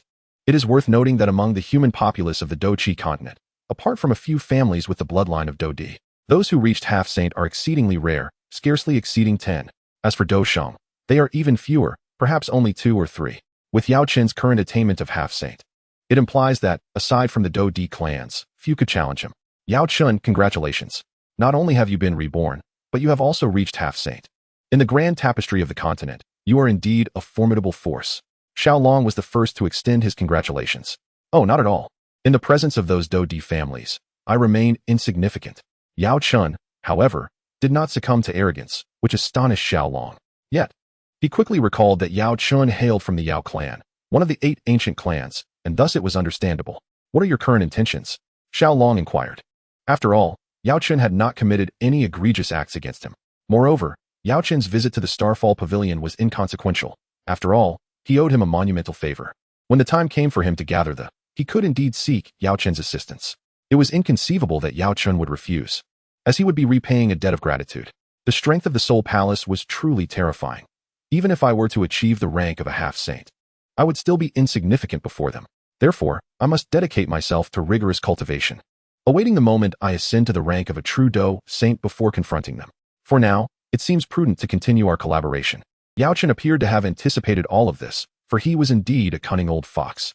Xiaolong's origins were extraordinary and shrouded in mystery, rendering him inscrutable. While Xiao Suner hailed from an ancient clan, making her someone he could not afford to offend. Thus, he resolved to pursue their alliance for his own maximal benefit. Very well, we shall not disappoint you. Here, take this 9th-grade human pill, Xiaolong exclaimed with mirth. With Yao Chun's assistance, the fallen star flame would surely fall into his grasp. When a half-saint intervened, it would be impossible for the Jialan Academy to withhold the fallen star flame. Furthermore, the 3,000 flames of the Pill Tower and even the 9-dragon thunderfire of the burning Flame Valley would also be of aid to him, thus justifying his presentation of a 9th-grade pill to Yao Chun. 9th-grade pills are categorized into human pills, mysterious pills, and golden pills. Among these, human pills bear the lowest quality, yet they remain within the 9th-grade tier, and there are fewer than 10 individuals capable of concocting them across the entire Doqi continent. Yao Chun, however, did not belong to this elite group, as he was merely an 8th-grade alchemist. This 9th-grade pill could not only aid Yao Chun in enhancing his cultivation, but could also provide him with a slim chance of breaking through to the realm of a 9th-grade alchemist. The acquisition of this 9th-grade human pill cost Xiaolong 4,000 exchange points, the mysterious pill 6,000, and the golden pill 9,000. Indeed, 9th-grade pills are rarer than heavenly-grade techniques and combat skills. For a Do Saint, even trading 10 heavenly-grade techniques for a single 9th-grade pill would be worth the sacrifice, as one such pill could equate to several centuries of arduous cultivation. Heavenly-grade techniques are accessible even to Dozun, so one can imagine the disdain Do Saints might feel towards them. Particularly, higher Do Saints can even develop heavenly-grade techniques themselves. Thus, they covet 9th-grade pills. Consequently, the disparity becomes evident. Therefore, obtaining a 9th-grade pill was not simply a matter of desire for Xiaolong. Parting with one for Yao Chun left him with a sense of regret. Upon seeing Xiaolong present him with a 9th-grade pill, Yao Chun was momentarily taken aback. Treating the pill with the reverence one would afford an ancestor. At present, he lacked the inclination to consume this 9th-grade pill. He resolved to wait until he could concoct ninth-grade pills himself before contemplating its use. This is a common affliction among alchemists. Yet, Yao Chun now felt grateful for his earlier words. Otherwise, he would remain oblivious to how much longer it might take to break through to the rank of a ninth-grade alchemist. Meanwhile, witnessing Xiao Long casually bestow a ninth-grade pill upon Yao Chun, Xiao Suner felt a surge of displeasure and began to playfully pout at Xiao Long. Xiao Long found himself unable to resist, resorting to both coaxing and deceit, suggesting that only by offering her a golden elixir would Xiao Suner relent. With everything in place, he was now set to journey to the Jialan Academy to procure the Fallen Star Flame. Having spent nearly a month in the Black Corner region, Xiao Yan had accumulated approximately 10,000 exchange points. Though this sum paled in comparison to Xiao Long's harvest of exchange points, it still caused him a twinge of regret. Now, he was poised to reap the rewards. Very well, I have some connections with the president of Jialan Academy. I believe if we propose a reasonable price, there is no reason for them to refuse us the Fallen Star Flame. Yao Chen nodded in agreement. His reputation as the foremost alchemist in the Central State preceded him, and the members of Jialan Academy would likely grant him some consideration should he seek the Fallen Star Flame. Truth be told, Xiao Long was also inclined to visit Jialan Academy. Xiao Yin undoubtedly possessed the strength to gain entry there, and with Yao Chen accompanying him, it seemed the optimal choice. Moreover, he hoped to encounter that fellow, Xiao Yin, during this visit. Chapter 66. Where has Xiao Yin gone? Today, 3 mysterious individuals arrived at Jialan Academy. Under the guidance of a teacher named Ruo Lin, they proceeded towards the office of the outer court president, Hu Qian. Along the way, Xiao Long frequently cast sidelong glances at this Ruo Lin instructor. It was no wonder that she had caught Xiao Zhan's attention. She indeed possessed some allure. Her youthful, dewy skin was captivating, and the mere sight of her teacher's uniform stirred something within Xiao Long. Though he felt a stir of desire, he maintained his composure. Yet, this did not escape Xiao Suner, who began to exhibit a hint of jealousy. Xiao Long could not help but admire how troublesome women could be, filled with jealousy and suspicion. No wonder many men preferred the companionship of girlfriends over the commitment of marriage. Suddenly, he spotted a familiar face and halted in his tracks. Yao Zun, you may go ahead to meet Hu Qian. I've encountered an acquaintance and plan to catch up with Suner. Indeed, Xiao Long had spotted the enchanting Xiao Mei amidst the crowd. Very well, Yao Chen acknowledged, recognizing Xiao Mei, as he had previously shared a complicated relationship with her through his former disciple. Furthermore, Xiao Long was not particularly well known, so this transaction could be managed alone. Nodding, Xiao Long took Xiao Suner to seek out Xiao Mei, and then, seizing her hand, he boldly led her away. Goodness, who is this formidable figure? Is he not concerned about offending that enchantress? Surrounding them, the members of Jialan Academy were both astonished and envious at Xiao Long's assertiveness. Xiao Mei's beauty ranked among the finest at Jialan Academy, garnering much admiration. However, her sister, Xiao Yu, was also no weakling in the outer court of Jialan Academy. Additionally, Xiao Yin maintained a favorable relationship with that little enchantress from Jialan Academy, which deterred most from pursuing Xiao Mei. Yet, Xiao Long's audacity compelled their respect. Jialan Academy bore resemblance to modern universities, the only distinction being the absence of contemporary facilities. However, there still exist some small groves. Xiao Long brought Xiao Mei to a quaint little grove, where they settled upon a bench beside a narrow path. Xiao Long sat in the center, with Xiao Suner on his right and Xiao Mei on his left. He rested his hands on the backrest, effectively enveloping both women in a gentle embrace. Xiao Mei, it has been a long time. How have you been? Given his connection with Xiao Yu and Xiao Mei's remarkable talent, Xiao Long was not at all surprised by her admission to the Jialan Academy. Moreover, as mentioned by the esteemed Yao Chun, Xiao Yan had achieved the rank of fighter with his assistance, making his potential admission to the Jianan Academy a mere formality. After all, a 16-year-old fighter is considered formidable anywhere. Thus, Xiao Long intended to gauge the situation through Xiao Mei. Fortunately, being in such close proximity to the most talented individual from the Xiao family left a faint blush upon Xiao Mei's cheeks. How many from the Xiao family have joined the Jianan Academy this year? At that moment, Xiao Long harbored no ulterior motives towards Xiao Mei, for he was well aware that a beautiful woman, readily available, sat beside him. There are 5 of us, my brother, myself, and a few other grandsons of elders. Xiao Mei answered candidly. This revelation caused Xiao Long to furrow his brow slightly. The fact that Xiao Yin had not come to the Jianan Academy piqued his curiosity. Where could that fellow have gone? Could it be that he encountered another elderly figure like Yao Chun? That seemed improbable. His luck could not be that extraordinary. Oh, how are you finding the academy? Xiao Long gently brushed Xiao Mei's hair and inquired. It's quite good, she replied. For some inexplicable reason, Xiao Mei felt a wave of nervousness wash over her in Xiao Long's presence. Normally, she was a poised individual, unfazed even when around boys like Xiao Yan. Yet, in front of Xiao Long, her heart raced. What are you doing, Xiao Long? Bullying my sister? At that moment, Xiao Yu arrived. Upon seeing Xiao Long caressing her sister's hair, she quickly interjected. Xiao Yu had an extraordinarily alluring figure, embodying a fiery charm. Her attire was equally bold, with a minuscule skirt that barely reached mid-thigh, accentuating her long legs. Standing at an impressive height, Xiao Long estimated her to be over 175 meters tall. To Xiao Long, such a figure was captivating, and merely her long legs could have entertained him for years, not to mention her other attributes. She was, in every sense, the partner of his dreams. Yet, in the present, Xiao Long found himself lacking in interest. When have I ever bullied Xiao Mei? If you don't believe me, ask her if I have mistreated her, Xiao Long retorted, puzzled by Xiao Yu's accusation. How could she perceive him as having bullied her sister? At that moment, Xiao Yu possessed the strength of a five-star fighter, yet before Xiao Long, she felt insignificant. Xiao Yu remained silent, directing her gaze towards Xiao Mei, clearly seeking her sister's confirmation. She had learned from others that someone had taken her sister away and had hurried to ascertain whether Xiao Mei had been wronged. Unexpectedly, the person in question was none other than the long-lost Xiao Long. This left her somewhat perplexed on how to respond. Cousin Xiao Long did not bully me, she said. Xiao Yu, do you understand now? Xiao Long inquired with a smile that was neither fully a smile nor a smirk. Aware that she was in the wrong, Xiao Yu refrained from replying. By the way, Xiao Yu, do you intend to remain at the Jialan Academy indefinitely? Although the academy is indeed commendable, Xiao Long believed that if Xiao Yu chose to cultivate alongside him, it would undoubtedly be far superior to her time at the academy. After all, he would never lack for advanced elixirs, techniques, or combat skills. I want to be practicing at the Jialan Academy. I refuse to follow you around, Xiao Yu retorted weakly. She felt as if Xiao Long was speaking nonsense. After all, she had painstakingly gained admission to such a prestigious institution, and upon graduating, she would certainly become a formidable combat master. Why would she abandon her place there? Chapter 67, The Goddess. Xiao Yu was quite tall, not much shorter than Xiao Long. He leaned in close, their faces merely 5 or 6 centimeters apart. Xiao Yu could even feel the masculine warmth of his breath, causing her cheeks to flush. This was her first experience of such intimate proximity to a man. If you're not following me, who do you intend to follow? Ha ha, Xiao Long exclaimed, playfully pinching her thigh, his laughter echoing. Scoundrel! Xiao Yu's face grew even redder. She was taken aback by his audacity to tease her. Not only that, but he dared to take liberties with her.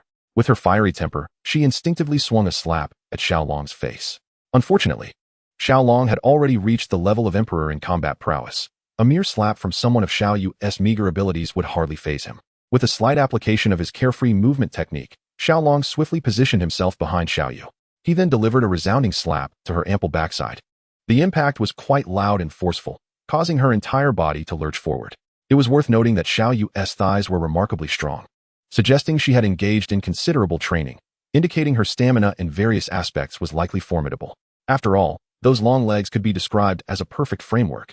Her voluptuous rear was equally impressive. To put it succinctly, Xiao Yu was quite capable of bearing children. Were she on Earth, she would undoubtedly captivate countless admirers. Now, Xiao Long found himself contemplating whether he should engage in a few intimate encounters with Xiao Yu, perhaps elevating her to the status of a beloved companion. Unprepared for Xiao Long's sudden advance, Xiao Yu was momentarily caught off guard. By the time she processed what had occurred, Xiao Long had vanished without a trace, leaving her to hear a voice in her mind. Come here at midnight, dear cousin, and I shall grant you a wondrous experience. Let us not miss this chance. Damn Xiao Long. I swear, you will regret this tonight. Xiao Yu inwardly cursed, seeking a justification to vent her frustration. What she did not anticipate was that Xiao Long's prowess far exceeded her own. One could only wonder what might transpire in that secluded grove. With a solitary man and a woman, it certainly piqued one's curiosity. If Xiao Long were to overhear such a sentiment, he would undoubtedly be overjoyed. How remarkable that Xiao Yu was so enthusiastic, ensuring he was well fed and even offering to pack some for him to take away. Xiao Long, accompanied by Xiao Sun'er, wandered through the Jialan Academy, resembling a rustic bumpkin, gazing around in wonder. Typically, upon encountering Xiao Long's expression of awe and curiosity, onlookers might scoff, and some pretentious individuals would even seize the opportunity to mock him in order to elevate their own perceived status. However, with the stunningly beautiful Xiao Sun'er, who could effortlessly ascend to the rank of campus belle, by his side, few could overlook Xiao Long. In their eyes, it was a travesty that such a blossoming flower was planted in an unworthy place. These privileged elites felt compelled to assist Xiao Sun'er in her plight. Thus, along their path, they were besieged by incessant nuisances. Yet, none succeeded, as Xiao Sun'er treated them as though they were invisible. Miss, I am Baishan. Might we become friends? Just as all others had retreated in defeat, the popular figure Baishan from the academy's outer gate stood before Xiao Suner, holding a vibrant rose. He even went so far as to delicately inhale its fragrance, believing himself to be quite dashing, before presenting the rose to her. Baishan was no ordinary individual. His strength ranked among the top 3 in the outer gate of Jialan Academy. Coupled with his commendable looks, though still leagues behind Xiaolong, he was indeed a remarkable catch. His good looks and exceptional talent allowed Baishan to thrive in the academy's outer circle, charming many female students, which inflated his ego considerably. Upon encountering Xiao Suner, he had set his sights on her as his prize, leading to the current spectacle. Baishan was confident that this display would win over Xiao Suner, for he had previously ensnared countless innocent girls in this manner. However, it seemed he had met his match, as Xiao Suner paid him little mind. She found Baishan utterly repugnant, to the point of nausea. The scent of his overpowering cologne was particularly off-putting, ultimately suppressing her urge to vomit. Xiao Suner uttered a single word, "Get out." Baishan, unable to fathom that a woman would ever dismiss him, misinterpreted her words as directed at Xiaolong. He stepped forward, indignantly proclaiming, "Did you not hear? This lady is asking you to leave." Simultaneously, a sense of secret delight flickered within him, as he fancied that his presence had inspired Xiao Suner to find her true love. Gazing at her alluring figure, Baishan struggled to contain his excitement. Xiaolong regarded Baishan with a look of incredulity, as if he were a fool. He could not fathom the source of Baishan's confidence. However, he refrained from speaking, trusting that Xiao Suner would manage the situation adeptly. Indeed, in the next moment, he witnessed Baishan being sent flying, landing amidst a pool of blood. Xiao Suner then added, "I was referring to you." The onlookers, drawn to the spectacle, were momentarily stunned. They could not comprehend why the seemingly serene Xiao Suner had suddenly resorted to such violence. What was most astonishing to them was that Baishan, who ranked among the top 3 in the outer academy, had been effortlessly defeated by a woman. It should be noted that Baishan was currently a 9-star combatant. To vanquish Baishan in an instant required the prowess of a dome master. This implied that their goddess, Xiao Suner, was indeed a dome master. However, had they known that their goddess could easily dispatch their mentors, elders of the Jialan Academy, and even the head of the outer academy, their thoughts would have been quite different. If they had been aware that their goddess, who had reached the level of Do Zun, had once been preyed upon by a mere Do Ling, and now by a Do Huang, their reactions would have been beyond comprehension. This situation mirrored that of Earth in later times. While the goddess appeared resplendent and pure, few knew the true nature of her character. With Baishan's defeat serving as a cautionary tale, no one dared to provoke Xiao Suner again. The male students of Jialan Academy could only lament that their parents had not bestowed upon them more favorable appearances. In their eyes, Xiaolong had become a symbol of a pampered pretty boy. Were Xiao longed to learn of their perceptions, he would likely be infuriated.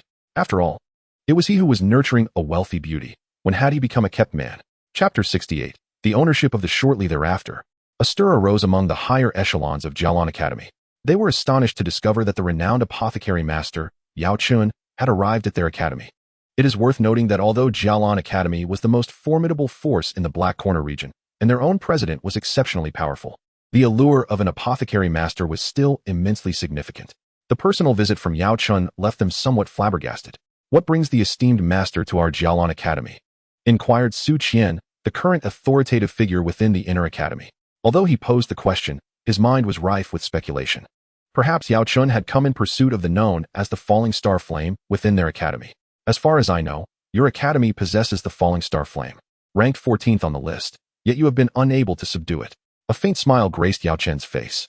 "Indeed, the Falling Star Flame has grown exceedingly powerful. We can only keep it sealed for now." Upon hearing Yao Chen's words, Su Qian was not taken aback. Instead, he candidly expressed, "Then, might I inquire if your esteemed self could take charge of the Falling Star Flame?" Yao Chen asked, with a hint of urgency in his voice. "The esteemed one is a master alchemist on the Duki continent. It is not entirely impossible for us to entrust it to him." However, Su Qian pondered for a moment. The Fallen Star Flame has been a source of both affection and resentment for our Jialan Academy. Su Qian constantly yearned to rid himself of this burdensome hot potato. Yet when the moment arrived, he found himself filled with reluctance. "But why? If your esteemed academy is willing to leave the Fallen Star Flame in my care, I am prepared to offer 10 8th-grade pills in exchange." Yao Chen understood that there is no such thing as a free lunch in this world, and Su Qian's hesitant speech clearly indicated his desire for a benefit. Thus, Yao Chen did not hesitate and readily promised 10 8th-grade pills. Being a peak 8th-grade alchemist himself, crafting such pills was a trivial matter, especially now that he had reached the semi-saint level, allowing him to achieve a success rate exceeding 90%. "It is not only the Fallen Star Flame," which ranks mid-table among the. But even the last-ranked Xian Huang Flame could be traded for 8th-grade pills. To an alchemist, hold such value. Su Qian indeed harbored intentions of raising the stakes, but upon hearing Yao Chen's terms, he couldn't help but gasp in astonishment. The master alchemist truly was generous. 10 8th-grade pills could easily entice several Dozong powerhouses to lend their aid. Suppressing his inner excitement, Su Qian spoke.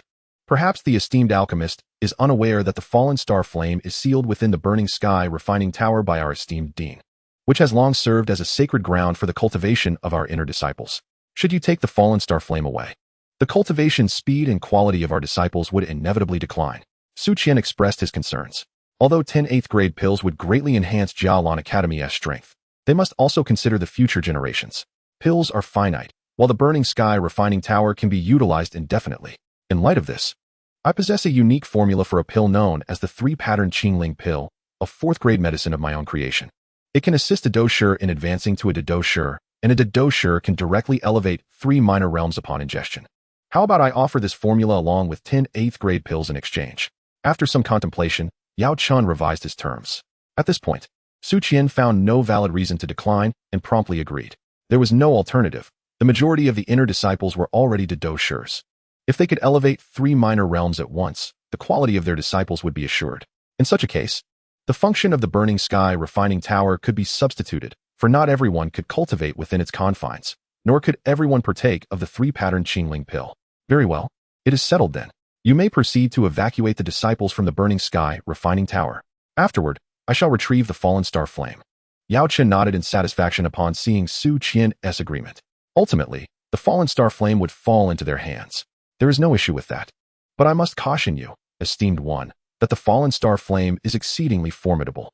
Our dean is a 9-star Dozun expert and could merely seal it away, unable to refine it. One must tread carefully. Su Qian offered this warning. He was quite knowledgeable about their enigmatic dean, although not as renowned as Yao Chun. His capabilities were undoubtedly on par.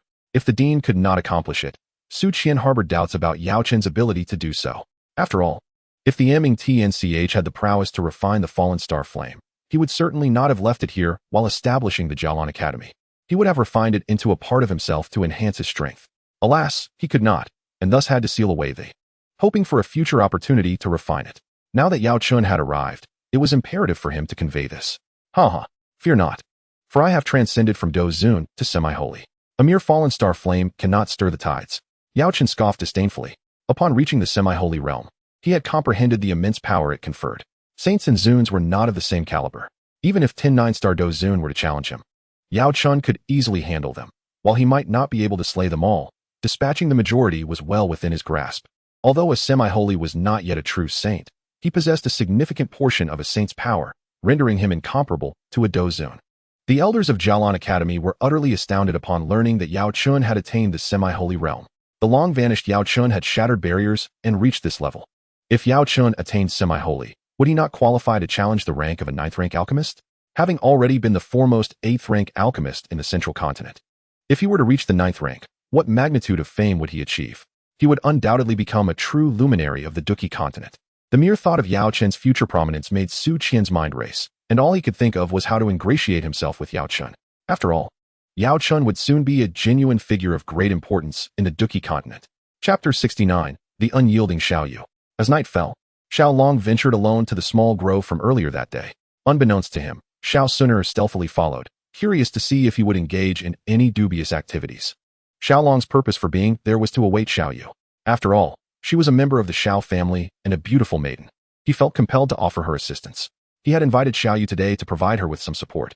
However, after nearly half an hour of waiting, Xiao Yu had yet to arrive, and Xiao Long began to waver in his resolve. Did she take his words as mere jest, not seriously? Yet, considering that girls typically take time to select attire and prepare themselves, he decided to remain patient. Eventually, boredom overcame him, and he closed his eyes for a brief respite. Before long, he sensed the presence of someone approaching, accompanied by a delicate fragrance reminiscent of the scent lingering on his hands after an encounter with Xiao Yu. This unmistakably indicated that Xiao Yu had arrived. Rather than opening his eyes immediately, he waited until Xiao Yu's gentle touch graced his forehead before finally unveiling his gaze. The enchanting beauty before him, clad in a loose-fitting outfit, could only be Xiao Yu. "Ah, my dear beauty, it seems you were well prepared," he teased, unable to suppress his playful banter. "Pray tell, What is the purpose of such alluring attire? Confronted with her alluring appearance, Xiaolong couldn't help but wonder if Xiao Yu had indeed come to him with intentions of seduction. After all, her attire was so loosely draped that a mere tug could transform her into a delicate lamb. If this were the case, Xiaolong mused that he might not refuse, as doing so would feel insincere. I was just about to retire for the night when I recalled your lewd invitation to meet here, Xiao Yu retorted, her voice laced with disdain. Lo and behold, the little scoundrel is indeed here. Now enlighten me. What exactly do you desire? The memory of Xiaolong's earlier mischief, his hands upon her thigh and the playful slap on her ample rear, still simmered in her mind, fueling her animosity. Oh, come now. Dear beauty, what harm is there in a little touch? After all, you will eventually find yourself in someone else's embrace. Why not allow your cousin to enjoy it a little? Xiaolong surmised that Xiao Yu had yet to fully vent her frustrations from earlier that day, and thus spoke as if nothing had transpired. Xiao Yu was filled with an overwhelming urge to strike Xiaolong, wishing to knock out a few of his front teeth. It was worth noting that Xiao Yu had previously pursued Xiao Yin for simply catching a glimpse of her bathing. That had merely been a matter of suggestive gazes. Yet, Xiaolong had gone a step further, and she had already shown remarkable restraint by not pursuing him for days. How could he remain oblivious to his own provocations? For a date, perhaps? I guarantee an experience that will leave you yearning for more, a taste of earthly ecstasy.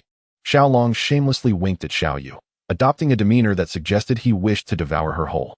Truth be told, he had never been on a date in his 20 years of life. Begone, she exclaimed, her irritation palpable. 1 Earth-grade technique, begone. 1 Earth-grade technique. Plus 1 Earth-grade combat skill. Begone. Earth-grade techniques and combat skills, along with high-tier elixirs. Begone. Ultimately, Xiao Yu could no longer tolerate Xiaolong, whom she believed to be a peculiar nuisance. She swiftly turned to leave, feeling as though she had been infected by his absurdity, as it was otherwise unfathomable that she would engage in such prolonged banter with him. Xiaolong was genuinely astonished by Xiao Yu's steadfastness.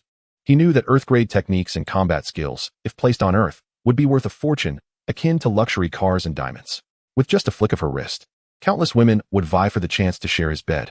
Yet here, Xiao Yu had not succumbed to his charms. Inwardly, Xiaolong marveled at her character.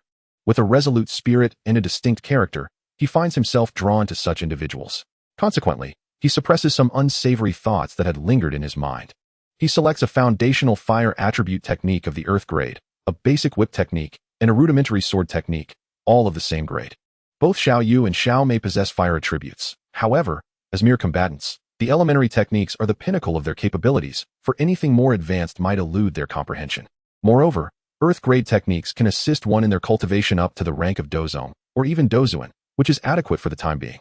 Xiao Yu also has a penchant for the whip, making the advanced whip technique a perfect match for her. In contrast, Xiao Mei favors the sword, prompting Xiaolong to prepare a sword technique for her. In his efforts to assist these two sisters, Xiaolong indeed demonstrates considerable thoughtfulness. Holding the 3 basic Earth-grade techniques, he employs the carefree step to catch up with Xiao Yu, and then forcefully inserts them into her bosom. Naturally, he seizes the opportunity to fondle her ample curves twice before reluctantly departing. Xiaolong, I shall have your head. Eventually, Xiao Yu, unable to contain her wrath any longer, casts aside her pride and roars in anguish, wishing fervently to exact revenge on Xiaolong.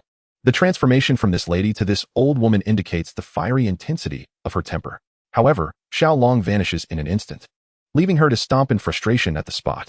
The night at the Jialan Academy remains tranquil, yet Xiao Yu's ruckus disrupts the peace, disturbing those who were at rest. Tragically, the following day, Xiao Yu finds herself penalized, leaving her in tears of despair. After his escapade, Xiaolong reminisces about the experience and proceeds to Xiao Sun's chamber. As Xiao Yu adjusts her attire, she discovers the 3 newly acquired manuals nestled within her bosom. Stunned, she stands frozen in place, taking several moments to regain her composure. She stows the 3 manuals away in her spatial ring without a word, yet unbeknownst to her, a blush begins to creep onto her cheeks, whether from embarrassment at Xiaolong's audacity or from her overwhelming anger remains unclear. Chapter 70. The Fallen Star Flame. 3 days later, around the sacred cultivation site of the Burning Heaven Refining Chi Tower within the inner academy of Jialan Academy, a multitude of powerful beings gathers. Each of them has the capability to transform their fighting spirit into wings. Some can even step through the air. This signifies that all present are above the rank of Do Wang, with the majority being elders from the inner academy, all of whom are Do Wang experts. Among them stand Xiaolong, Xiao Sun, and Yao Chun. The area surrounding the Burning Heaven Refining Chi Tower has been thoroughly cleared, devoid of any other presence. Very well, let us commence. Upon seeing that everyone has assembled, Su Qian does not delay. Over the past 3 days, Yao Chun has provided them with 10 8th-grade medicinal pills to enhance their cultivation, along with dozens of pills required by Do Huang experts, such as Do Ling Dan, Huang Ji Dan for Do Huang experts, and Pazong Dan, totaling more than 40 pills.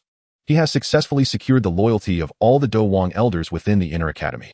In addition, the concoction of 103 pattern Qingling pills has indeed enabled the students of the Grand Master to elevate their cultivation by 3 stars, without any side effects.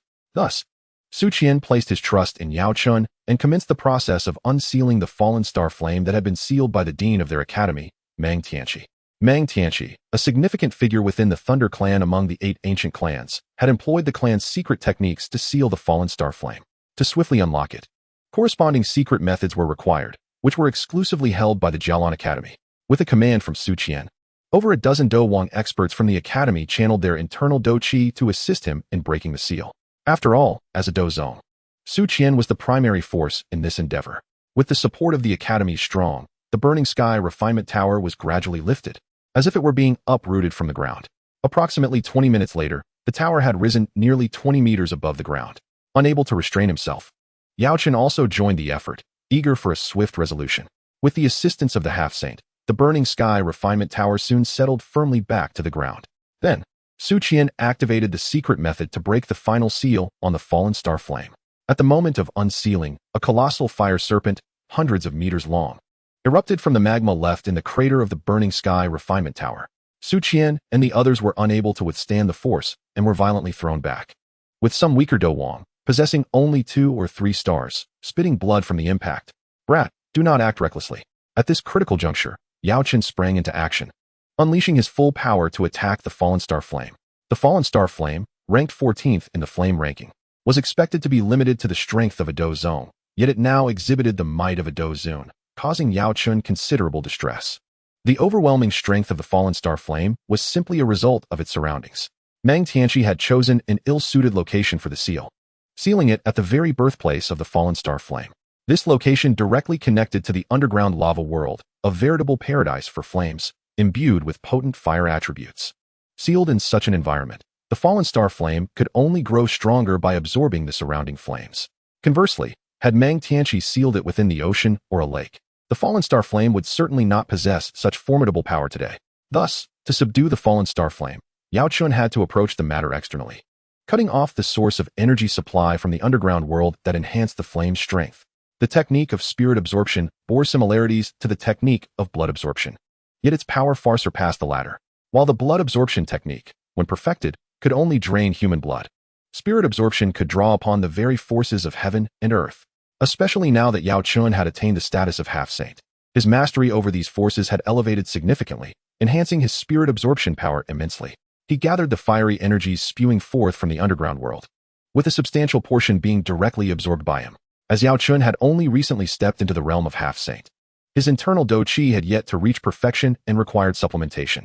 The fire attribute combat energy near the, having been nurtured by the, has become extraordinarily pure, making it the primary choice for. The fallen star flame possesses considerable intelligence, it understands intentions, hence it charges at with its massive form, seemingly intent on reducing him to nothingness. In the presence of the enlarged fallen star flame, appears diminutive, akin to a mere ant. With a cold smile, he employs the technique against the oncoming fallen star flame. Does it perceive him as an easy target? Fortunately, having attained the status of a semi-saint, he harbors no fear. He condenses the fire attribute combat energy he has just gathered into a blade, striking at the colossal serpent formed by the fallen star flame. The fiery serpent is cleaved in two, as effortlessly as cutting through tofu. However, this does not signify the end of the fallen star flame. It merely sustains some injuries. Soon, it rejoins into a single entity, transforming once more into a giant serpent, charging at. Determined to vanquish the fallen star flame today, engages it in battle again. Meanwhile, patiently observes, knowing that haste will yield no benefit. He recognizes that while cold tofu is acceptable, hot tofu is far more delectable. Has set his sights on the more formidable fallen star flame, intending to claim it for himself, while he plans to let handle the weaker one. He awaits the moment when the fallen star flame is significantly weakened, for that will be the opportune time for him to absorb and refine it. Just as the fallen star flame's strength dwindles to the peak of, refrains from action, however, takes the initiative. A golden flame, regal in its demeanor, transforms into a colossal dragon, hundreds of meters long, larger than the diminished fallen star flame. The weaker fallen star flame stands no chance against the Golden Emperor's blazing flame and is consumed entirely, is momentarily dumbfounded, unable to fathom that would act. He looks at her in disbelief, only to see her teasingly stick out her tongue at him without uttering a word. 2. It matters little since there are 2 fallen star flames present, and her consumption of one is inconsequential. Moreover, the capture of this particular fallen star flame would evidently pose a greater challenge for, prompting her to seize the opportunity. My dear husband, I shall refine the first. Farewell, she exclaims, leaving a group of men in a state of astonishment. Witnessing the formidable within is equally astonished. Initially, he had presumed her to be the 9th-ranked Gyojinzian. Yet it appears he has greatly underestimated her. Very well, I must take a trip underground. Thank you all for your efforts. Rest assured, I shall provide each of you with a, declares, acknowledging the significant contributions of the members of the, many of whom have sustained injuries. It is only fitting for to express his gratitude. The elders of the GLN Academy.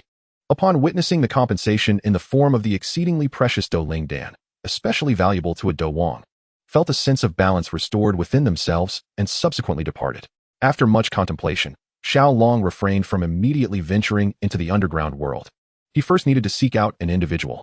Chapter 71. The rampaging lowly, Ziyan. Within the esteemed GLN Academy, the most precious entity was not the exotic fire known as the Fallen Star Flame. Rather, it was a young girl, Ziyan, belonging to the ancient and illustrious T9GLN clan, the foremost among the 3 great beast races and of royal bloodline. She possessed the potential to become an emperor. Most importantly, Ziyan's father was a 9-star Do saint, unmatched across the Duki continent, though sealed away and unable to emerge. Should the ancient cave of the Tuasha ancient emperor come to light in the future, this Zhu Kuan would undoubtedly become a significant ally. Thus, Xiao Long contemplated arranging a meeting between Ziyan and her father, which would yield immense benefits for him and serve as a fortuitous opportunity for Ziyan, allowing her to mature more swiftly. It was rumored that this Ziyan had an insatiable appetite, often sneaking into the medicinal herb storage of the GLN Academy to indulge herself. Consequently, Xiao Long made his way there. Guarding this area was a Do Wang powerhouse, yet he had recently sustained considerable injuries while unleashing the Fallen Star Flame and was currently in seclusion to recuperate, utilizing the Do Ling Dan to further his advancements. Hence, Xiao Long encountered little resistance as he entered. One must admit, the GLN Academy, established by a pinnacle 9-star 9 transformation Do Zun, was indeed formidable, bolstered by 2 additional Do Zun stalwarts, amassing a wealth of resources. Inside, a dazzling array of medicinal herbs awaited, with shelves stretching as far as the eye could see, potentially numbering in the thousands, each shelf measuring around 50 meters in length and 5 to 6 meters in height. The sheer volume was staggering, leaving Xiao Long tempted to seize every herb within. However, with a sense of morality and conscience, Xiao Long ultimately extracted only a portion. Who dares to steal medicinal herbs? Are you tired of living? Just as Xiao Long collected herbs from the 10th shelf, a childish voice piped up. Without needing to look, he knew the source had appeared. A girl who appeared no older than 10, munching on a large radish, accused him. This was a classic case of the thief calling out the thief. Xiao Long found the situation quite amusing. I am here to pilfer medicinal herbs, but what is your purpose? He paused his actions to engage in conversation with the young girl. You are stealing, while I am merely borrowing. The rampaging lowly, Ziyan, pouted, clearly disdainful of Xiao Long. Will you actually return what you borrow? Xiao Long rolled his eyes. It sounded much more palatable when she called it borrowing. But in harsher terms, was it not theft? Could one truly claim to borrow without the intention of returning? How could I not return it? Many of the medicinal herbs mentioned here were discovered and unearthed by me. Do you think I could borrow a few? Upon hearing this, Ziyan's interest was piqued. She lifted her little head, displaying a rather haughty demeanor. Xiao Long pondered for a moment, feeling an overwhelming sense of embarrassment. In the original narrative, Ziyan exhibited a keen sensitivity to rare treasures, capable of sensing the location of precious herbs nearby, and was even employed by Xiao Yin as a tool for gathering medicinal materials. In light of this, it seemed he had indeed erred. Rest assured, I shall return them, he assured her. As an alchemist, I will borrow these herbs, but I shall repay the Jialan Academy with some elixirs. Have you ever tasted this kind? After contemplating, Xiao Long devised a plan. Ziyan, being a quintessentially naive girl with a lamentable intellect, was easily deceived by Xiao Yin. Now, Xiao Long intended to exploit her gullibility as well. He nonchalantly waved a few 5th and 6th grade elixirs before her.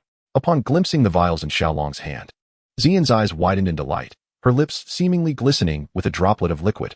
Do not inquire about the nature of that liquid, for he too was unaware. Allow me to inspect your elixirs to ascertain whether you are indeed truthful.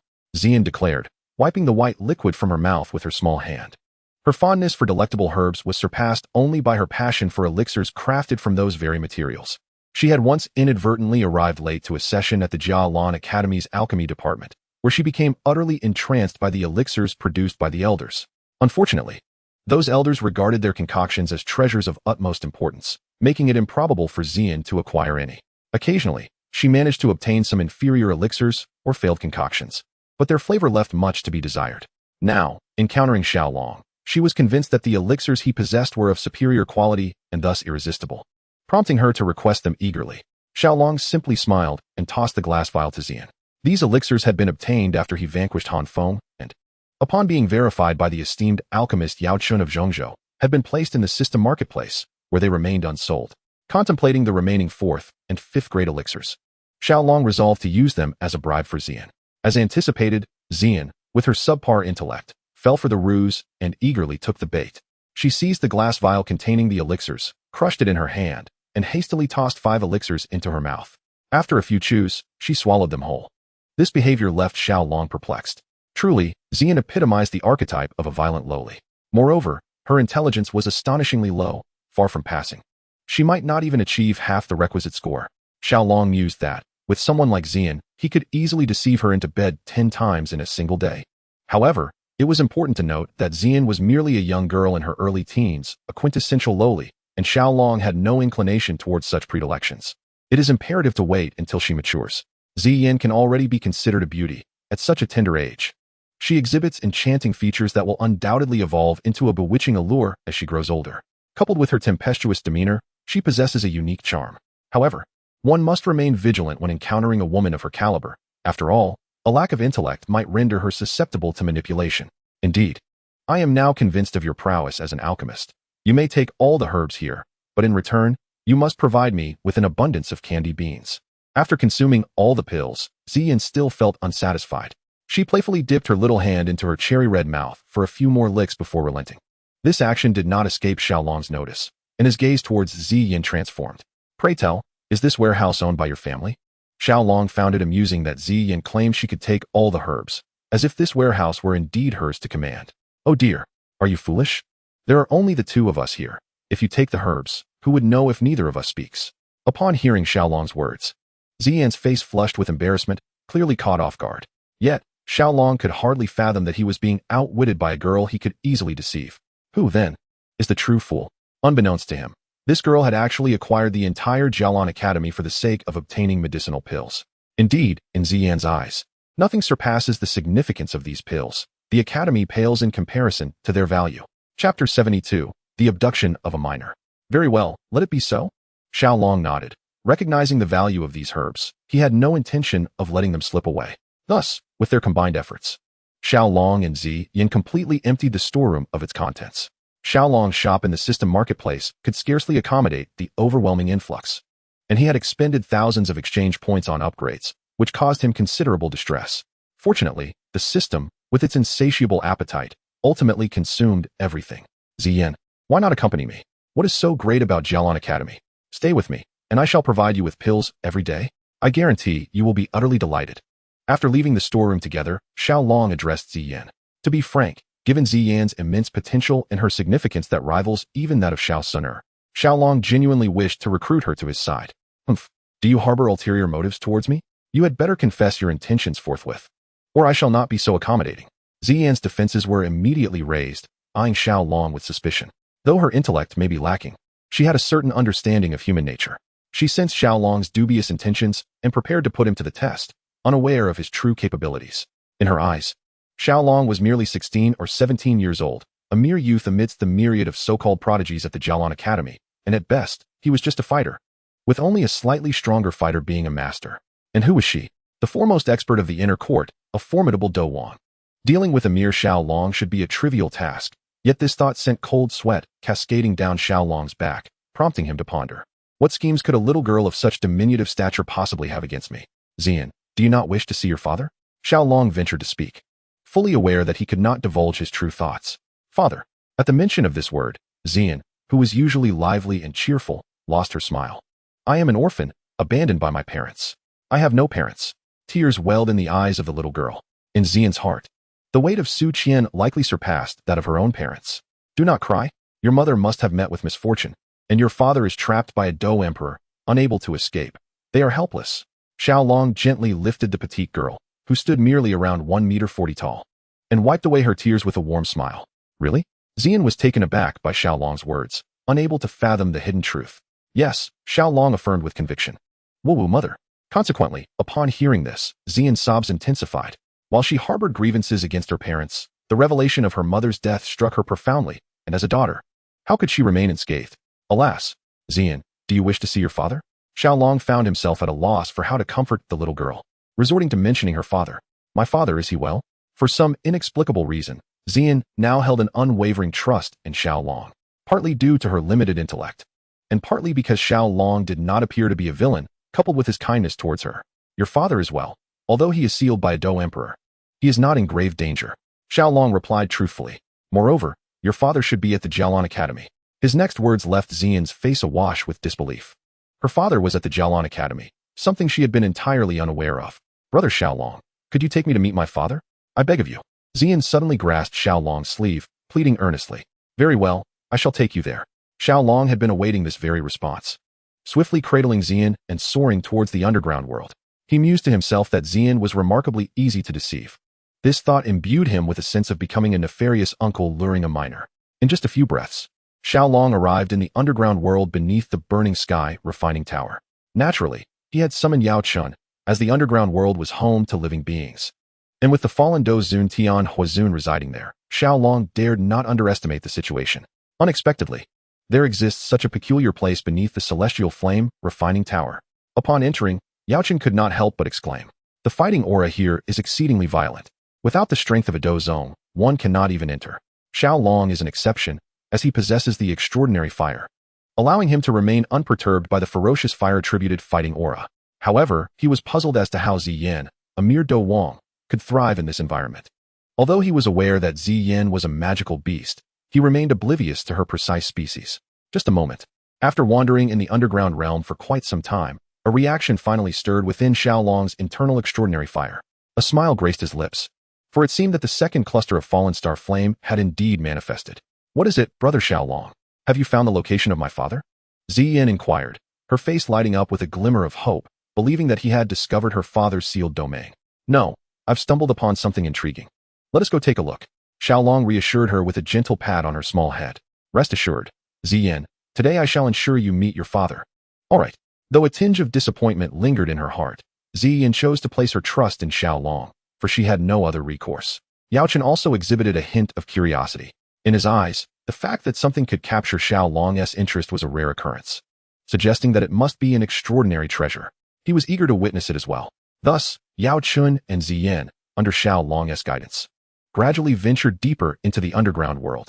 Chapter 73, The Sovereign of Heavenly Fire. What an extraordinary life form. Approaching the domain of the fallen star flame, Yao Chun discovered a remarkable magical beast. Though this creature possessed only the strength of a 6th-tier Dou Huang, it thrived unscathed in this underground world, astonishingly bathing in the lava, leaving him utterly bewildered. Without hesitation, Yao Chun sealed this creature, which resembled a lizard yet was not one, with a fighting aura seal. Casting it aside to examine further once Xiao Long completed his task, the fire lizard creature was left in a state of utter confusion. As a Dou Huang powerhouse, it found itself helpless, for even the pinnacle Dou Huang could not endure the lava. While the underground realm housed other races, none matched the might of the fire lizard tribe. In this domain, a Dou Huang was already considered formidable. Yet today, it was captured by a mysterious race as effortlessly as one might seize a chick, rendering it utterly powerless and despondent. Fallen Star Flame. After subduing the Dou Huang of the fire lizard tribe, the trio pressed onward without pause. 3 minutes later, Yao Chun and Ziyan revealed expressions of profound astonishment. Before them lay a skeletal frame, atop which flickered a faint flame, emanating a subtle glow.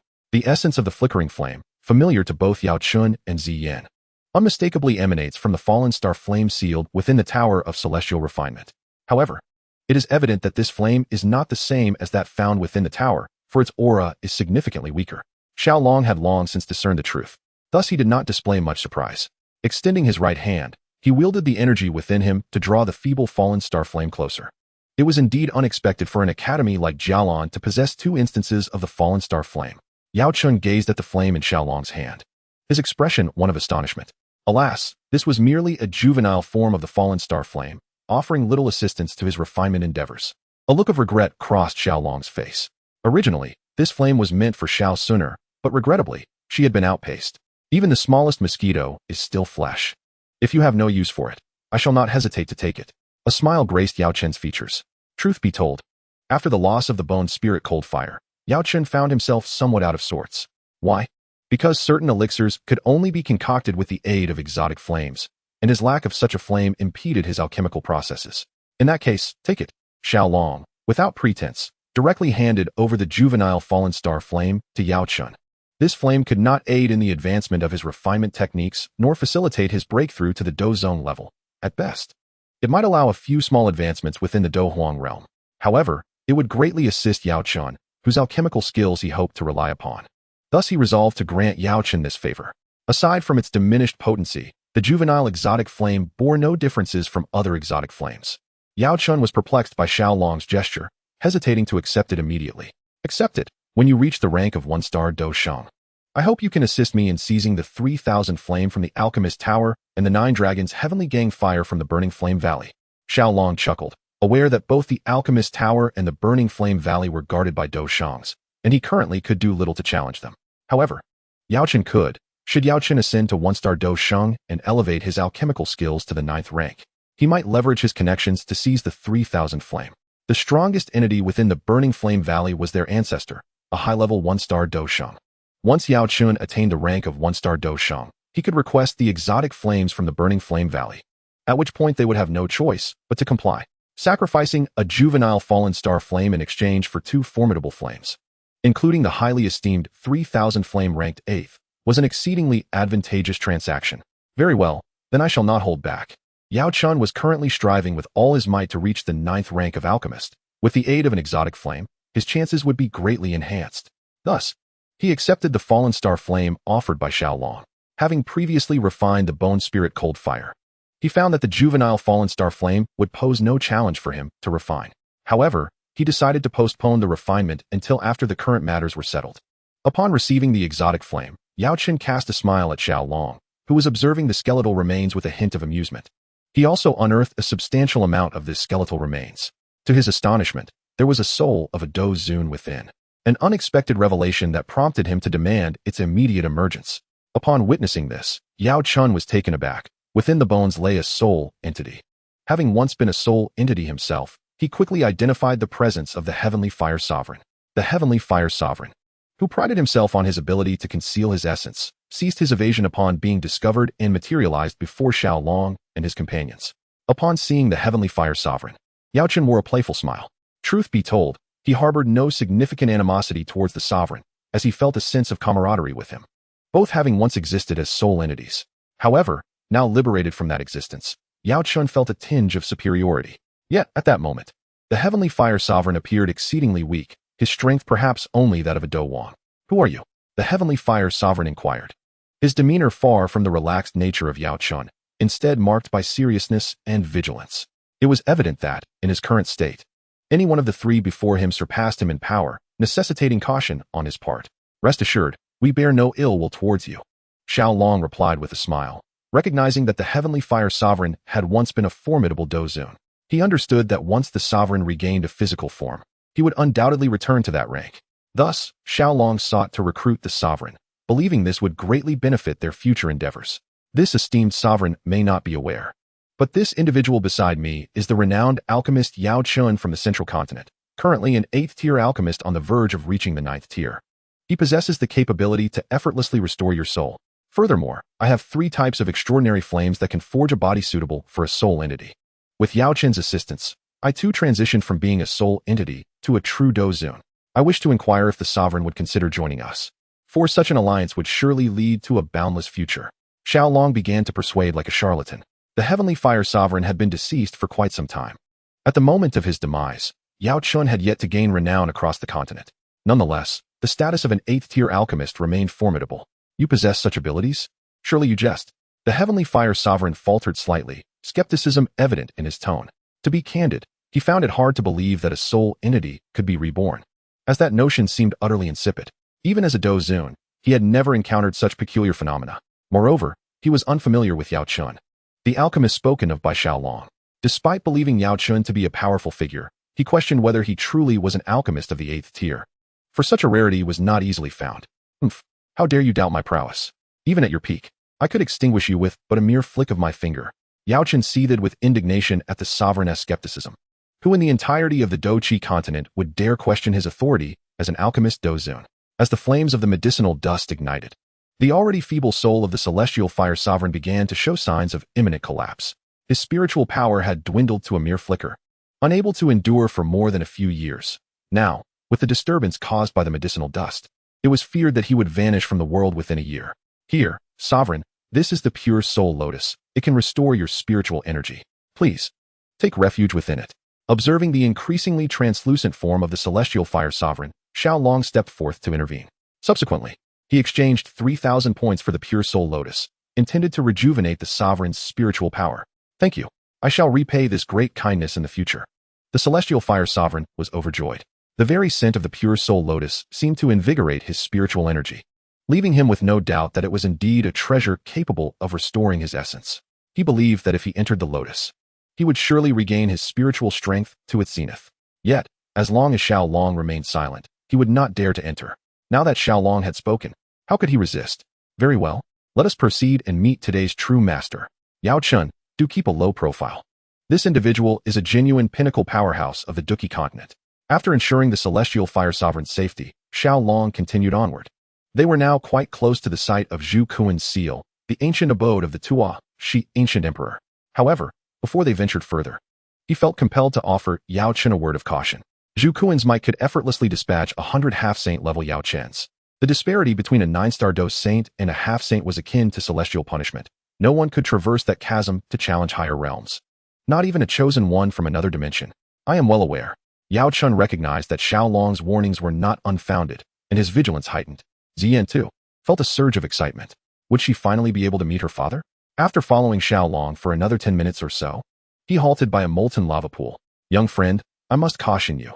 A profoundly terrifying entity resides below. It was only before my demise that I realized. Even at my peak as a 7-star Dozun, I was but an ant before it. Exercise great caution. The celestial fire sovereign within the pure soul lotus quickly warned Xiaolong upon witnessing his arrival at such a dreadful location.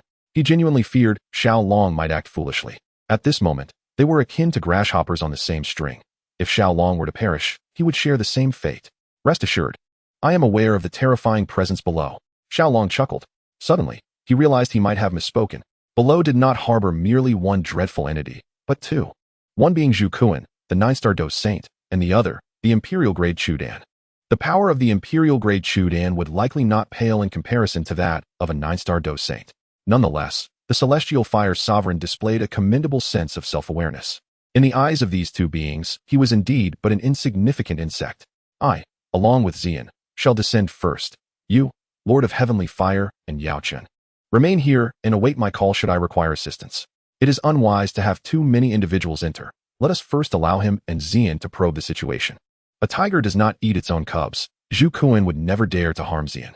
It is worth noting that in the original tale, Xiao Yin was nearly slain by Zhu Kuan merely for possessing a trace of Ziyan's aura, indicating Zhu Kuan's fiercely protective nature. Upon hearing Xiaolong's words, the Lord of Heavenly Fire was more than willing to comply. He had no desire to venture into such perilous territory. Even if Xiaolong were to perish there, he could utilize the pure soul lotus to restore his spiritual power and continue to live freely. Yao Chun nodded in agreement, choosing to remain silent. Let us proceed. Xiaolong smiled at Ziyan, who nodded in response.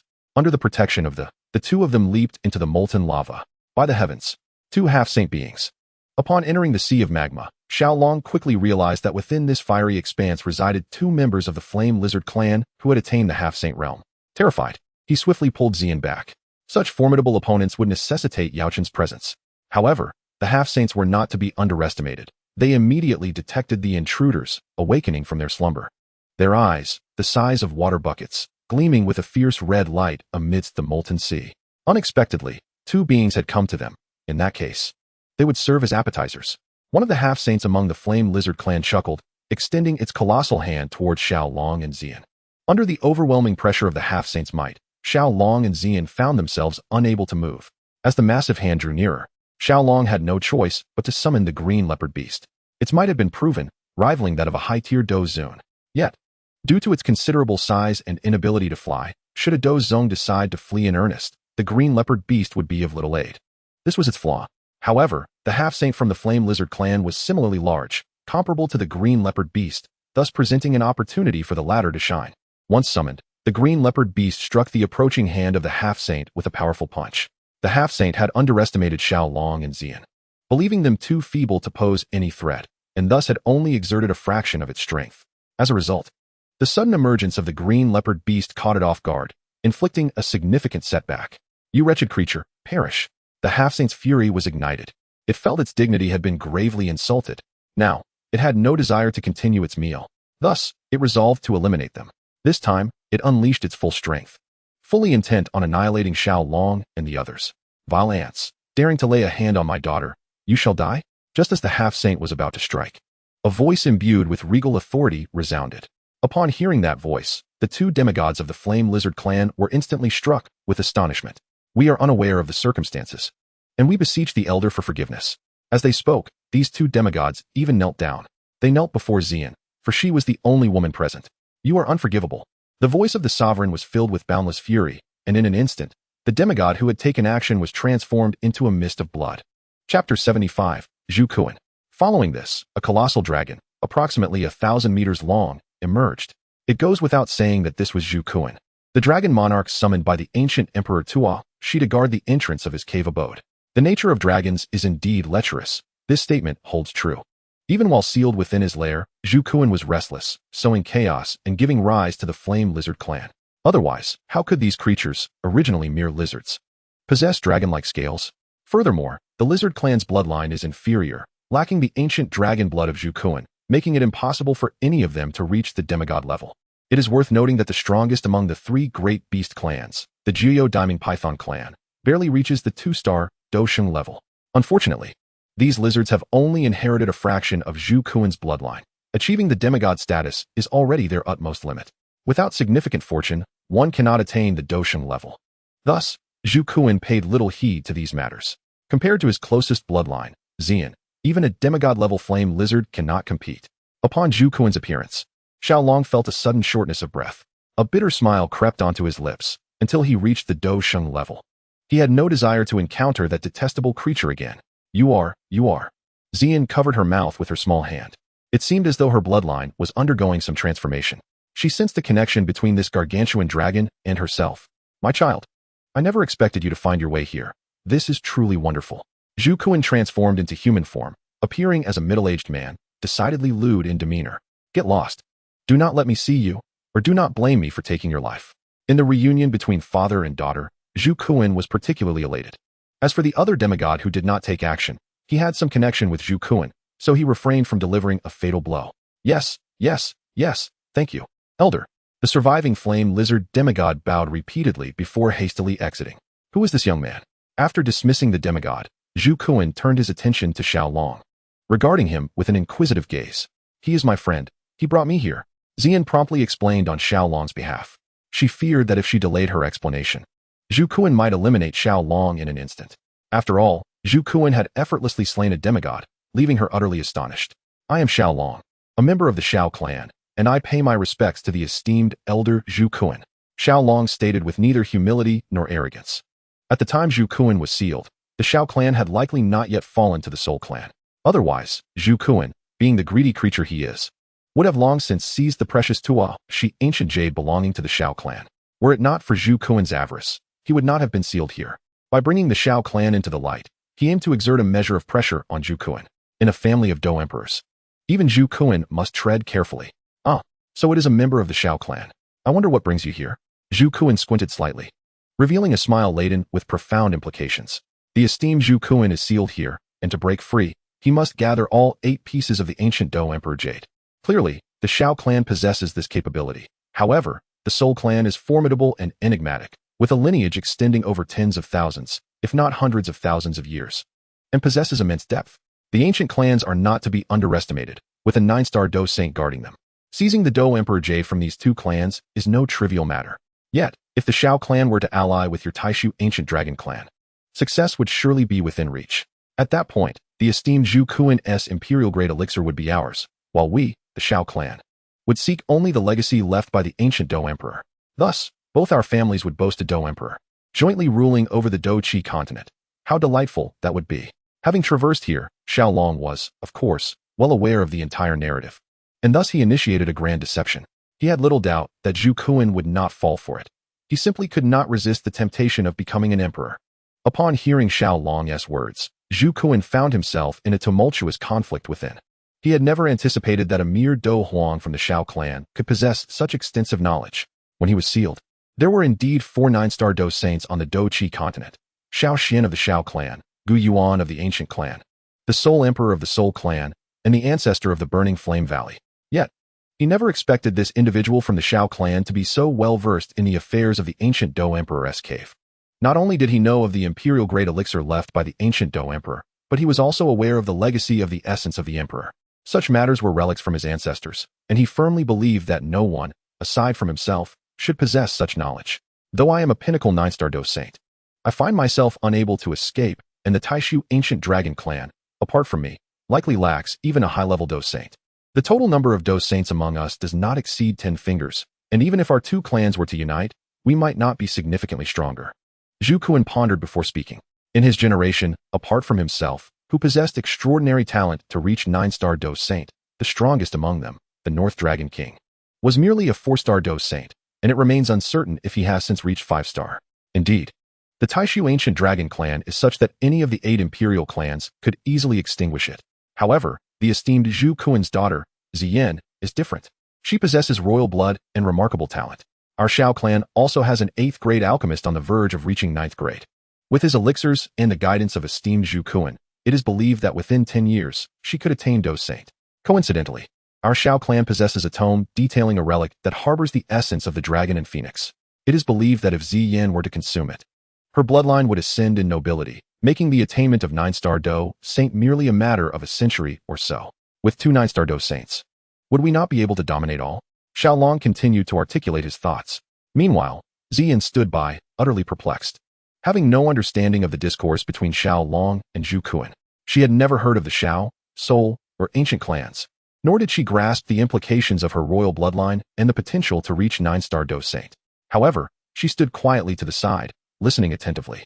You are aware of the existence of the dragon and phoenix origin fruit. Zhurong's emotions began to stir with excitement. The dragon and phoenix origin fruit is an irresistible temptation for the members of the ancient void dragon and the celestial demon phoenix clans, for it possesses the power to awaken their bloodlines once more, and even for Zhurong, it holds immense significance. Naturally, within a decade, our clan will certainly present the dragon and phoenix origin fruit. Xiaolong was 100% assured of this. Within 10 years, that relic will undoubtedly come to light. Zhurong fell silent. Very well, I agree to your terms.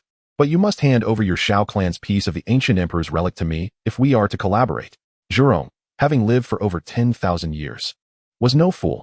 He could not be swayed by Xiaolong's mere words. He needed to possess a trump card to engage in equitable dialogue with the Shao clan, ensuring he would not fall victim to their schemes. Xiaolong smiled. The piece of the ancient emperor's jade from the Shao clan was the easiest to acquire, and he was not overly concerned. Excellent. Furthermore, your Shao clan must prepare 3 9th grade elixirs for me, at the very least of human-grade quality. Zhurong took this opportunity to demand the greatest benefits from the Shao clan. The Shao clan is among the foremost imperial families. How could he refrain from taking advantage of that? Rest assured, these elixirs are intended to aid my daughter. Seeing Xiaolong's reluctant expression, Zhurong clarified. Very well, but Elder Zhurong must also provide me with 3 drops of your essence blood. Xiaolong, suppressing his discomfort, consented. Yet he was no fool and proposed a condition of his own. Chapter 76. The Essence Blood of the Fighting Saint. The essence blood of the fighting saint, particularly that of a 9-star fighting saint like Zhurong, is invaluable. It is worth noting that when Shao Yin obtained a few drops of the essence blood from the 9-star fighting saint of the Yellow Spring Demon Sage, several individuals greatly benefited from it. Zhurong's essence blood is undoubtedly a treasure. At the very least, Yao Chen could potentially break through to a 1-star fighting saint with the assistance of a drop of Zhurong's essence blood. He could also use it to compensate for the loss of the fallen star flame. Very well. After careful consideration, Zhurong reluctantly agreed to this condition. The essence blood was exceedingly important to him, yet a 9th grade elixir could easily make up for 3 drops of essence blood. He extracted 3 drops of rich blood, and upon seeing this, Xiaolong promptly prepared a vessel to contain it. "Thank you, Elder Jerome." A satisfied smile graced Xiaolong's face. Jerome, now in a foul mood, directly issued an eviction order to Xiaolong. "Farewell." Xiaolong cupped his hands in respect and spoke. He then gestured to Ziyin with a reassuring smile, encouraging her to remain at ease as he took his leave. "Phew, how did it go? Are you all right?" Upon seeing Xiaolong emerge, Yao Chen hurriedly inquired. It was noteworthy that a half-saint had just appeared. Had Yao Chen not reached half-saint himself, he would have been in serious trouble. Rest assured. Below is the former Dragon Emperor of the ancient Void Dragon clan, a 9-star fighting saint, and Ziyan's biological father. There is nothing to worry about. Xiaolong dismissed the concern. Upon hearing the news, Yao Chen was taken aback. He had not anticipated the existence of a 9-star Do saint below. It is well known that in the absence of a Do emperor, a 9-star Do saint is akin to a deity. Yao Chen, this is the essence of Zhukuan. Take 3 drops, dilute them with medicinal substances, and I shall refine 2 drops while you take 1. Xiaolong presented the blood of Zhukuan to Yao Chen. The raw power of that blood was exceedingly ferocious, and Xiaolong dared not refine it directly. Though the system could assist in its dilution, it required exchange points. "Very well, I shall take it all." Yao Chen's eyes gleamed with excitement. Even as he reached the threshold of semi-saint, this essence would still be of immense benefit to him. "Let us depart. There is nothing worthwhile to linger over here." Having paid his respects to Zhukuan, Xiaolong felt that there was nothing left to attract him to this underground realm. He intended to leave immediately. Suddenly, as he took a step, he pondered.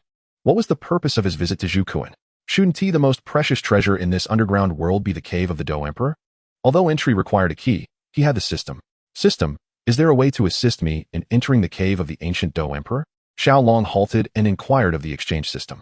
The seals left by peak experts of lower planes can be breached with a spatial transponder.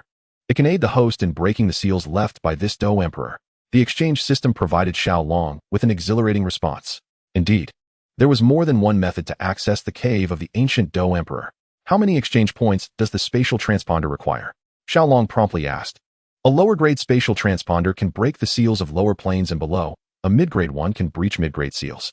A high-grade transponder can dismantle the barriers of the vast universe, and an exceptional one can traverse through all realms.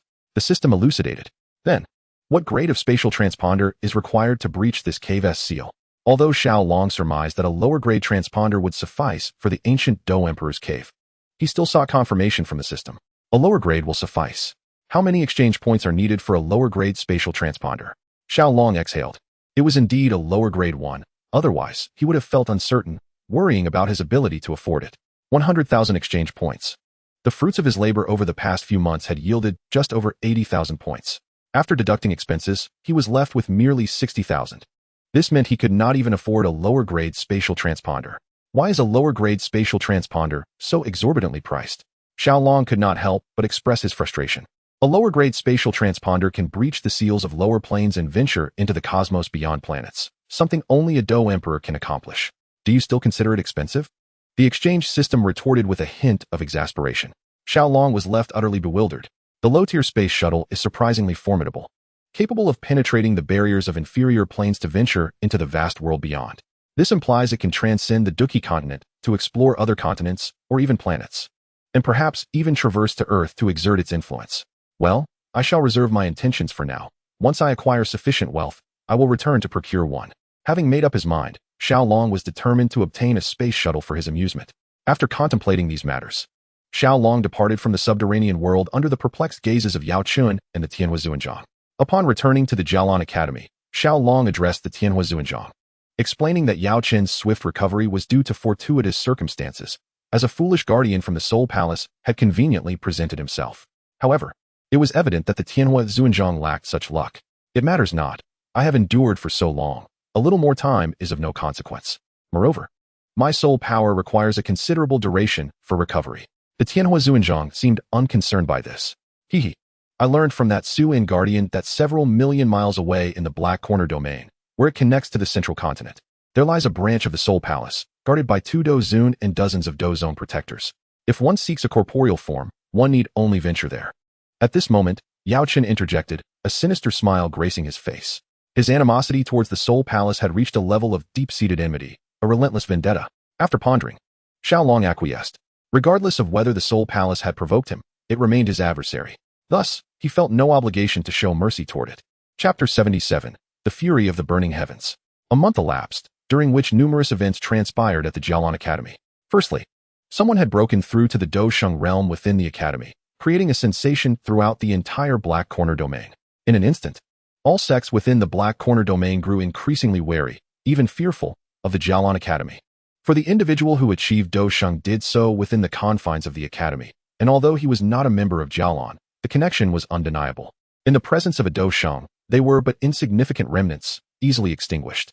The Dosheng symbolizes the pinnacle of combat prowess in this world, capable of annihilating realms with a mere flick of a finger. It goes without saying that this individual was undoubtedly Yao Chun. Meanwhile, Xiao Long had refined a drop of Zhu Kuan's essence blood, reaching the threshold of a one-star Dozong. After much contemplation, he decided to bestow another drop of essence blood upon Xiao Suner.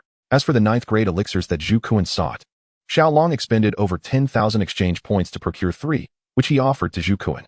The Tuashi Ancient Emperor Jade was temporarily withheld. Xiao Suner also refined the Fallen Star Flame, attaining the rank of 5-star Dozun. Alas, although that was potent, it did not significantly enhance the cultivation of a Dozun powerhouse. The Fury of the Burning Heavens. In the subterranean world, Xiao Long was attempting to merge the 3 within his body, aiming to transform them into his personal trump card, akin to Xiao Yan. After 5 days of gradual experimentation, Xiao Long progressed from being unable to merge even 1 to fusing 2, and ultimately mastering the integration of all 3 with complete proficiency. However, given Xiao Long's current Do Qi, he could at most perform the fusion of 5 times. He named this extraordinary technique Wrath of the Burning Heavens. The power of the Wrath of the Burning Heavens is exceptionally formidable. Even a 7-star Dozong could be annihilated in a moment of carelessness. Indeed, within the subterranean realm, a formidable Fire Lizard Clan warrior with an 8-star Dozong cultivation was severely injured by a single strike from Xiao Long. Following Xiao Long's provision of 3 medicinal pills to Zhu Kuan, the entire Fire Lizard Clan of the underworld had completely submitted to Xiao Long's command. Even the remaining half-saint was compelled to comply obediently. Regrettably, this unfortunate 8-star Dozong was selected as a target by Xiao Long. Nevertheless, Xiao Long did not deliver a fatal blow, sparing his life. Here are 2 7th-grade medicinal pills. Please accept them. Xiao Long presented the 2 pills to the 8-star Dozong with whom he had engaged in battle. After all, he felt it necessary to offer some form of recompense. Thank you. Thank you. The beasts, including the Fire Lizard Clan, were entirely unversed in the art of alchemy. Isolated from the outside world, they had no knowledge of the existence of medicinal pills. However, upon the arrival of Yao Chun, they became acquainted with the wonders of alchemy. As Yao Chun exchanged numerous medicinal pills for the precious fire attribute herbs found in the underworld, 7th-grade medicinal pills hold significant value for Dozong practitioners. Consequently, the incident of him being severely injured by Xiao Long faded into oblivion with the bestowal of the 2 7th-grade pills. Now that you has become quite adept, would you like to further cultivate the 5 wheels of Lihua technique of the Heavenly Fire Sovereign? Yao Chun was refining pills in the underworld, which proved to be an ideal location for such endeavors, as he aspired to challenge the realm of 9th-grade alchemist. In his moments of leisure, he would also observe Xiao Long's training. Naturally, Xiao Suner was always present, trailing Xiao Long incessantly. Particularly now, as Xiao Long had managed to merge into an immensely powerful technique, Xiao Suner was eager to learn from him. To alleviate Xiao Suner's boredom, Xiao Long exchanged a substantial amount of imperial blood for her to refine, thereby enhancing her bloodline grade. Now that Xiao Suner had reached the level of Dozong, her rate of refining imperial blood had significantly accelerated, allowing her to process approximately 10 drops per day. However, upon reaching Dozong, the efficacy of imperial blood diminished considerably. After consuming 100 drops, Xiao Suner merely advanced from the initial stage of 5-star Dozong to its pinnacle. To attain 6-star Dozong, it seemed she would require over 100 drops of imperial blood. This was a financial burden Xiao Long could scarcely bear. 100 drops of imperial blood had cost him 30,000 exchange points, and he could not afford a second expenditure of that magnitude, as his remaining points were dwindling. Thus, Xiao Long decided to utilize Zhu Kuan's essence blood, enabling Xiao Suner to refine it and directly break through 2 realms, achieving 7-star Dozong. The consumption over 10 days had exhausted all of Xiao Long's gains from the Jialan Academy, representing decades, if not centuries, of accumulated medicinal materials. If this continued, he would truly be unable to sustain such expenses. Supporting a wealthy beauty was indeed an exorbitant financial endeavor. After some contemplation, Xiao Long shook his head, realizing he had yet to forge a physical body for her, and thus felt it inappropriate to claim her resources. Although the 5 circular flames technique can be compared to low-level celestial combat skills, it requires 4 or even 5 types to unleash its peak combat potential.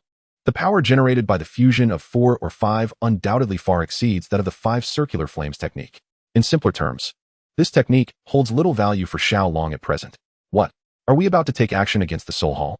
Upon hearing Xiaolong's words, Yao Qin became intrigued. Even the nearest branch of the Soul Hall is several hundred miles away. How long will it take to get there? You stay here to construct a wormhole while I seek out a dozong to first forge the body of the heavenly fire venerable before we act. Xiaolong did not agree. A journey of several hundred miles would require at least 10 days to half a month, even for a dozhong. It's too troublesome. It's better to utilize the spatial wormhole. Moreover, if the heavenly fire venerable acquires a body, he becomes yet another dozun.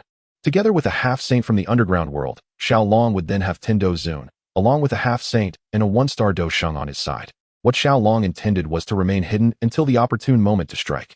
After eliminating that branch of the Soul Hall, he planned to march directly into Zhongzhou, seize the 9 dragons' heavenly gang flame from the burning flame valley, and then pilfer the 3,000 flames from the pill tower. Very well. I shall first construct the wormhole with Xiao Suner. Yao Qin shook his head helplessly. Constructing a spatial wormhole is indeed a laborious task. Subsequently, the two parted ways. Xiaolong was aware that although dozongs were scarce in the Black Corner region, they still existed. For instance, there was the infamous D.Mo. Laozu from the Demon Flame Valley, known for his methods of corpse refinement. Xiaolong was quite interested in the art of corpse refinement. By eliminating an enemy, he could gain a subordinate. Such a fortunate occurrence is rare indeed. Following this, Xiaolong inquired with Su Qian about the whereabouts of the Demon Flame Valley and then ventured there alone. The Demon Flame Valley is guarded by dozongs and dohuangs, making it an excellent training ground for Xiaolong. Furthermore, the Demon Flame Valley is not a righteous faction, having committed many nefarious deeds both covertly and overtly. Thus Xiaolong felt no moral qualms about slaughtering them. Chapter 78. The Demon Flame Valley. This should be the Demon Flame Valley, right? Gazing at the ominous valley ahead, a hint of provocation flickered in Xiaolong's eyes. It is said that the valley's master, D.Mo. Laogui, is a genuine 7-star dozong. He is a renowned figure throughout the Black Corner region. A contemporary of Meng Tianqi. Xiaolong's objective on this journey is to eliminate D.Mo. Laogui and acquire the art of corpse refinement. He stealthily ventured deeper into the valley without attracting any attention. The Demon Flame Valley is a well-known sect throughout the Black Corner region, housing not only D.Mo. Laogui, the 7-star dozong, but also several dohuangs. Who are you? Just as Xiaolong was wandering within the Demon Flame Valley, a voice resonated behind him. From the tone, it appeared to belong to an elder. Who are you? Xiaolong was uncertain of the identity of this individual. Yet he could discern the immense strength of the old man, who had astonishingly reached the rank of 5-star Do Emperor. I am the 3rd elder of the Magic Flame Valley. Who are you? I do not recall such a character existing among us. The elder, rather vain, raised his head high while introducing himself, exuding a sense of pride. Oh, is that so? Then perish. Xiaolong remarked casually, launching a punch towards the 3rd elder. Humph. Youngster, do not be so arrogant. The 3rd elder scoffed coldly, clearly dismissing Xiaolong's attack. However, once he attempted to counter Xiaolong's formidable 9-fold wave strike, he was obliterated into dust, for he was on an entirely different tier compared to Xiaolong. I have no interest in insignificant beings like you. With that, Xiaolong collected the 3rd elder's storage ring and departed from the scene. Unbeknownst to him, at the moment of the 3rd elder's demise, 2 individuals within the Magic Flame Valley sensed the occurrence. Damn it, who dared to slay the 3rd elder? These 2 were the 2nd elder and the Grand Elder of the Magic Flame Valley. Together, the 3 of them had cultivated a powerful flame known as the transformative fire through their combined Do Qi, which could be considered a form of artificial. Thus, they could sense the life and death of each other, as well as the sight of demise. The death of the 3rd elder severely impeded their cultivation of transformative fire, prompting the 2 elders to hasten to the site of his death. They found the 3rd elder's right arm shattered to bits. Sound the alarm, alert all disciples. I shall capture the culprit. Vengeance for the 3rd elder shall be mine. Upon witnessing this scene, the Grand Elder's face darkened considerably. Finally, those words escaped his lips. Soon, the Magic Flame Valley echoed with the alarm bells that had not rung for over a decade. It was a high-level alarm, one that would only sound in the face of impending disaster to the valley. After all, to slay a 5-star Do Emperor indicated that the assailant was undoubtedly formidable. At the very least a peak Do Emperor. Oh, the Magic Flame Valley is quite impressive, having mobilized so swiftly.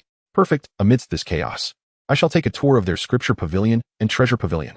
Upon hearing the alarm, a flicker of surprise crossed Xiaolong's mind, quickly replaced by a wicked grin. The entire Magic Flame Valley had indeed descended into chaos.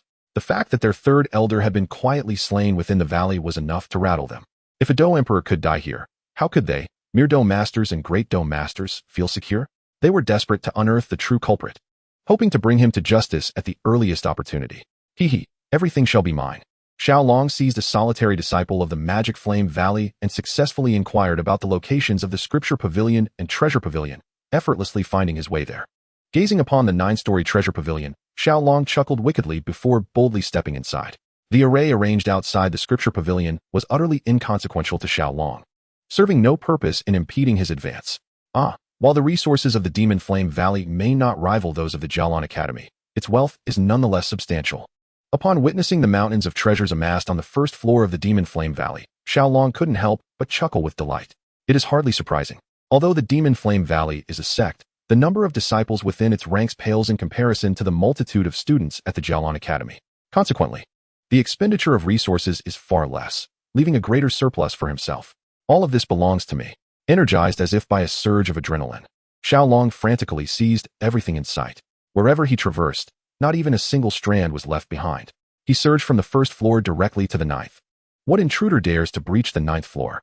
A voice filled with fury echoed as he pushed open the door. To his astonishment, a 9-star Do Wong awaited within. Indeed, the Demon Flame Valley was not to be underestimated. However, he noted that this 9th floor held no resources, only the presence of a morose elder. This elder was formidable. A 9-star Do Wong, a retired elder tasked with overseeing the treasure vault. Unfortunately for him, his luck had run out upon encountering Xiaolong. Before the elder could utter a second word, Xiaolong, moving with the swiftness of a blink, appeared before him in an instant. Before the elder could react, Xiaolong seized his neck, lifting him effortlessly. "Where is your valley master?" Xiaolong inquired coolly, his expression devoid of emotion. The chaos enveloping the Demon Flame Valley raised deep questions within him. Why had the valley master yet to show himself? Without the emergence of the Earth Demon Old Ghost, how could he slay him and seize his corporeal form? "You scoundrel! The valley master will surely bring your demise." The 9-star Do Wong's face flushed crimson, yet he managed to utter these fragmented words. "In that case, you shall perish." Xiaolong dismissed further conversation, shattering the elder's neck and sending him to the afterlife. If he could not locate the Earth Demon Old Ghost, he would have to seek other targets. In the entire Black Corner region, those who reached the Dozong realm were few and far between, often hidden within the mountains or having departed, making them exceedingly difficult to find. Was he to resort to eliminating Yunshan, that insignificant 1-star Dozong? With no options in the Black Corner region, Xiaolong resolved to seek another locale, such as the only, one of the Dozong in the Jaimar Empire, Yunshan. The 1-star Dozong Yunshan failed to pique Xiaolong's interest, however. He could still make use of him. Very well, let it be Yunshan. I need to retrieve the piece of jade belonging to the Xiao clan in the Jaimar Empire. After contemplating, Xiaolong made his decision and strode out of the treasure vault. Chapter 79, Annihilation of the Valley. The enemy is here. Everyone, hurry. As Xiaolong had not concealed himself, he was quickly discovered by the vigilant disciples of the Demon Flame Valley. Xiaolong did not silence anyone. Rather, he aimed to draw attention to himself. He sought to establish his fearsome reputation, ensuring that the entire Black Corner domain was aware of his formidable presence. However, there was another compelling reason for Xiaolong's actions. The map left behind by the Pure Lotus Demon Saint, which contained a fragment located within the Black Corner domain. Yet, amidst the vastness of the Black Corner domain, locating a piece of such a map proved to be an arduous task. Thus, he required a name for himself. At that level of power, a mere utterance from him could prompt others to present the map at his doorstep. Due to the call of a disciple, a multitude of individuals soon gathered around Xiaolong. The Grand Elder and Second Elder of the Demon Flame Valley, along with several key figures, arrived. "It is you who killed our third elder," proclaimed the Grand Elder of the Demon Flame Valley, known as Feng Yan. He hovered in the air, flanked by a dozen formidable warriors with wings formed from battle aura. Standing at the center, he looked down imperiously and declared, "I despise those who lack ability yet revel in pretense. Descend at once." Xiaolong had mastered the spirit absorption technique of Yao Chun. With his left hand, he gathered his fingers and reached toward Feng Yan, then flung his hand backward. Feng Yan found himself uncontrollably drawn toward Xiaolong. Initially taken aback, Feng Yan soon wore a cold smile. Xiaolong's displayed strength was that of an 8-star Do Huang, a level not far from Feng Yan's. However, Feng Yan possessed a hidden trump card, the Transformation Fire. If struck by the Transformation Fire, even an 8-star Do Huang, let alone a 9-star Do Huang or a 1-star Do Zone, would not survive. As Feng Yan approached Xiaolong, he intended to unleash the Transformation Fire to eliminate him instantly. "Die, brat." Fang Yin sneered as he summoned the transformation fire from within his body, blending it with his battle aura to form a fist that he hurled at Xiaolong. Upon seeing the flames erupt from Fang Yin's hand, Xiaolong was momentarily surprised. However, a smile soon graced his face. This fire, though not a rare flame, contained substantial power that could elevate even his current Dozong status by 1 to 2 stars. Xiaolong regarded Fang Yan's attack with disdain, remaining utterly motionless. Witnessing Xiaolong's indifference, Fang Yan grew increasingly exhilarated, envisioning the moment he would vanquish an 8-star Do Huang and instill fear throughout the Black Corner domain. You shall perish. In the future, keep your eyes peeled and do not offend those beyond your means. Fang Yan's face radiated with pride as his fist neared Xiaolong's head. Indeed, it was unfortunate that he was not the one to achieve such a feat. Just as Xiaolong's words fell, a protective shield materialized around him. Formed from the fusion of 3 types of rare flames, the power of which was unfathomable. Fang Yan's fist struck the shield of rare flames. Fang Yan let out a heart-wrenching scream, for his fist had been reduced to nothingness. Thus, he found himself without a hand. Although his palms were protected by the transformative fire, the essence of this fire paled in comparison to the newly formed exotic flames. Birthed from the fusion of 3 distinct varieties, it was akin to the stark contrast between an infant and an adult. Despite the formidable prowess of a Do Huang, regeneration of severed fingers was an impossibility unless aided by high-tier medicinal concoctions. However, such elixirs were far beyond the financial reach of a mere Do Huang. Fortunately for Fang Yan, fortune smiled upon him as he encountered Xiaolong, a man of benevolence. To prevent Fang Yan from facing ruin over a single pill, Xiaolong extended his assistance. When Fang Yan's hand was consumed by flames, leaving him in a state of utter annihilation, he retaliated with a punch that shattered Xiaolong's heart, killing him on the spot. Fang Yan's soul was also fragmented into countless shards. The transformative fire within him, however, swiftly flew into Xiaolong's palm. What a peculiar flame, quite remarkable. I graciously accept it, murmured Xiaolong. At that moment, the disciples of the Mo Yin Valley began to flee in a frenzy. The reason for their panic was the shocking realization that Fang Yan, the second strongest after the Valley Master, had been vanquished in a single blow. This revelation indicated that their adversary was indeed a true Dozong powerhouse. With their Valley Master absent, seeking greater realms beyond the Black Corner domain, no one remained in the valley capable of confronting Xiaolong. If they did not flee now, were they to await their demise? Not only the disciples, but even the council of elders began to retreat in haste. You may as well perish. This time, Xiaolong showed no mercy. The colossal fireball, a manifestation of the wrath of heaven, was unleashed upon the avian figures in the sky. Suddenly, an explosion echoed from above, followed by the emergence of a mushroom cloud, reminiscent of a successful atomic detonation, engulfing an area of several miles. In the vicinity of this cloud, even a Do Huang stood no chance of survival. To rephrase, the elders of the Mo Yin Valley were likely obliterated entirely. As for the ordinary disciples, Xiaolong had no inclination to concern himself with them. They were merely a waste of his time. As he strolled leisurely through the air, Xiaolong made his way towards the depths of the Mo Yin Valley, the former retreat of the Earth Demon Elder. Having attained the Dozong level, he could now traverse the air with poise. With the Mo Yin Valley practically rendered non-existent, who could challenge him for his desires? After discovering the method for concocting the corpse elixir, he incinerated the remnants of the Mo Yin Valley and departed at his own pace. Chapter 8. The Remnants of the Pure Lotus Demon Saint. The news of the Mo Yin Valley's obliteration spread swiftly. All sects in the Black Corner domain were immediately engulfed in fear, urging their disciples to exercise caution and avoid offending others. Upon arriving at the Jialan Academy, Xiaolong promptly set about subduing the transformative fire. The creation of the fire of transformation is an artificial flame with a limited number of uses. Once the internal power is depleted, it will vanish entirely. After much contemplation, Xiaolong ultimately decided to shatter it completely and extract its energy. The artificial flame, crafted over a decade by 3 Do Emperor-level experts, was devoured entirely by Xiaolong. His cultivation realm barely advanced by a single star, clearly indicating that he had overestimated the potency of this fire. Fortunately, he discovered a technique for controlling fire, the flame manipulation technique, within the spatial ring of Fang Yan. This brought him unexpected joy. After practicing the technique, Xiaolong's pyrotechnic skills improved significantly, allowing him to manipulate flames in more innovative ways, thereby enhancing his prestige. With the assistance of Jialan Academy, Xiaolong finally acquired the 3rd fragment of the map related to the pure lotus demon fire. Holding the 3 fragments in his hands, he sighed. The map comprises 4 pieces, of which he has now collected 3. However, the last piece is the most elusive, as it was obtained from a large auction in the central continent, and the date for the next auction remains uncertain. As Xiao Long contemplated putting away the 3 fragments, a voice echoed in his mind. Is the host prepared to extract the remnant soul with soul power reaching the star level? What? What star level? Xiao Long was momentarily bewildered, unable to comprehend what the exchange system was referring to. This map conceals a remnant soul whose soul power has reached the star level, equivalent to the Imperial realm in your world. Will the host extract it? The exchange system stated weakly. Could the Imperial realm's soul power belong to the remnant of the pure Lotus Demon Saint? At last, Xiao Long grasped the situation. Indeed, the map contained the remnant soul of the pure Lotus Demon Saint, who was a peak 9-star Do Saint, and achieving Imperial-level soul power is not an arduous task. It is the simplest feat among those related to Do Emperors, a capability that nearly all 9-star Do Saints can accomplish. Extract, regardless of the circumstances. The pure Lotus Demon Saint was a sovereign of an era, and extracting him would be immensely beneficial for Xiao Long. It might even enable him to deal with the pure Lotus Demon Fire in advance.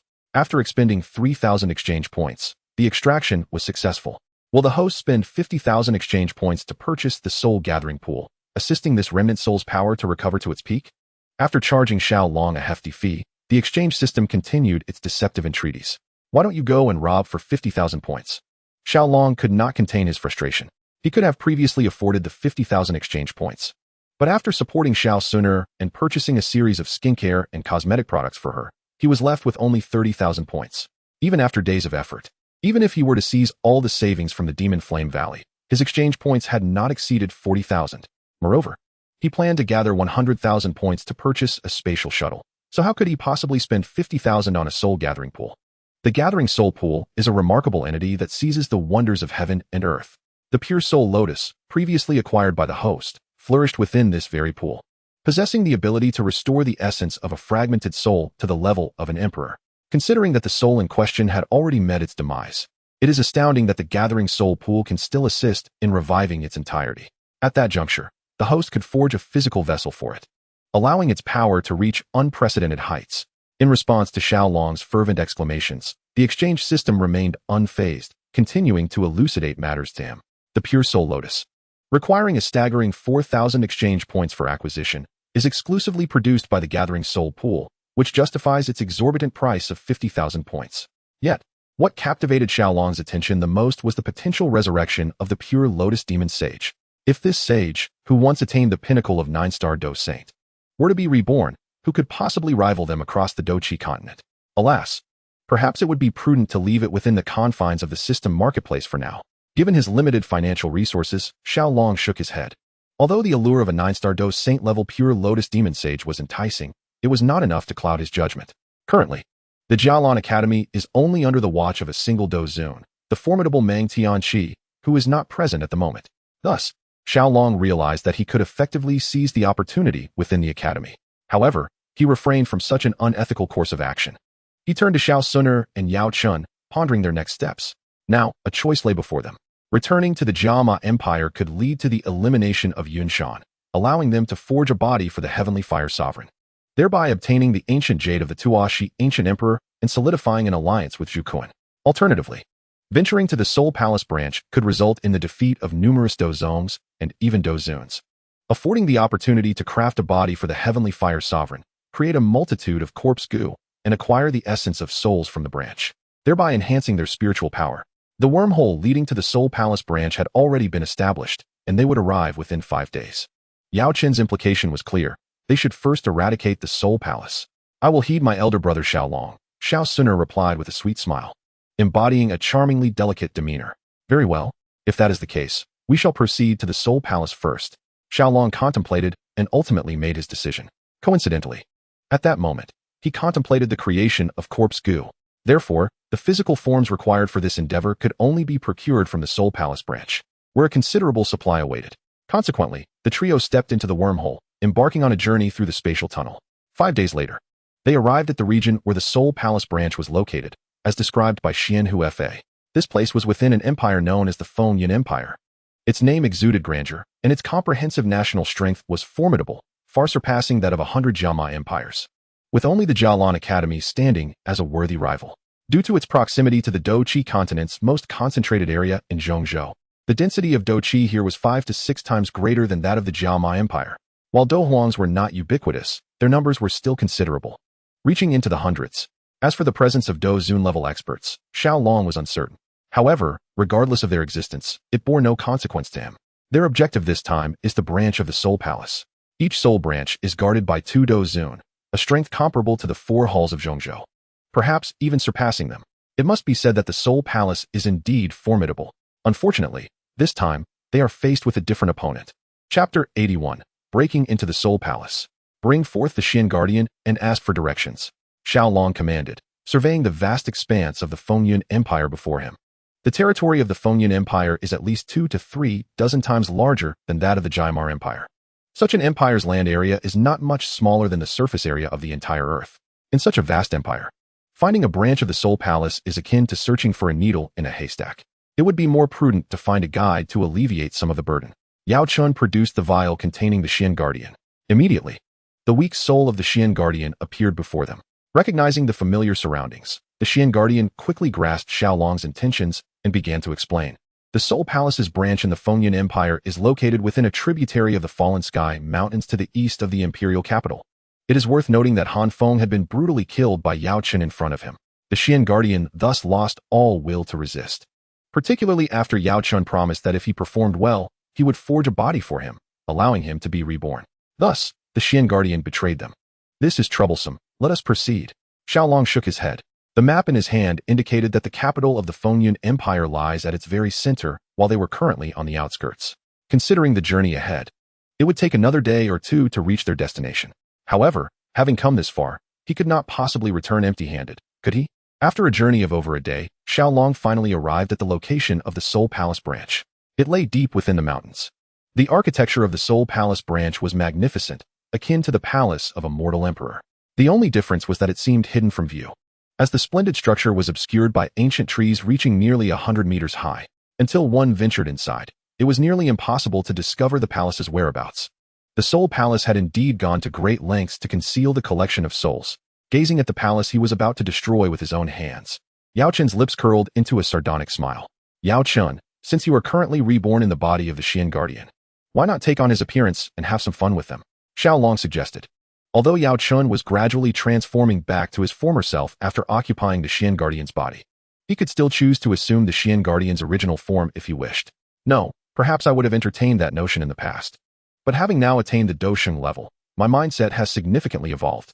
I no longer have any interest in such dying individuals. Yao Chen shook his head, indicating the profound changes in his perspective. Very well, let us charge in directly. I shall leave the confrontation with the Do Zun to Sun Er, while I will handle the Do Zong. Yao Chen, you are tasked with maintaining our formation, allowing us to gain some combat experience.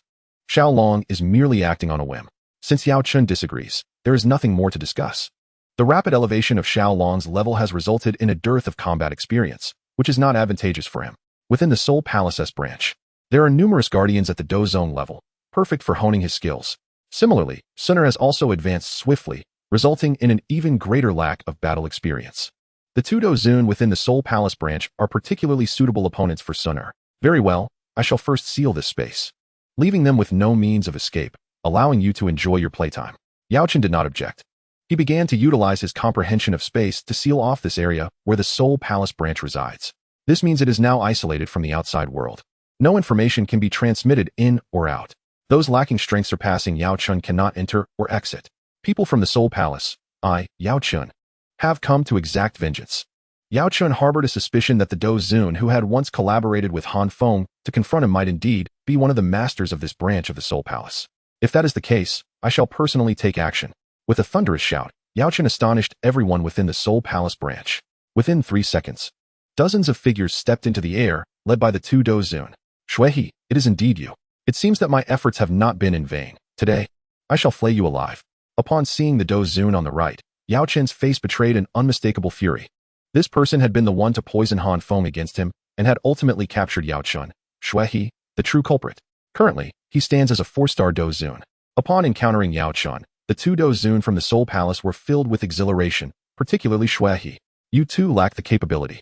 Yao Chen coldly smirked, extending a hand towards Xuehe and the other 3-star Do Zun, though it appeared to be a mere casual strike. Xuehe and the other Do Zun were effortlessly lifted as if they were mere children, suspended in the air. This illustrates the stark difference between a Do Sheng and a Do Zun. Yao Chen, how could your strength be so terrifying? Shuai's face was devoid of any semblance of a smile, now pale with shock. He never imagined that after merely 20 years apart, Yao Chun would have grown to such an extent, capable of easily obliterating him. I will not kill you right away. Rather, I shall enjoy torturing you first before sending you to hell. Sun he is in your hands now. With a gentle wave of his hand, Shuai and the other Dozun were sent flying, crashing into the structures of the Soul Palace branch and sustaining significant injuries. Immediately thereafter, Sun stepped forward, beckoning to the two of them with a flick of her fingers. Shuai and the other Dozun exchanged glances before launching their assault together. Because they understood that for both of them to survive, their sole option was to capture Xiao Suner alive and use her as a hostage. Although Xiao Suner was at the pinnacle of the 5-star Dozun, the two of them, working together, might still have a chance to seize her. They had collaborated for many years, forming a remarkably proficient partnership. However, Xiao Suner remained unfazed by their assault, as if she had already foreseen the outcome. Chapter 82. The Unparalleled Xiao Suner. With a single finger, Ice Heaven. Shuai was the first to strike. Like Haibo Dong, he cultivated ice attribute Do Qi, which was exceedingly sharp. Yet, to Shuai, Haibo Dong was merely a child. Soul-devouring shadow. Another Dozuan powerhouse closely followed Shuai, unleashing his ultimate technique. In an instant, countless skulls emerged around this Dozuan, who then vanished from sight. These skulls, filled with resentment, unwillingness, and malevolence, swarmed toward Xiao Suner from all directions. Mountain Cracking Seal. Unperturbed by the dual assaults of these Dozuan experts, Xiao Suner executed the first technique from the imperial seal of the ancient clan, the Mountain Cracking Seal. A terrifying gigantic hand, as if it could cleave mountains, descended like a divine palm from the heavens, overwhelming in its momentum and capable of obliterating all. It forcefully shattered Shuai's ice heaven and drove the self-satisfied Shuai deep into the ground. The 4-star Dozuan, Shuai, was nearly instantaneously vanquished by the pinnacle of the 5-star Dozuan, Xiao Suner. The reasons were threefold. First, the disparity in levels within the realm of Dozuan.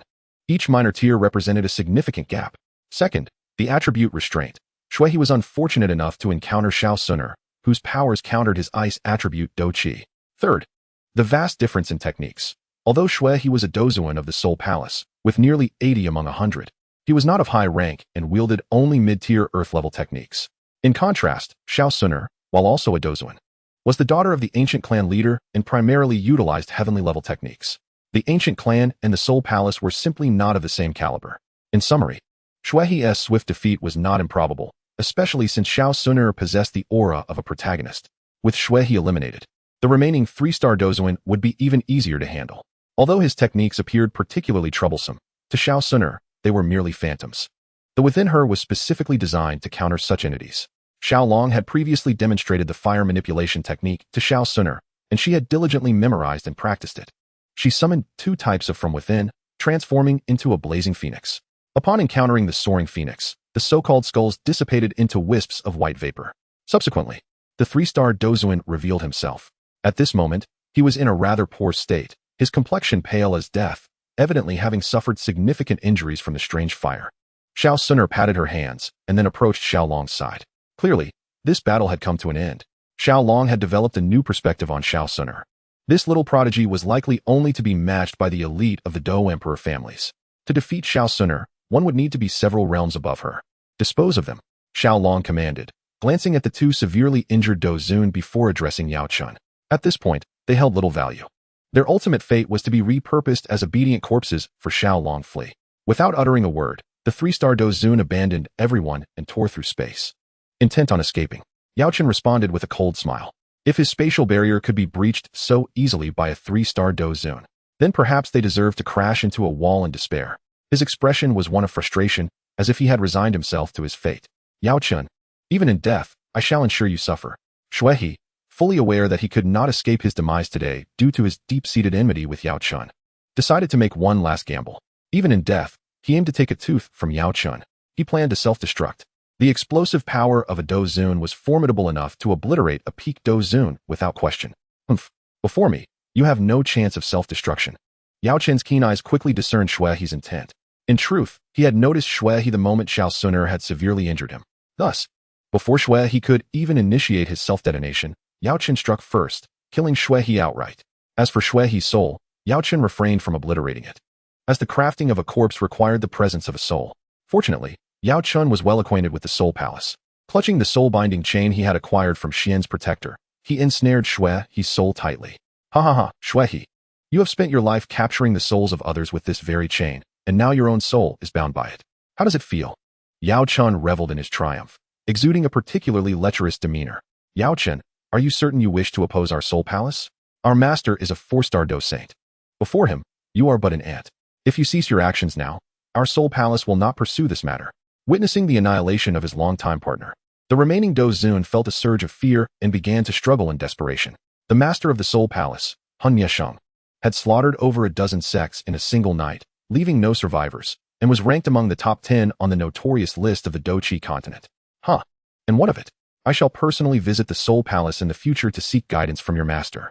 Yao Chun let out a cold smile, fully aware that the master of the Soul Hall was no ordinary individual, which was precisely why he harbored such trepidation towards the Soul Hall and was reluctant to reveal himself.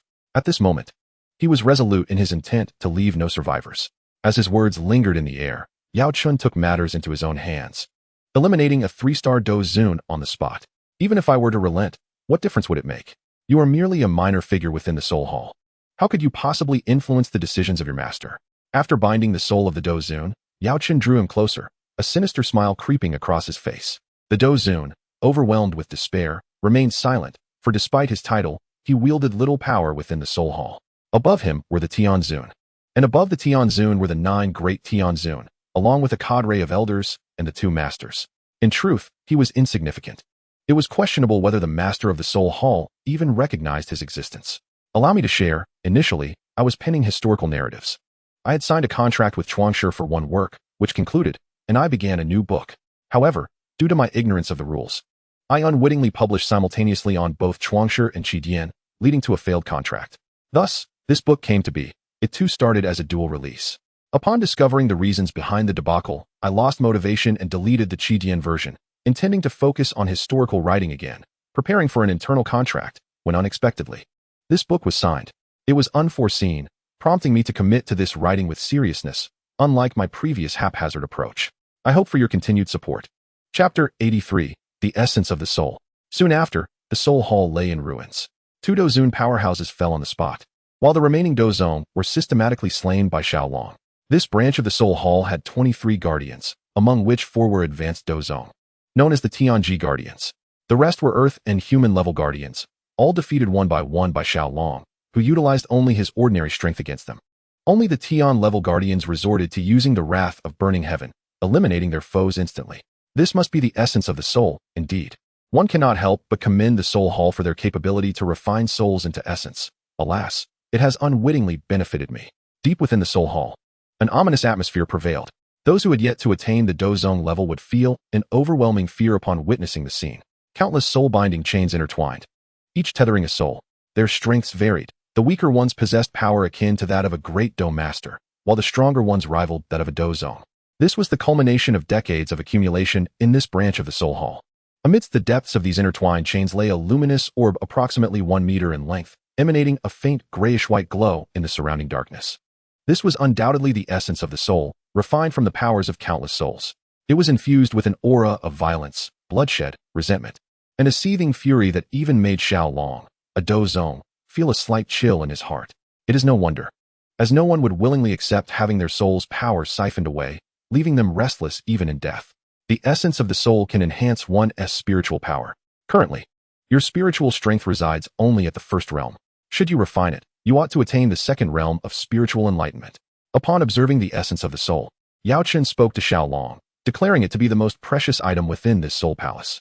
Regrettably, his own soul had already ascended to the heavenly realm, and it would not be long before he achieved complete mastery of it, rendering this essence unnecessary. For even if he were to refine this essence, it would not yield any significant enhancement. The imperial realm of the soul cannot be attained merely through a fragment of soul essence. All souls that have reached the Do Zong level shall remain. The rest may be freed. Xiaolong cast a sidelong glance at Yao Chun, speaking to him in a measured tone. He had no desire to emulate the Soul Palace's methods of refining these souls. Furthermore, Yao Chen ought to harbor a modicum of compassion for these spirits. Nonetheless, he would retain the souls of those above the Do Zong level, for such individuals could be reborn by Xiaolong's hand or transformed into part of his undead legion. After receiving Xiaolong's consent, Yao Chun unleashed his formidable might, shattering 99% of the soul-binding chains within the Soul Palace. What remained were those souls that had attained the Dozong level. Depart now, and ensure you are never ensnared by the Soul Palace again, Yao Chen cautioned. The souls that remained, feeling immense gratitude towards Yao Chen, hurriedly fled from the inferno that had instilled fear in their hearts. The remaining souls still bound by chains began to tremble, yearning for liberation. However, this time, Yao Chen refrained from intervening. It was Xiao Long who stepped forward, retrieving the soul bags he had plundered from the Dozong Xuehe of the Soul Palace. And he carefully stored the few remaining souls within. Subsequently, he casually placed the modest essence of the soul into his system space. Upon detecting the low-grade essence of the soul, the exchange system inquired whether the host wished to sell it. Having just secured the essence, it could not resist enticing Xiao Long further. What is the estimated value of this soul essence? Xiao Long pondered before asking. Should it be worth a substantial sum, exceeding 10,000 points, he would consider selling it, as his exchange points were dwindling. This essence is laden with impurities prior to purification. It is worth approximately 3,000 exchange points, and after cleansing, 5,000, the exchange system replied nonchalantly. Never mind, I shall keep it for my own use. Xiao Long shook his head. What did it matter if it contained impurities? With his extraordinary fire, eliminating the impurities would pose no challenge. Moreover, while Xiao Long had been rapidly ascending in levels, he had not delved deeply into the study of souls, leaving his own spiritual development lacking. He was in dire need of this essence to bridge the gap in his spiritual understanding. After his refusal, the exchange system fell silent. Once he had secured the soul essence, Xiao Long proposed to Xiao Suner and Yao Chun that they depart. Both Xiao Suner and Yao Chun nodded in agreement, opting to leave at once. Before their departure, however, Xiao Long and Xiao Suner did not forget to set fire to the Soul Palace, reducing it to ashes. Indeed, as Xiao Long anticipated, shortly after their departure, a formidable presence descended upon the skies of the branch temple. The aura emanating from him was exceptionally terrifying, even surpassing that of Yao Chun. This individual was none other than the Grand Emperor of the Soul Temple, a superlative powerhouse at the mid-stage of the two-star Do Saint. Each branch of the Soul Temple possesses a source of soul essence, which has been marked by the Soul Heavenly Emperor. Should any alteration occur within this essence, the one who inscribed the mark would be immediately informed.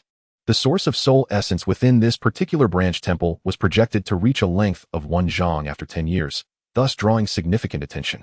Consequently, once an anomaly transpired here, the Soul Temple was quick to respond. Upon receiving a message from the Soul Heavenly Emperor, Han Miesheng promptly summoned the Grand Emperor, the foremost among the 9 Grand Emperors of the Soul Temple. How dare they seize what belongs to our Soul Temple? They are truly courting death. Gazing upon the ruins of the branch temple, a sinister smile crept onto the aged features of the Grand Emperor, rendering his already fearsome visage even more terrifying. Let us first proceed to the imperial capital of the Wind and Cloud Empire. We shall discuss matters further once I have refined the soul essence. Xiao Long harbored a lingering suspicion that this soul essence was akin to a hot potato, bringing trouble if held for too long. Thus, he deemed it wise to refine it at the earliest opportunity. Moreover, the body of the Heavenly Fire Sovereign was also ready for crafting, promising to yield yet another combat force of Dozun caliber. Very well, Yao Chen nodded in agreement. The trio alighted outside the imperial capital of the Wind and Cloud Empire, transforming themselves into ordinary individuals, and proceeded to stroll leisurely into the heart of the city. Chapter 84. The Grand Emperor of the Soul Temple. Xiao Long procured a spacious courtyard for temporary residence. He retrieved the soul essence, channeling his Do Qi to gradually expunge all negative impurities. Although he had attained the status of Do Zong, refining this soul essence was no trivial endeavor. Hence, it was imperative that the essence be rendered pure and immaculate before Xiao Long could confidently proceed with the refinement.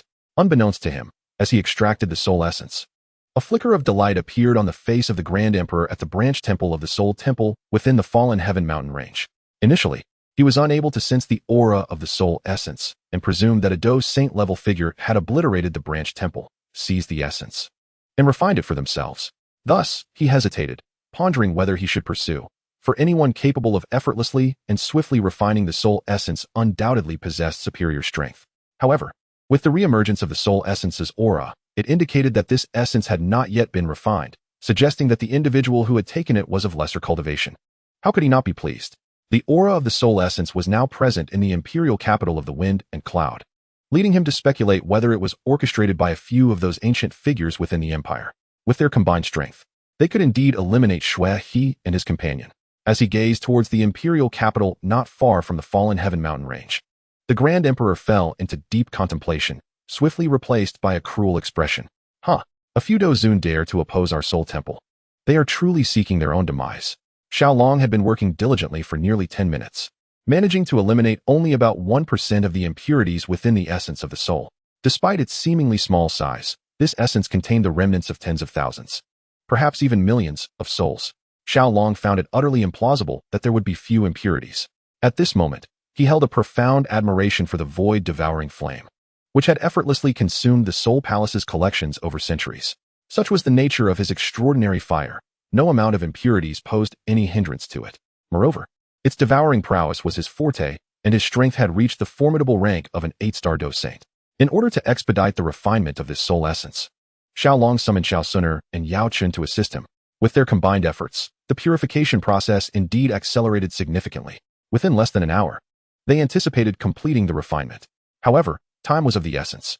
Before the trio had the chance to refine for long, a palpable aura of murderous intent enveloped the entire Fengyun imperial city, accompanied by an overwhelming sense of oppression that was difficult to resist.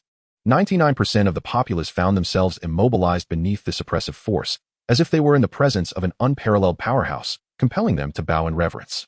Yao Chun, as a Do Saint, remained unaffected by this imposing aura. Xiaosuner, with her potent bloodline, felt little from such faint sacred pressure. She had encountered countless Do Saints since her birth. As for Xiaolong, he appeared remarkably at ease, having learned valuable lessons from Zhu Kuan. Who among the saints has descended upon our Fengyun? If we have inadvertently offended a saint, we humbly request their mercy. The next moment, an ancient voice resonated, unmistakably belonging to the guardian of the Fengyun Empire, a Dozun powerhouse. While a Dozun was indeed a strong figure in the Duqi continent, they were not among the elite. Only a Do Saint could dominate the realm in an era devoid of Do emperors. Though the Fengyun Empire was renowned throughout the northwest, boasting several Dozun experts, it remained insignificant before a Do Saint. The annihilation of the Fengyun Empire would be a trivial task for a Do Saint. A Dozun was but an infant in comparison. The great heavenly sovereign did not engage in conversation with the aged 5-star Dozun and instead directed his gaze towards Xiaolong's location. Get out here. The great heavenly sovereign brandished his treasured weapon, the Bone Emperor blade, which he had wielded in battles for over a century, and struck down toward Xiaolong's courtyard. He had sensed the essence of the soul nearby, and its aura seemed to be diminishing. This indicated that the individual who dared to seize their soul palace's essence was already commencing its refinement. This realization unsettled him, prompting immediate action. Should Xiaolong succeed in refining the soul essence, the consequences for him would be dire. Upon contemplating the terrifying strength of the Soul Emperor, which instills a sense of helplessness, and recalling the tormenting tortures of the Soul Clan, a tremor surged within him. You should be the one to leave. Yao Chen swiftly intervened, intercepting a casual strike from the great heavenly sovereign. He then soared into the air, locking eyes with the great heavenly sovereign. Yao Chen. The great heavenly sovereign was taken aback upon seeing him, but soon his astonishment transformed into overwhelming joy. As for the 9 great heavenly sovereigns of the Soul Palace, Yao Chen had only heard whispers and had limited encounters, with his interactions being solely with those of lower rank, the highest being the 3rd-ranked Guyu. He had no prior engagement with the enigmatic great heavenly sovereign. However, the sheer magnitude of this power sparked an inkling of realization within him. Within the Soul Palace, there were at most 3 individuals who rivaled the strength of the man before him, either that mysterious great heavenly sovereign or the 2 leaders of the Soul Clan, the Palace Master and the Deputy Palace Master. Both of these leaders hailed from the Soul Clan and seldom engaged in combat. Thus, this one must be the formidable agent cultivated by the Soul Palace, the great heavenly sovereign. Very well, since you are aware of my title, you shall obediently accompany me to the Soul Palace. To capture me, you must prove your capability. Do you think a mere 1st-star Doshang at the early stage can achieve that? Since you are so unappreciative, I shall enlighten you on the disparity among Doshangs. Upon witnessing Yao Chun take the initiative, a hint of disdain flickered across the great heavenly sovereign's face. Between Doshangs, the gap is insurmountable. Even between the early and mid stages, let alone the difference of a minor realm. It's the embodiment of the blade and the wielder. Chapter 85. Yao Chun, the Great Heavenly Sovereign. The Great Heavenly Sovereign had honed his blade for centuries, attaining a profound mastery in the art of the blade. Bone Sovereign, tear the heavens. A chilling growl erupted, resonating through the air as a massive bone blade, exuding a sinister aura, cleaved through the void and descended upon Yao Chun. Whoosh! Accompanied by the eerie swing of the bone blade, an unusual wave surged forth, darting towards Yao Chun with lightning speed. Great Heavenly Sovereign. You dare to challenge me with your soul? How utterly humiliating. Tai Soul Shield. As the bone blade emerged, Yao Chun felt a slight disturbance in his soul. He smirked coldly. After all, he was an 8th-tier alchemist, poised on the cusp of 9th tier, with his spiritual power reaching a pinnacle of perfection. How could he possibly fear the soul attack of a great heavenly sovereign? Although Yao Chun was considered a pariah of the alchemist clan, his parents were nonetheless members of the ancient clan of Dozong, maintaining connections with the mid-tier of the alchemist clan. The Tai Soul Shield was a secret technique designed to protect one's soul. Indeed, while the colossal bone sovereign blade descended, it did not inflict any harm upon Yao Chun, leaving him with a sense of slight triumph. Yao Chun, my bone sovereign blade is forged from the bones of thousands. If you believe it possesses only this trivial power, then you are gravely mistaken. The Supreme Lord observed the expression on Yao Chun's face and could not help but let out a cold snort. The soul annihilation slash. Seeing that one strike had failed to subdue Yao Chun, a hint of solemnity appeared on the Supreme Lord's face. This time, he summoned all his strength. The Bone Emperor blade had sacrificed countless souls, containing an immense amount of soul evil energy. It was not only capable of inflicting physical harm, but even a mere brush of the blade's aura could inflict excruciating torment upon one's soul. Although Yao Chun's Tai Soul Shield was indeed remarkable, his power ultimately paled in comparison to that of the Supreme Lord. Moreover, Yao Chun remained in a passive defensive stance. As the saying goes, there is no wall that does not allow the wind to pass through, and thus there is no defense that cannot be breached. While the Supreme Lord's attack did not directly shatter Yao Chun's soul shield, it nonetheless imposed immense pressure upon him, causing him to feel a surge of blood, as if a clot of stagnant blood were lodged in his throat, ready to erupt at any moment. Yao Chun was a one-star Do Saint, while the Supreme Lord of the Soul Hall was an established two-star Do Saint. The disparity between Do Saints was significant, and Yao Chun could not hold out for long. What to do, Brother Xiaolong? As she watched the fierce duel between Yao Chun and the Supreme Lord high in the sky, Xiao Sun'er's face revealed a trace of panic and helplessness. Indeed, this was a battle between Do Saints. Although she was a 5-star Do Zun, she had no qualification to intervene. Had Yao Chun and the Supreme Lord not been engaged in a battle of souls, they might have already been harmed by the aftermath of their clash. It was fortunate that they were caught in a chaotic melee. Otherwise, the entire Fengyan Empire would have been reduced to ruins, with few souls left to tell the tale. Now, the populace of the Fengyan Empire was frantically fleeing beyond the city, for a Do Saint could effortlessly obliterate mountains and seas, and they had no desire to become collateral damage or unjust victims. You two juniors, since you have provoked the esteemed saint, you shall go and offer your apologies. Surrender willingly. Just as Xiaolong was preparing to expend his final exchange points to acquire a mech to confront the foe, 3 figures descended from the sky. All were Dozun powerhouses. Clad in yellow robes adorned with engravings of dragons, they bore the unmistakable insignia of royalty. These 3 were the guardians of the Fengyan Empire.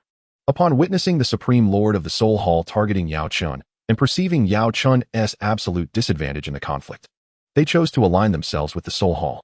In a bid to curry favor with the Supreme Lord, they resolved to handle the remaining 2 insignificant opponents themselves. The strength of these 3 Dozun was not to be underestimated. The weakest among them was a 4-star Dozun, while the mightiest was an 8-star Dozun. Even Xiao Sun'er dared not underestimate them this time. To take on 3 opponents was a daunting task for her. Since you seek death, come forth. If Yama refuses you, I shall accept.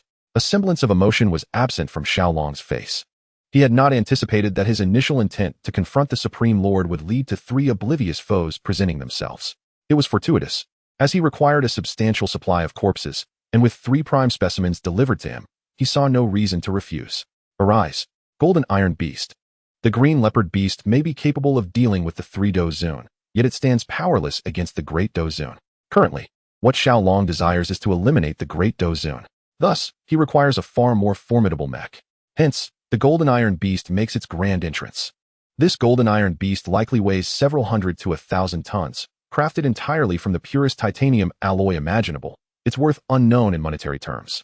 A level 15 Golden Iron Beast can handle 3 Dozun with the ease of a leisurely meal, and against the 2-star Do Saint Great Dozun, Xiaolong possesses only a 50% chance of success. The Green Leopard Beast is akin to a high-tier Dozun, making it conceivable for the more powerful Golden Iron Beast to contend with the Do Saint. Moreover, there is also a 1-star Do Saint, Yao Chun, providing assistance. Without hesitation, Xiaolong pulled Xiao Sun'er into the interior of the Golden Iron Beast. Brother Xiaolong, can this truly contend with those 3 Dozun? Xiao Sun'er inquired with a hint of concern, recalling the traumatic experience when a mech was obliterated by the roar of the purple Goldwing Lion King. Upon hearing her words, Xiaolong's displeasure was evident. What? Are you doubting my driving skills, Sun'er? How dare you question me? Once I handle them, I shall deal with you. He mischievously groped her waist, grinning wickedly. Xiao Sun'er felt her face flush, rendered speechless, yet her expression betrayed a hint of shyness. Young man, No matter what tricks you employ, you shall still meet your end. Although uncertain of how Xiao Long procured such a towering golden iron figure, the three Dozun felt no fear. After all, they were Dozun. Shattering gold and silver was child's play for them. Among the three formidable Dozun of the Wind and Cloud Empire, the lowest ranked and weakest, a 4-star Dozun, stepped forward first. Radiant Arrow Strike, he declared, hovering in midair as he unleashed his signature technique.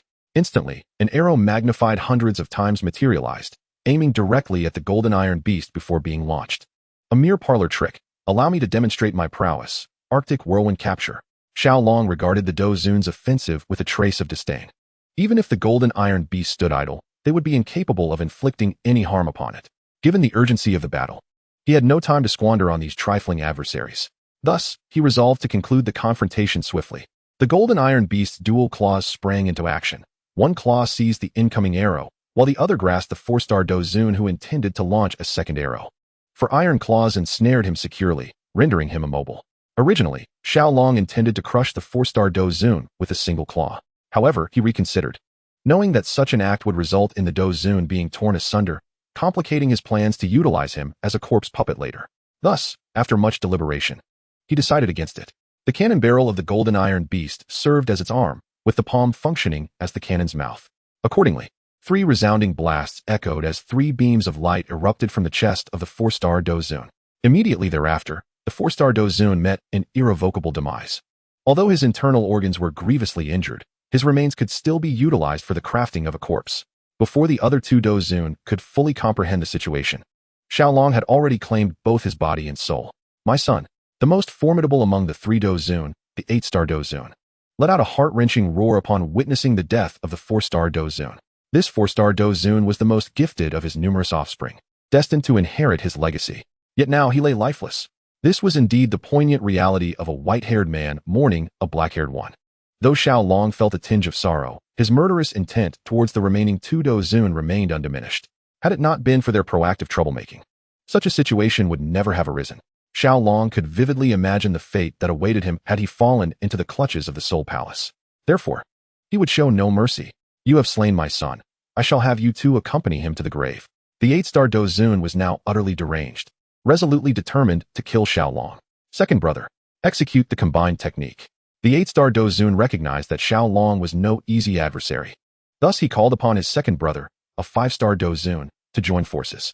They had cultivated a combined technique, a high-level Earth-tier fighting skill, immensely powerful, named Wind and Cloud's Dual Supremacy.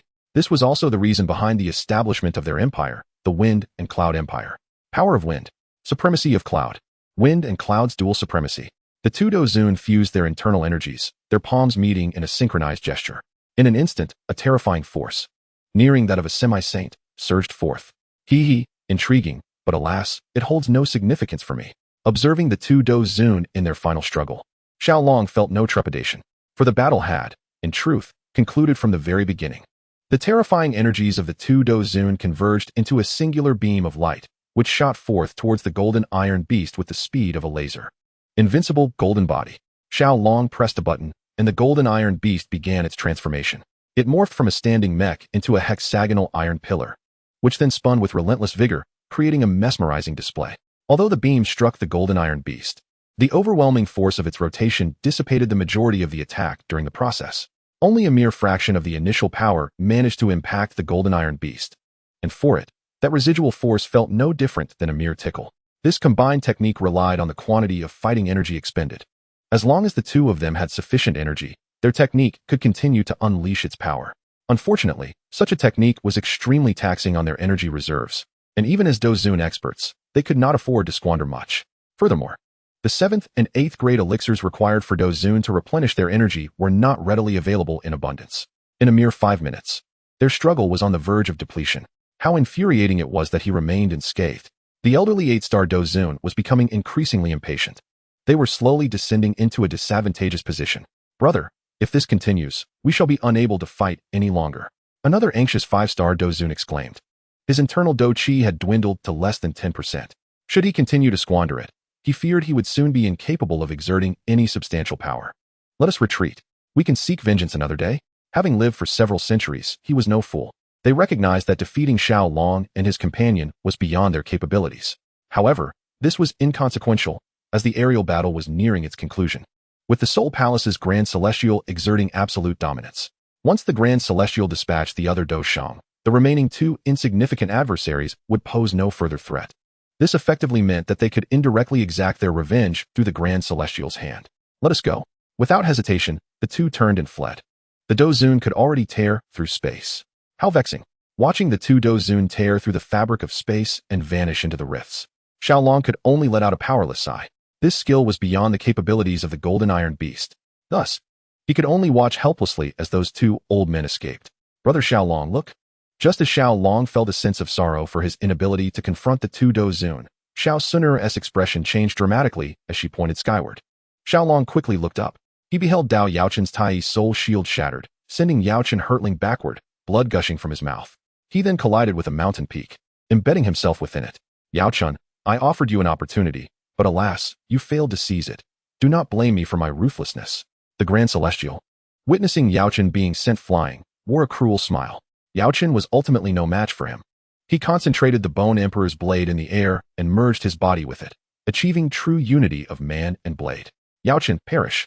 The Grand Celestial, now one with the Bone Emperor's blade, aimed at the severely injured Yaochen. He merely sought Yaochen's soul, while the Doshing's body would serve as a sacrificial offering for his blade. To be honest, his Bone Emperor's blade had never before feasted on the flesh of a Doshang.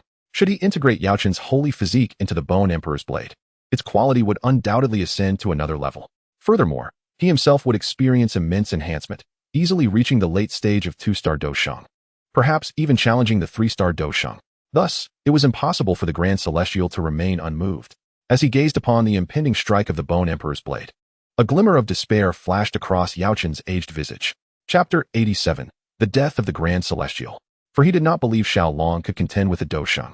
Although Xiaolong was enigmatic, he ultimately was not a Doshang, and therefore could not rival one. Grand Celestial, prepare yourself. At this moment, Xiaolong unveiled his Italian cannon. Aimed at the Great Celestial Sovereign, a barrage of artillery was unleashed.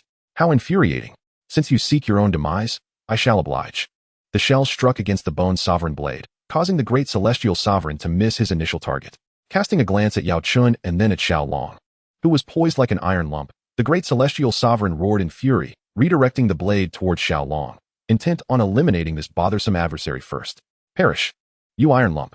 A strike infused with the full force of the Great Celestial Sovereign surged towards Xiaolong, resembling a missile, trailing a white beam of light, not fire, but fighting spirit, a source of power for the Bone Sovereign blade. The Golden Iron Beast's claws began to whirl rapidly, resembling a diamond drill. Once its claws converged, the beast's head became extraordinarily sharp, rivaling the tip of a blade. One claw of the Golden Iron Beast collided with the Bone Sovereign blade. To his astonishment, the diamond-like claw, upon contact with the Bone Sovereign blade, began to grind it down gradually. What? How is this possible? The Great Celestial Sovereign within the Bone Sovereign blade sensed its degradation and was instantly struck with horror. The blade he had refined for hundreds of years was defeated by an iron lump. Upon realizing the sharpness of the Golden Iron Beast's claws, Xiaolong felt immense joy. It appeared that the beast's prowess was more than sufficient to contend with a 2-star Do Saint. Having recently experienced the escape of 2 Dozun from his grasp, Xiaolong had gained valuable experience, thus ensuring he would not repeat past mistakes.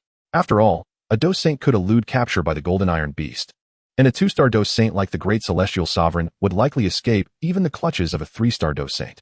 However, today he had encountered an anomaly, which could only be deemed his misfortune.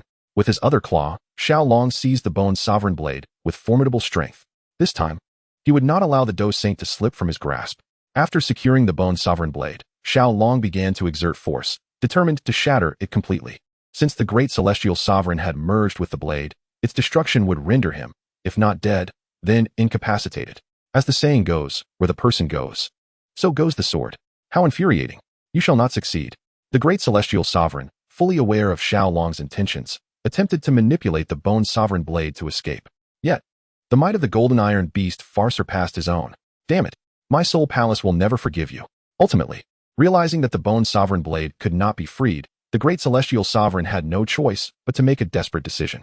He abandoned the Bone Sovereign blade, liberating himself from its confines. Unwilling to concede defeat, he issued a fierce threat to Xiaolong before attempting to flee. Where do you think you're going, Soul Piercer?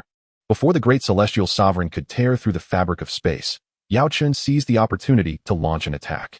Yao Chun bore a grudge. Having been ruthlessly assaulted by the great celestial sovereign, he could not possibly refrain from retaliation. The great celestial sovereign underestimated Yao Chun, believing him to be devoid of fighting spirit, thus leaving himself entirely unguarded. His soul has endured unprecedented torment. First, the Bone Emperor's blade developed cracks, inflicting severe damage upon his soul C. Now, with the soul assault from Yao Chun, his soul C is on the verge of exploding. Overwhelmed by the grievous injury to his soul, he finds himself disoriented and lost. There is no escape. Perish. The sudden appearance of the great celestial surprised Xiaolong. Only after the great celestial issued a threat did Xiaolong remember to capture him, but by then it was too late. Now that Yao Chun has severely wounded the great celestial, Xiaolong naturally seizes this opportunity. With another idle claw, he captured the great celestial, whose soul was still in turmoil. With the great celestial already ensnared by the golden iron beast, there was no chance of escape. Die for me. Xiaolong commanded the left hand of the golden iron beast to rise towards the heavens, then fired again. One shot may not suffice to harm the great celestial, as his corporeal form is not easily destroyed by ordinary attacks. However, under a barrage of 10 shots, or even 100, the outcome would surely differ. After all, just as water can wear away stone, there is no reason the cannon cannot breach the great celestial's defenses. I refuse to accept this. The great celestial is the one most familiar with his own body. After 5 minutes of relentless bombardment from Xiaolong, the great celestial finally could no longer endure and emitted a final, reluctant roar. Yao Chun, prepare the soul lock chain. Upon hearing the great celestial's roar, Xiaolong realized that the great celestial was on the brink of demise. However, his soul could not be obliterated by cannon fire, for cannon fire is a physical assault, inflicting minimal damage upon the soul. The Soul Palace's research on souls is profoundly advanced. They have mastered the means to restore a soul to a corporeal form, enabling rebirth. Even in death, a great celestial who has reached the realm of Do Sheng possesses formidable soul power, easily comparable to that of a Do Zun. If one is not careful, the great celestial's soul could indeed escape. That would spell disaster for Xiaolong. If the great celestial reported today's events to the Soul Clan, Xiaolong's continued existence would become precarious. Thus, the great celestial must die today. Prepared for this moment, Yao Chun chuckled, fully aware of the tendencies of the rats within the Soul Palace. Indeed, as soon as Xiaolong finished speaking, the great celestial's body was pierced by the cannonball. His soul immediately sought to flee. Nowhere to run. Before the great celestial could rejoice, he was ensnared by Yao Chun with the soul lock chain. No. In that moment, the great celestial fell into utter despair. Having navigated the Soul Palace for so long, from the lowest rank protector to the great celestial, he understood all too well the dreadfulness of the soul lock chain. A soul bound by the chain has less than a 1 in 1,000 chance of escape. Moreover, those who do escape possess special secret techniques. Yet, he lacks such techniques. Come forth. Yao Chun did not waste words. He retrieved the finest soul pouch, obtained from the hands of Xue He, and contained the great celestial's soul within it. At long last, the multitude of ordinary celestial lords and the 9 esteemed celestial lords of the Soul Palace met their demise at the hands of Xiaolong. Chapter 88. Resolving Future Troubles. We must vacate this place. Those 2 escaping combat lords could potentially relay this information back to the Soul Palace headquarters, and should they send formidable reinforcements, we shall find ourselves in a precarious situation. After vanquishing the celestial lord, Xiaolong found himself devoid of the desire to refine the essence of souls. His current strength was insufficient to contend with the Soul Clan, let alone the Soul Palace. The fact that he was able to slay a celestial lord was merely a stroke of misfortune for that celestial lord. Rest assured, those 2 insignificant fish cannot escape. Wait for me here. I shall return shortly. At this moment, Yao Chun was thoroughly convinced of Xiaolong's prowess. The downfall of the celestial lord, a 2-star combat saint, was primarily due to Xiaolong's involvement, albeit in a supportive capacity. He was well aware of the 2 combat lords who had fled. However, both hailed from the Wind and Cloud Empire and would not stray far, for they were eager to witness how Xiaolong would perish at the hands of the celestial lord. Yao Chun could distinctly sense the whereabouts of the fleeing combat lords. Before Xiaolong could utter a word, Yao Chun departed. After securing the golden iron beast, Xiaolong cast a mischievous glance at Xiao Suner. Upon perceiving the mischievous intent in Xiaolong's gaze, Xiao Suner felt her cheeks flush anew, recalling his earlier promise of punishment. Oh dear, how embarrassing. We are in the wilderness. Although Xiao Suner had previously engaged in several skirmishes with Xiaolong in the Beast Forest, the thought of repeating such encounters in this setting made her feel self-conscious, anxious about being seen. Come, refine the impurities from this soul essence. This shall serve as your punishment for doubting your husband. Just as Xiao Suner was lost in thought, preparing to accept Xiaolong's punishment, he directly handed her the soul essence. Staring at the soul essence in her hands, Xiao Suner was utterly bewildered. What? Is this the punishment? She felt as though she had transformed. Casting a resentful glance at Xiao Long, she stomped her foot in displeasure and wandered to the side, commencing the refinement of the soul essence with her dual exotic flames. Observing Xiao Suner's sulky demeanor, Xiao Long secretly reveled in delight. Teasing Xiao Suner was indeed exhilarating. He believed that with each passing day, she was evolving, and eventually, she would become the embodiment of his deepest desires. Naturally, Xiao Long could not neglect Xiao Suner. He approached her side and joined in the refinement process. Seeing Xiao Long come to assist her lifted Xiao Suner's spirit slightly, though she had not completely forgiven him. Ultimately, through the combined efforts of this young couple, the soul essence became crystalline and translucent. Without hesitation, Xiao Long began to absorb it, ensuring that he shared the experience with Xiao Suner rather than being selfish. The formidable primal energy within the essence of the soul gradually fused with Xiao Long's own origin, resulting in a remarkable augmentation of his innate power and a swift escalation of his spiritual force. Although there existed some discord between this primal essence and Xiao Long's own, he remained confident that it would not be long before his essence fully assimilated the soul energy extracted from the Soul Palace, ultimately becoming an integral part of him. After nearly an hour of concentrated effort, this soul essence transformed into a mere vapor, significantly amplifying Xiao Long's spiritual strength to at least double its previous capacity. Yet, whether he had reached the realm of spiritual enlightenment remained uncertain. In contrast, Xiao Suner had evidently attained that state. Upon comparing their spiritual powers, Xiao Long acknowledged the gap between him and her in terms of spiritual prowess. Nevertheless, he was undeterred, for such progress could not be forced. Upon realizing this, Xiao Suner felt an overwhelming sense of joy, nestling into Xiao Long's embrace, her face adorned with a blissful smile reminiscent of a contented maiden. Xiao Long was more than willing to share everything with her, which naturally delighted Xiao Suner. Ahem, am I interrupting something? Xiao Suner hastily extricated herself from Xiao Long's arms. Her cheeks flushed as if she had been caught in an illicit affair, casting a reproachful glance at him. This time, it was Xiao Long who found himself perplexed. What? She had initiated it. How could she place the blame on him in this situation? Choosing not to dwell on Xiao Suner's reaction, he turned his attention to Yao Chun. Yao Chun promptly retrieved the two frozen corpses, the very individuals who had recently escaped from Xiao Long's grasp. They could only blame their misfortune for not fleeing the imperial capital of Fengyun immediately after their escape. Had they done so, Xiao Long would have been powerless against them. Now, let us first reconstruct the body of the Heavenly Fire Sovereign. Yao Chun, please prepare a Yin Yang Life Renewal Pill. With these preparations, Xiao Long intended to proceed with his plans. The addition of another Dozun would equate to an increase in power. It was worth noting that within the 4 pavilions of the central region of the Doqi continent, there was but a single Dozun. Excellent. Yao Chen uttered no objections. Alchemy was indeed his passion. As long as he adhered to the refining methods, success was assured. However, since this was Xiao Long's inaugural attempt at concocting such a potion, he opted for a Dozong of the lowest grade, a 1-star Dozong, as his experimental subject. Thus, even in the event of failure, Xiao Long could withstand the setback. Ultimately, the outcome did not disappoint him. The creation of the corpse puppet was a success. Regrettably, its combat prowess was rather lackluster, perhaps only sufficient to contend with the Do Huang, and facing even the lowest tier 1-star Dozong would prove exceedingly challenging. Shortly after the successful creation of the corpse puppet, Xiao Long had intended to indulge in a tender moment with Xiao Suner. Suddenly, his eyes brightened. The Yin Yang Life Renewal Pill was a 7th grade elixir, and its completion would incite a pill tribulation. Indeed, the last time the Yin Yang Life Renewal Pill was successfully crafted, a tribulation had also manifested. The power of the thunder during the pill tribulation is precisely the extraordinary tonic for these evolved corpses.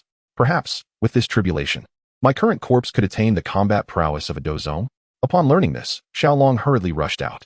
He sought to prevent Yao Chun. For the 7th grade pill tribulation was mere child's play for him, an effortless task. If Yao Chun were to disperse the tribulation, Xiao Long would truly have no place to weep. Yao Chun, spare the thunder. Upon arriving at Yao Chun's alchemy domain, Xiao Long exclaimed, Yesterday, I forgot to express my gratitude to the esteemed Shuachi Xiao Ju for the 3rd generous donation. Chapter 89, The Human Demon Puppet. What is happening? Yao Chen asked, bewildered. Spare what thunder? Could it be the thunder of this pill tribulation? However, for Yao Chun at this moment, such heavenly lightning was but a trivial matter. He needed no assistance. Yet, since Xiao Long had arrived, he refrained from intervening, curious about Xiao Long's intentions. What are you planning, young Master Xiao? Yao Chen inquired upon Xiao Long's arrival. You need not act during this tribulation. Let it come. Xiao Long produced a half-finished product that could scarcely compare to the most rudimentary, human-level demon puppet. Upon seeing it, A glimmer of excitement sparkled in Yao Chen's eyes. The art of corpse refining was nearly extinct, and while some sects still possessed demon puppets, they were exceedingly rare. Where had Xiao Long procured this puppet? Suddenly, Yao Chen recalled Xiao Long's persistent collection of corpses, and an idea began to form in his mind. Xiao Long must possess a technique for refining puppets.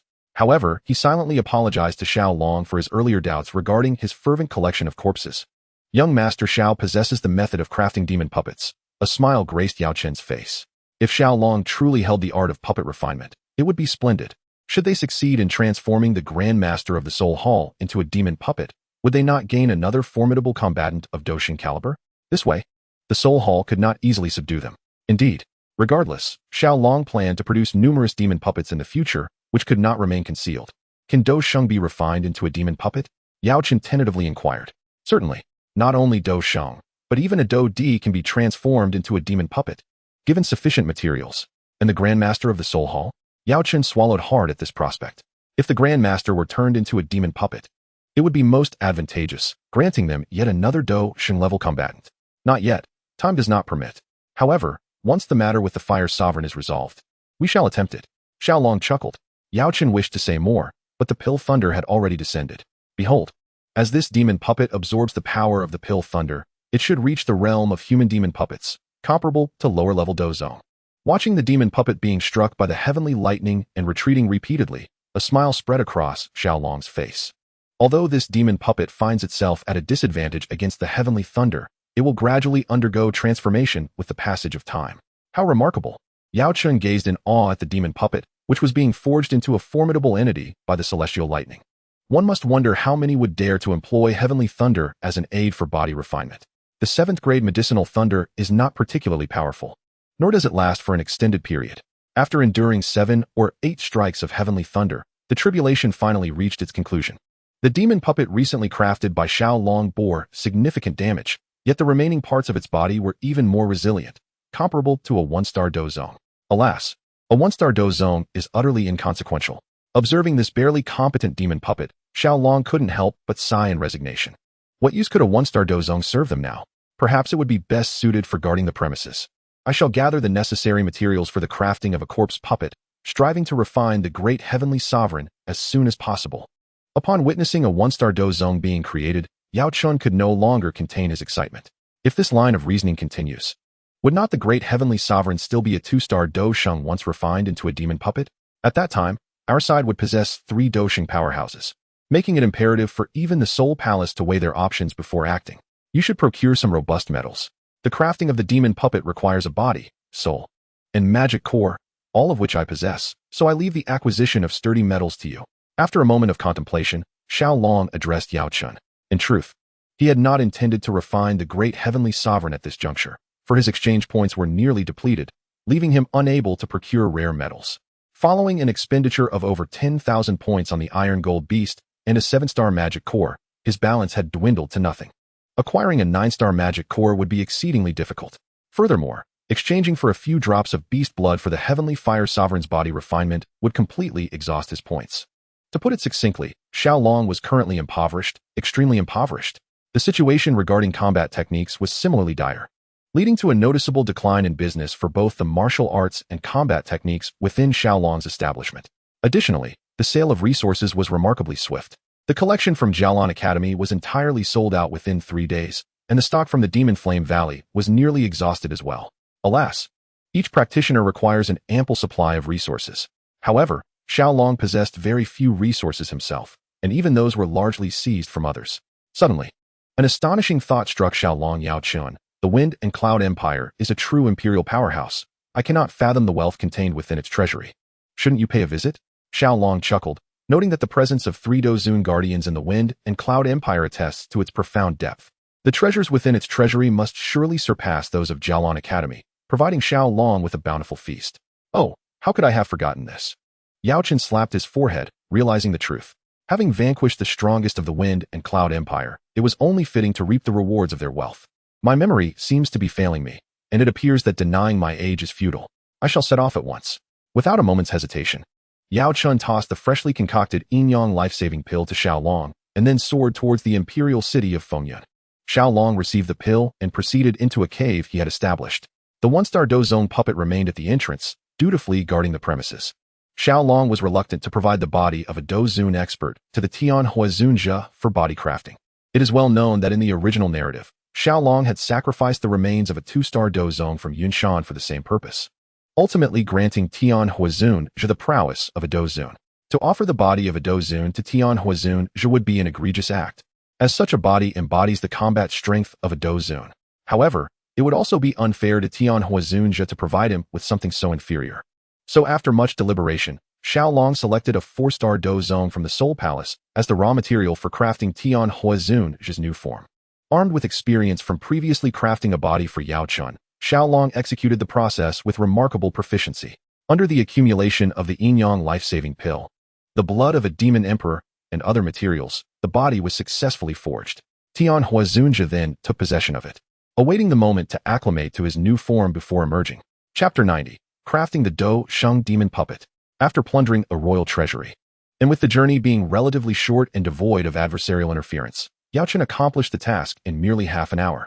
It took a total of 5 high-level storage rings to completely empty the treasury of the Fengyun Empire, illustrating the immense wealth of this realm. Yao Chun entrusted 4 of the rings to Xiao Long, who accepted them without hesitation. When it comes to such coveted medicinal materials, Xiao Long has always welcomed them with open arms, even relishing in abundance. As for what Yao Chun took away, Xiao Long paid little mind, suspecting it to be some rare herbs that even Yao Chun coveted. However, having feasted on the bounty, Xiao Long felt compelled to ensure Yao Chun received a share, lest it appear excessively ungenerous. Now that the Tian Huazunjia had been dealt with, it was time to confront the great heavenly sovereign. Yao Chun, do you wish to witness this together? After tidying up the Tian Huazunjia, Xiao Long and Xiao Suner emerged. Given that the great heavenly sovereign was a Do Sheng with an exceptionally formidable soul, Xiao Long believed it prudent for Yao Chun to assist in the endeavor. Excellent. I could not have wished for more. I, too, wish to witness this scoundrel transformed into a soulless puppet. Yao Chun readily agreed. There was no turning back for him. He was resolutely determined to oppose the Soul Palace and would not decline such an opportunity. Then let us proceed to your cave. Xiao Long had intended this all along. Thus he said nothing further. Presently, there were only 2 caves, one belonging to Xiao Long and Xiao Suner, and the other to Yao Chun. Since Xiao Long's cave was occupied by Tian Huazunjia, the only option to refine the great heavenly sovereign lay in Yao Chun's abode. Upon entering, Xiao Long retrieved the body of the frozen, great heavenly sovereign. Now, it had been 5 days since the demise of the great heavenly sovereign. The individuals from the Soul Palace have indeed returned to this place, dispatching a Dozun, yet they were unable to locate Xiao Long and his companions. To ensure their safety, Xiao Long and the others have relocated deeper into the Abyssal Mountain range. Regardless of the inherent dangers of the Abyssal Mountains, they pose no threat to a Do Sheng. The body of the great celestial sovereign, deceased for 5 days, is already enveloped in a thick aura of decay. Together, the 3 of us will purify this aura, striving to refine the great celestial sovereign into a puppet of demonic essence. Xiao Long glanced at Xiao Suner and Yao Chun before speaking. Both possessed in the ability to dispel the miasma surrounding the corpse. Given Xiao Long's current strength, subduing even a corpse of a Do Sheng would be quite a challenge.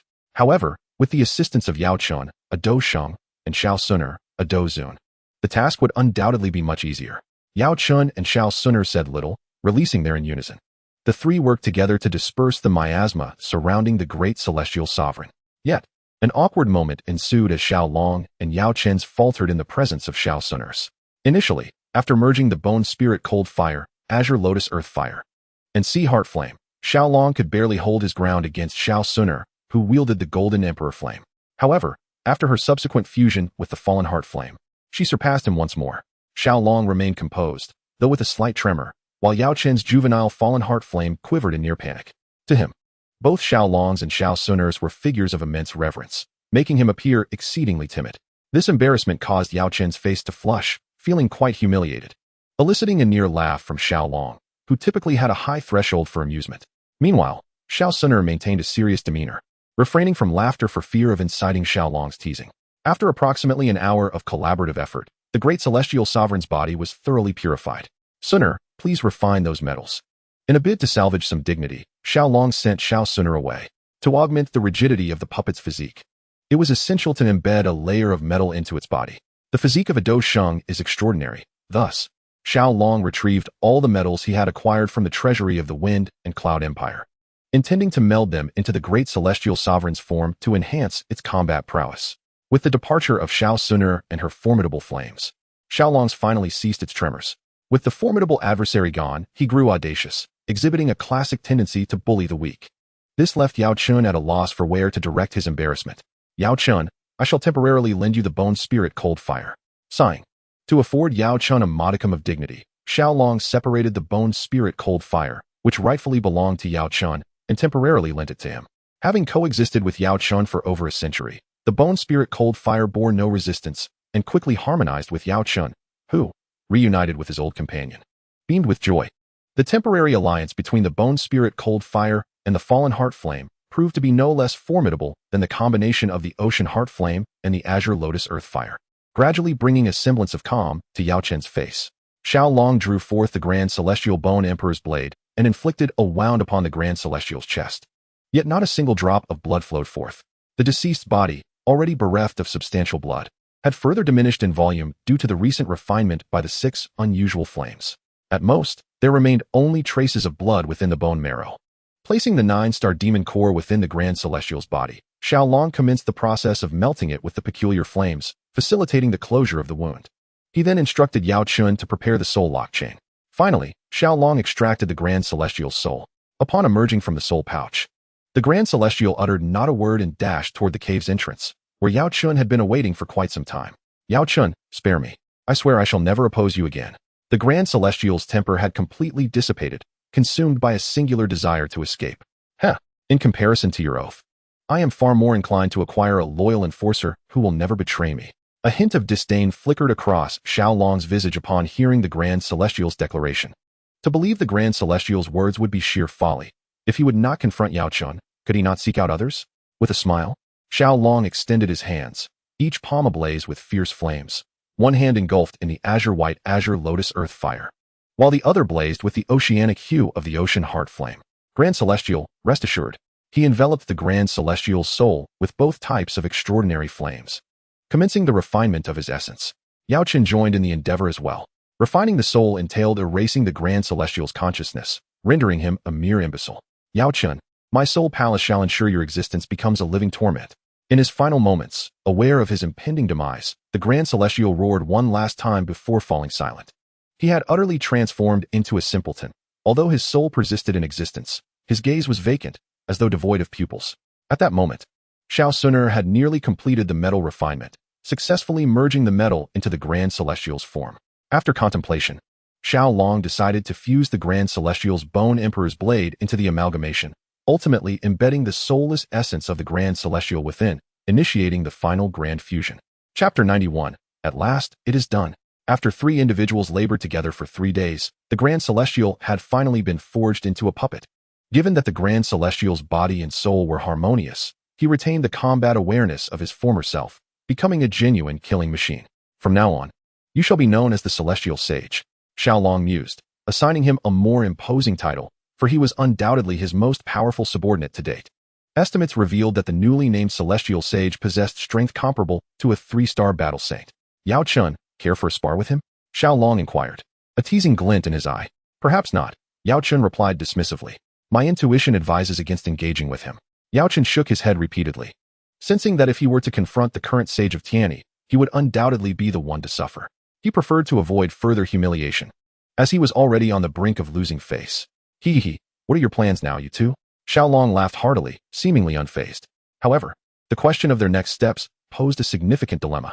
Logically, Xiaolong should secure the Imperial Jade from the Gamma Empire first. Yet, the proximity of the Fengyun Empire to Zhongzhou was indeed alarming.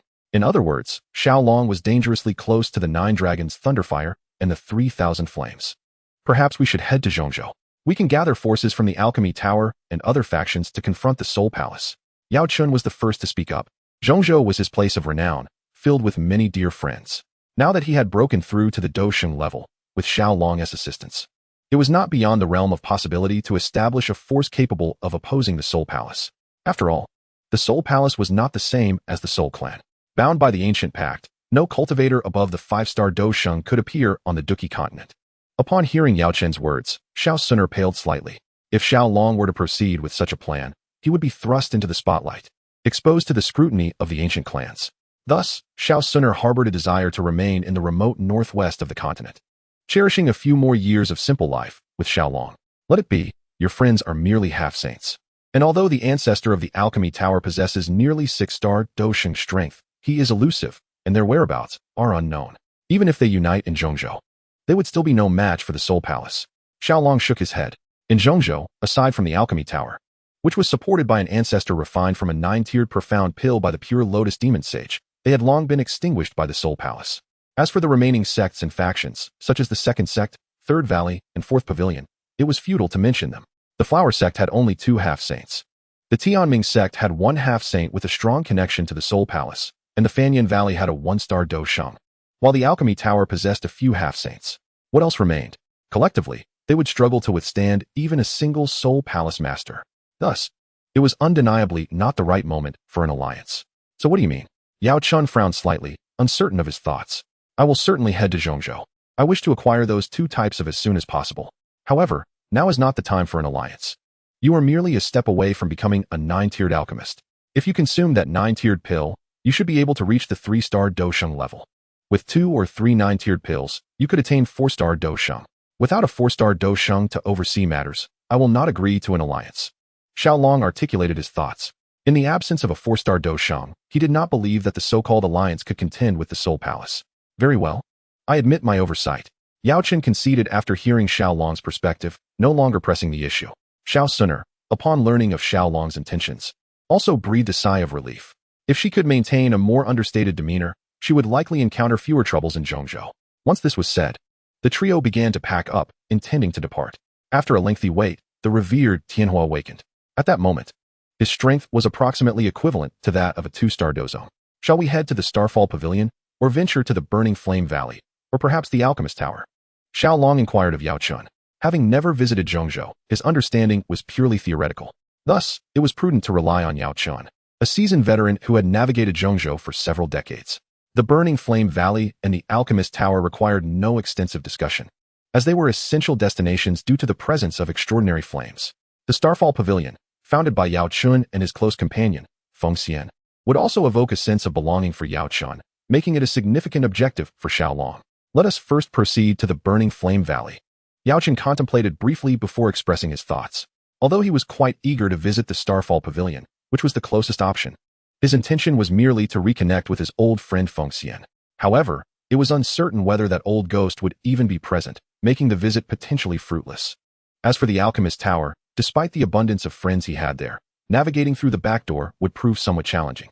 Therefore, Yao Chen concluded that it was best to tackle the Burning Flame Valley first, followed by a visit to the Alchemist Tower, which might alleviate some difficulties. Very well. We shall go to the Burning Flame Valley. The presence of a single 1-star Do Sheng at the valley would hardly incite any significant upheaval. Should they comply and willingly surrender the 9-dragon Thunderfire, Xiaolong might offer them some benefits. However, if they proved obstinate, they would have no one to blame but themselves when Xiaolong resorted to forceful acquisition. It should be noted that even a 1-star Do Sheng like Yao Chun could firmly suppress the Burning Flame Valley.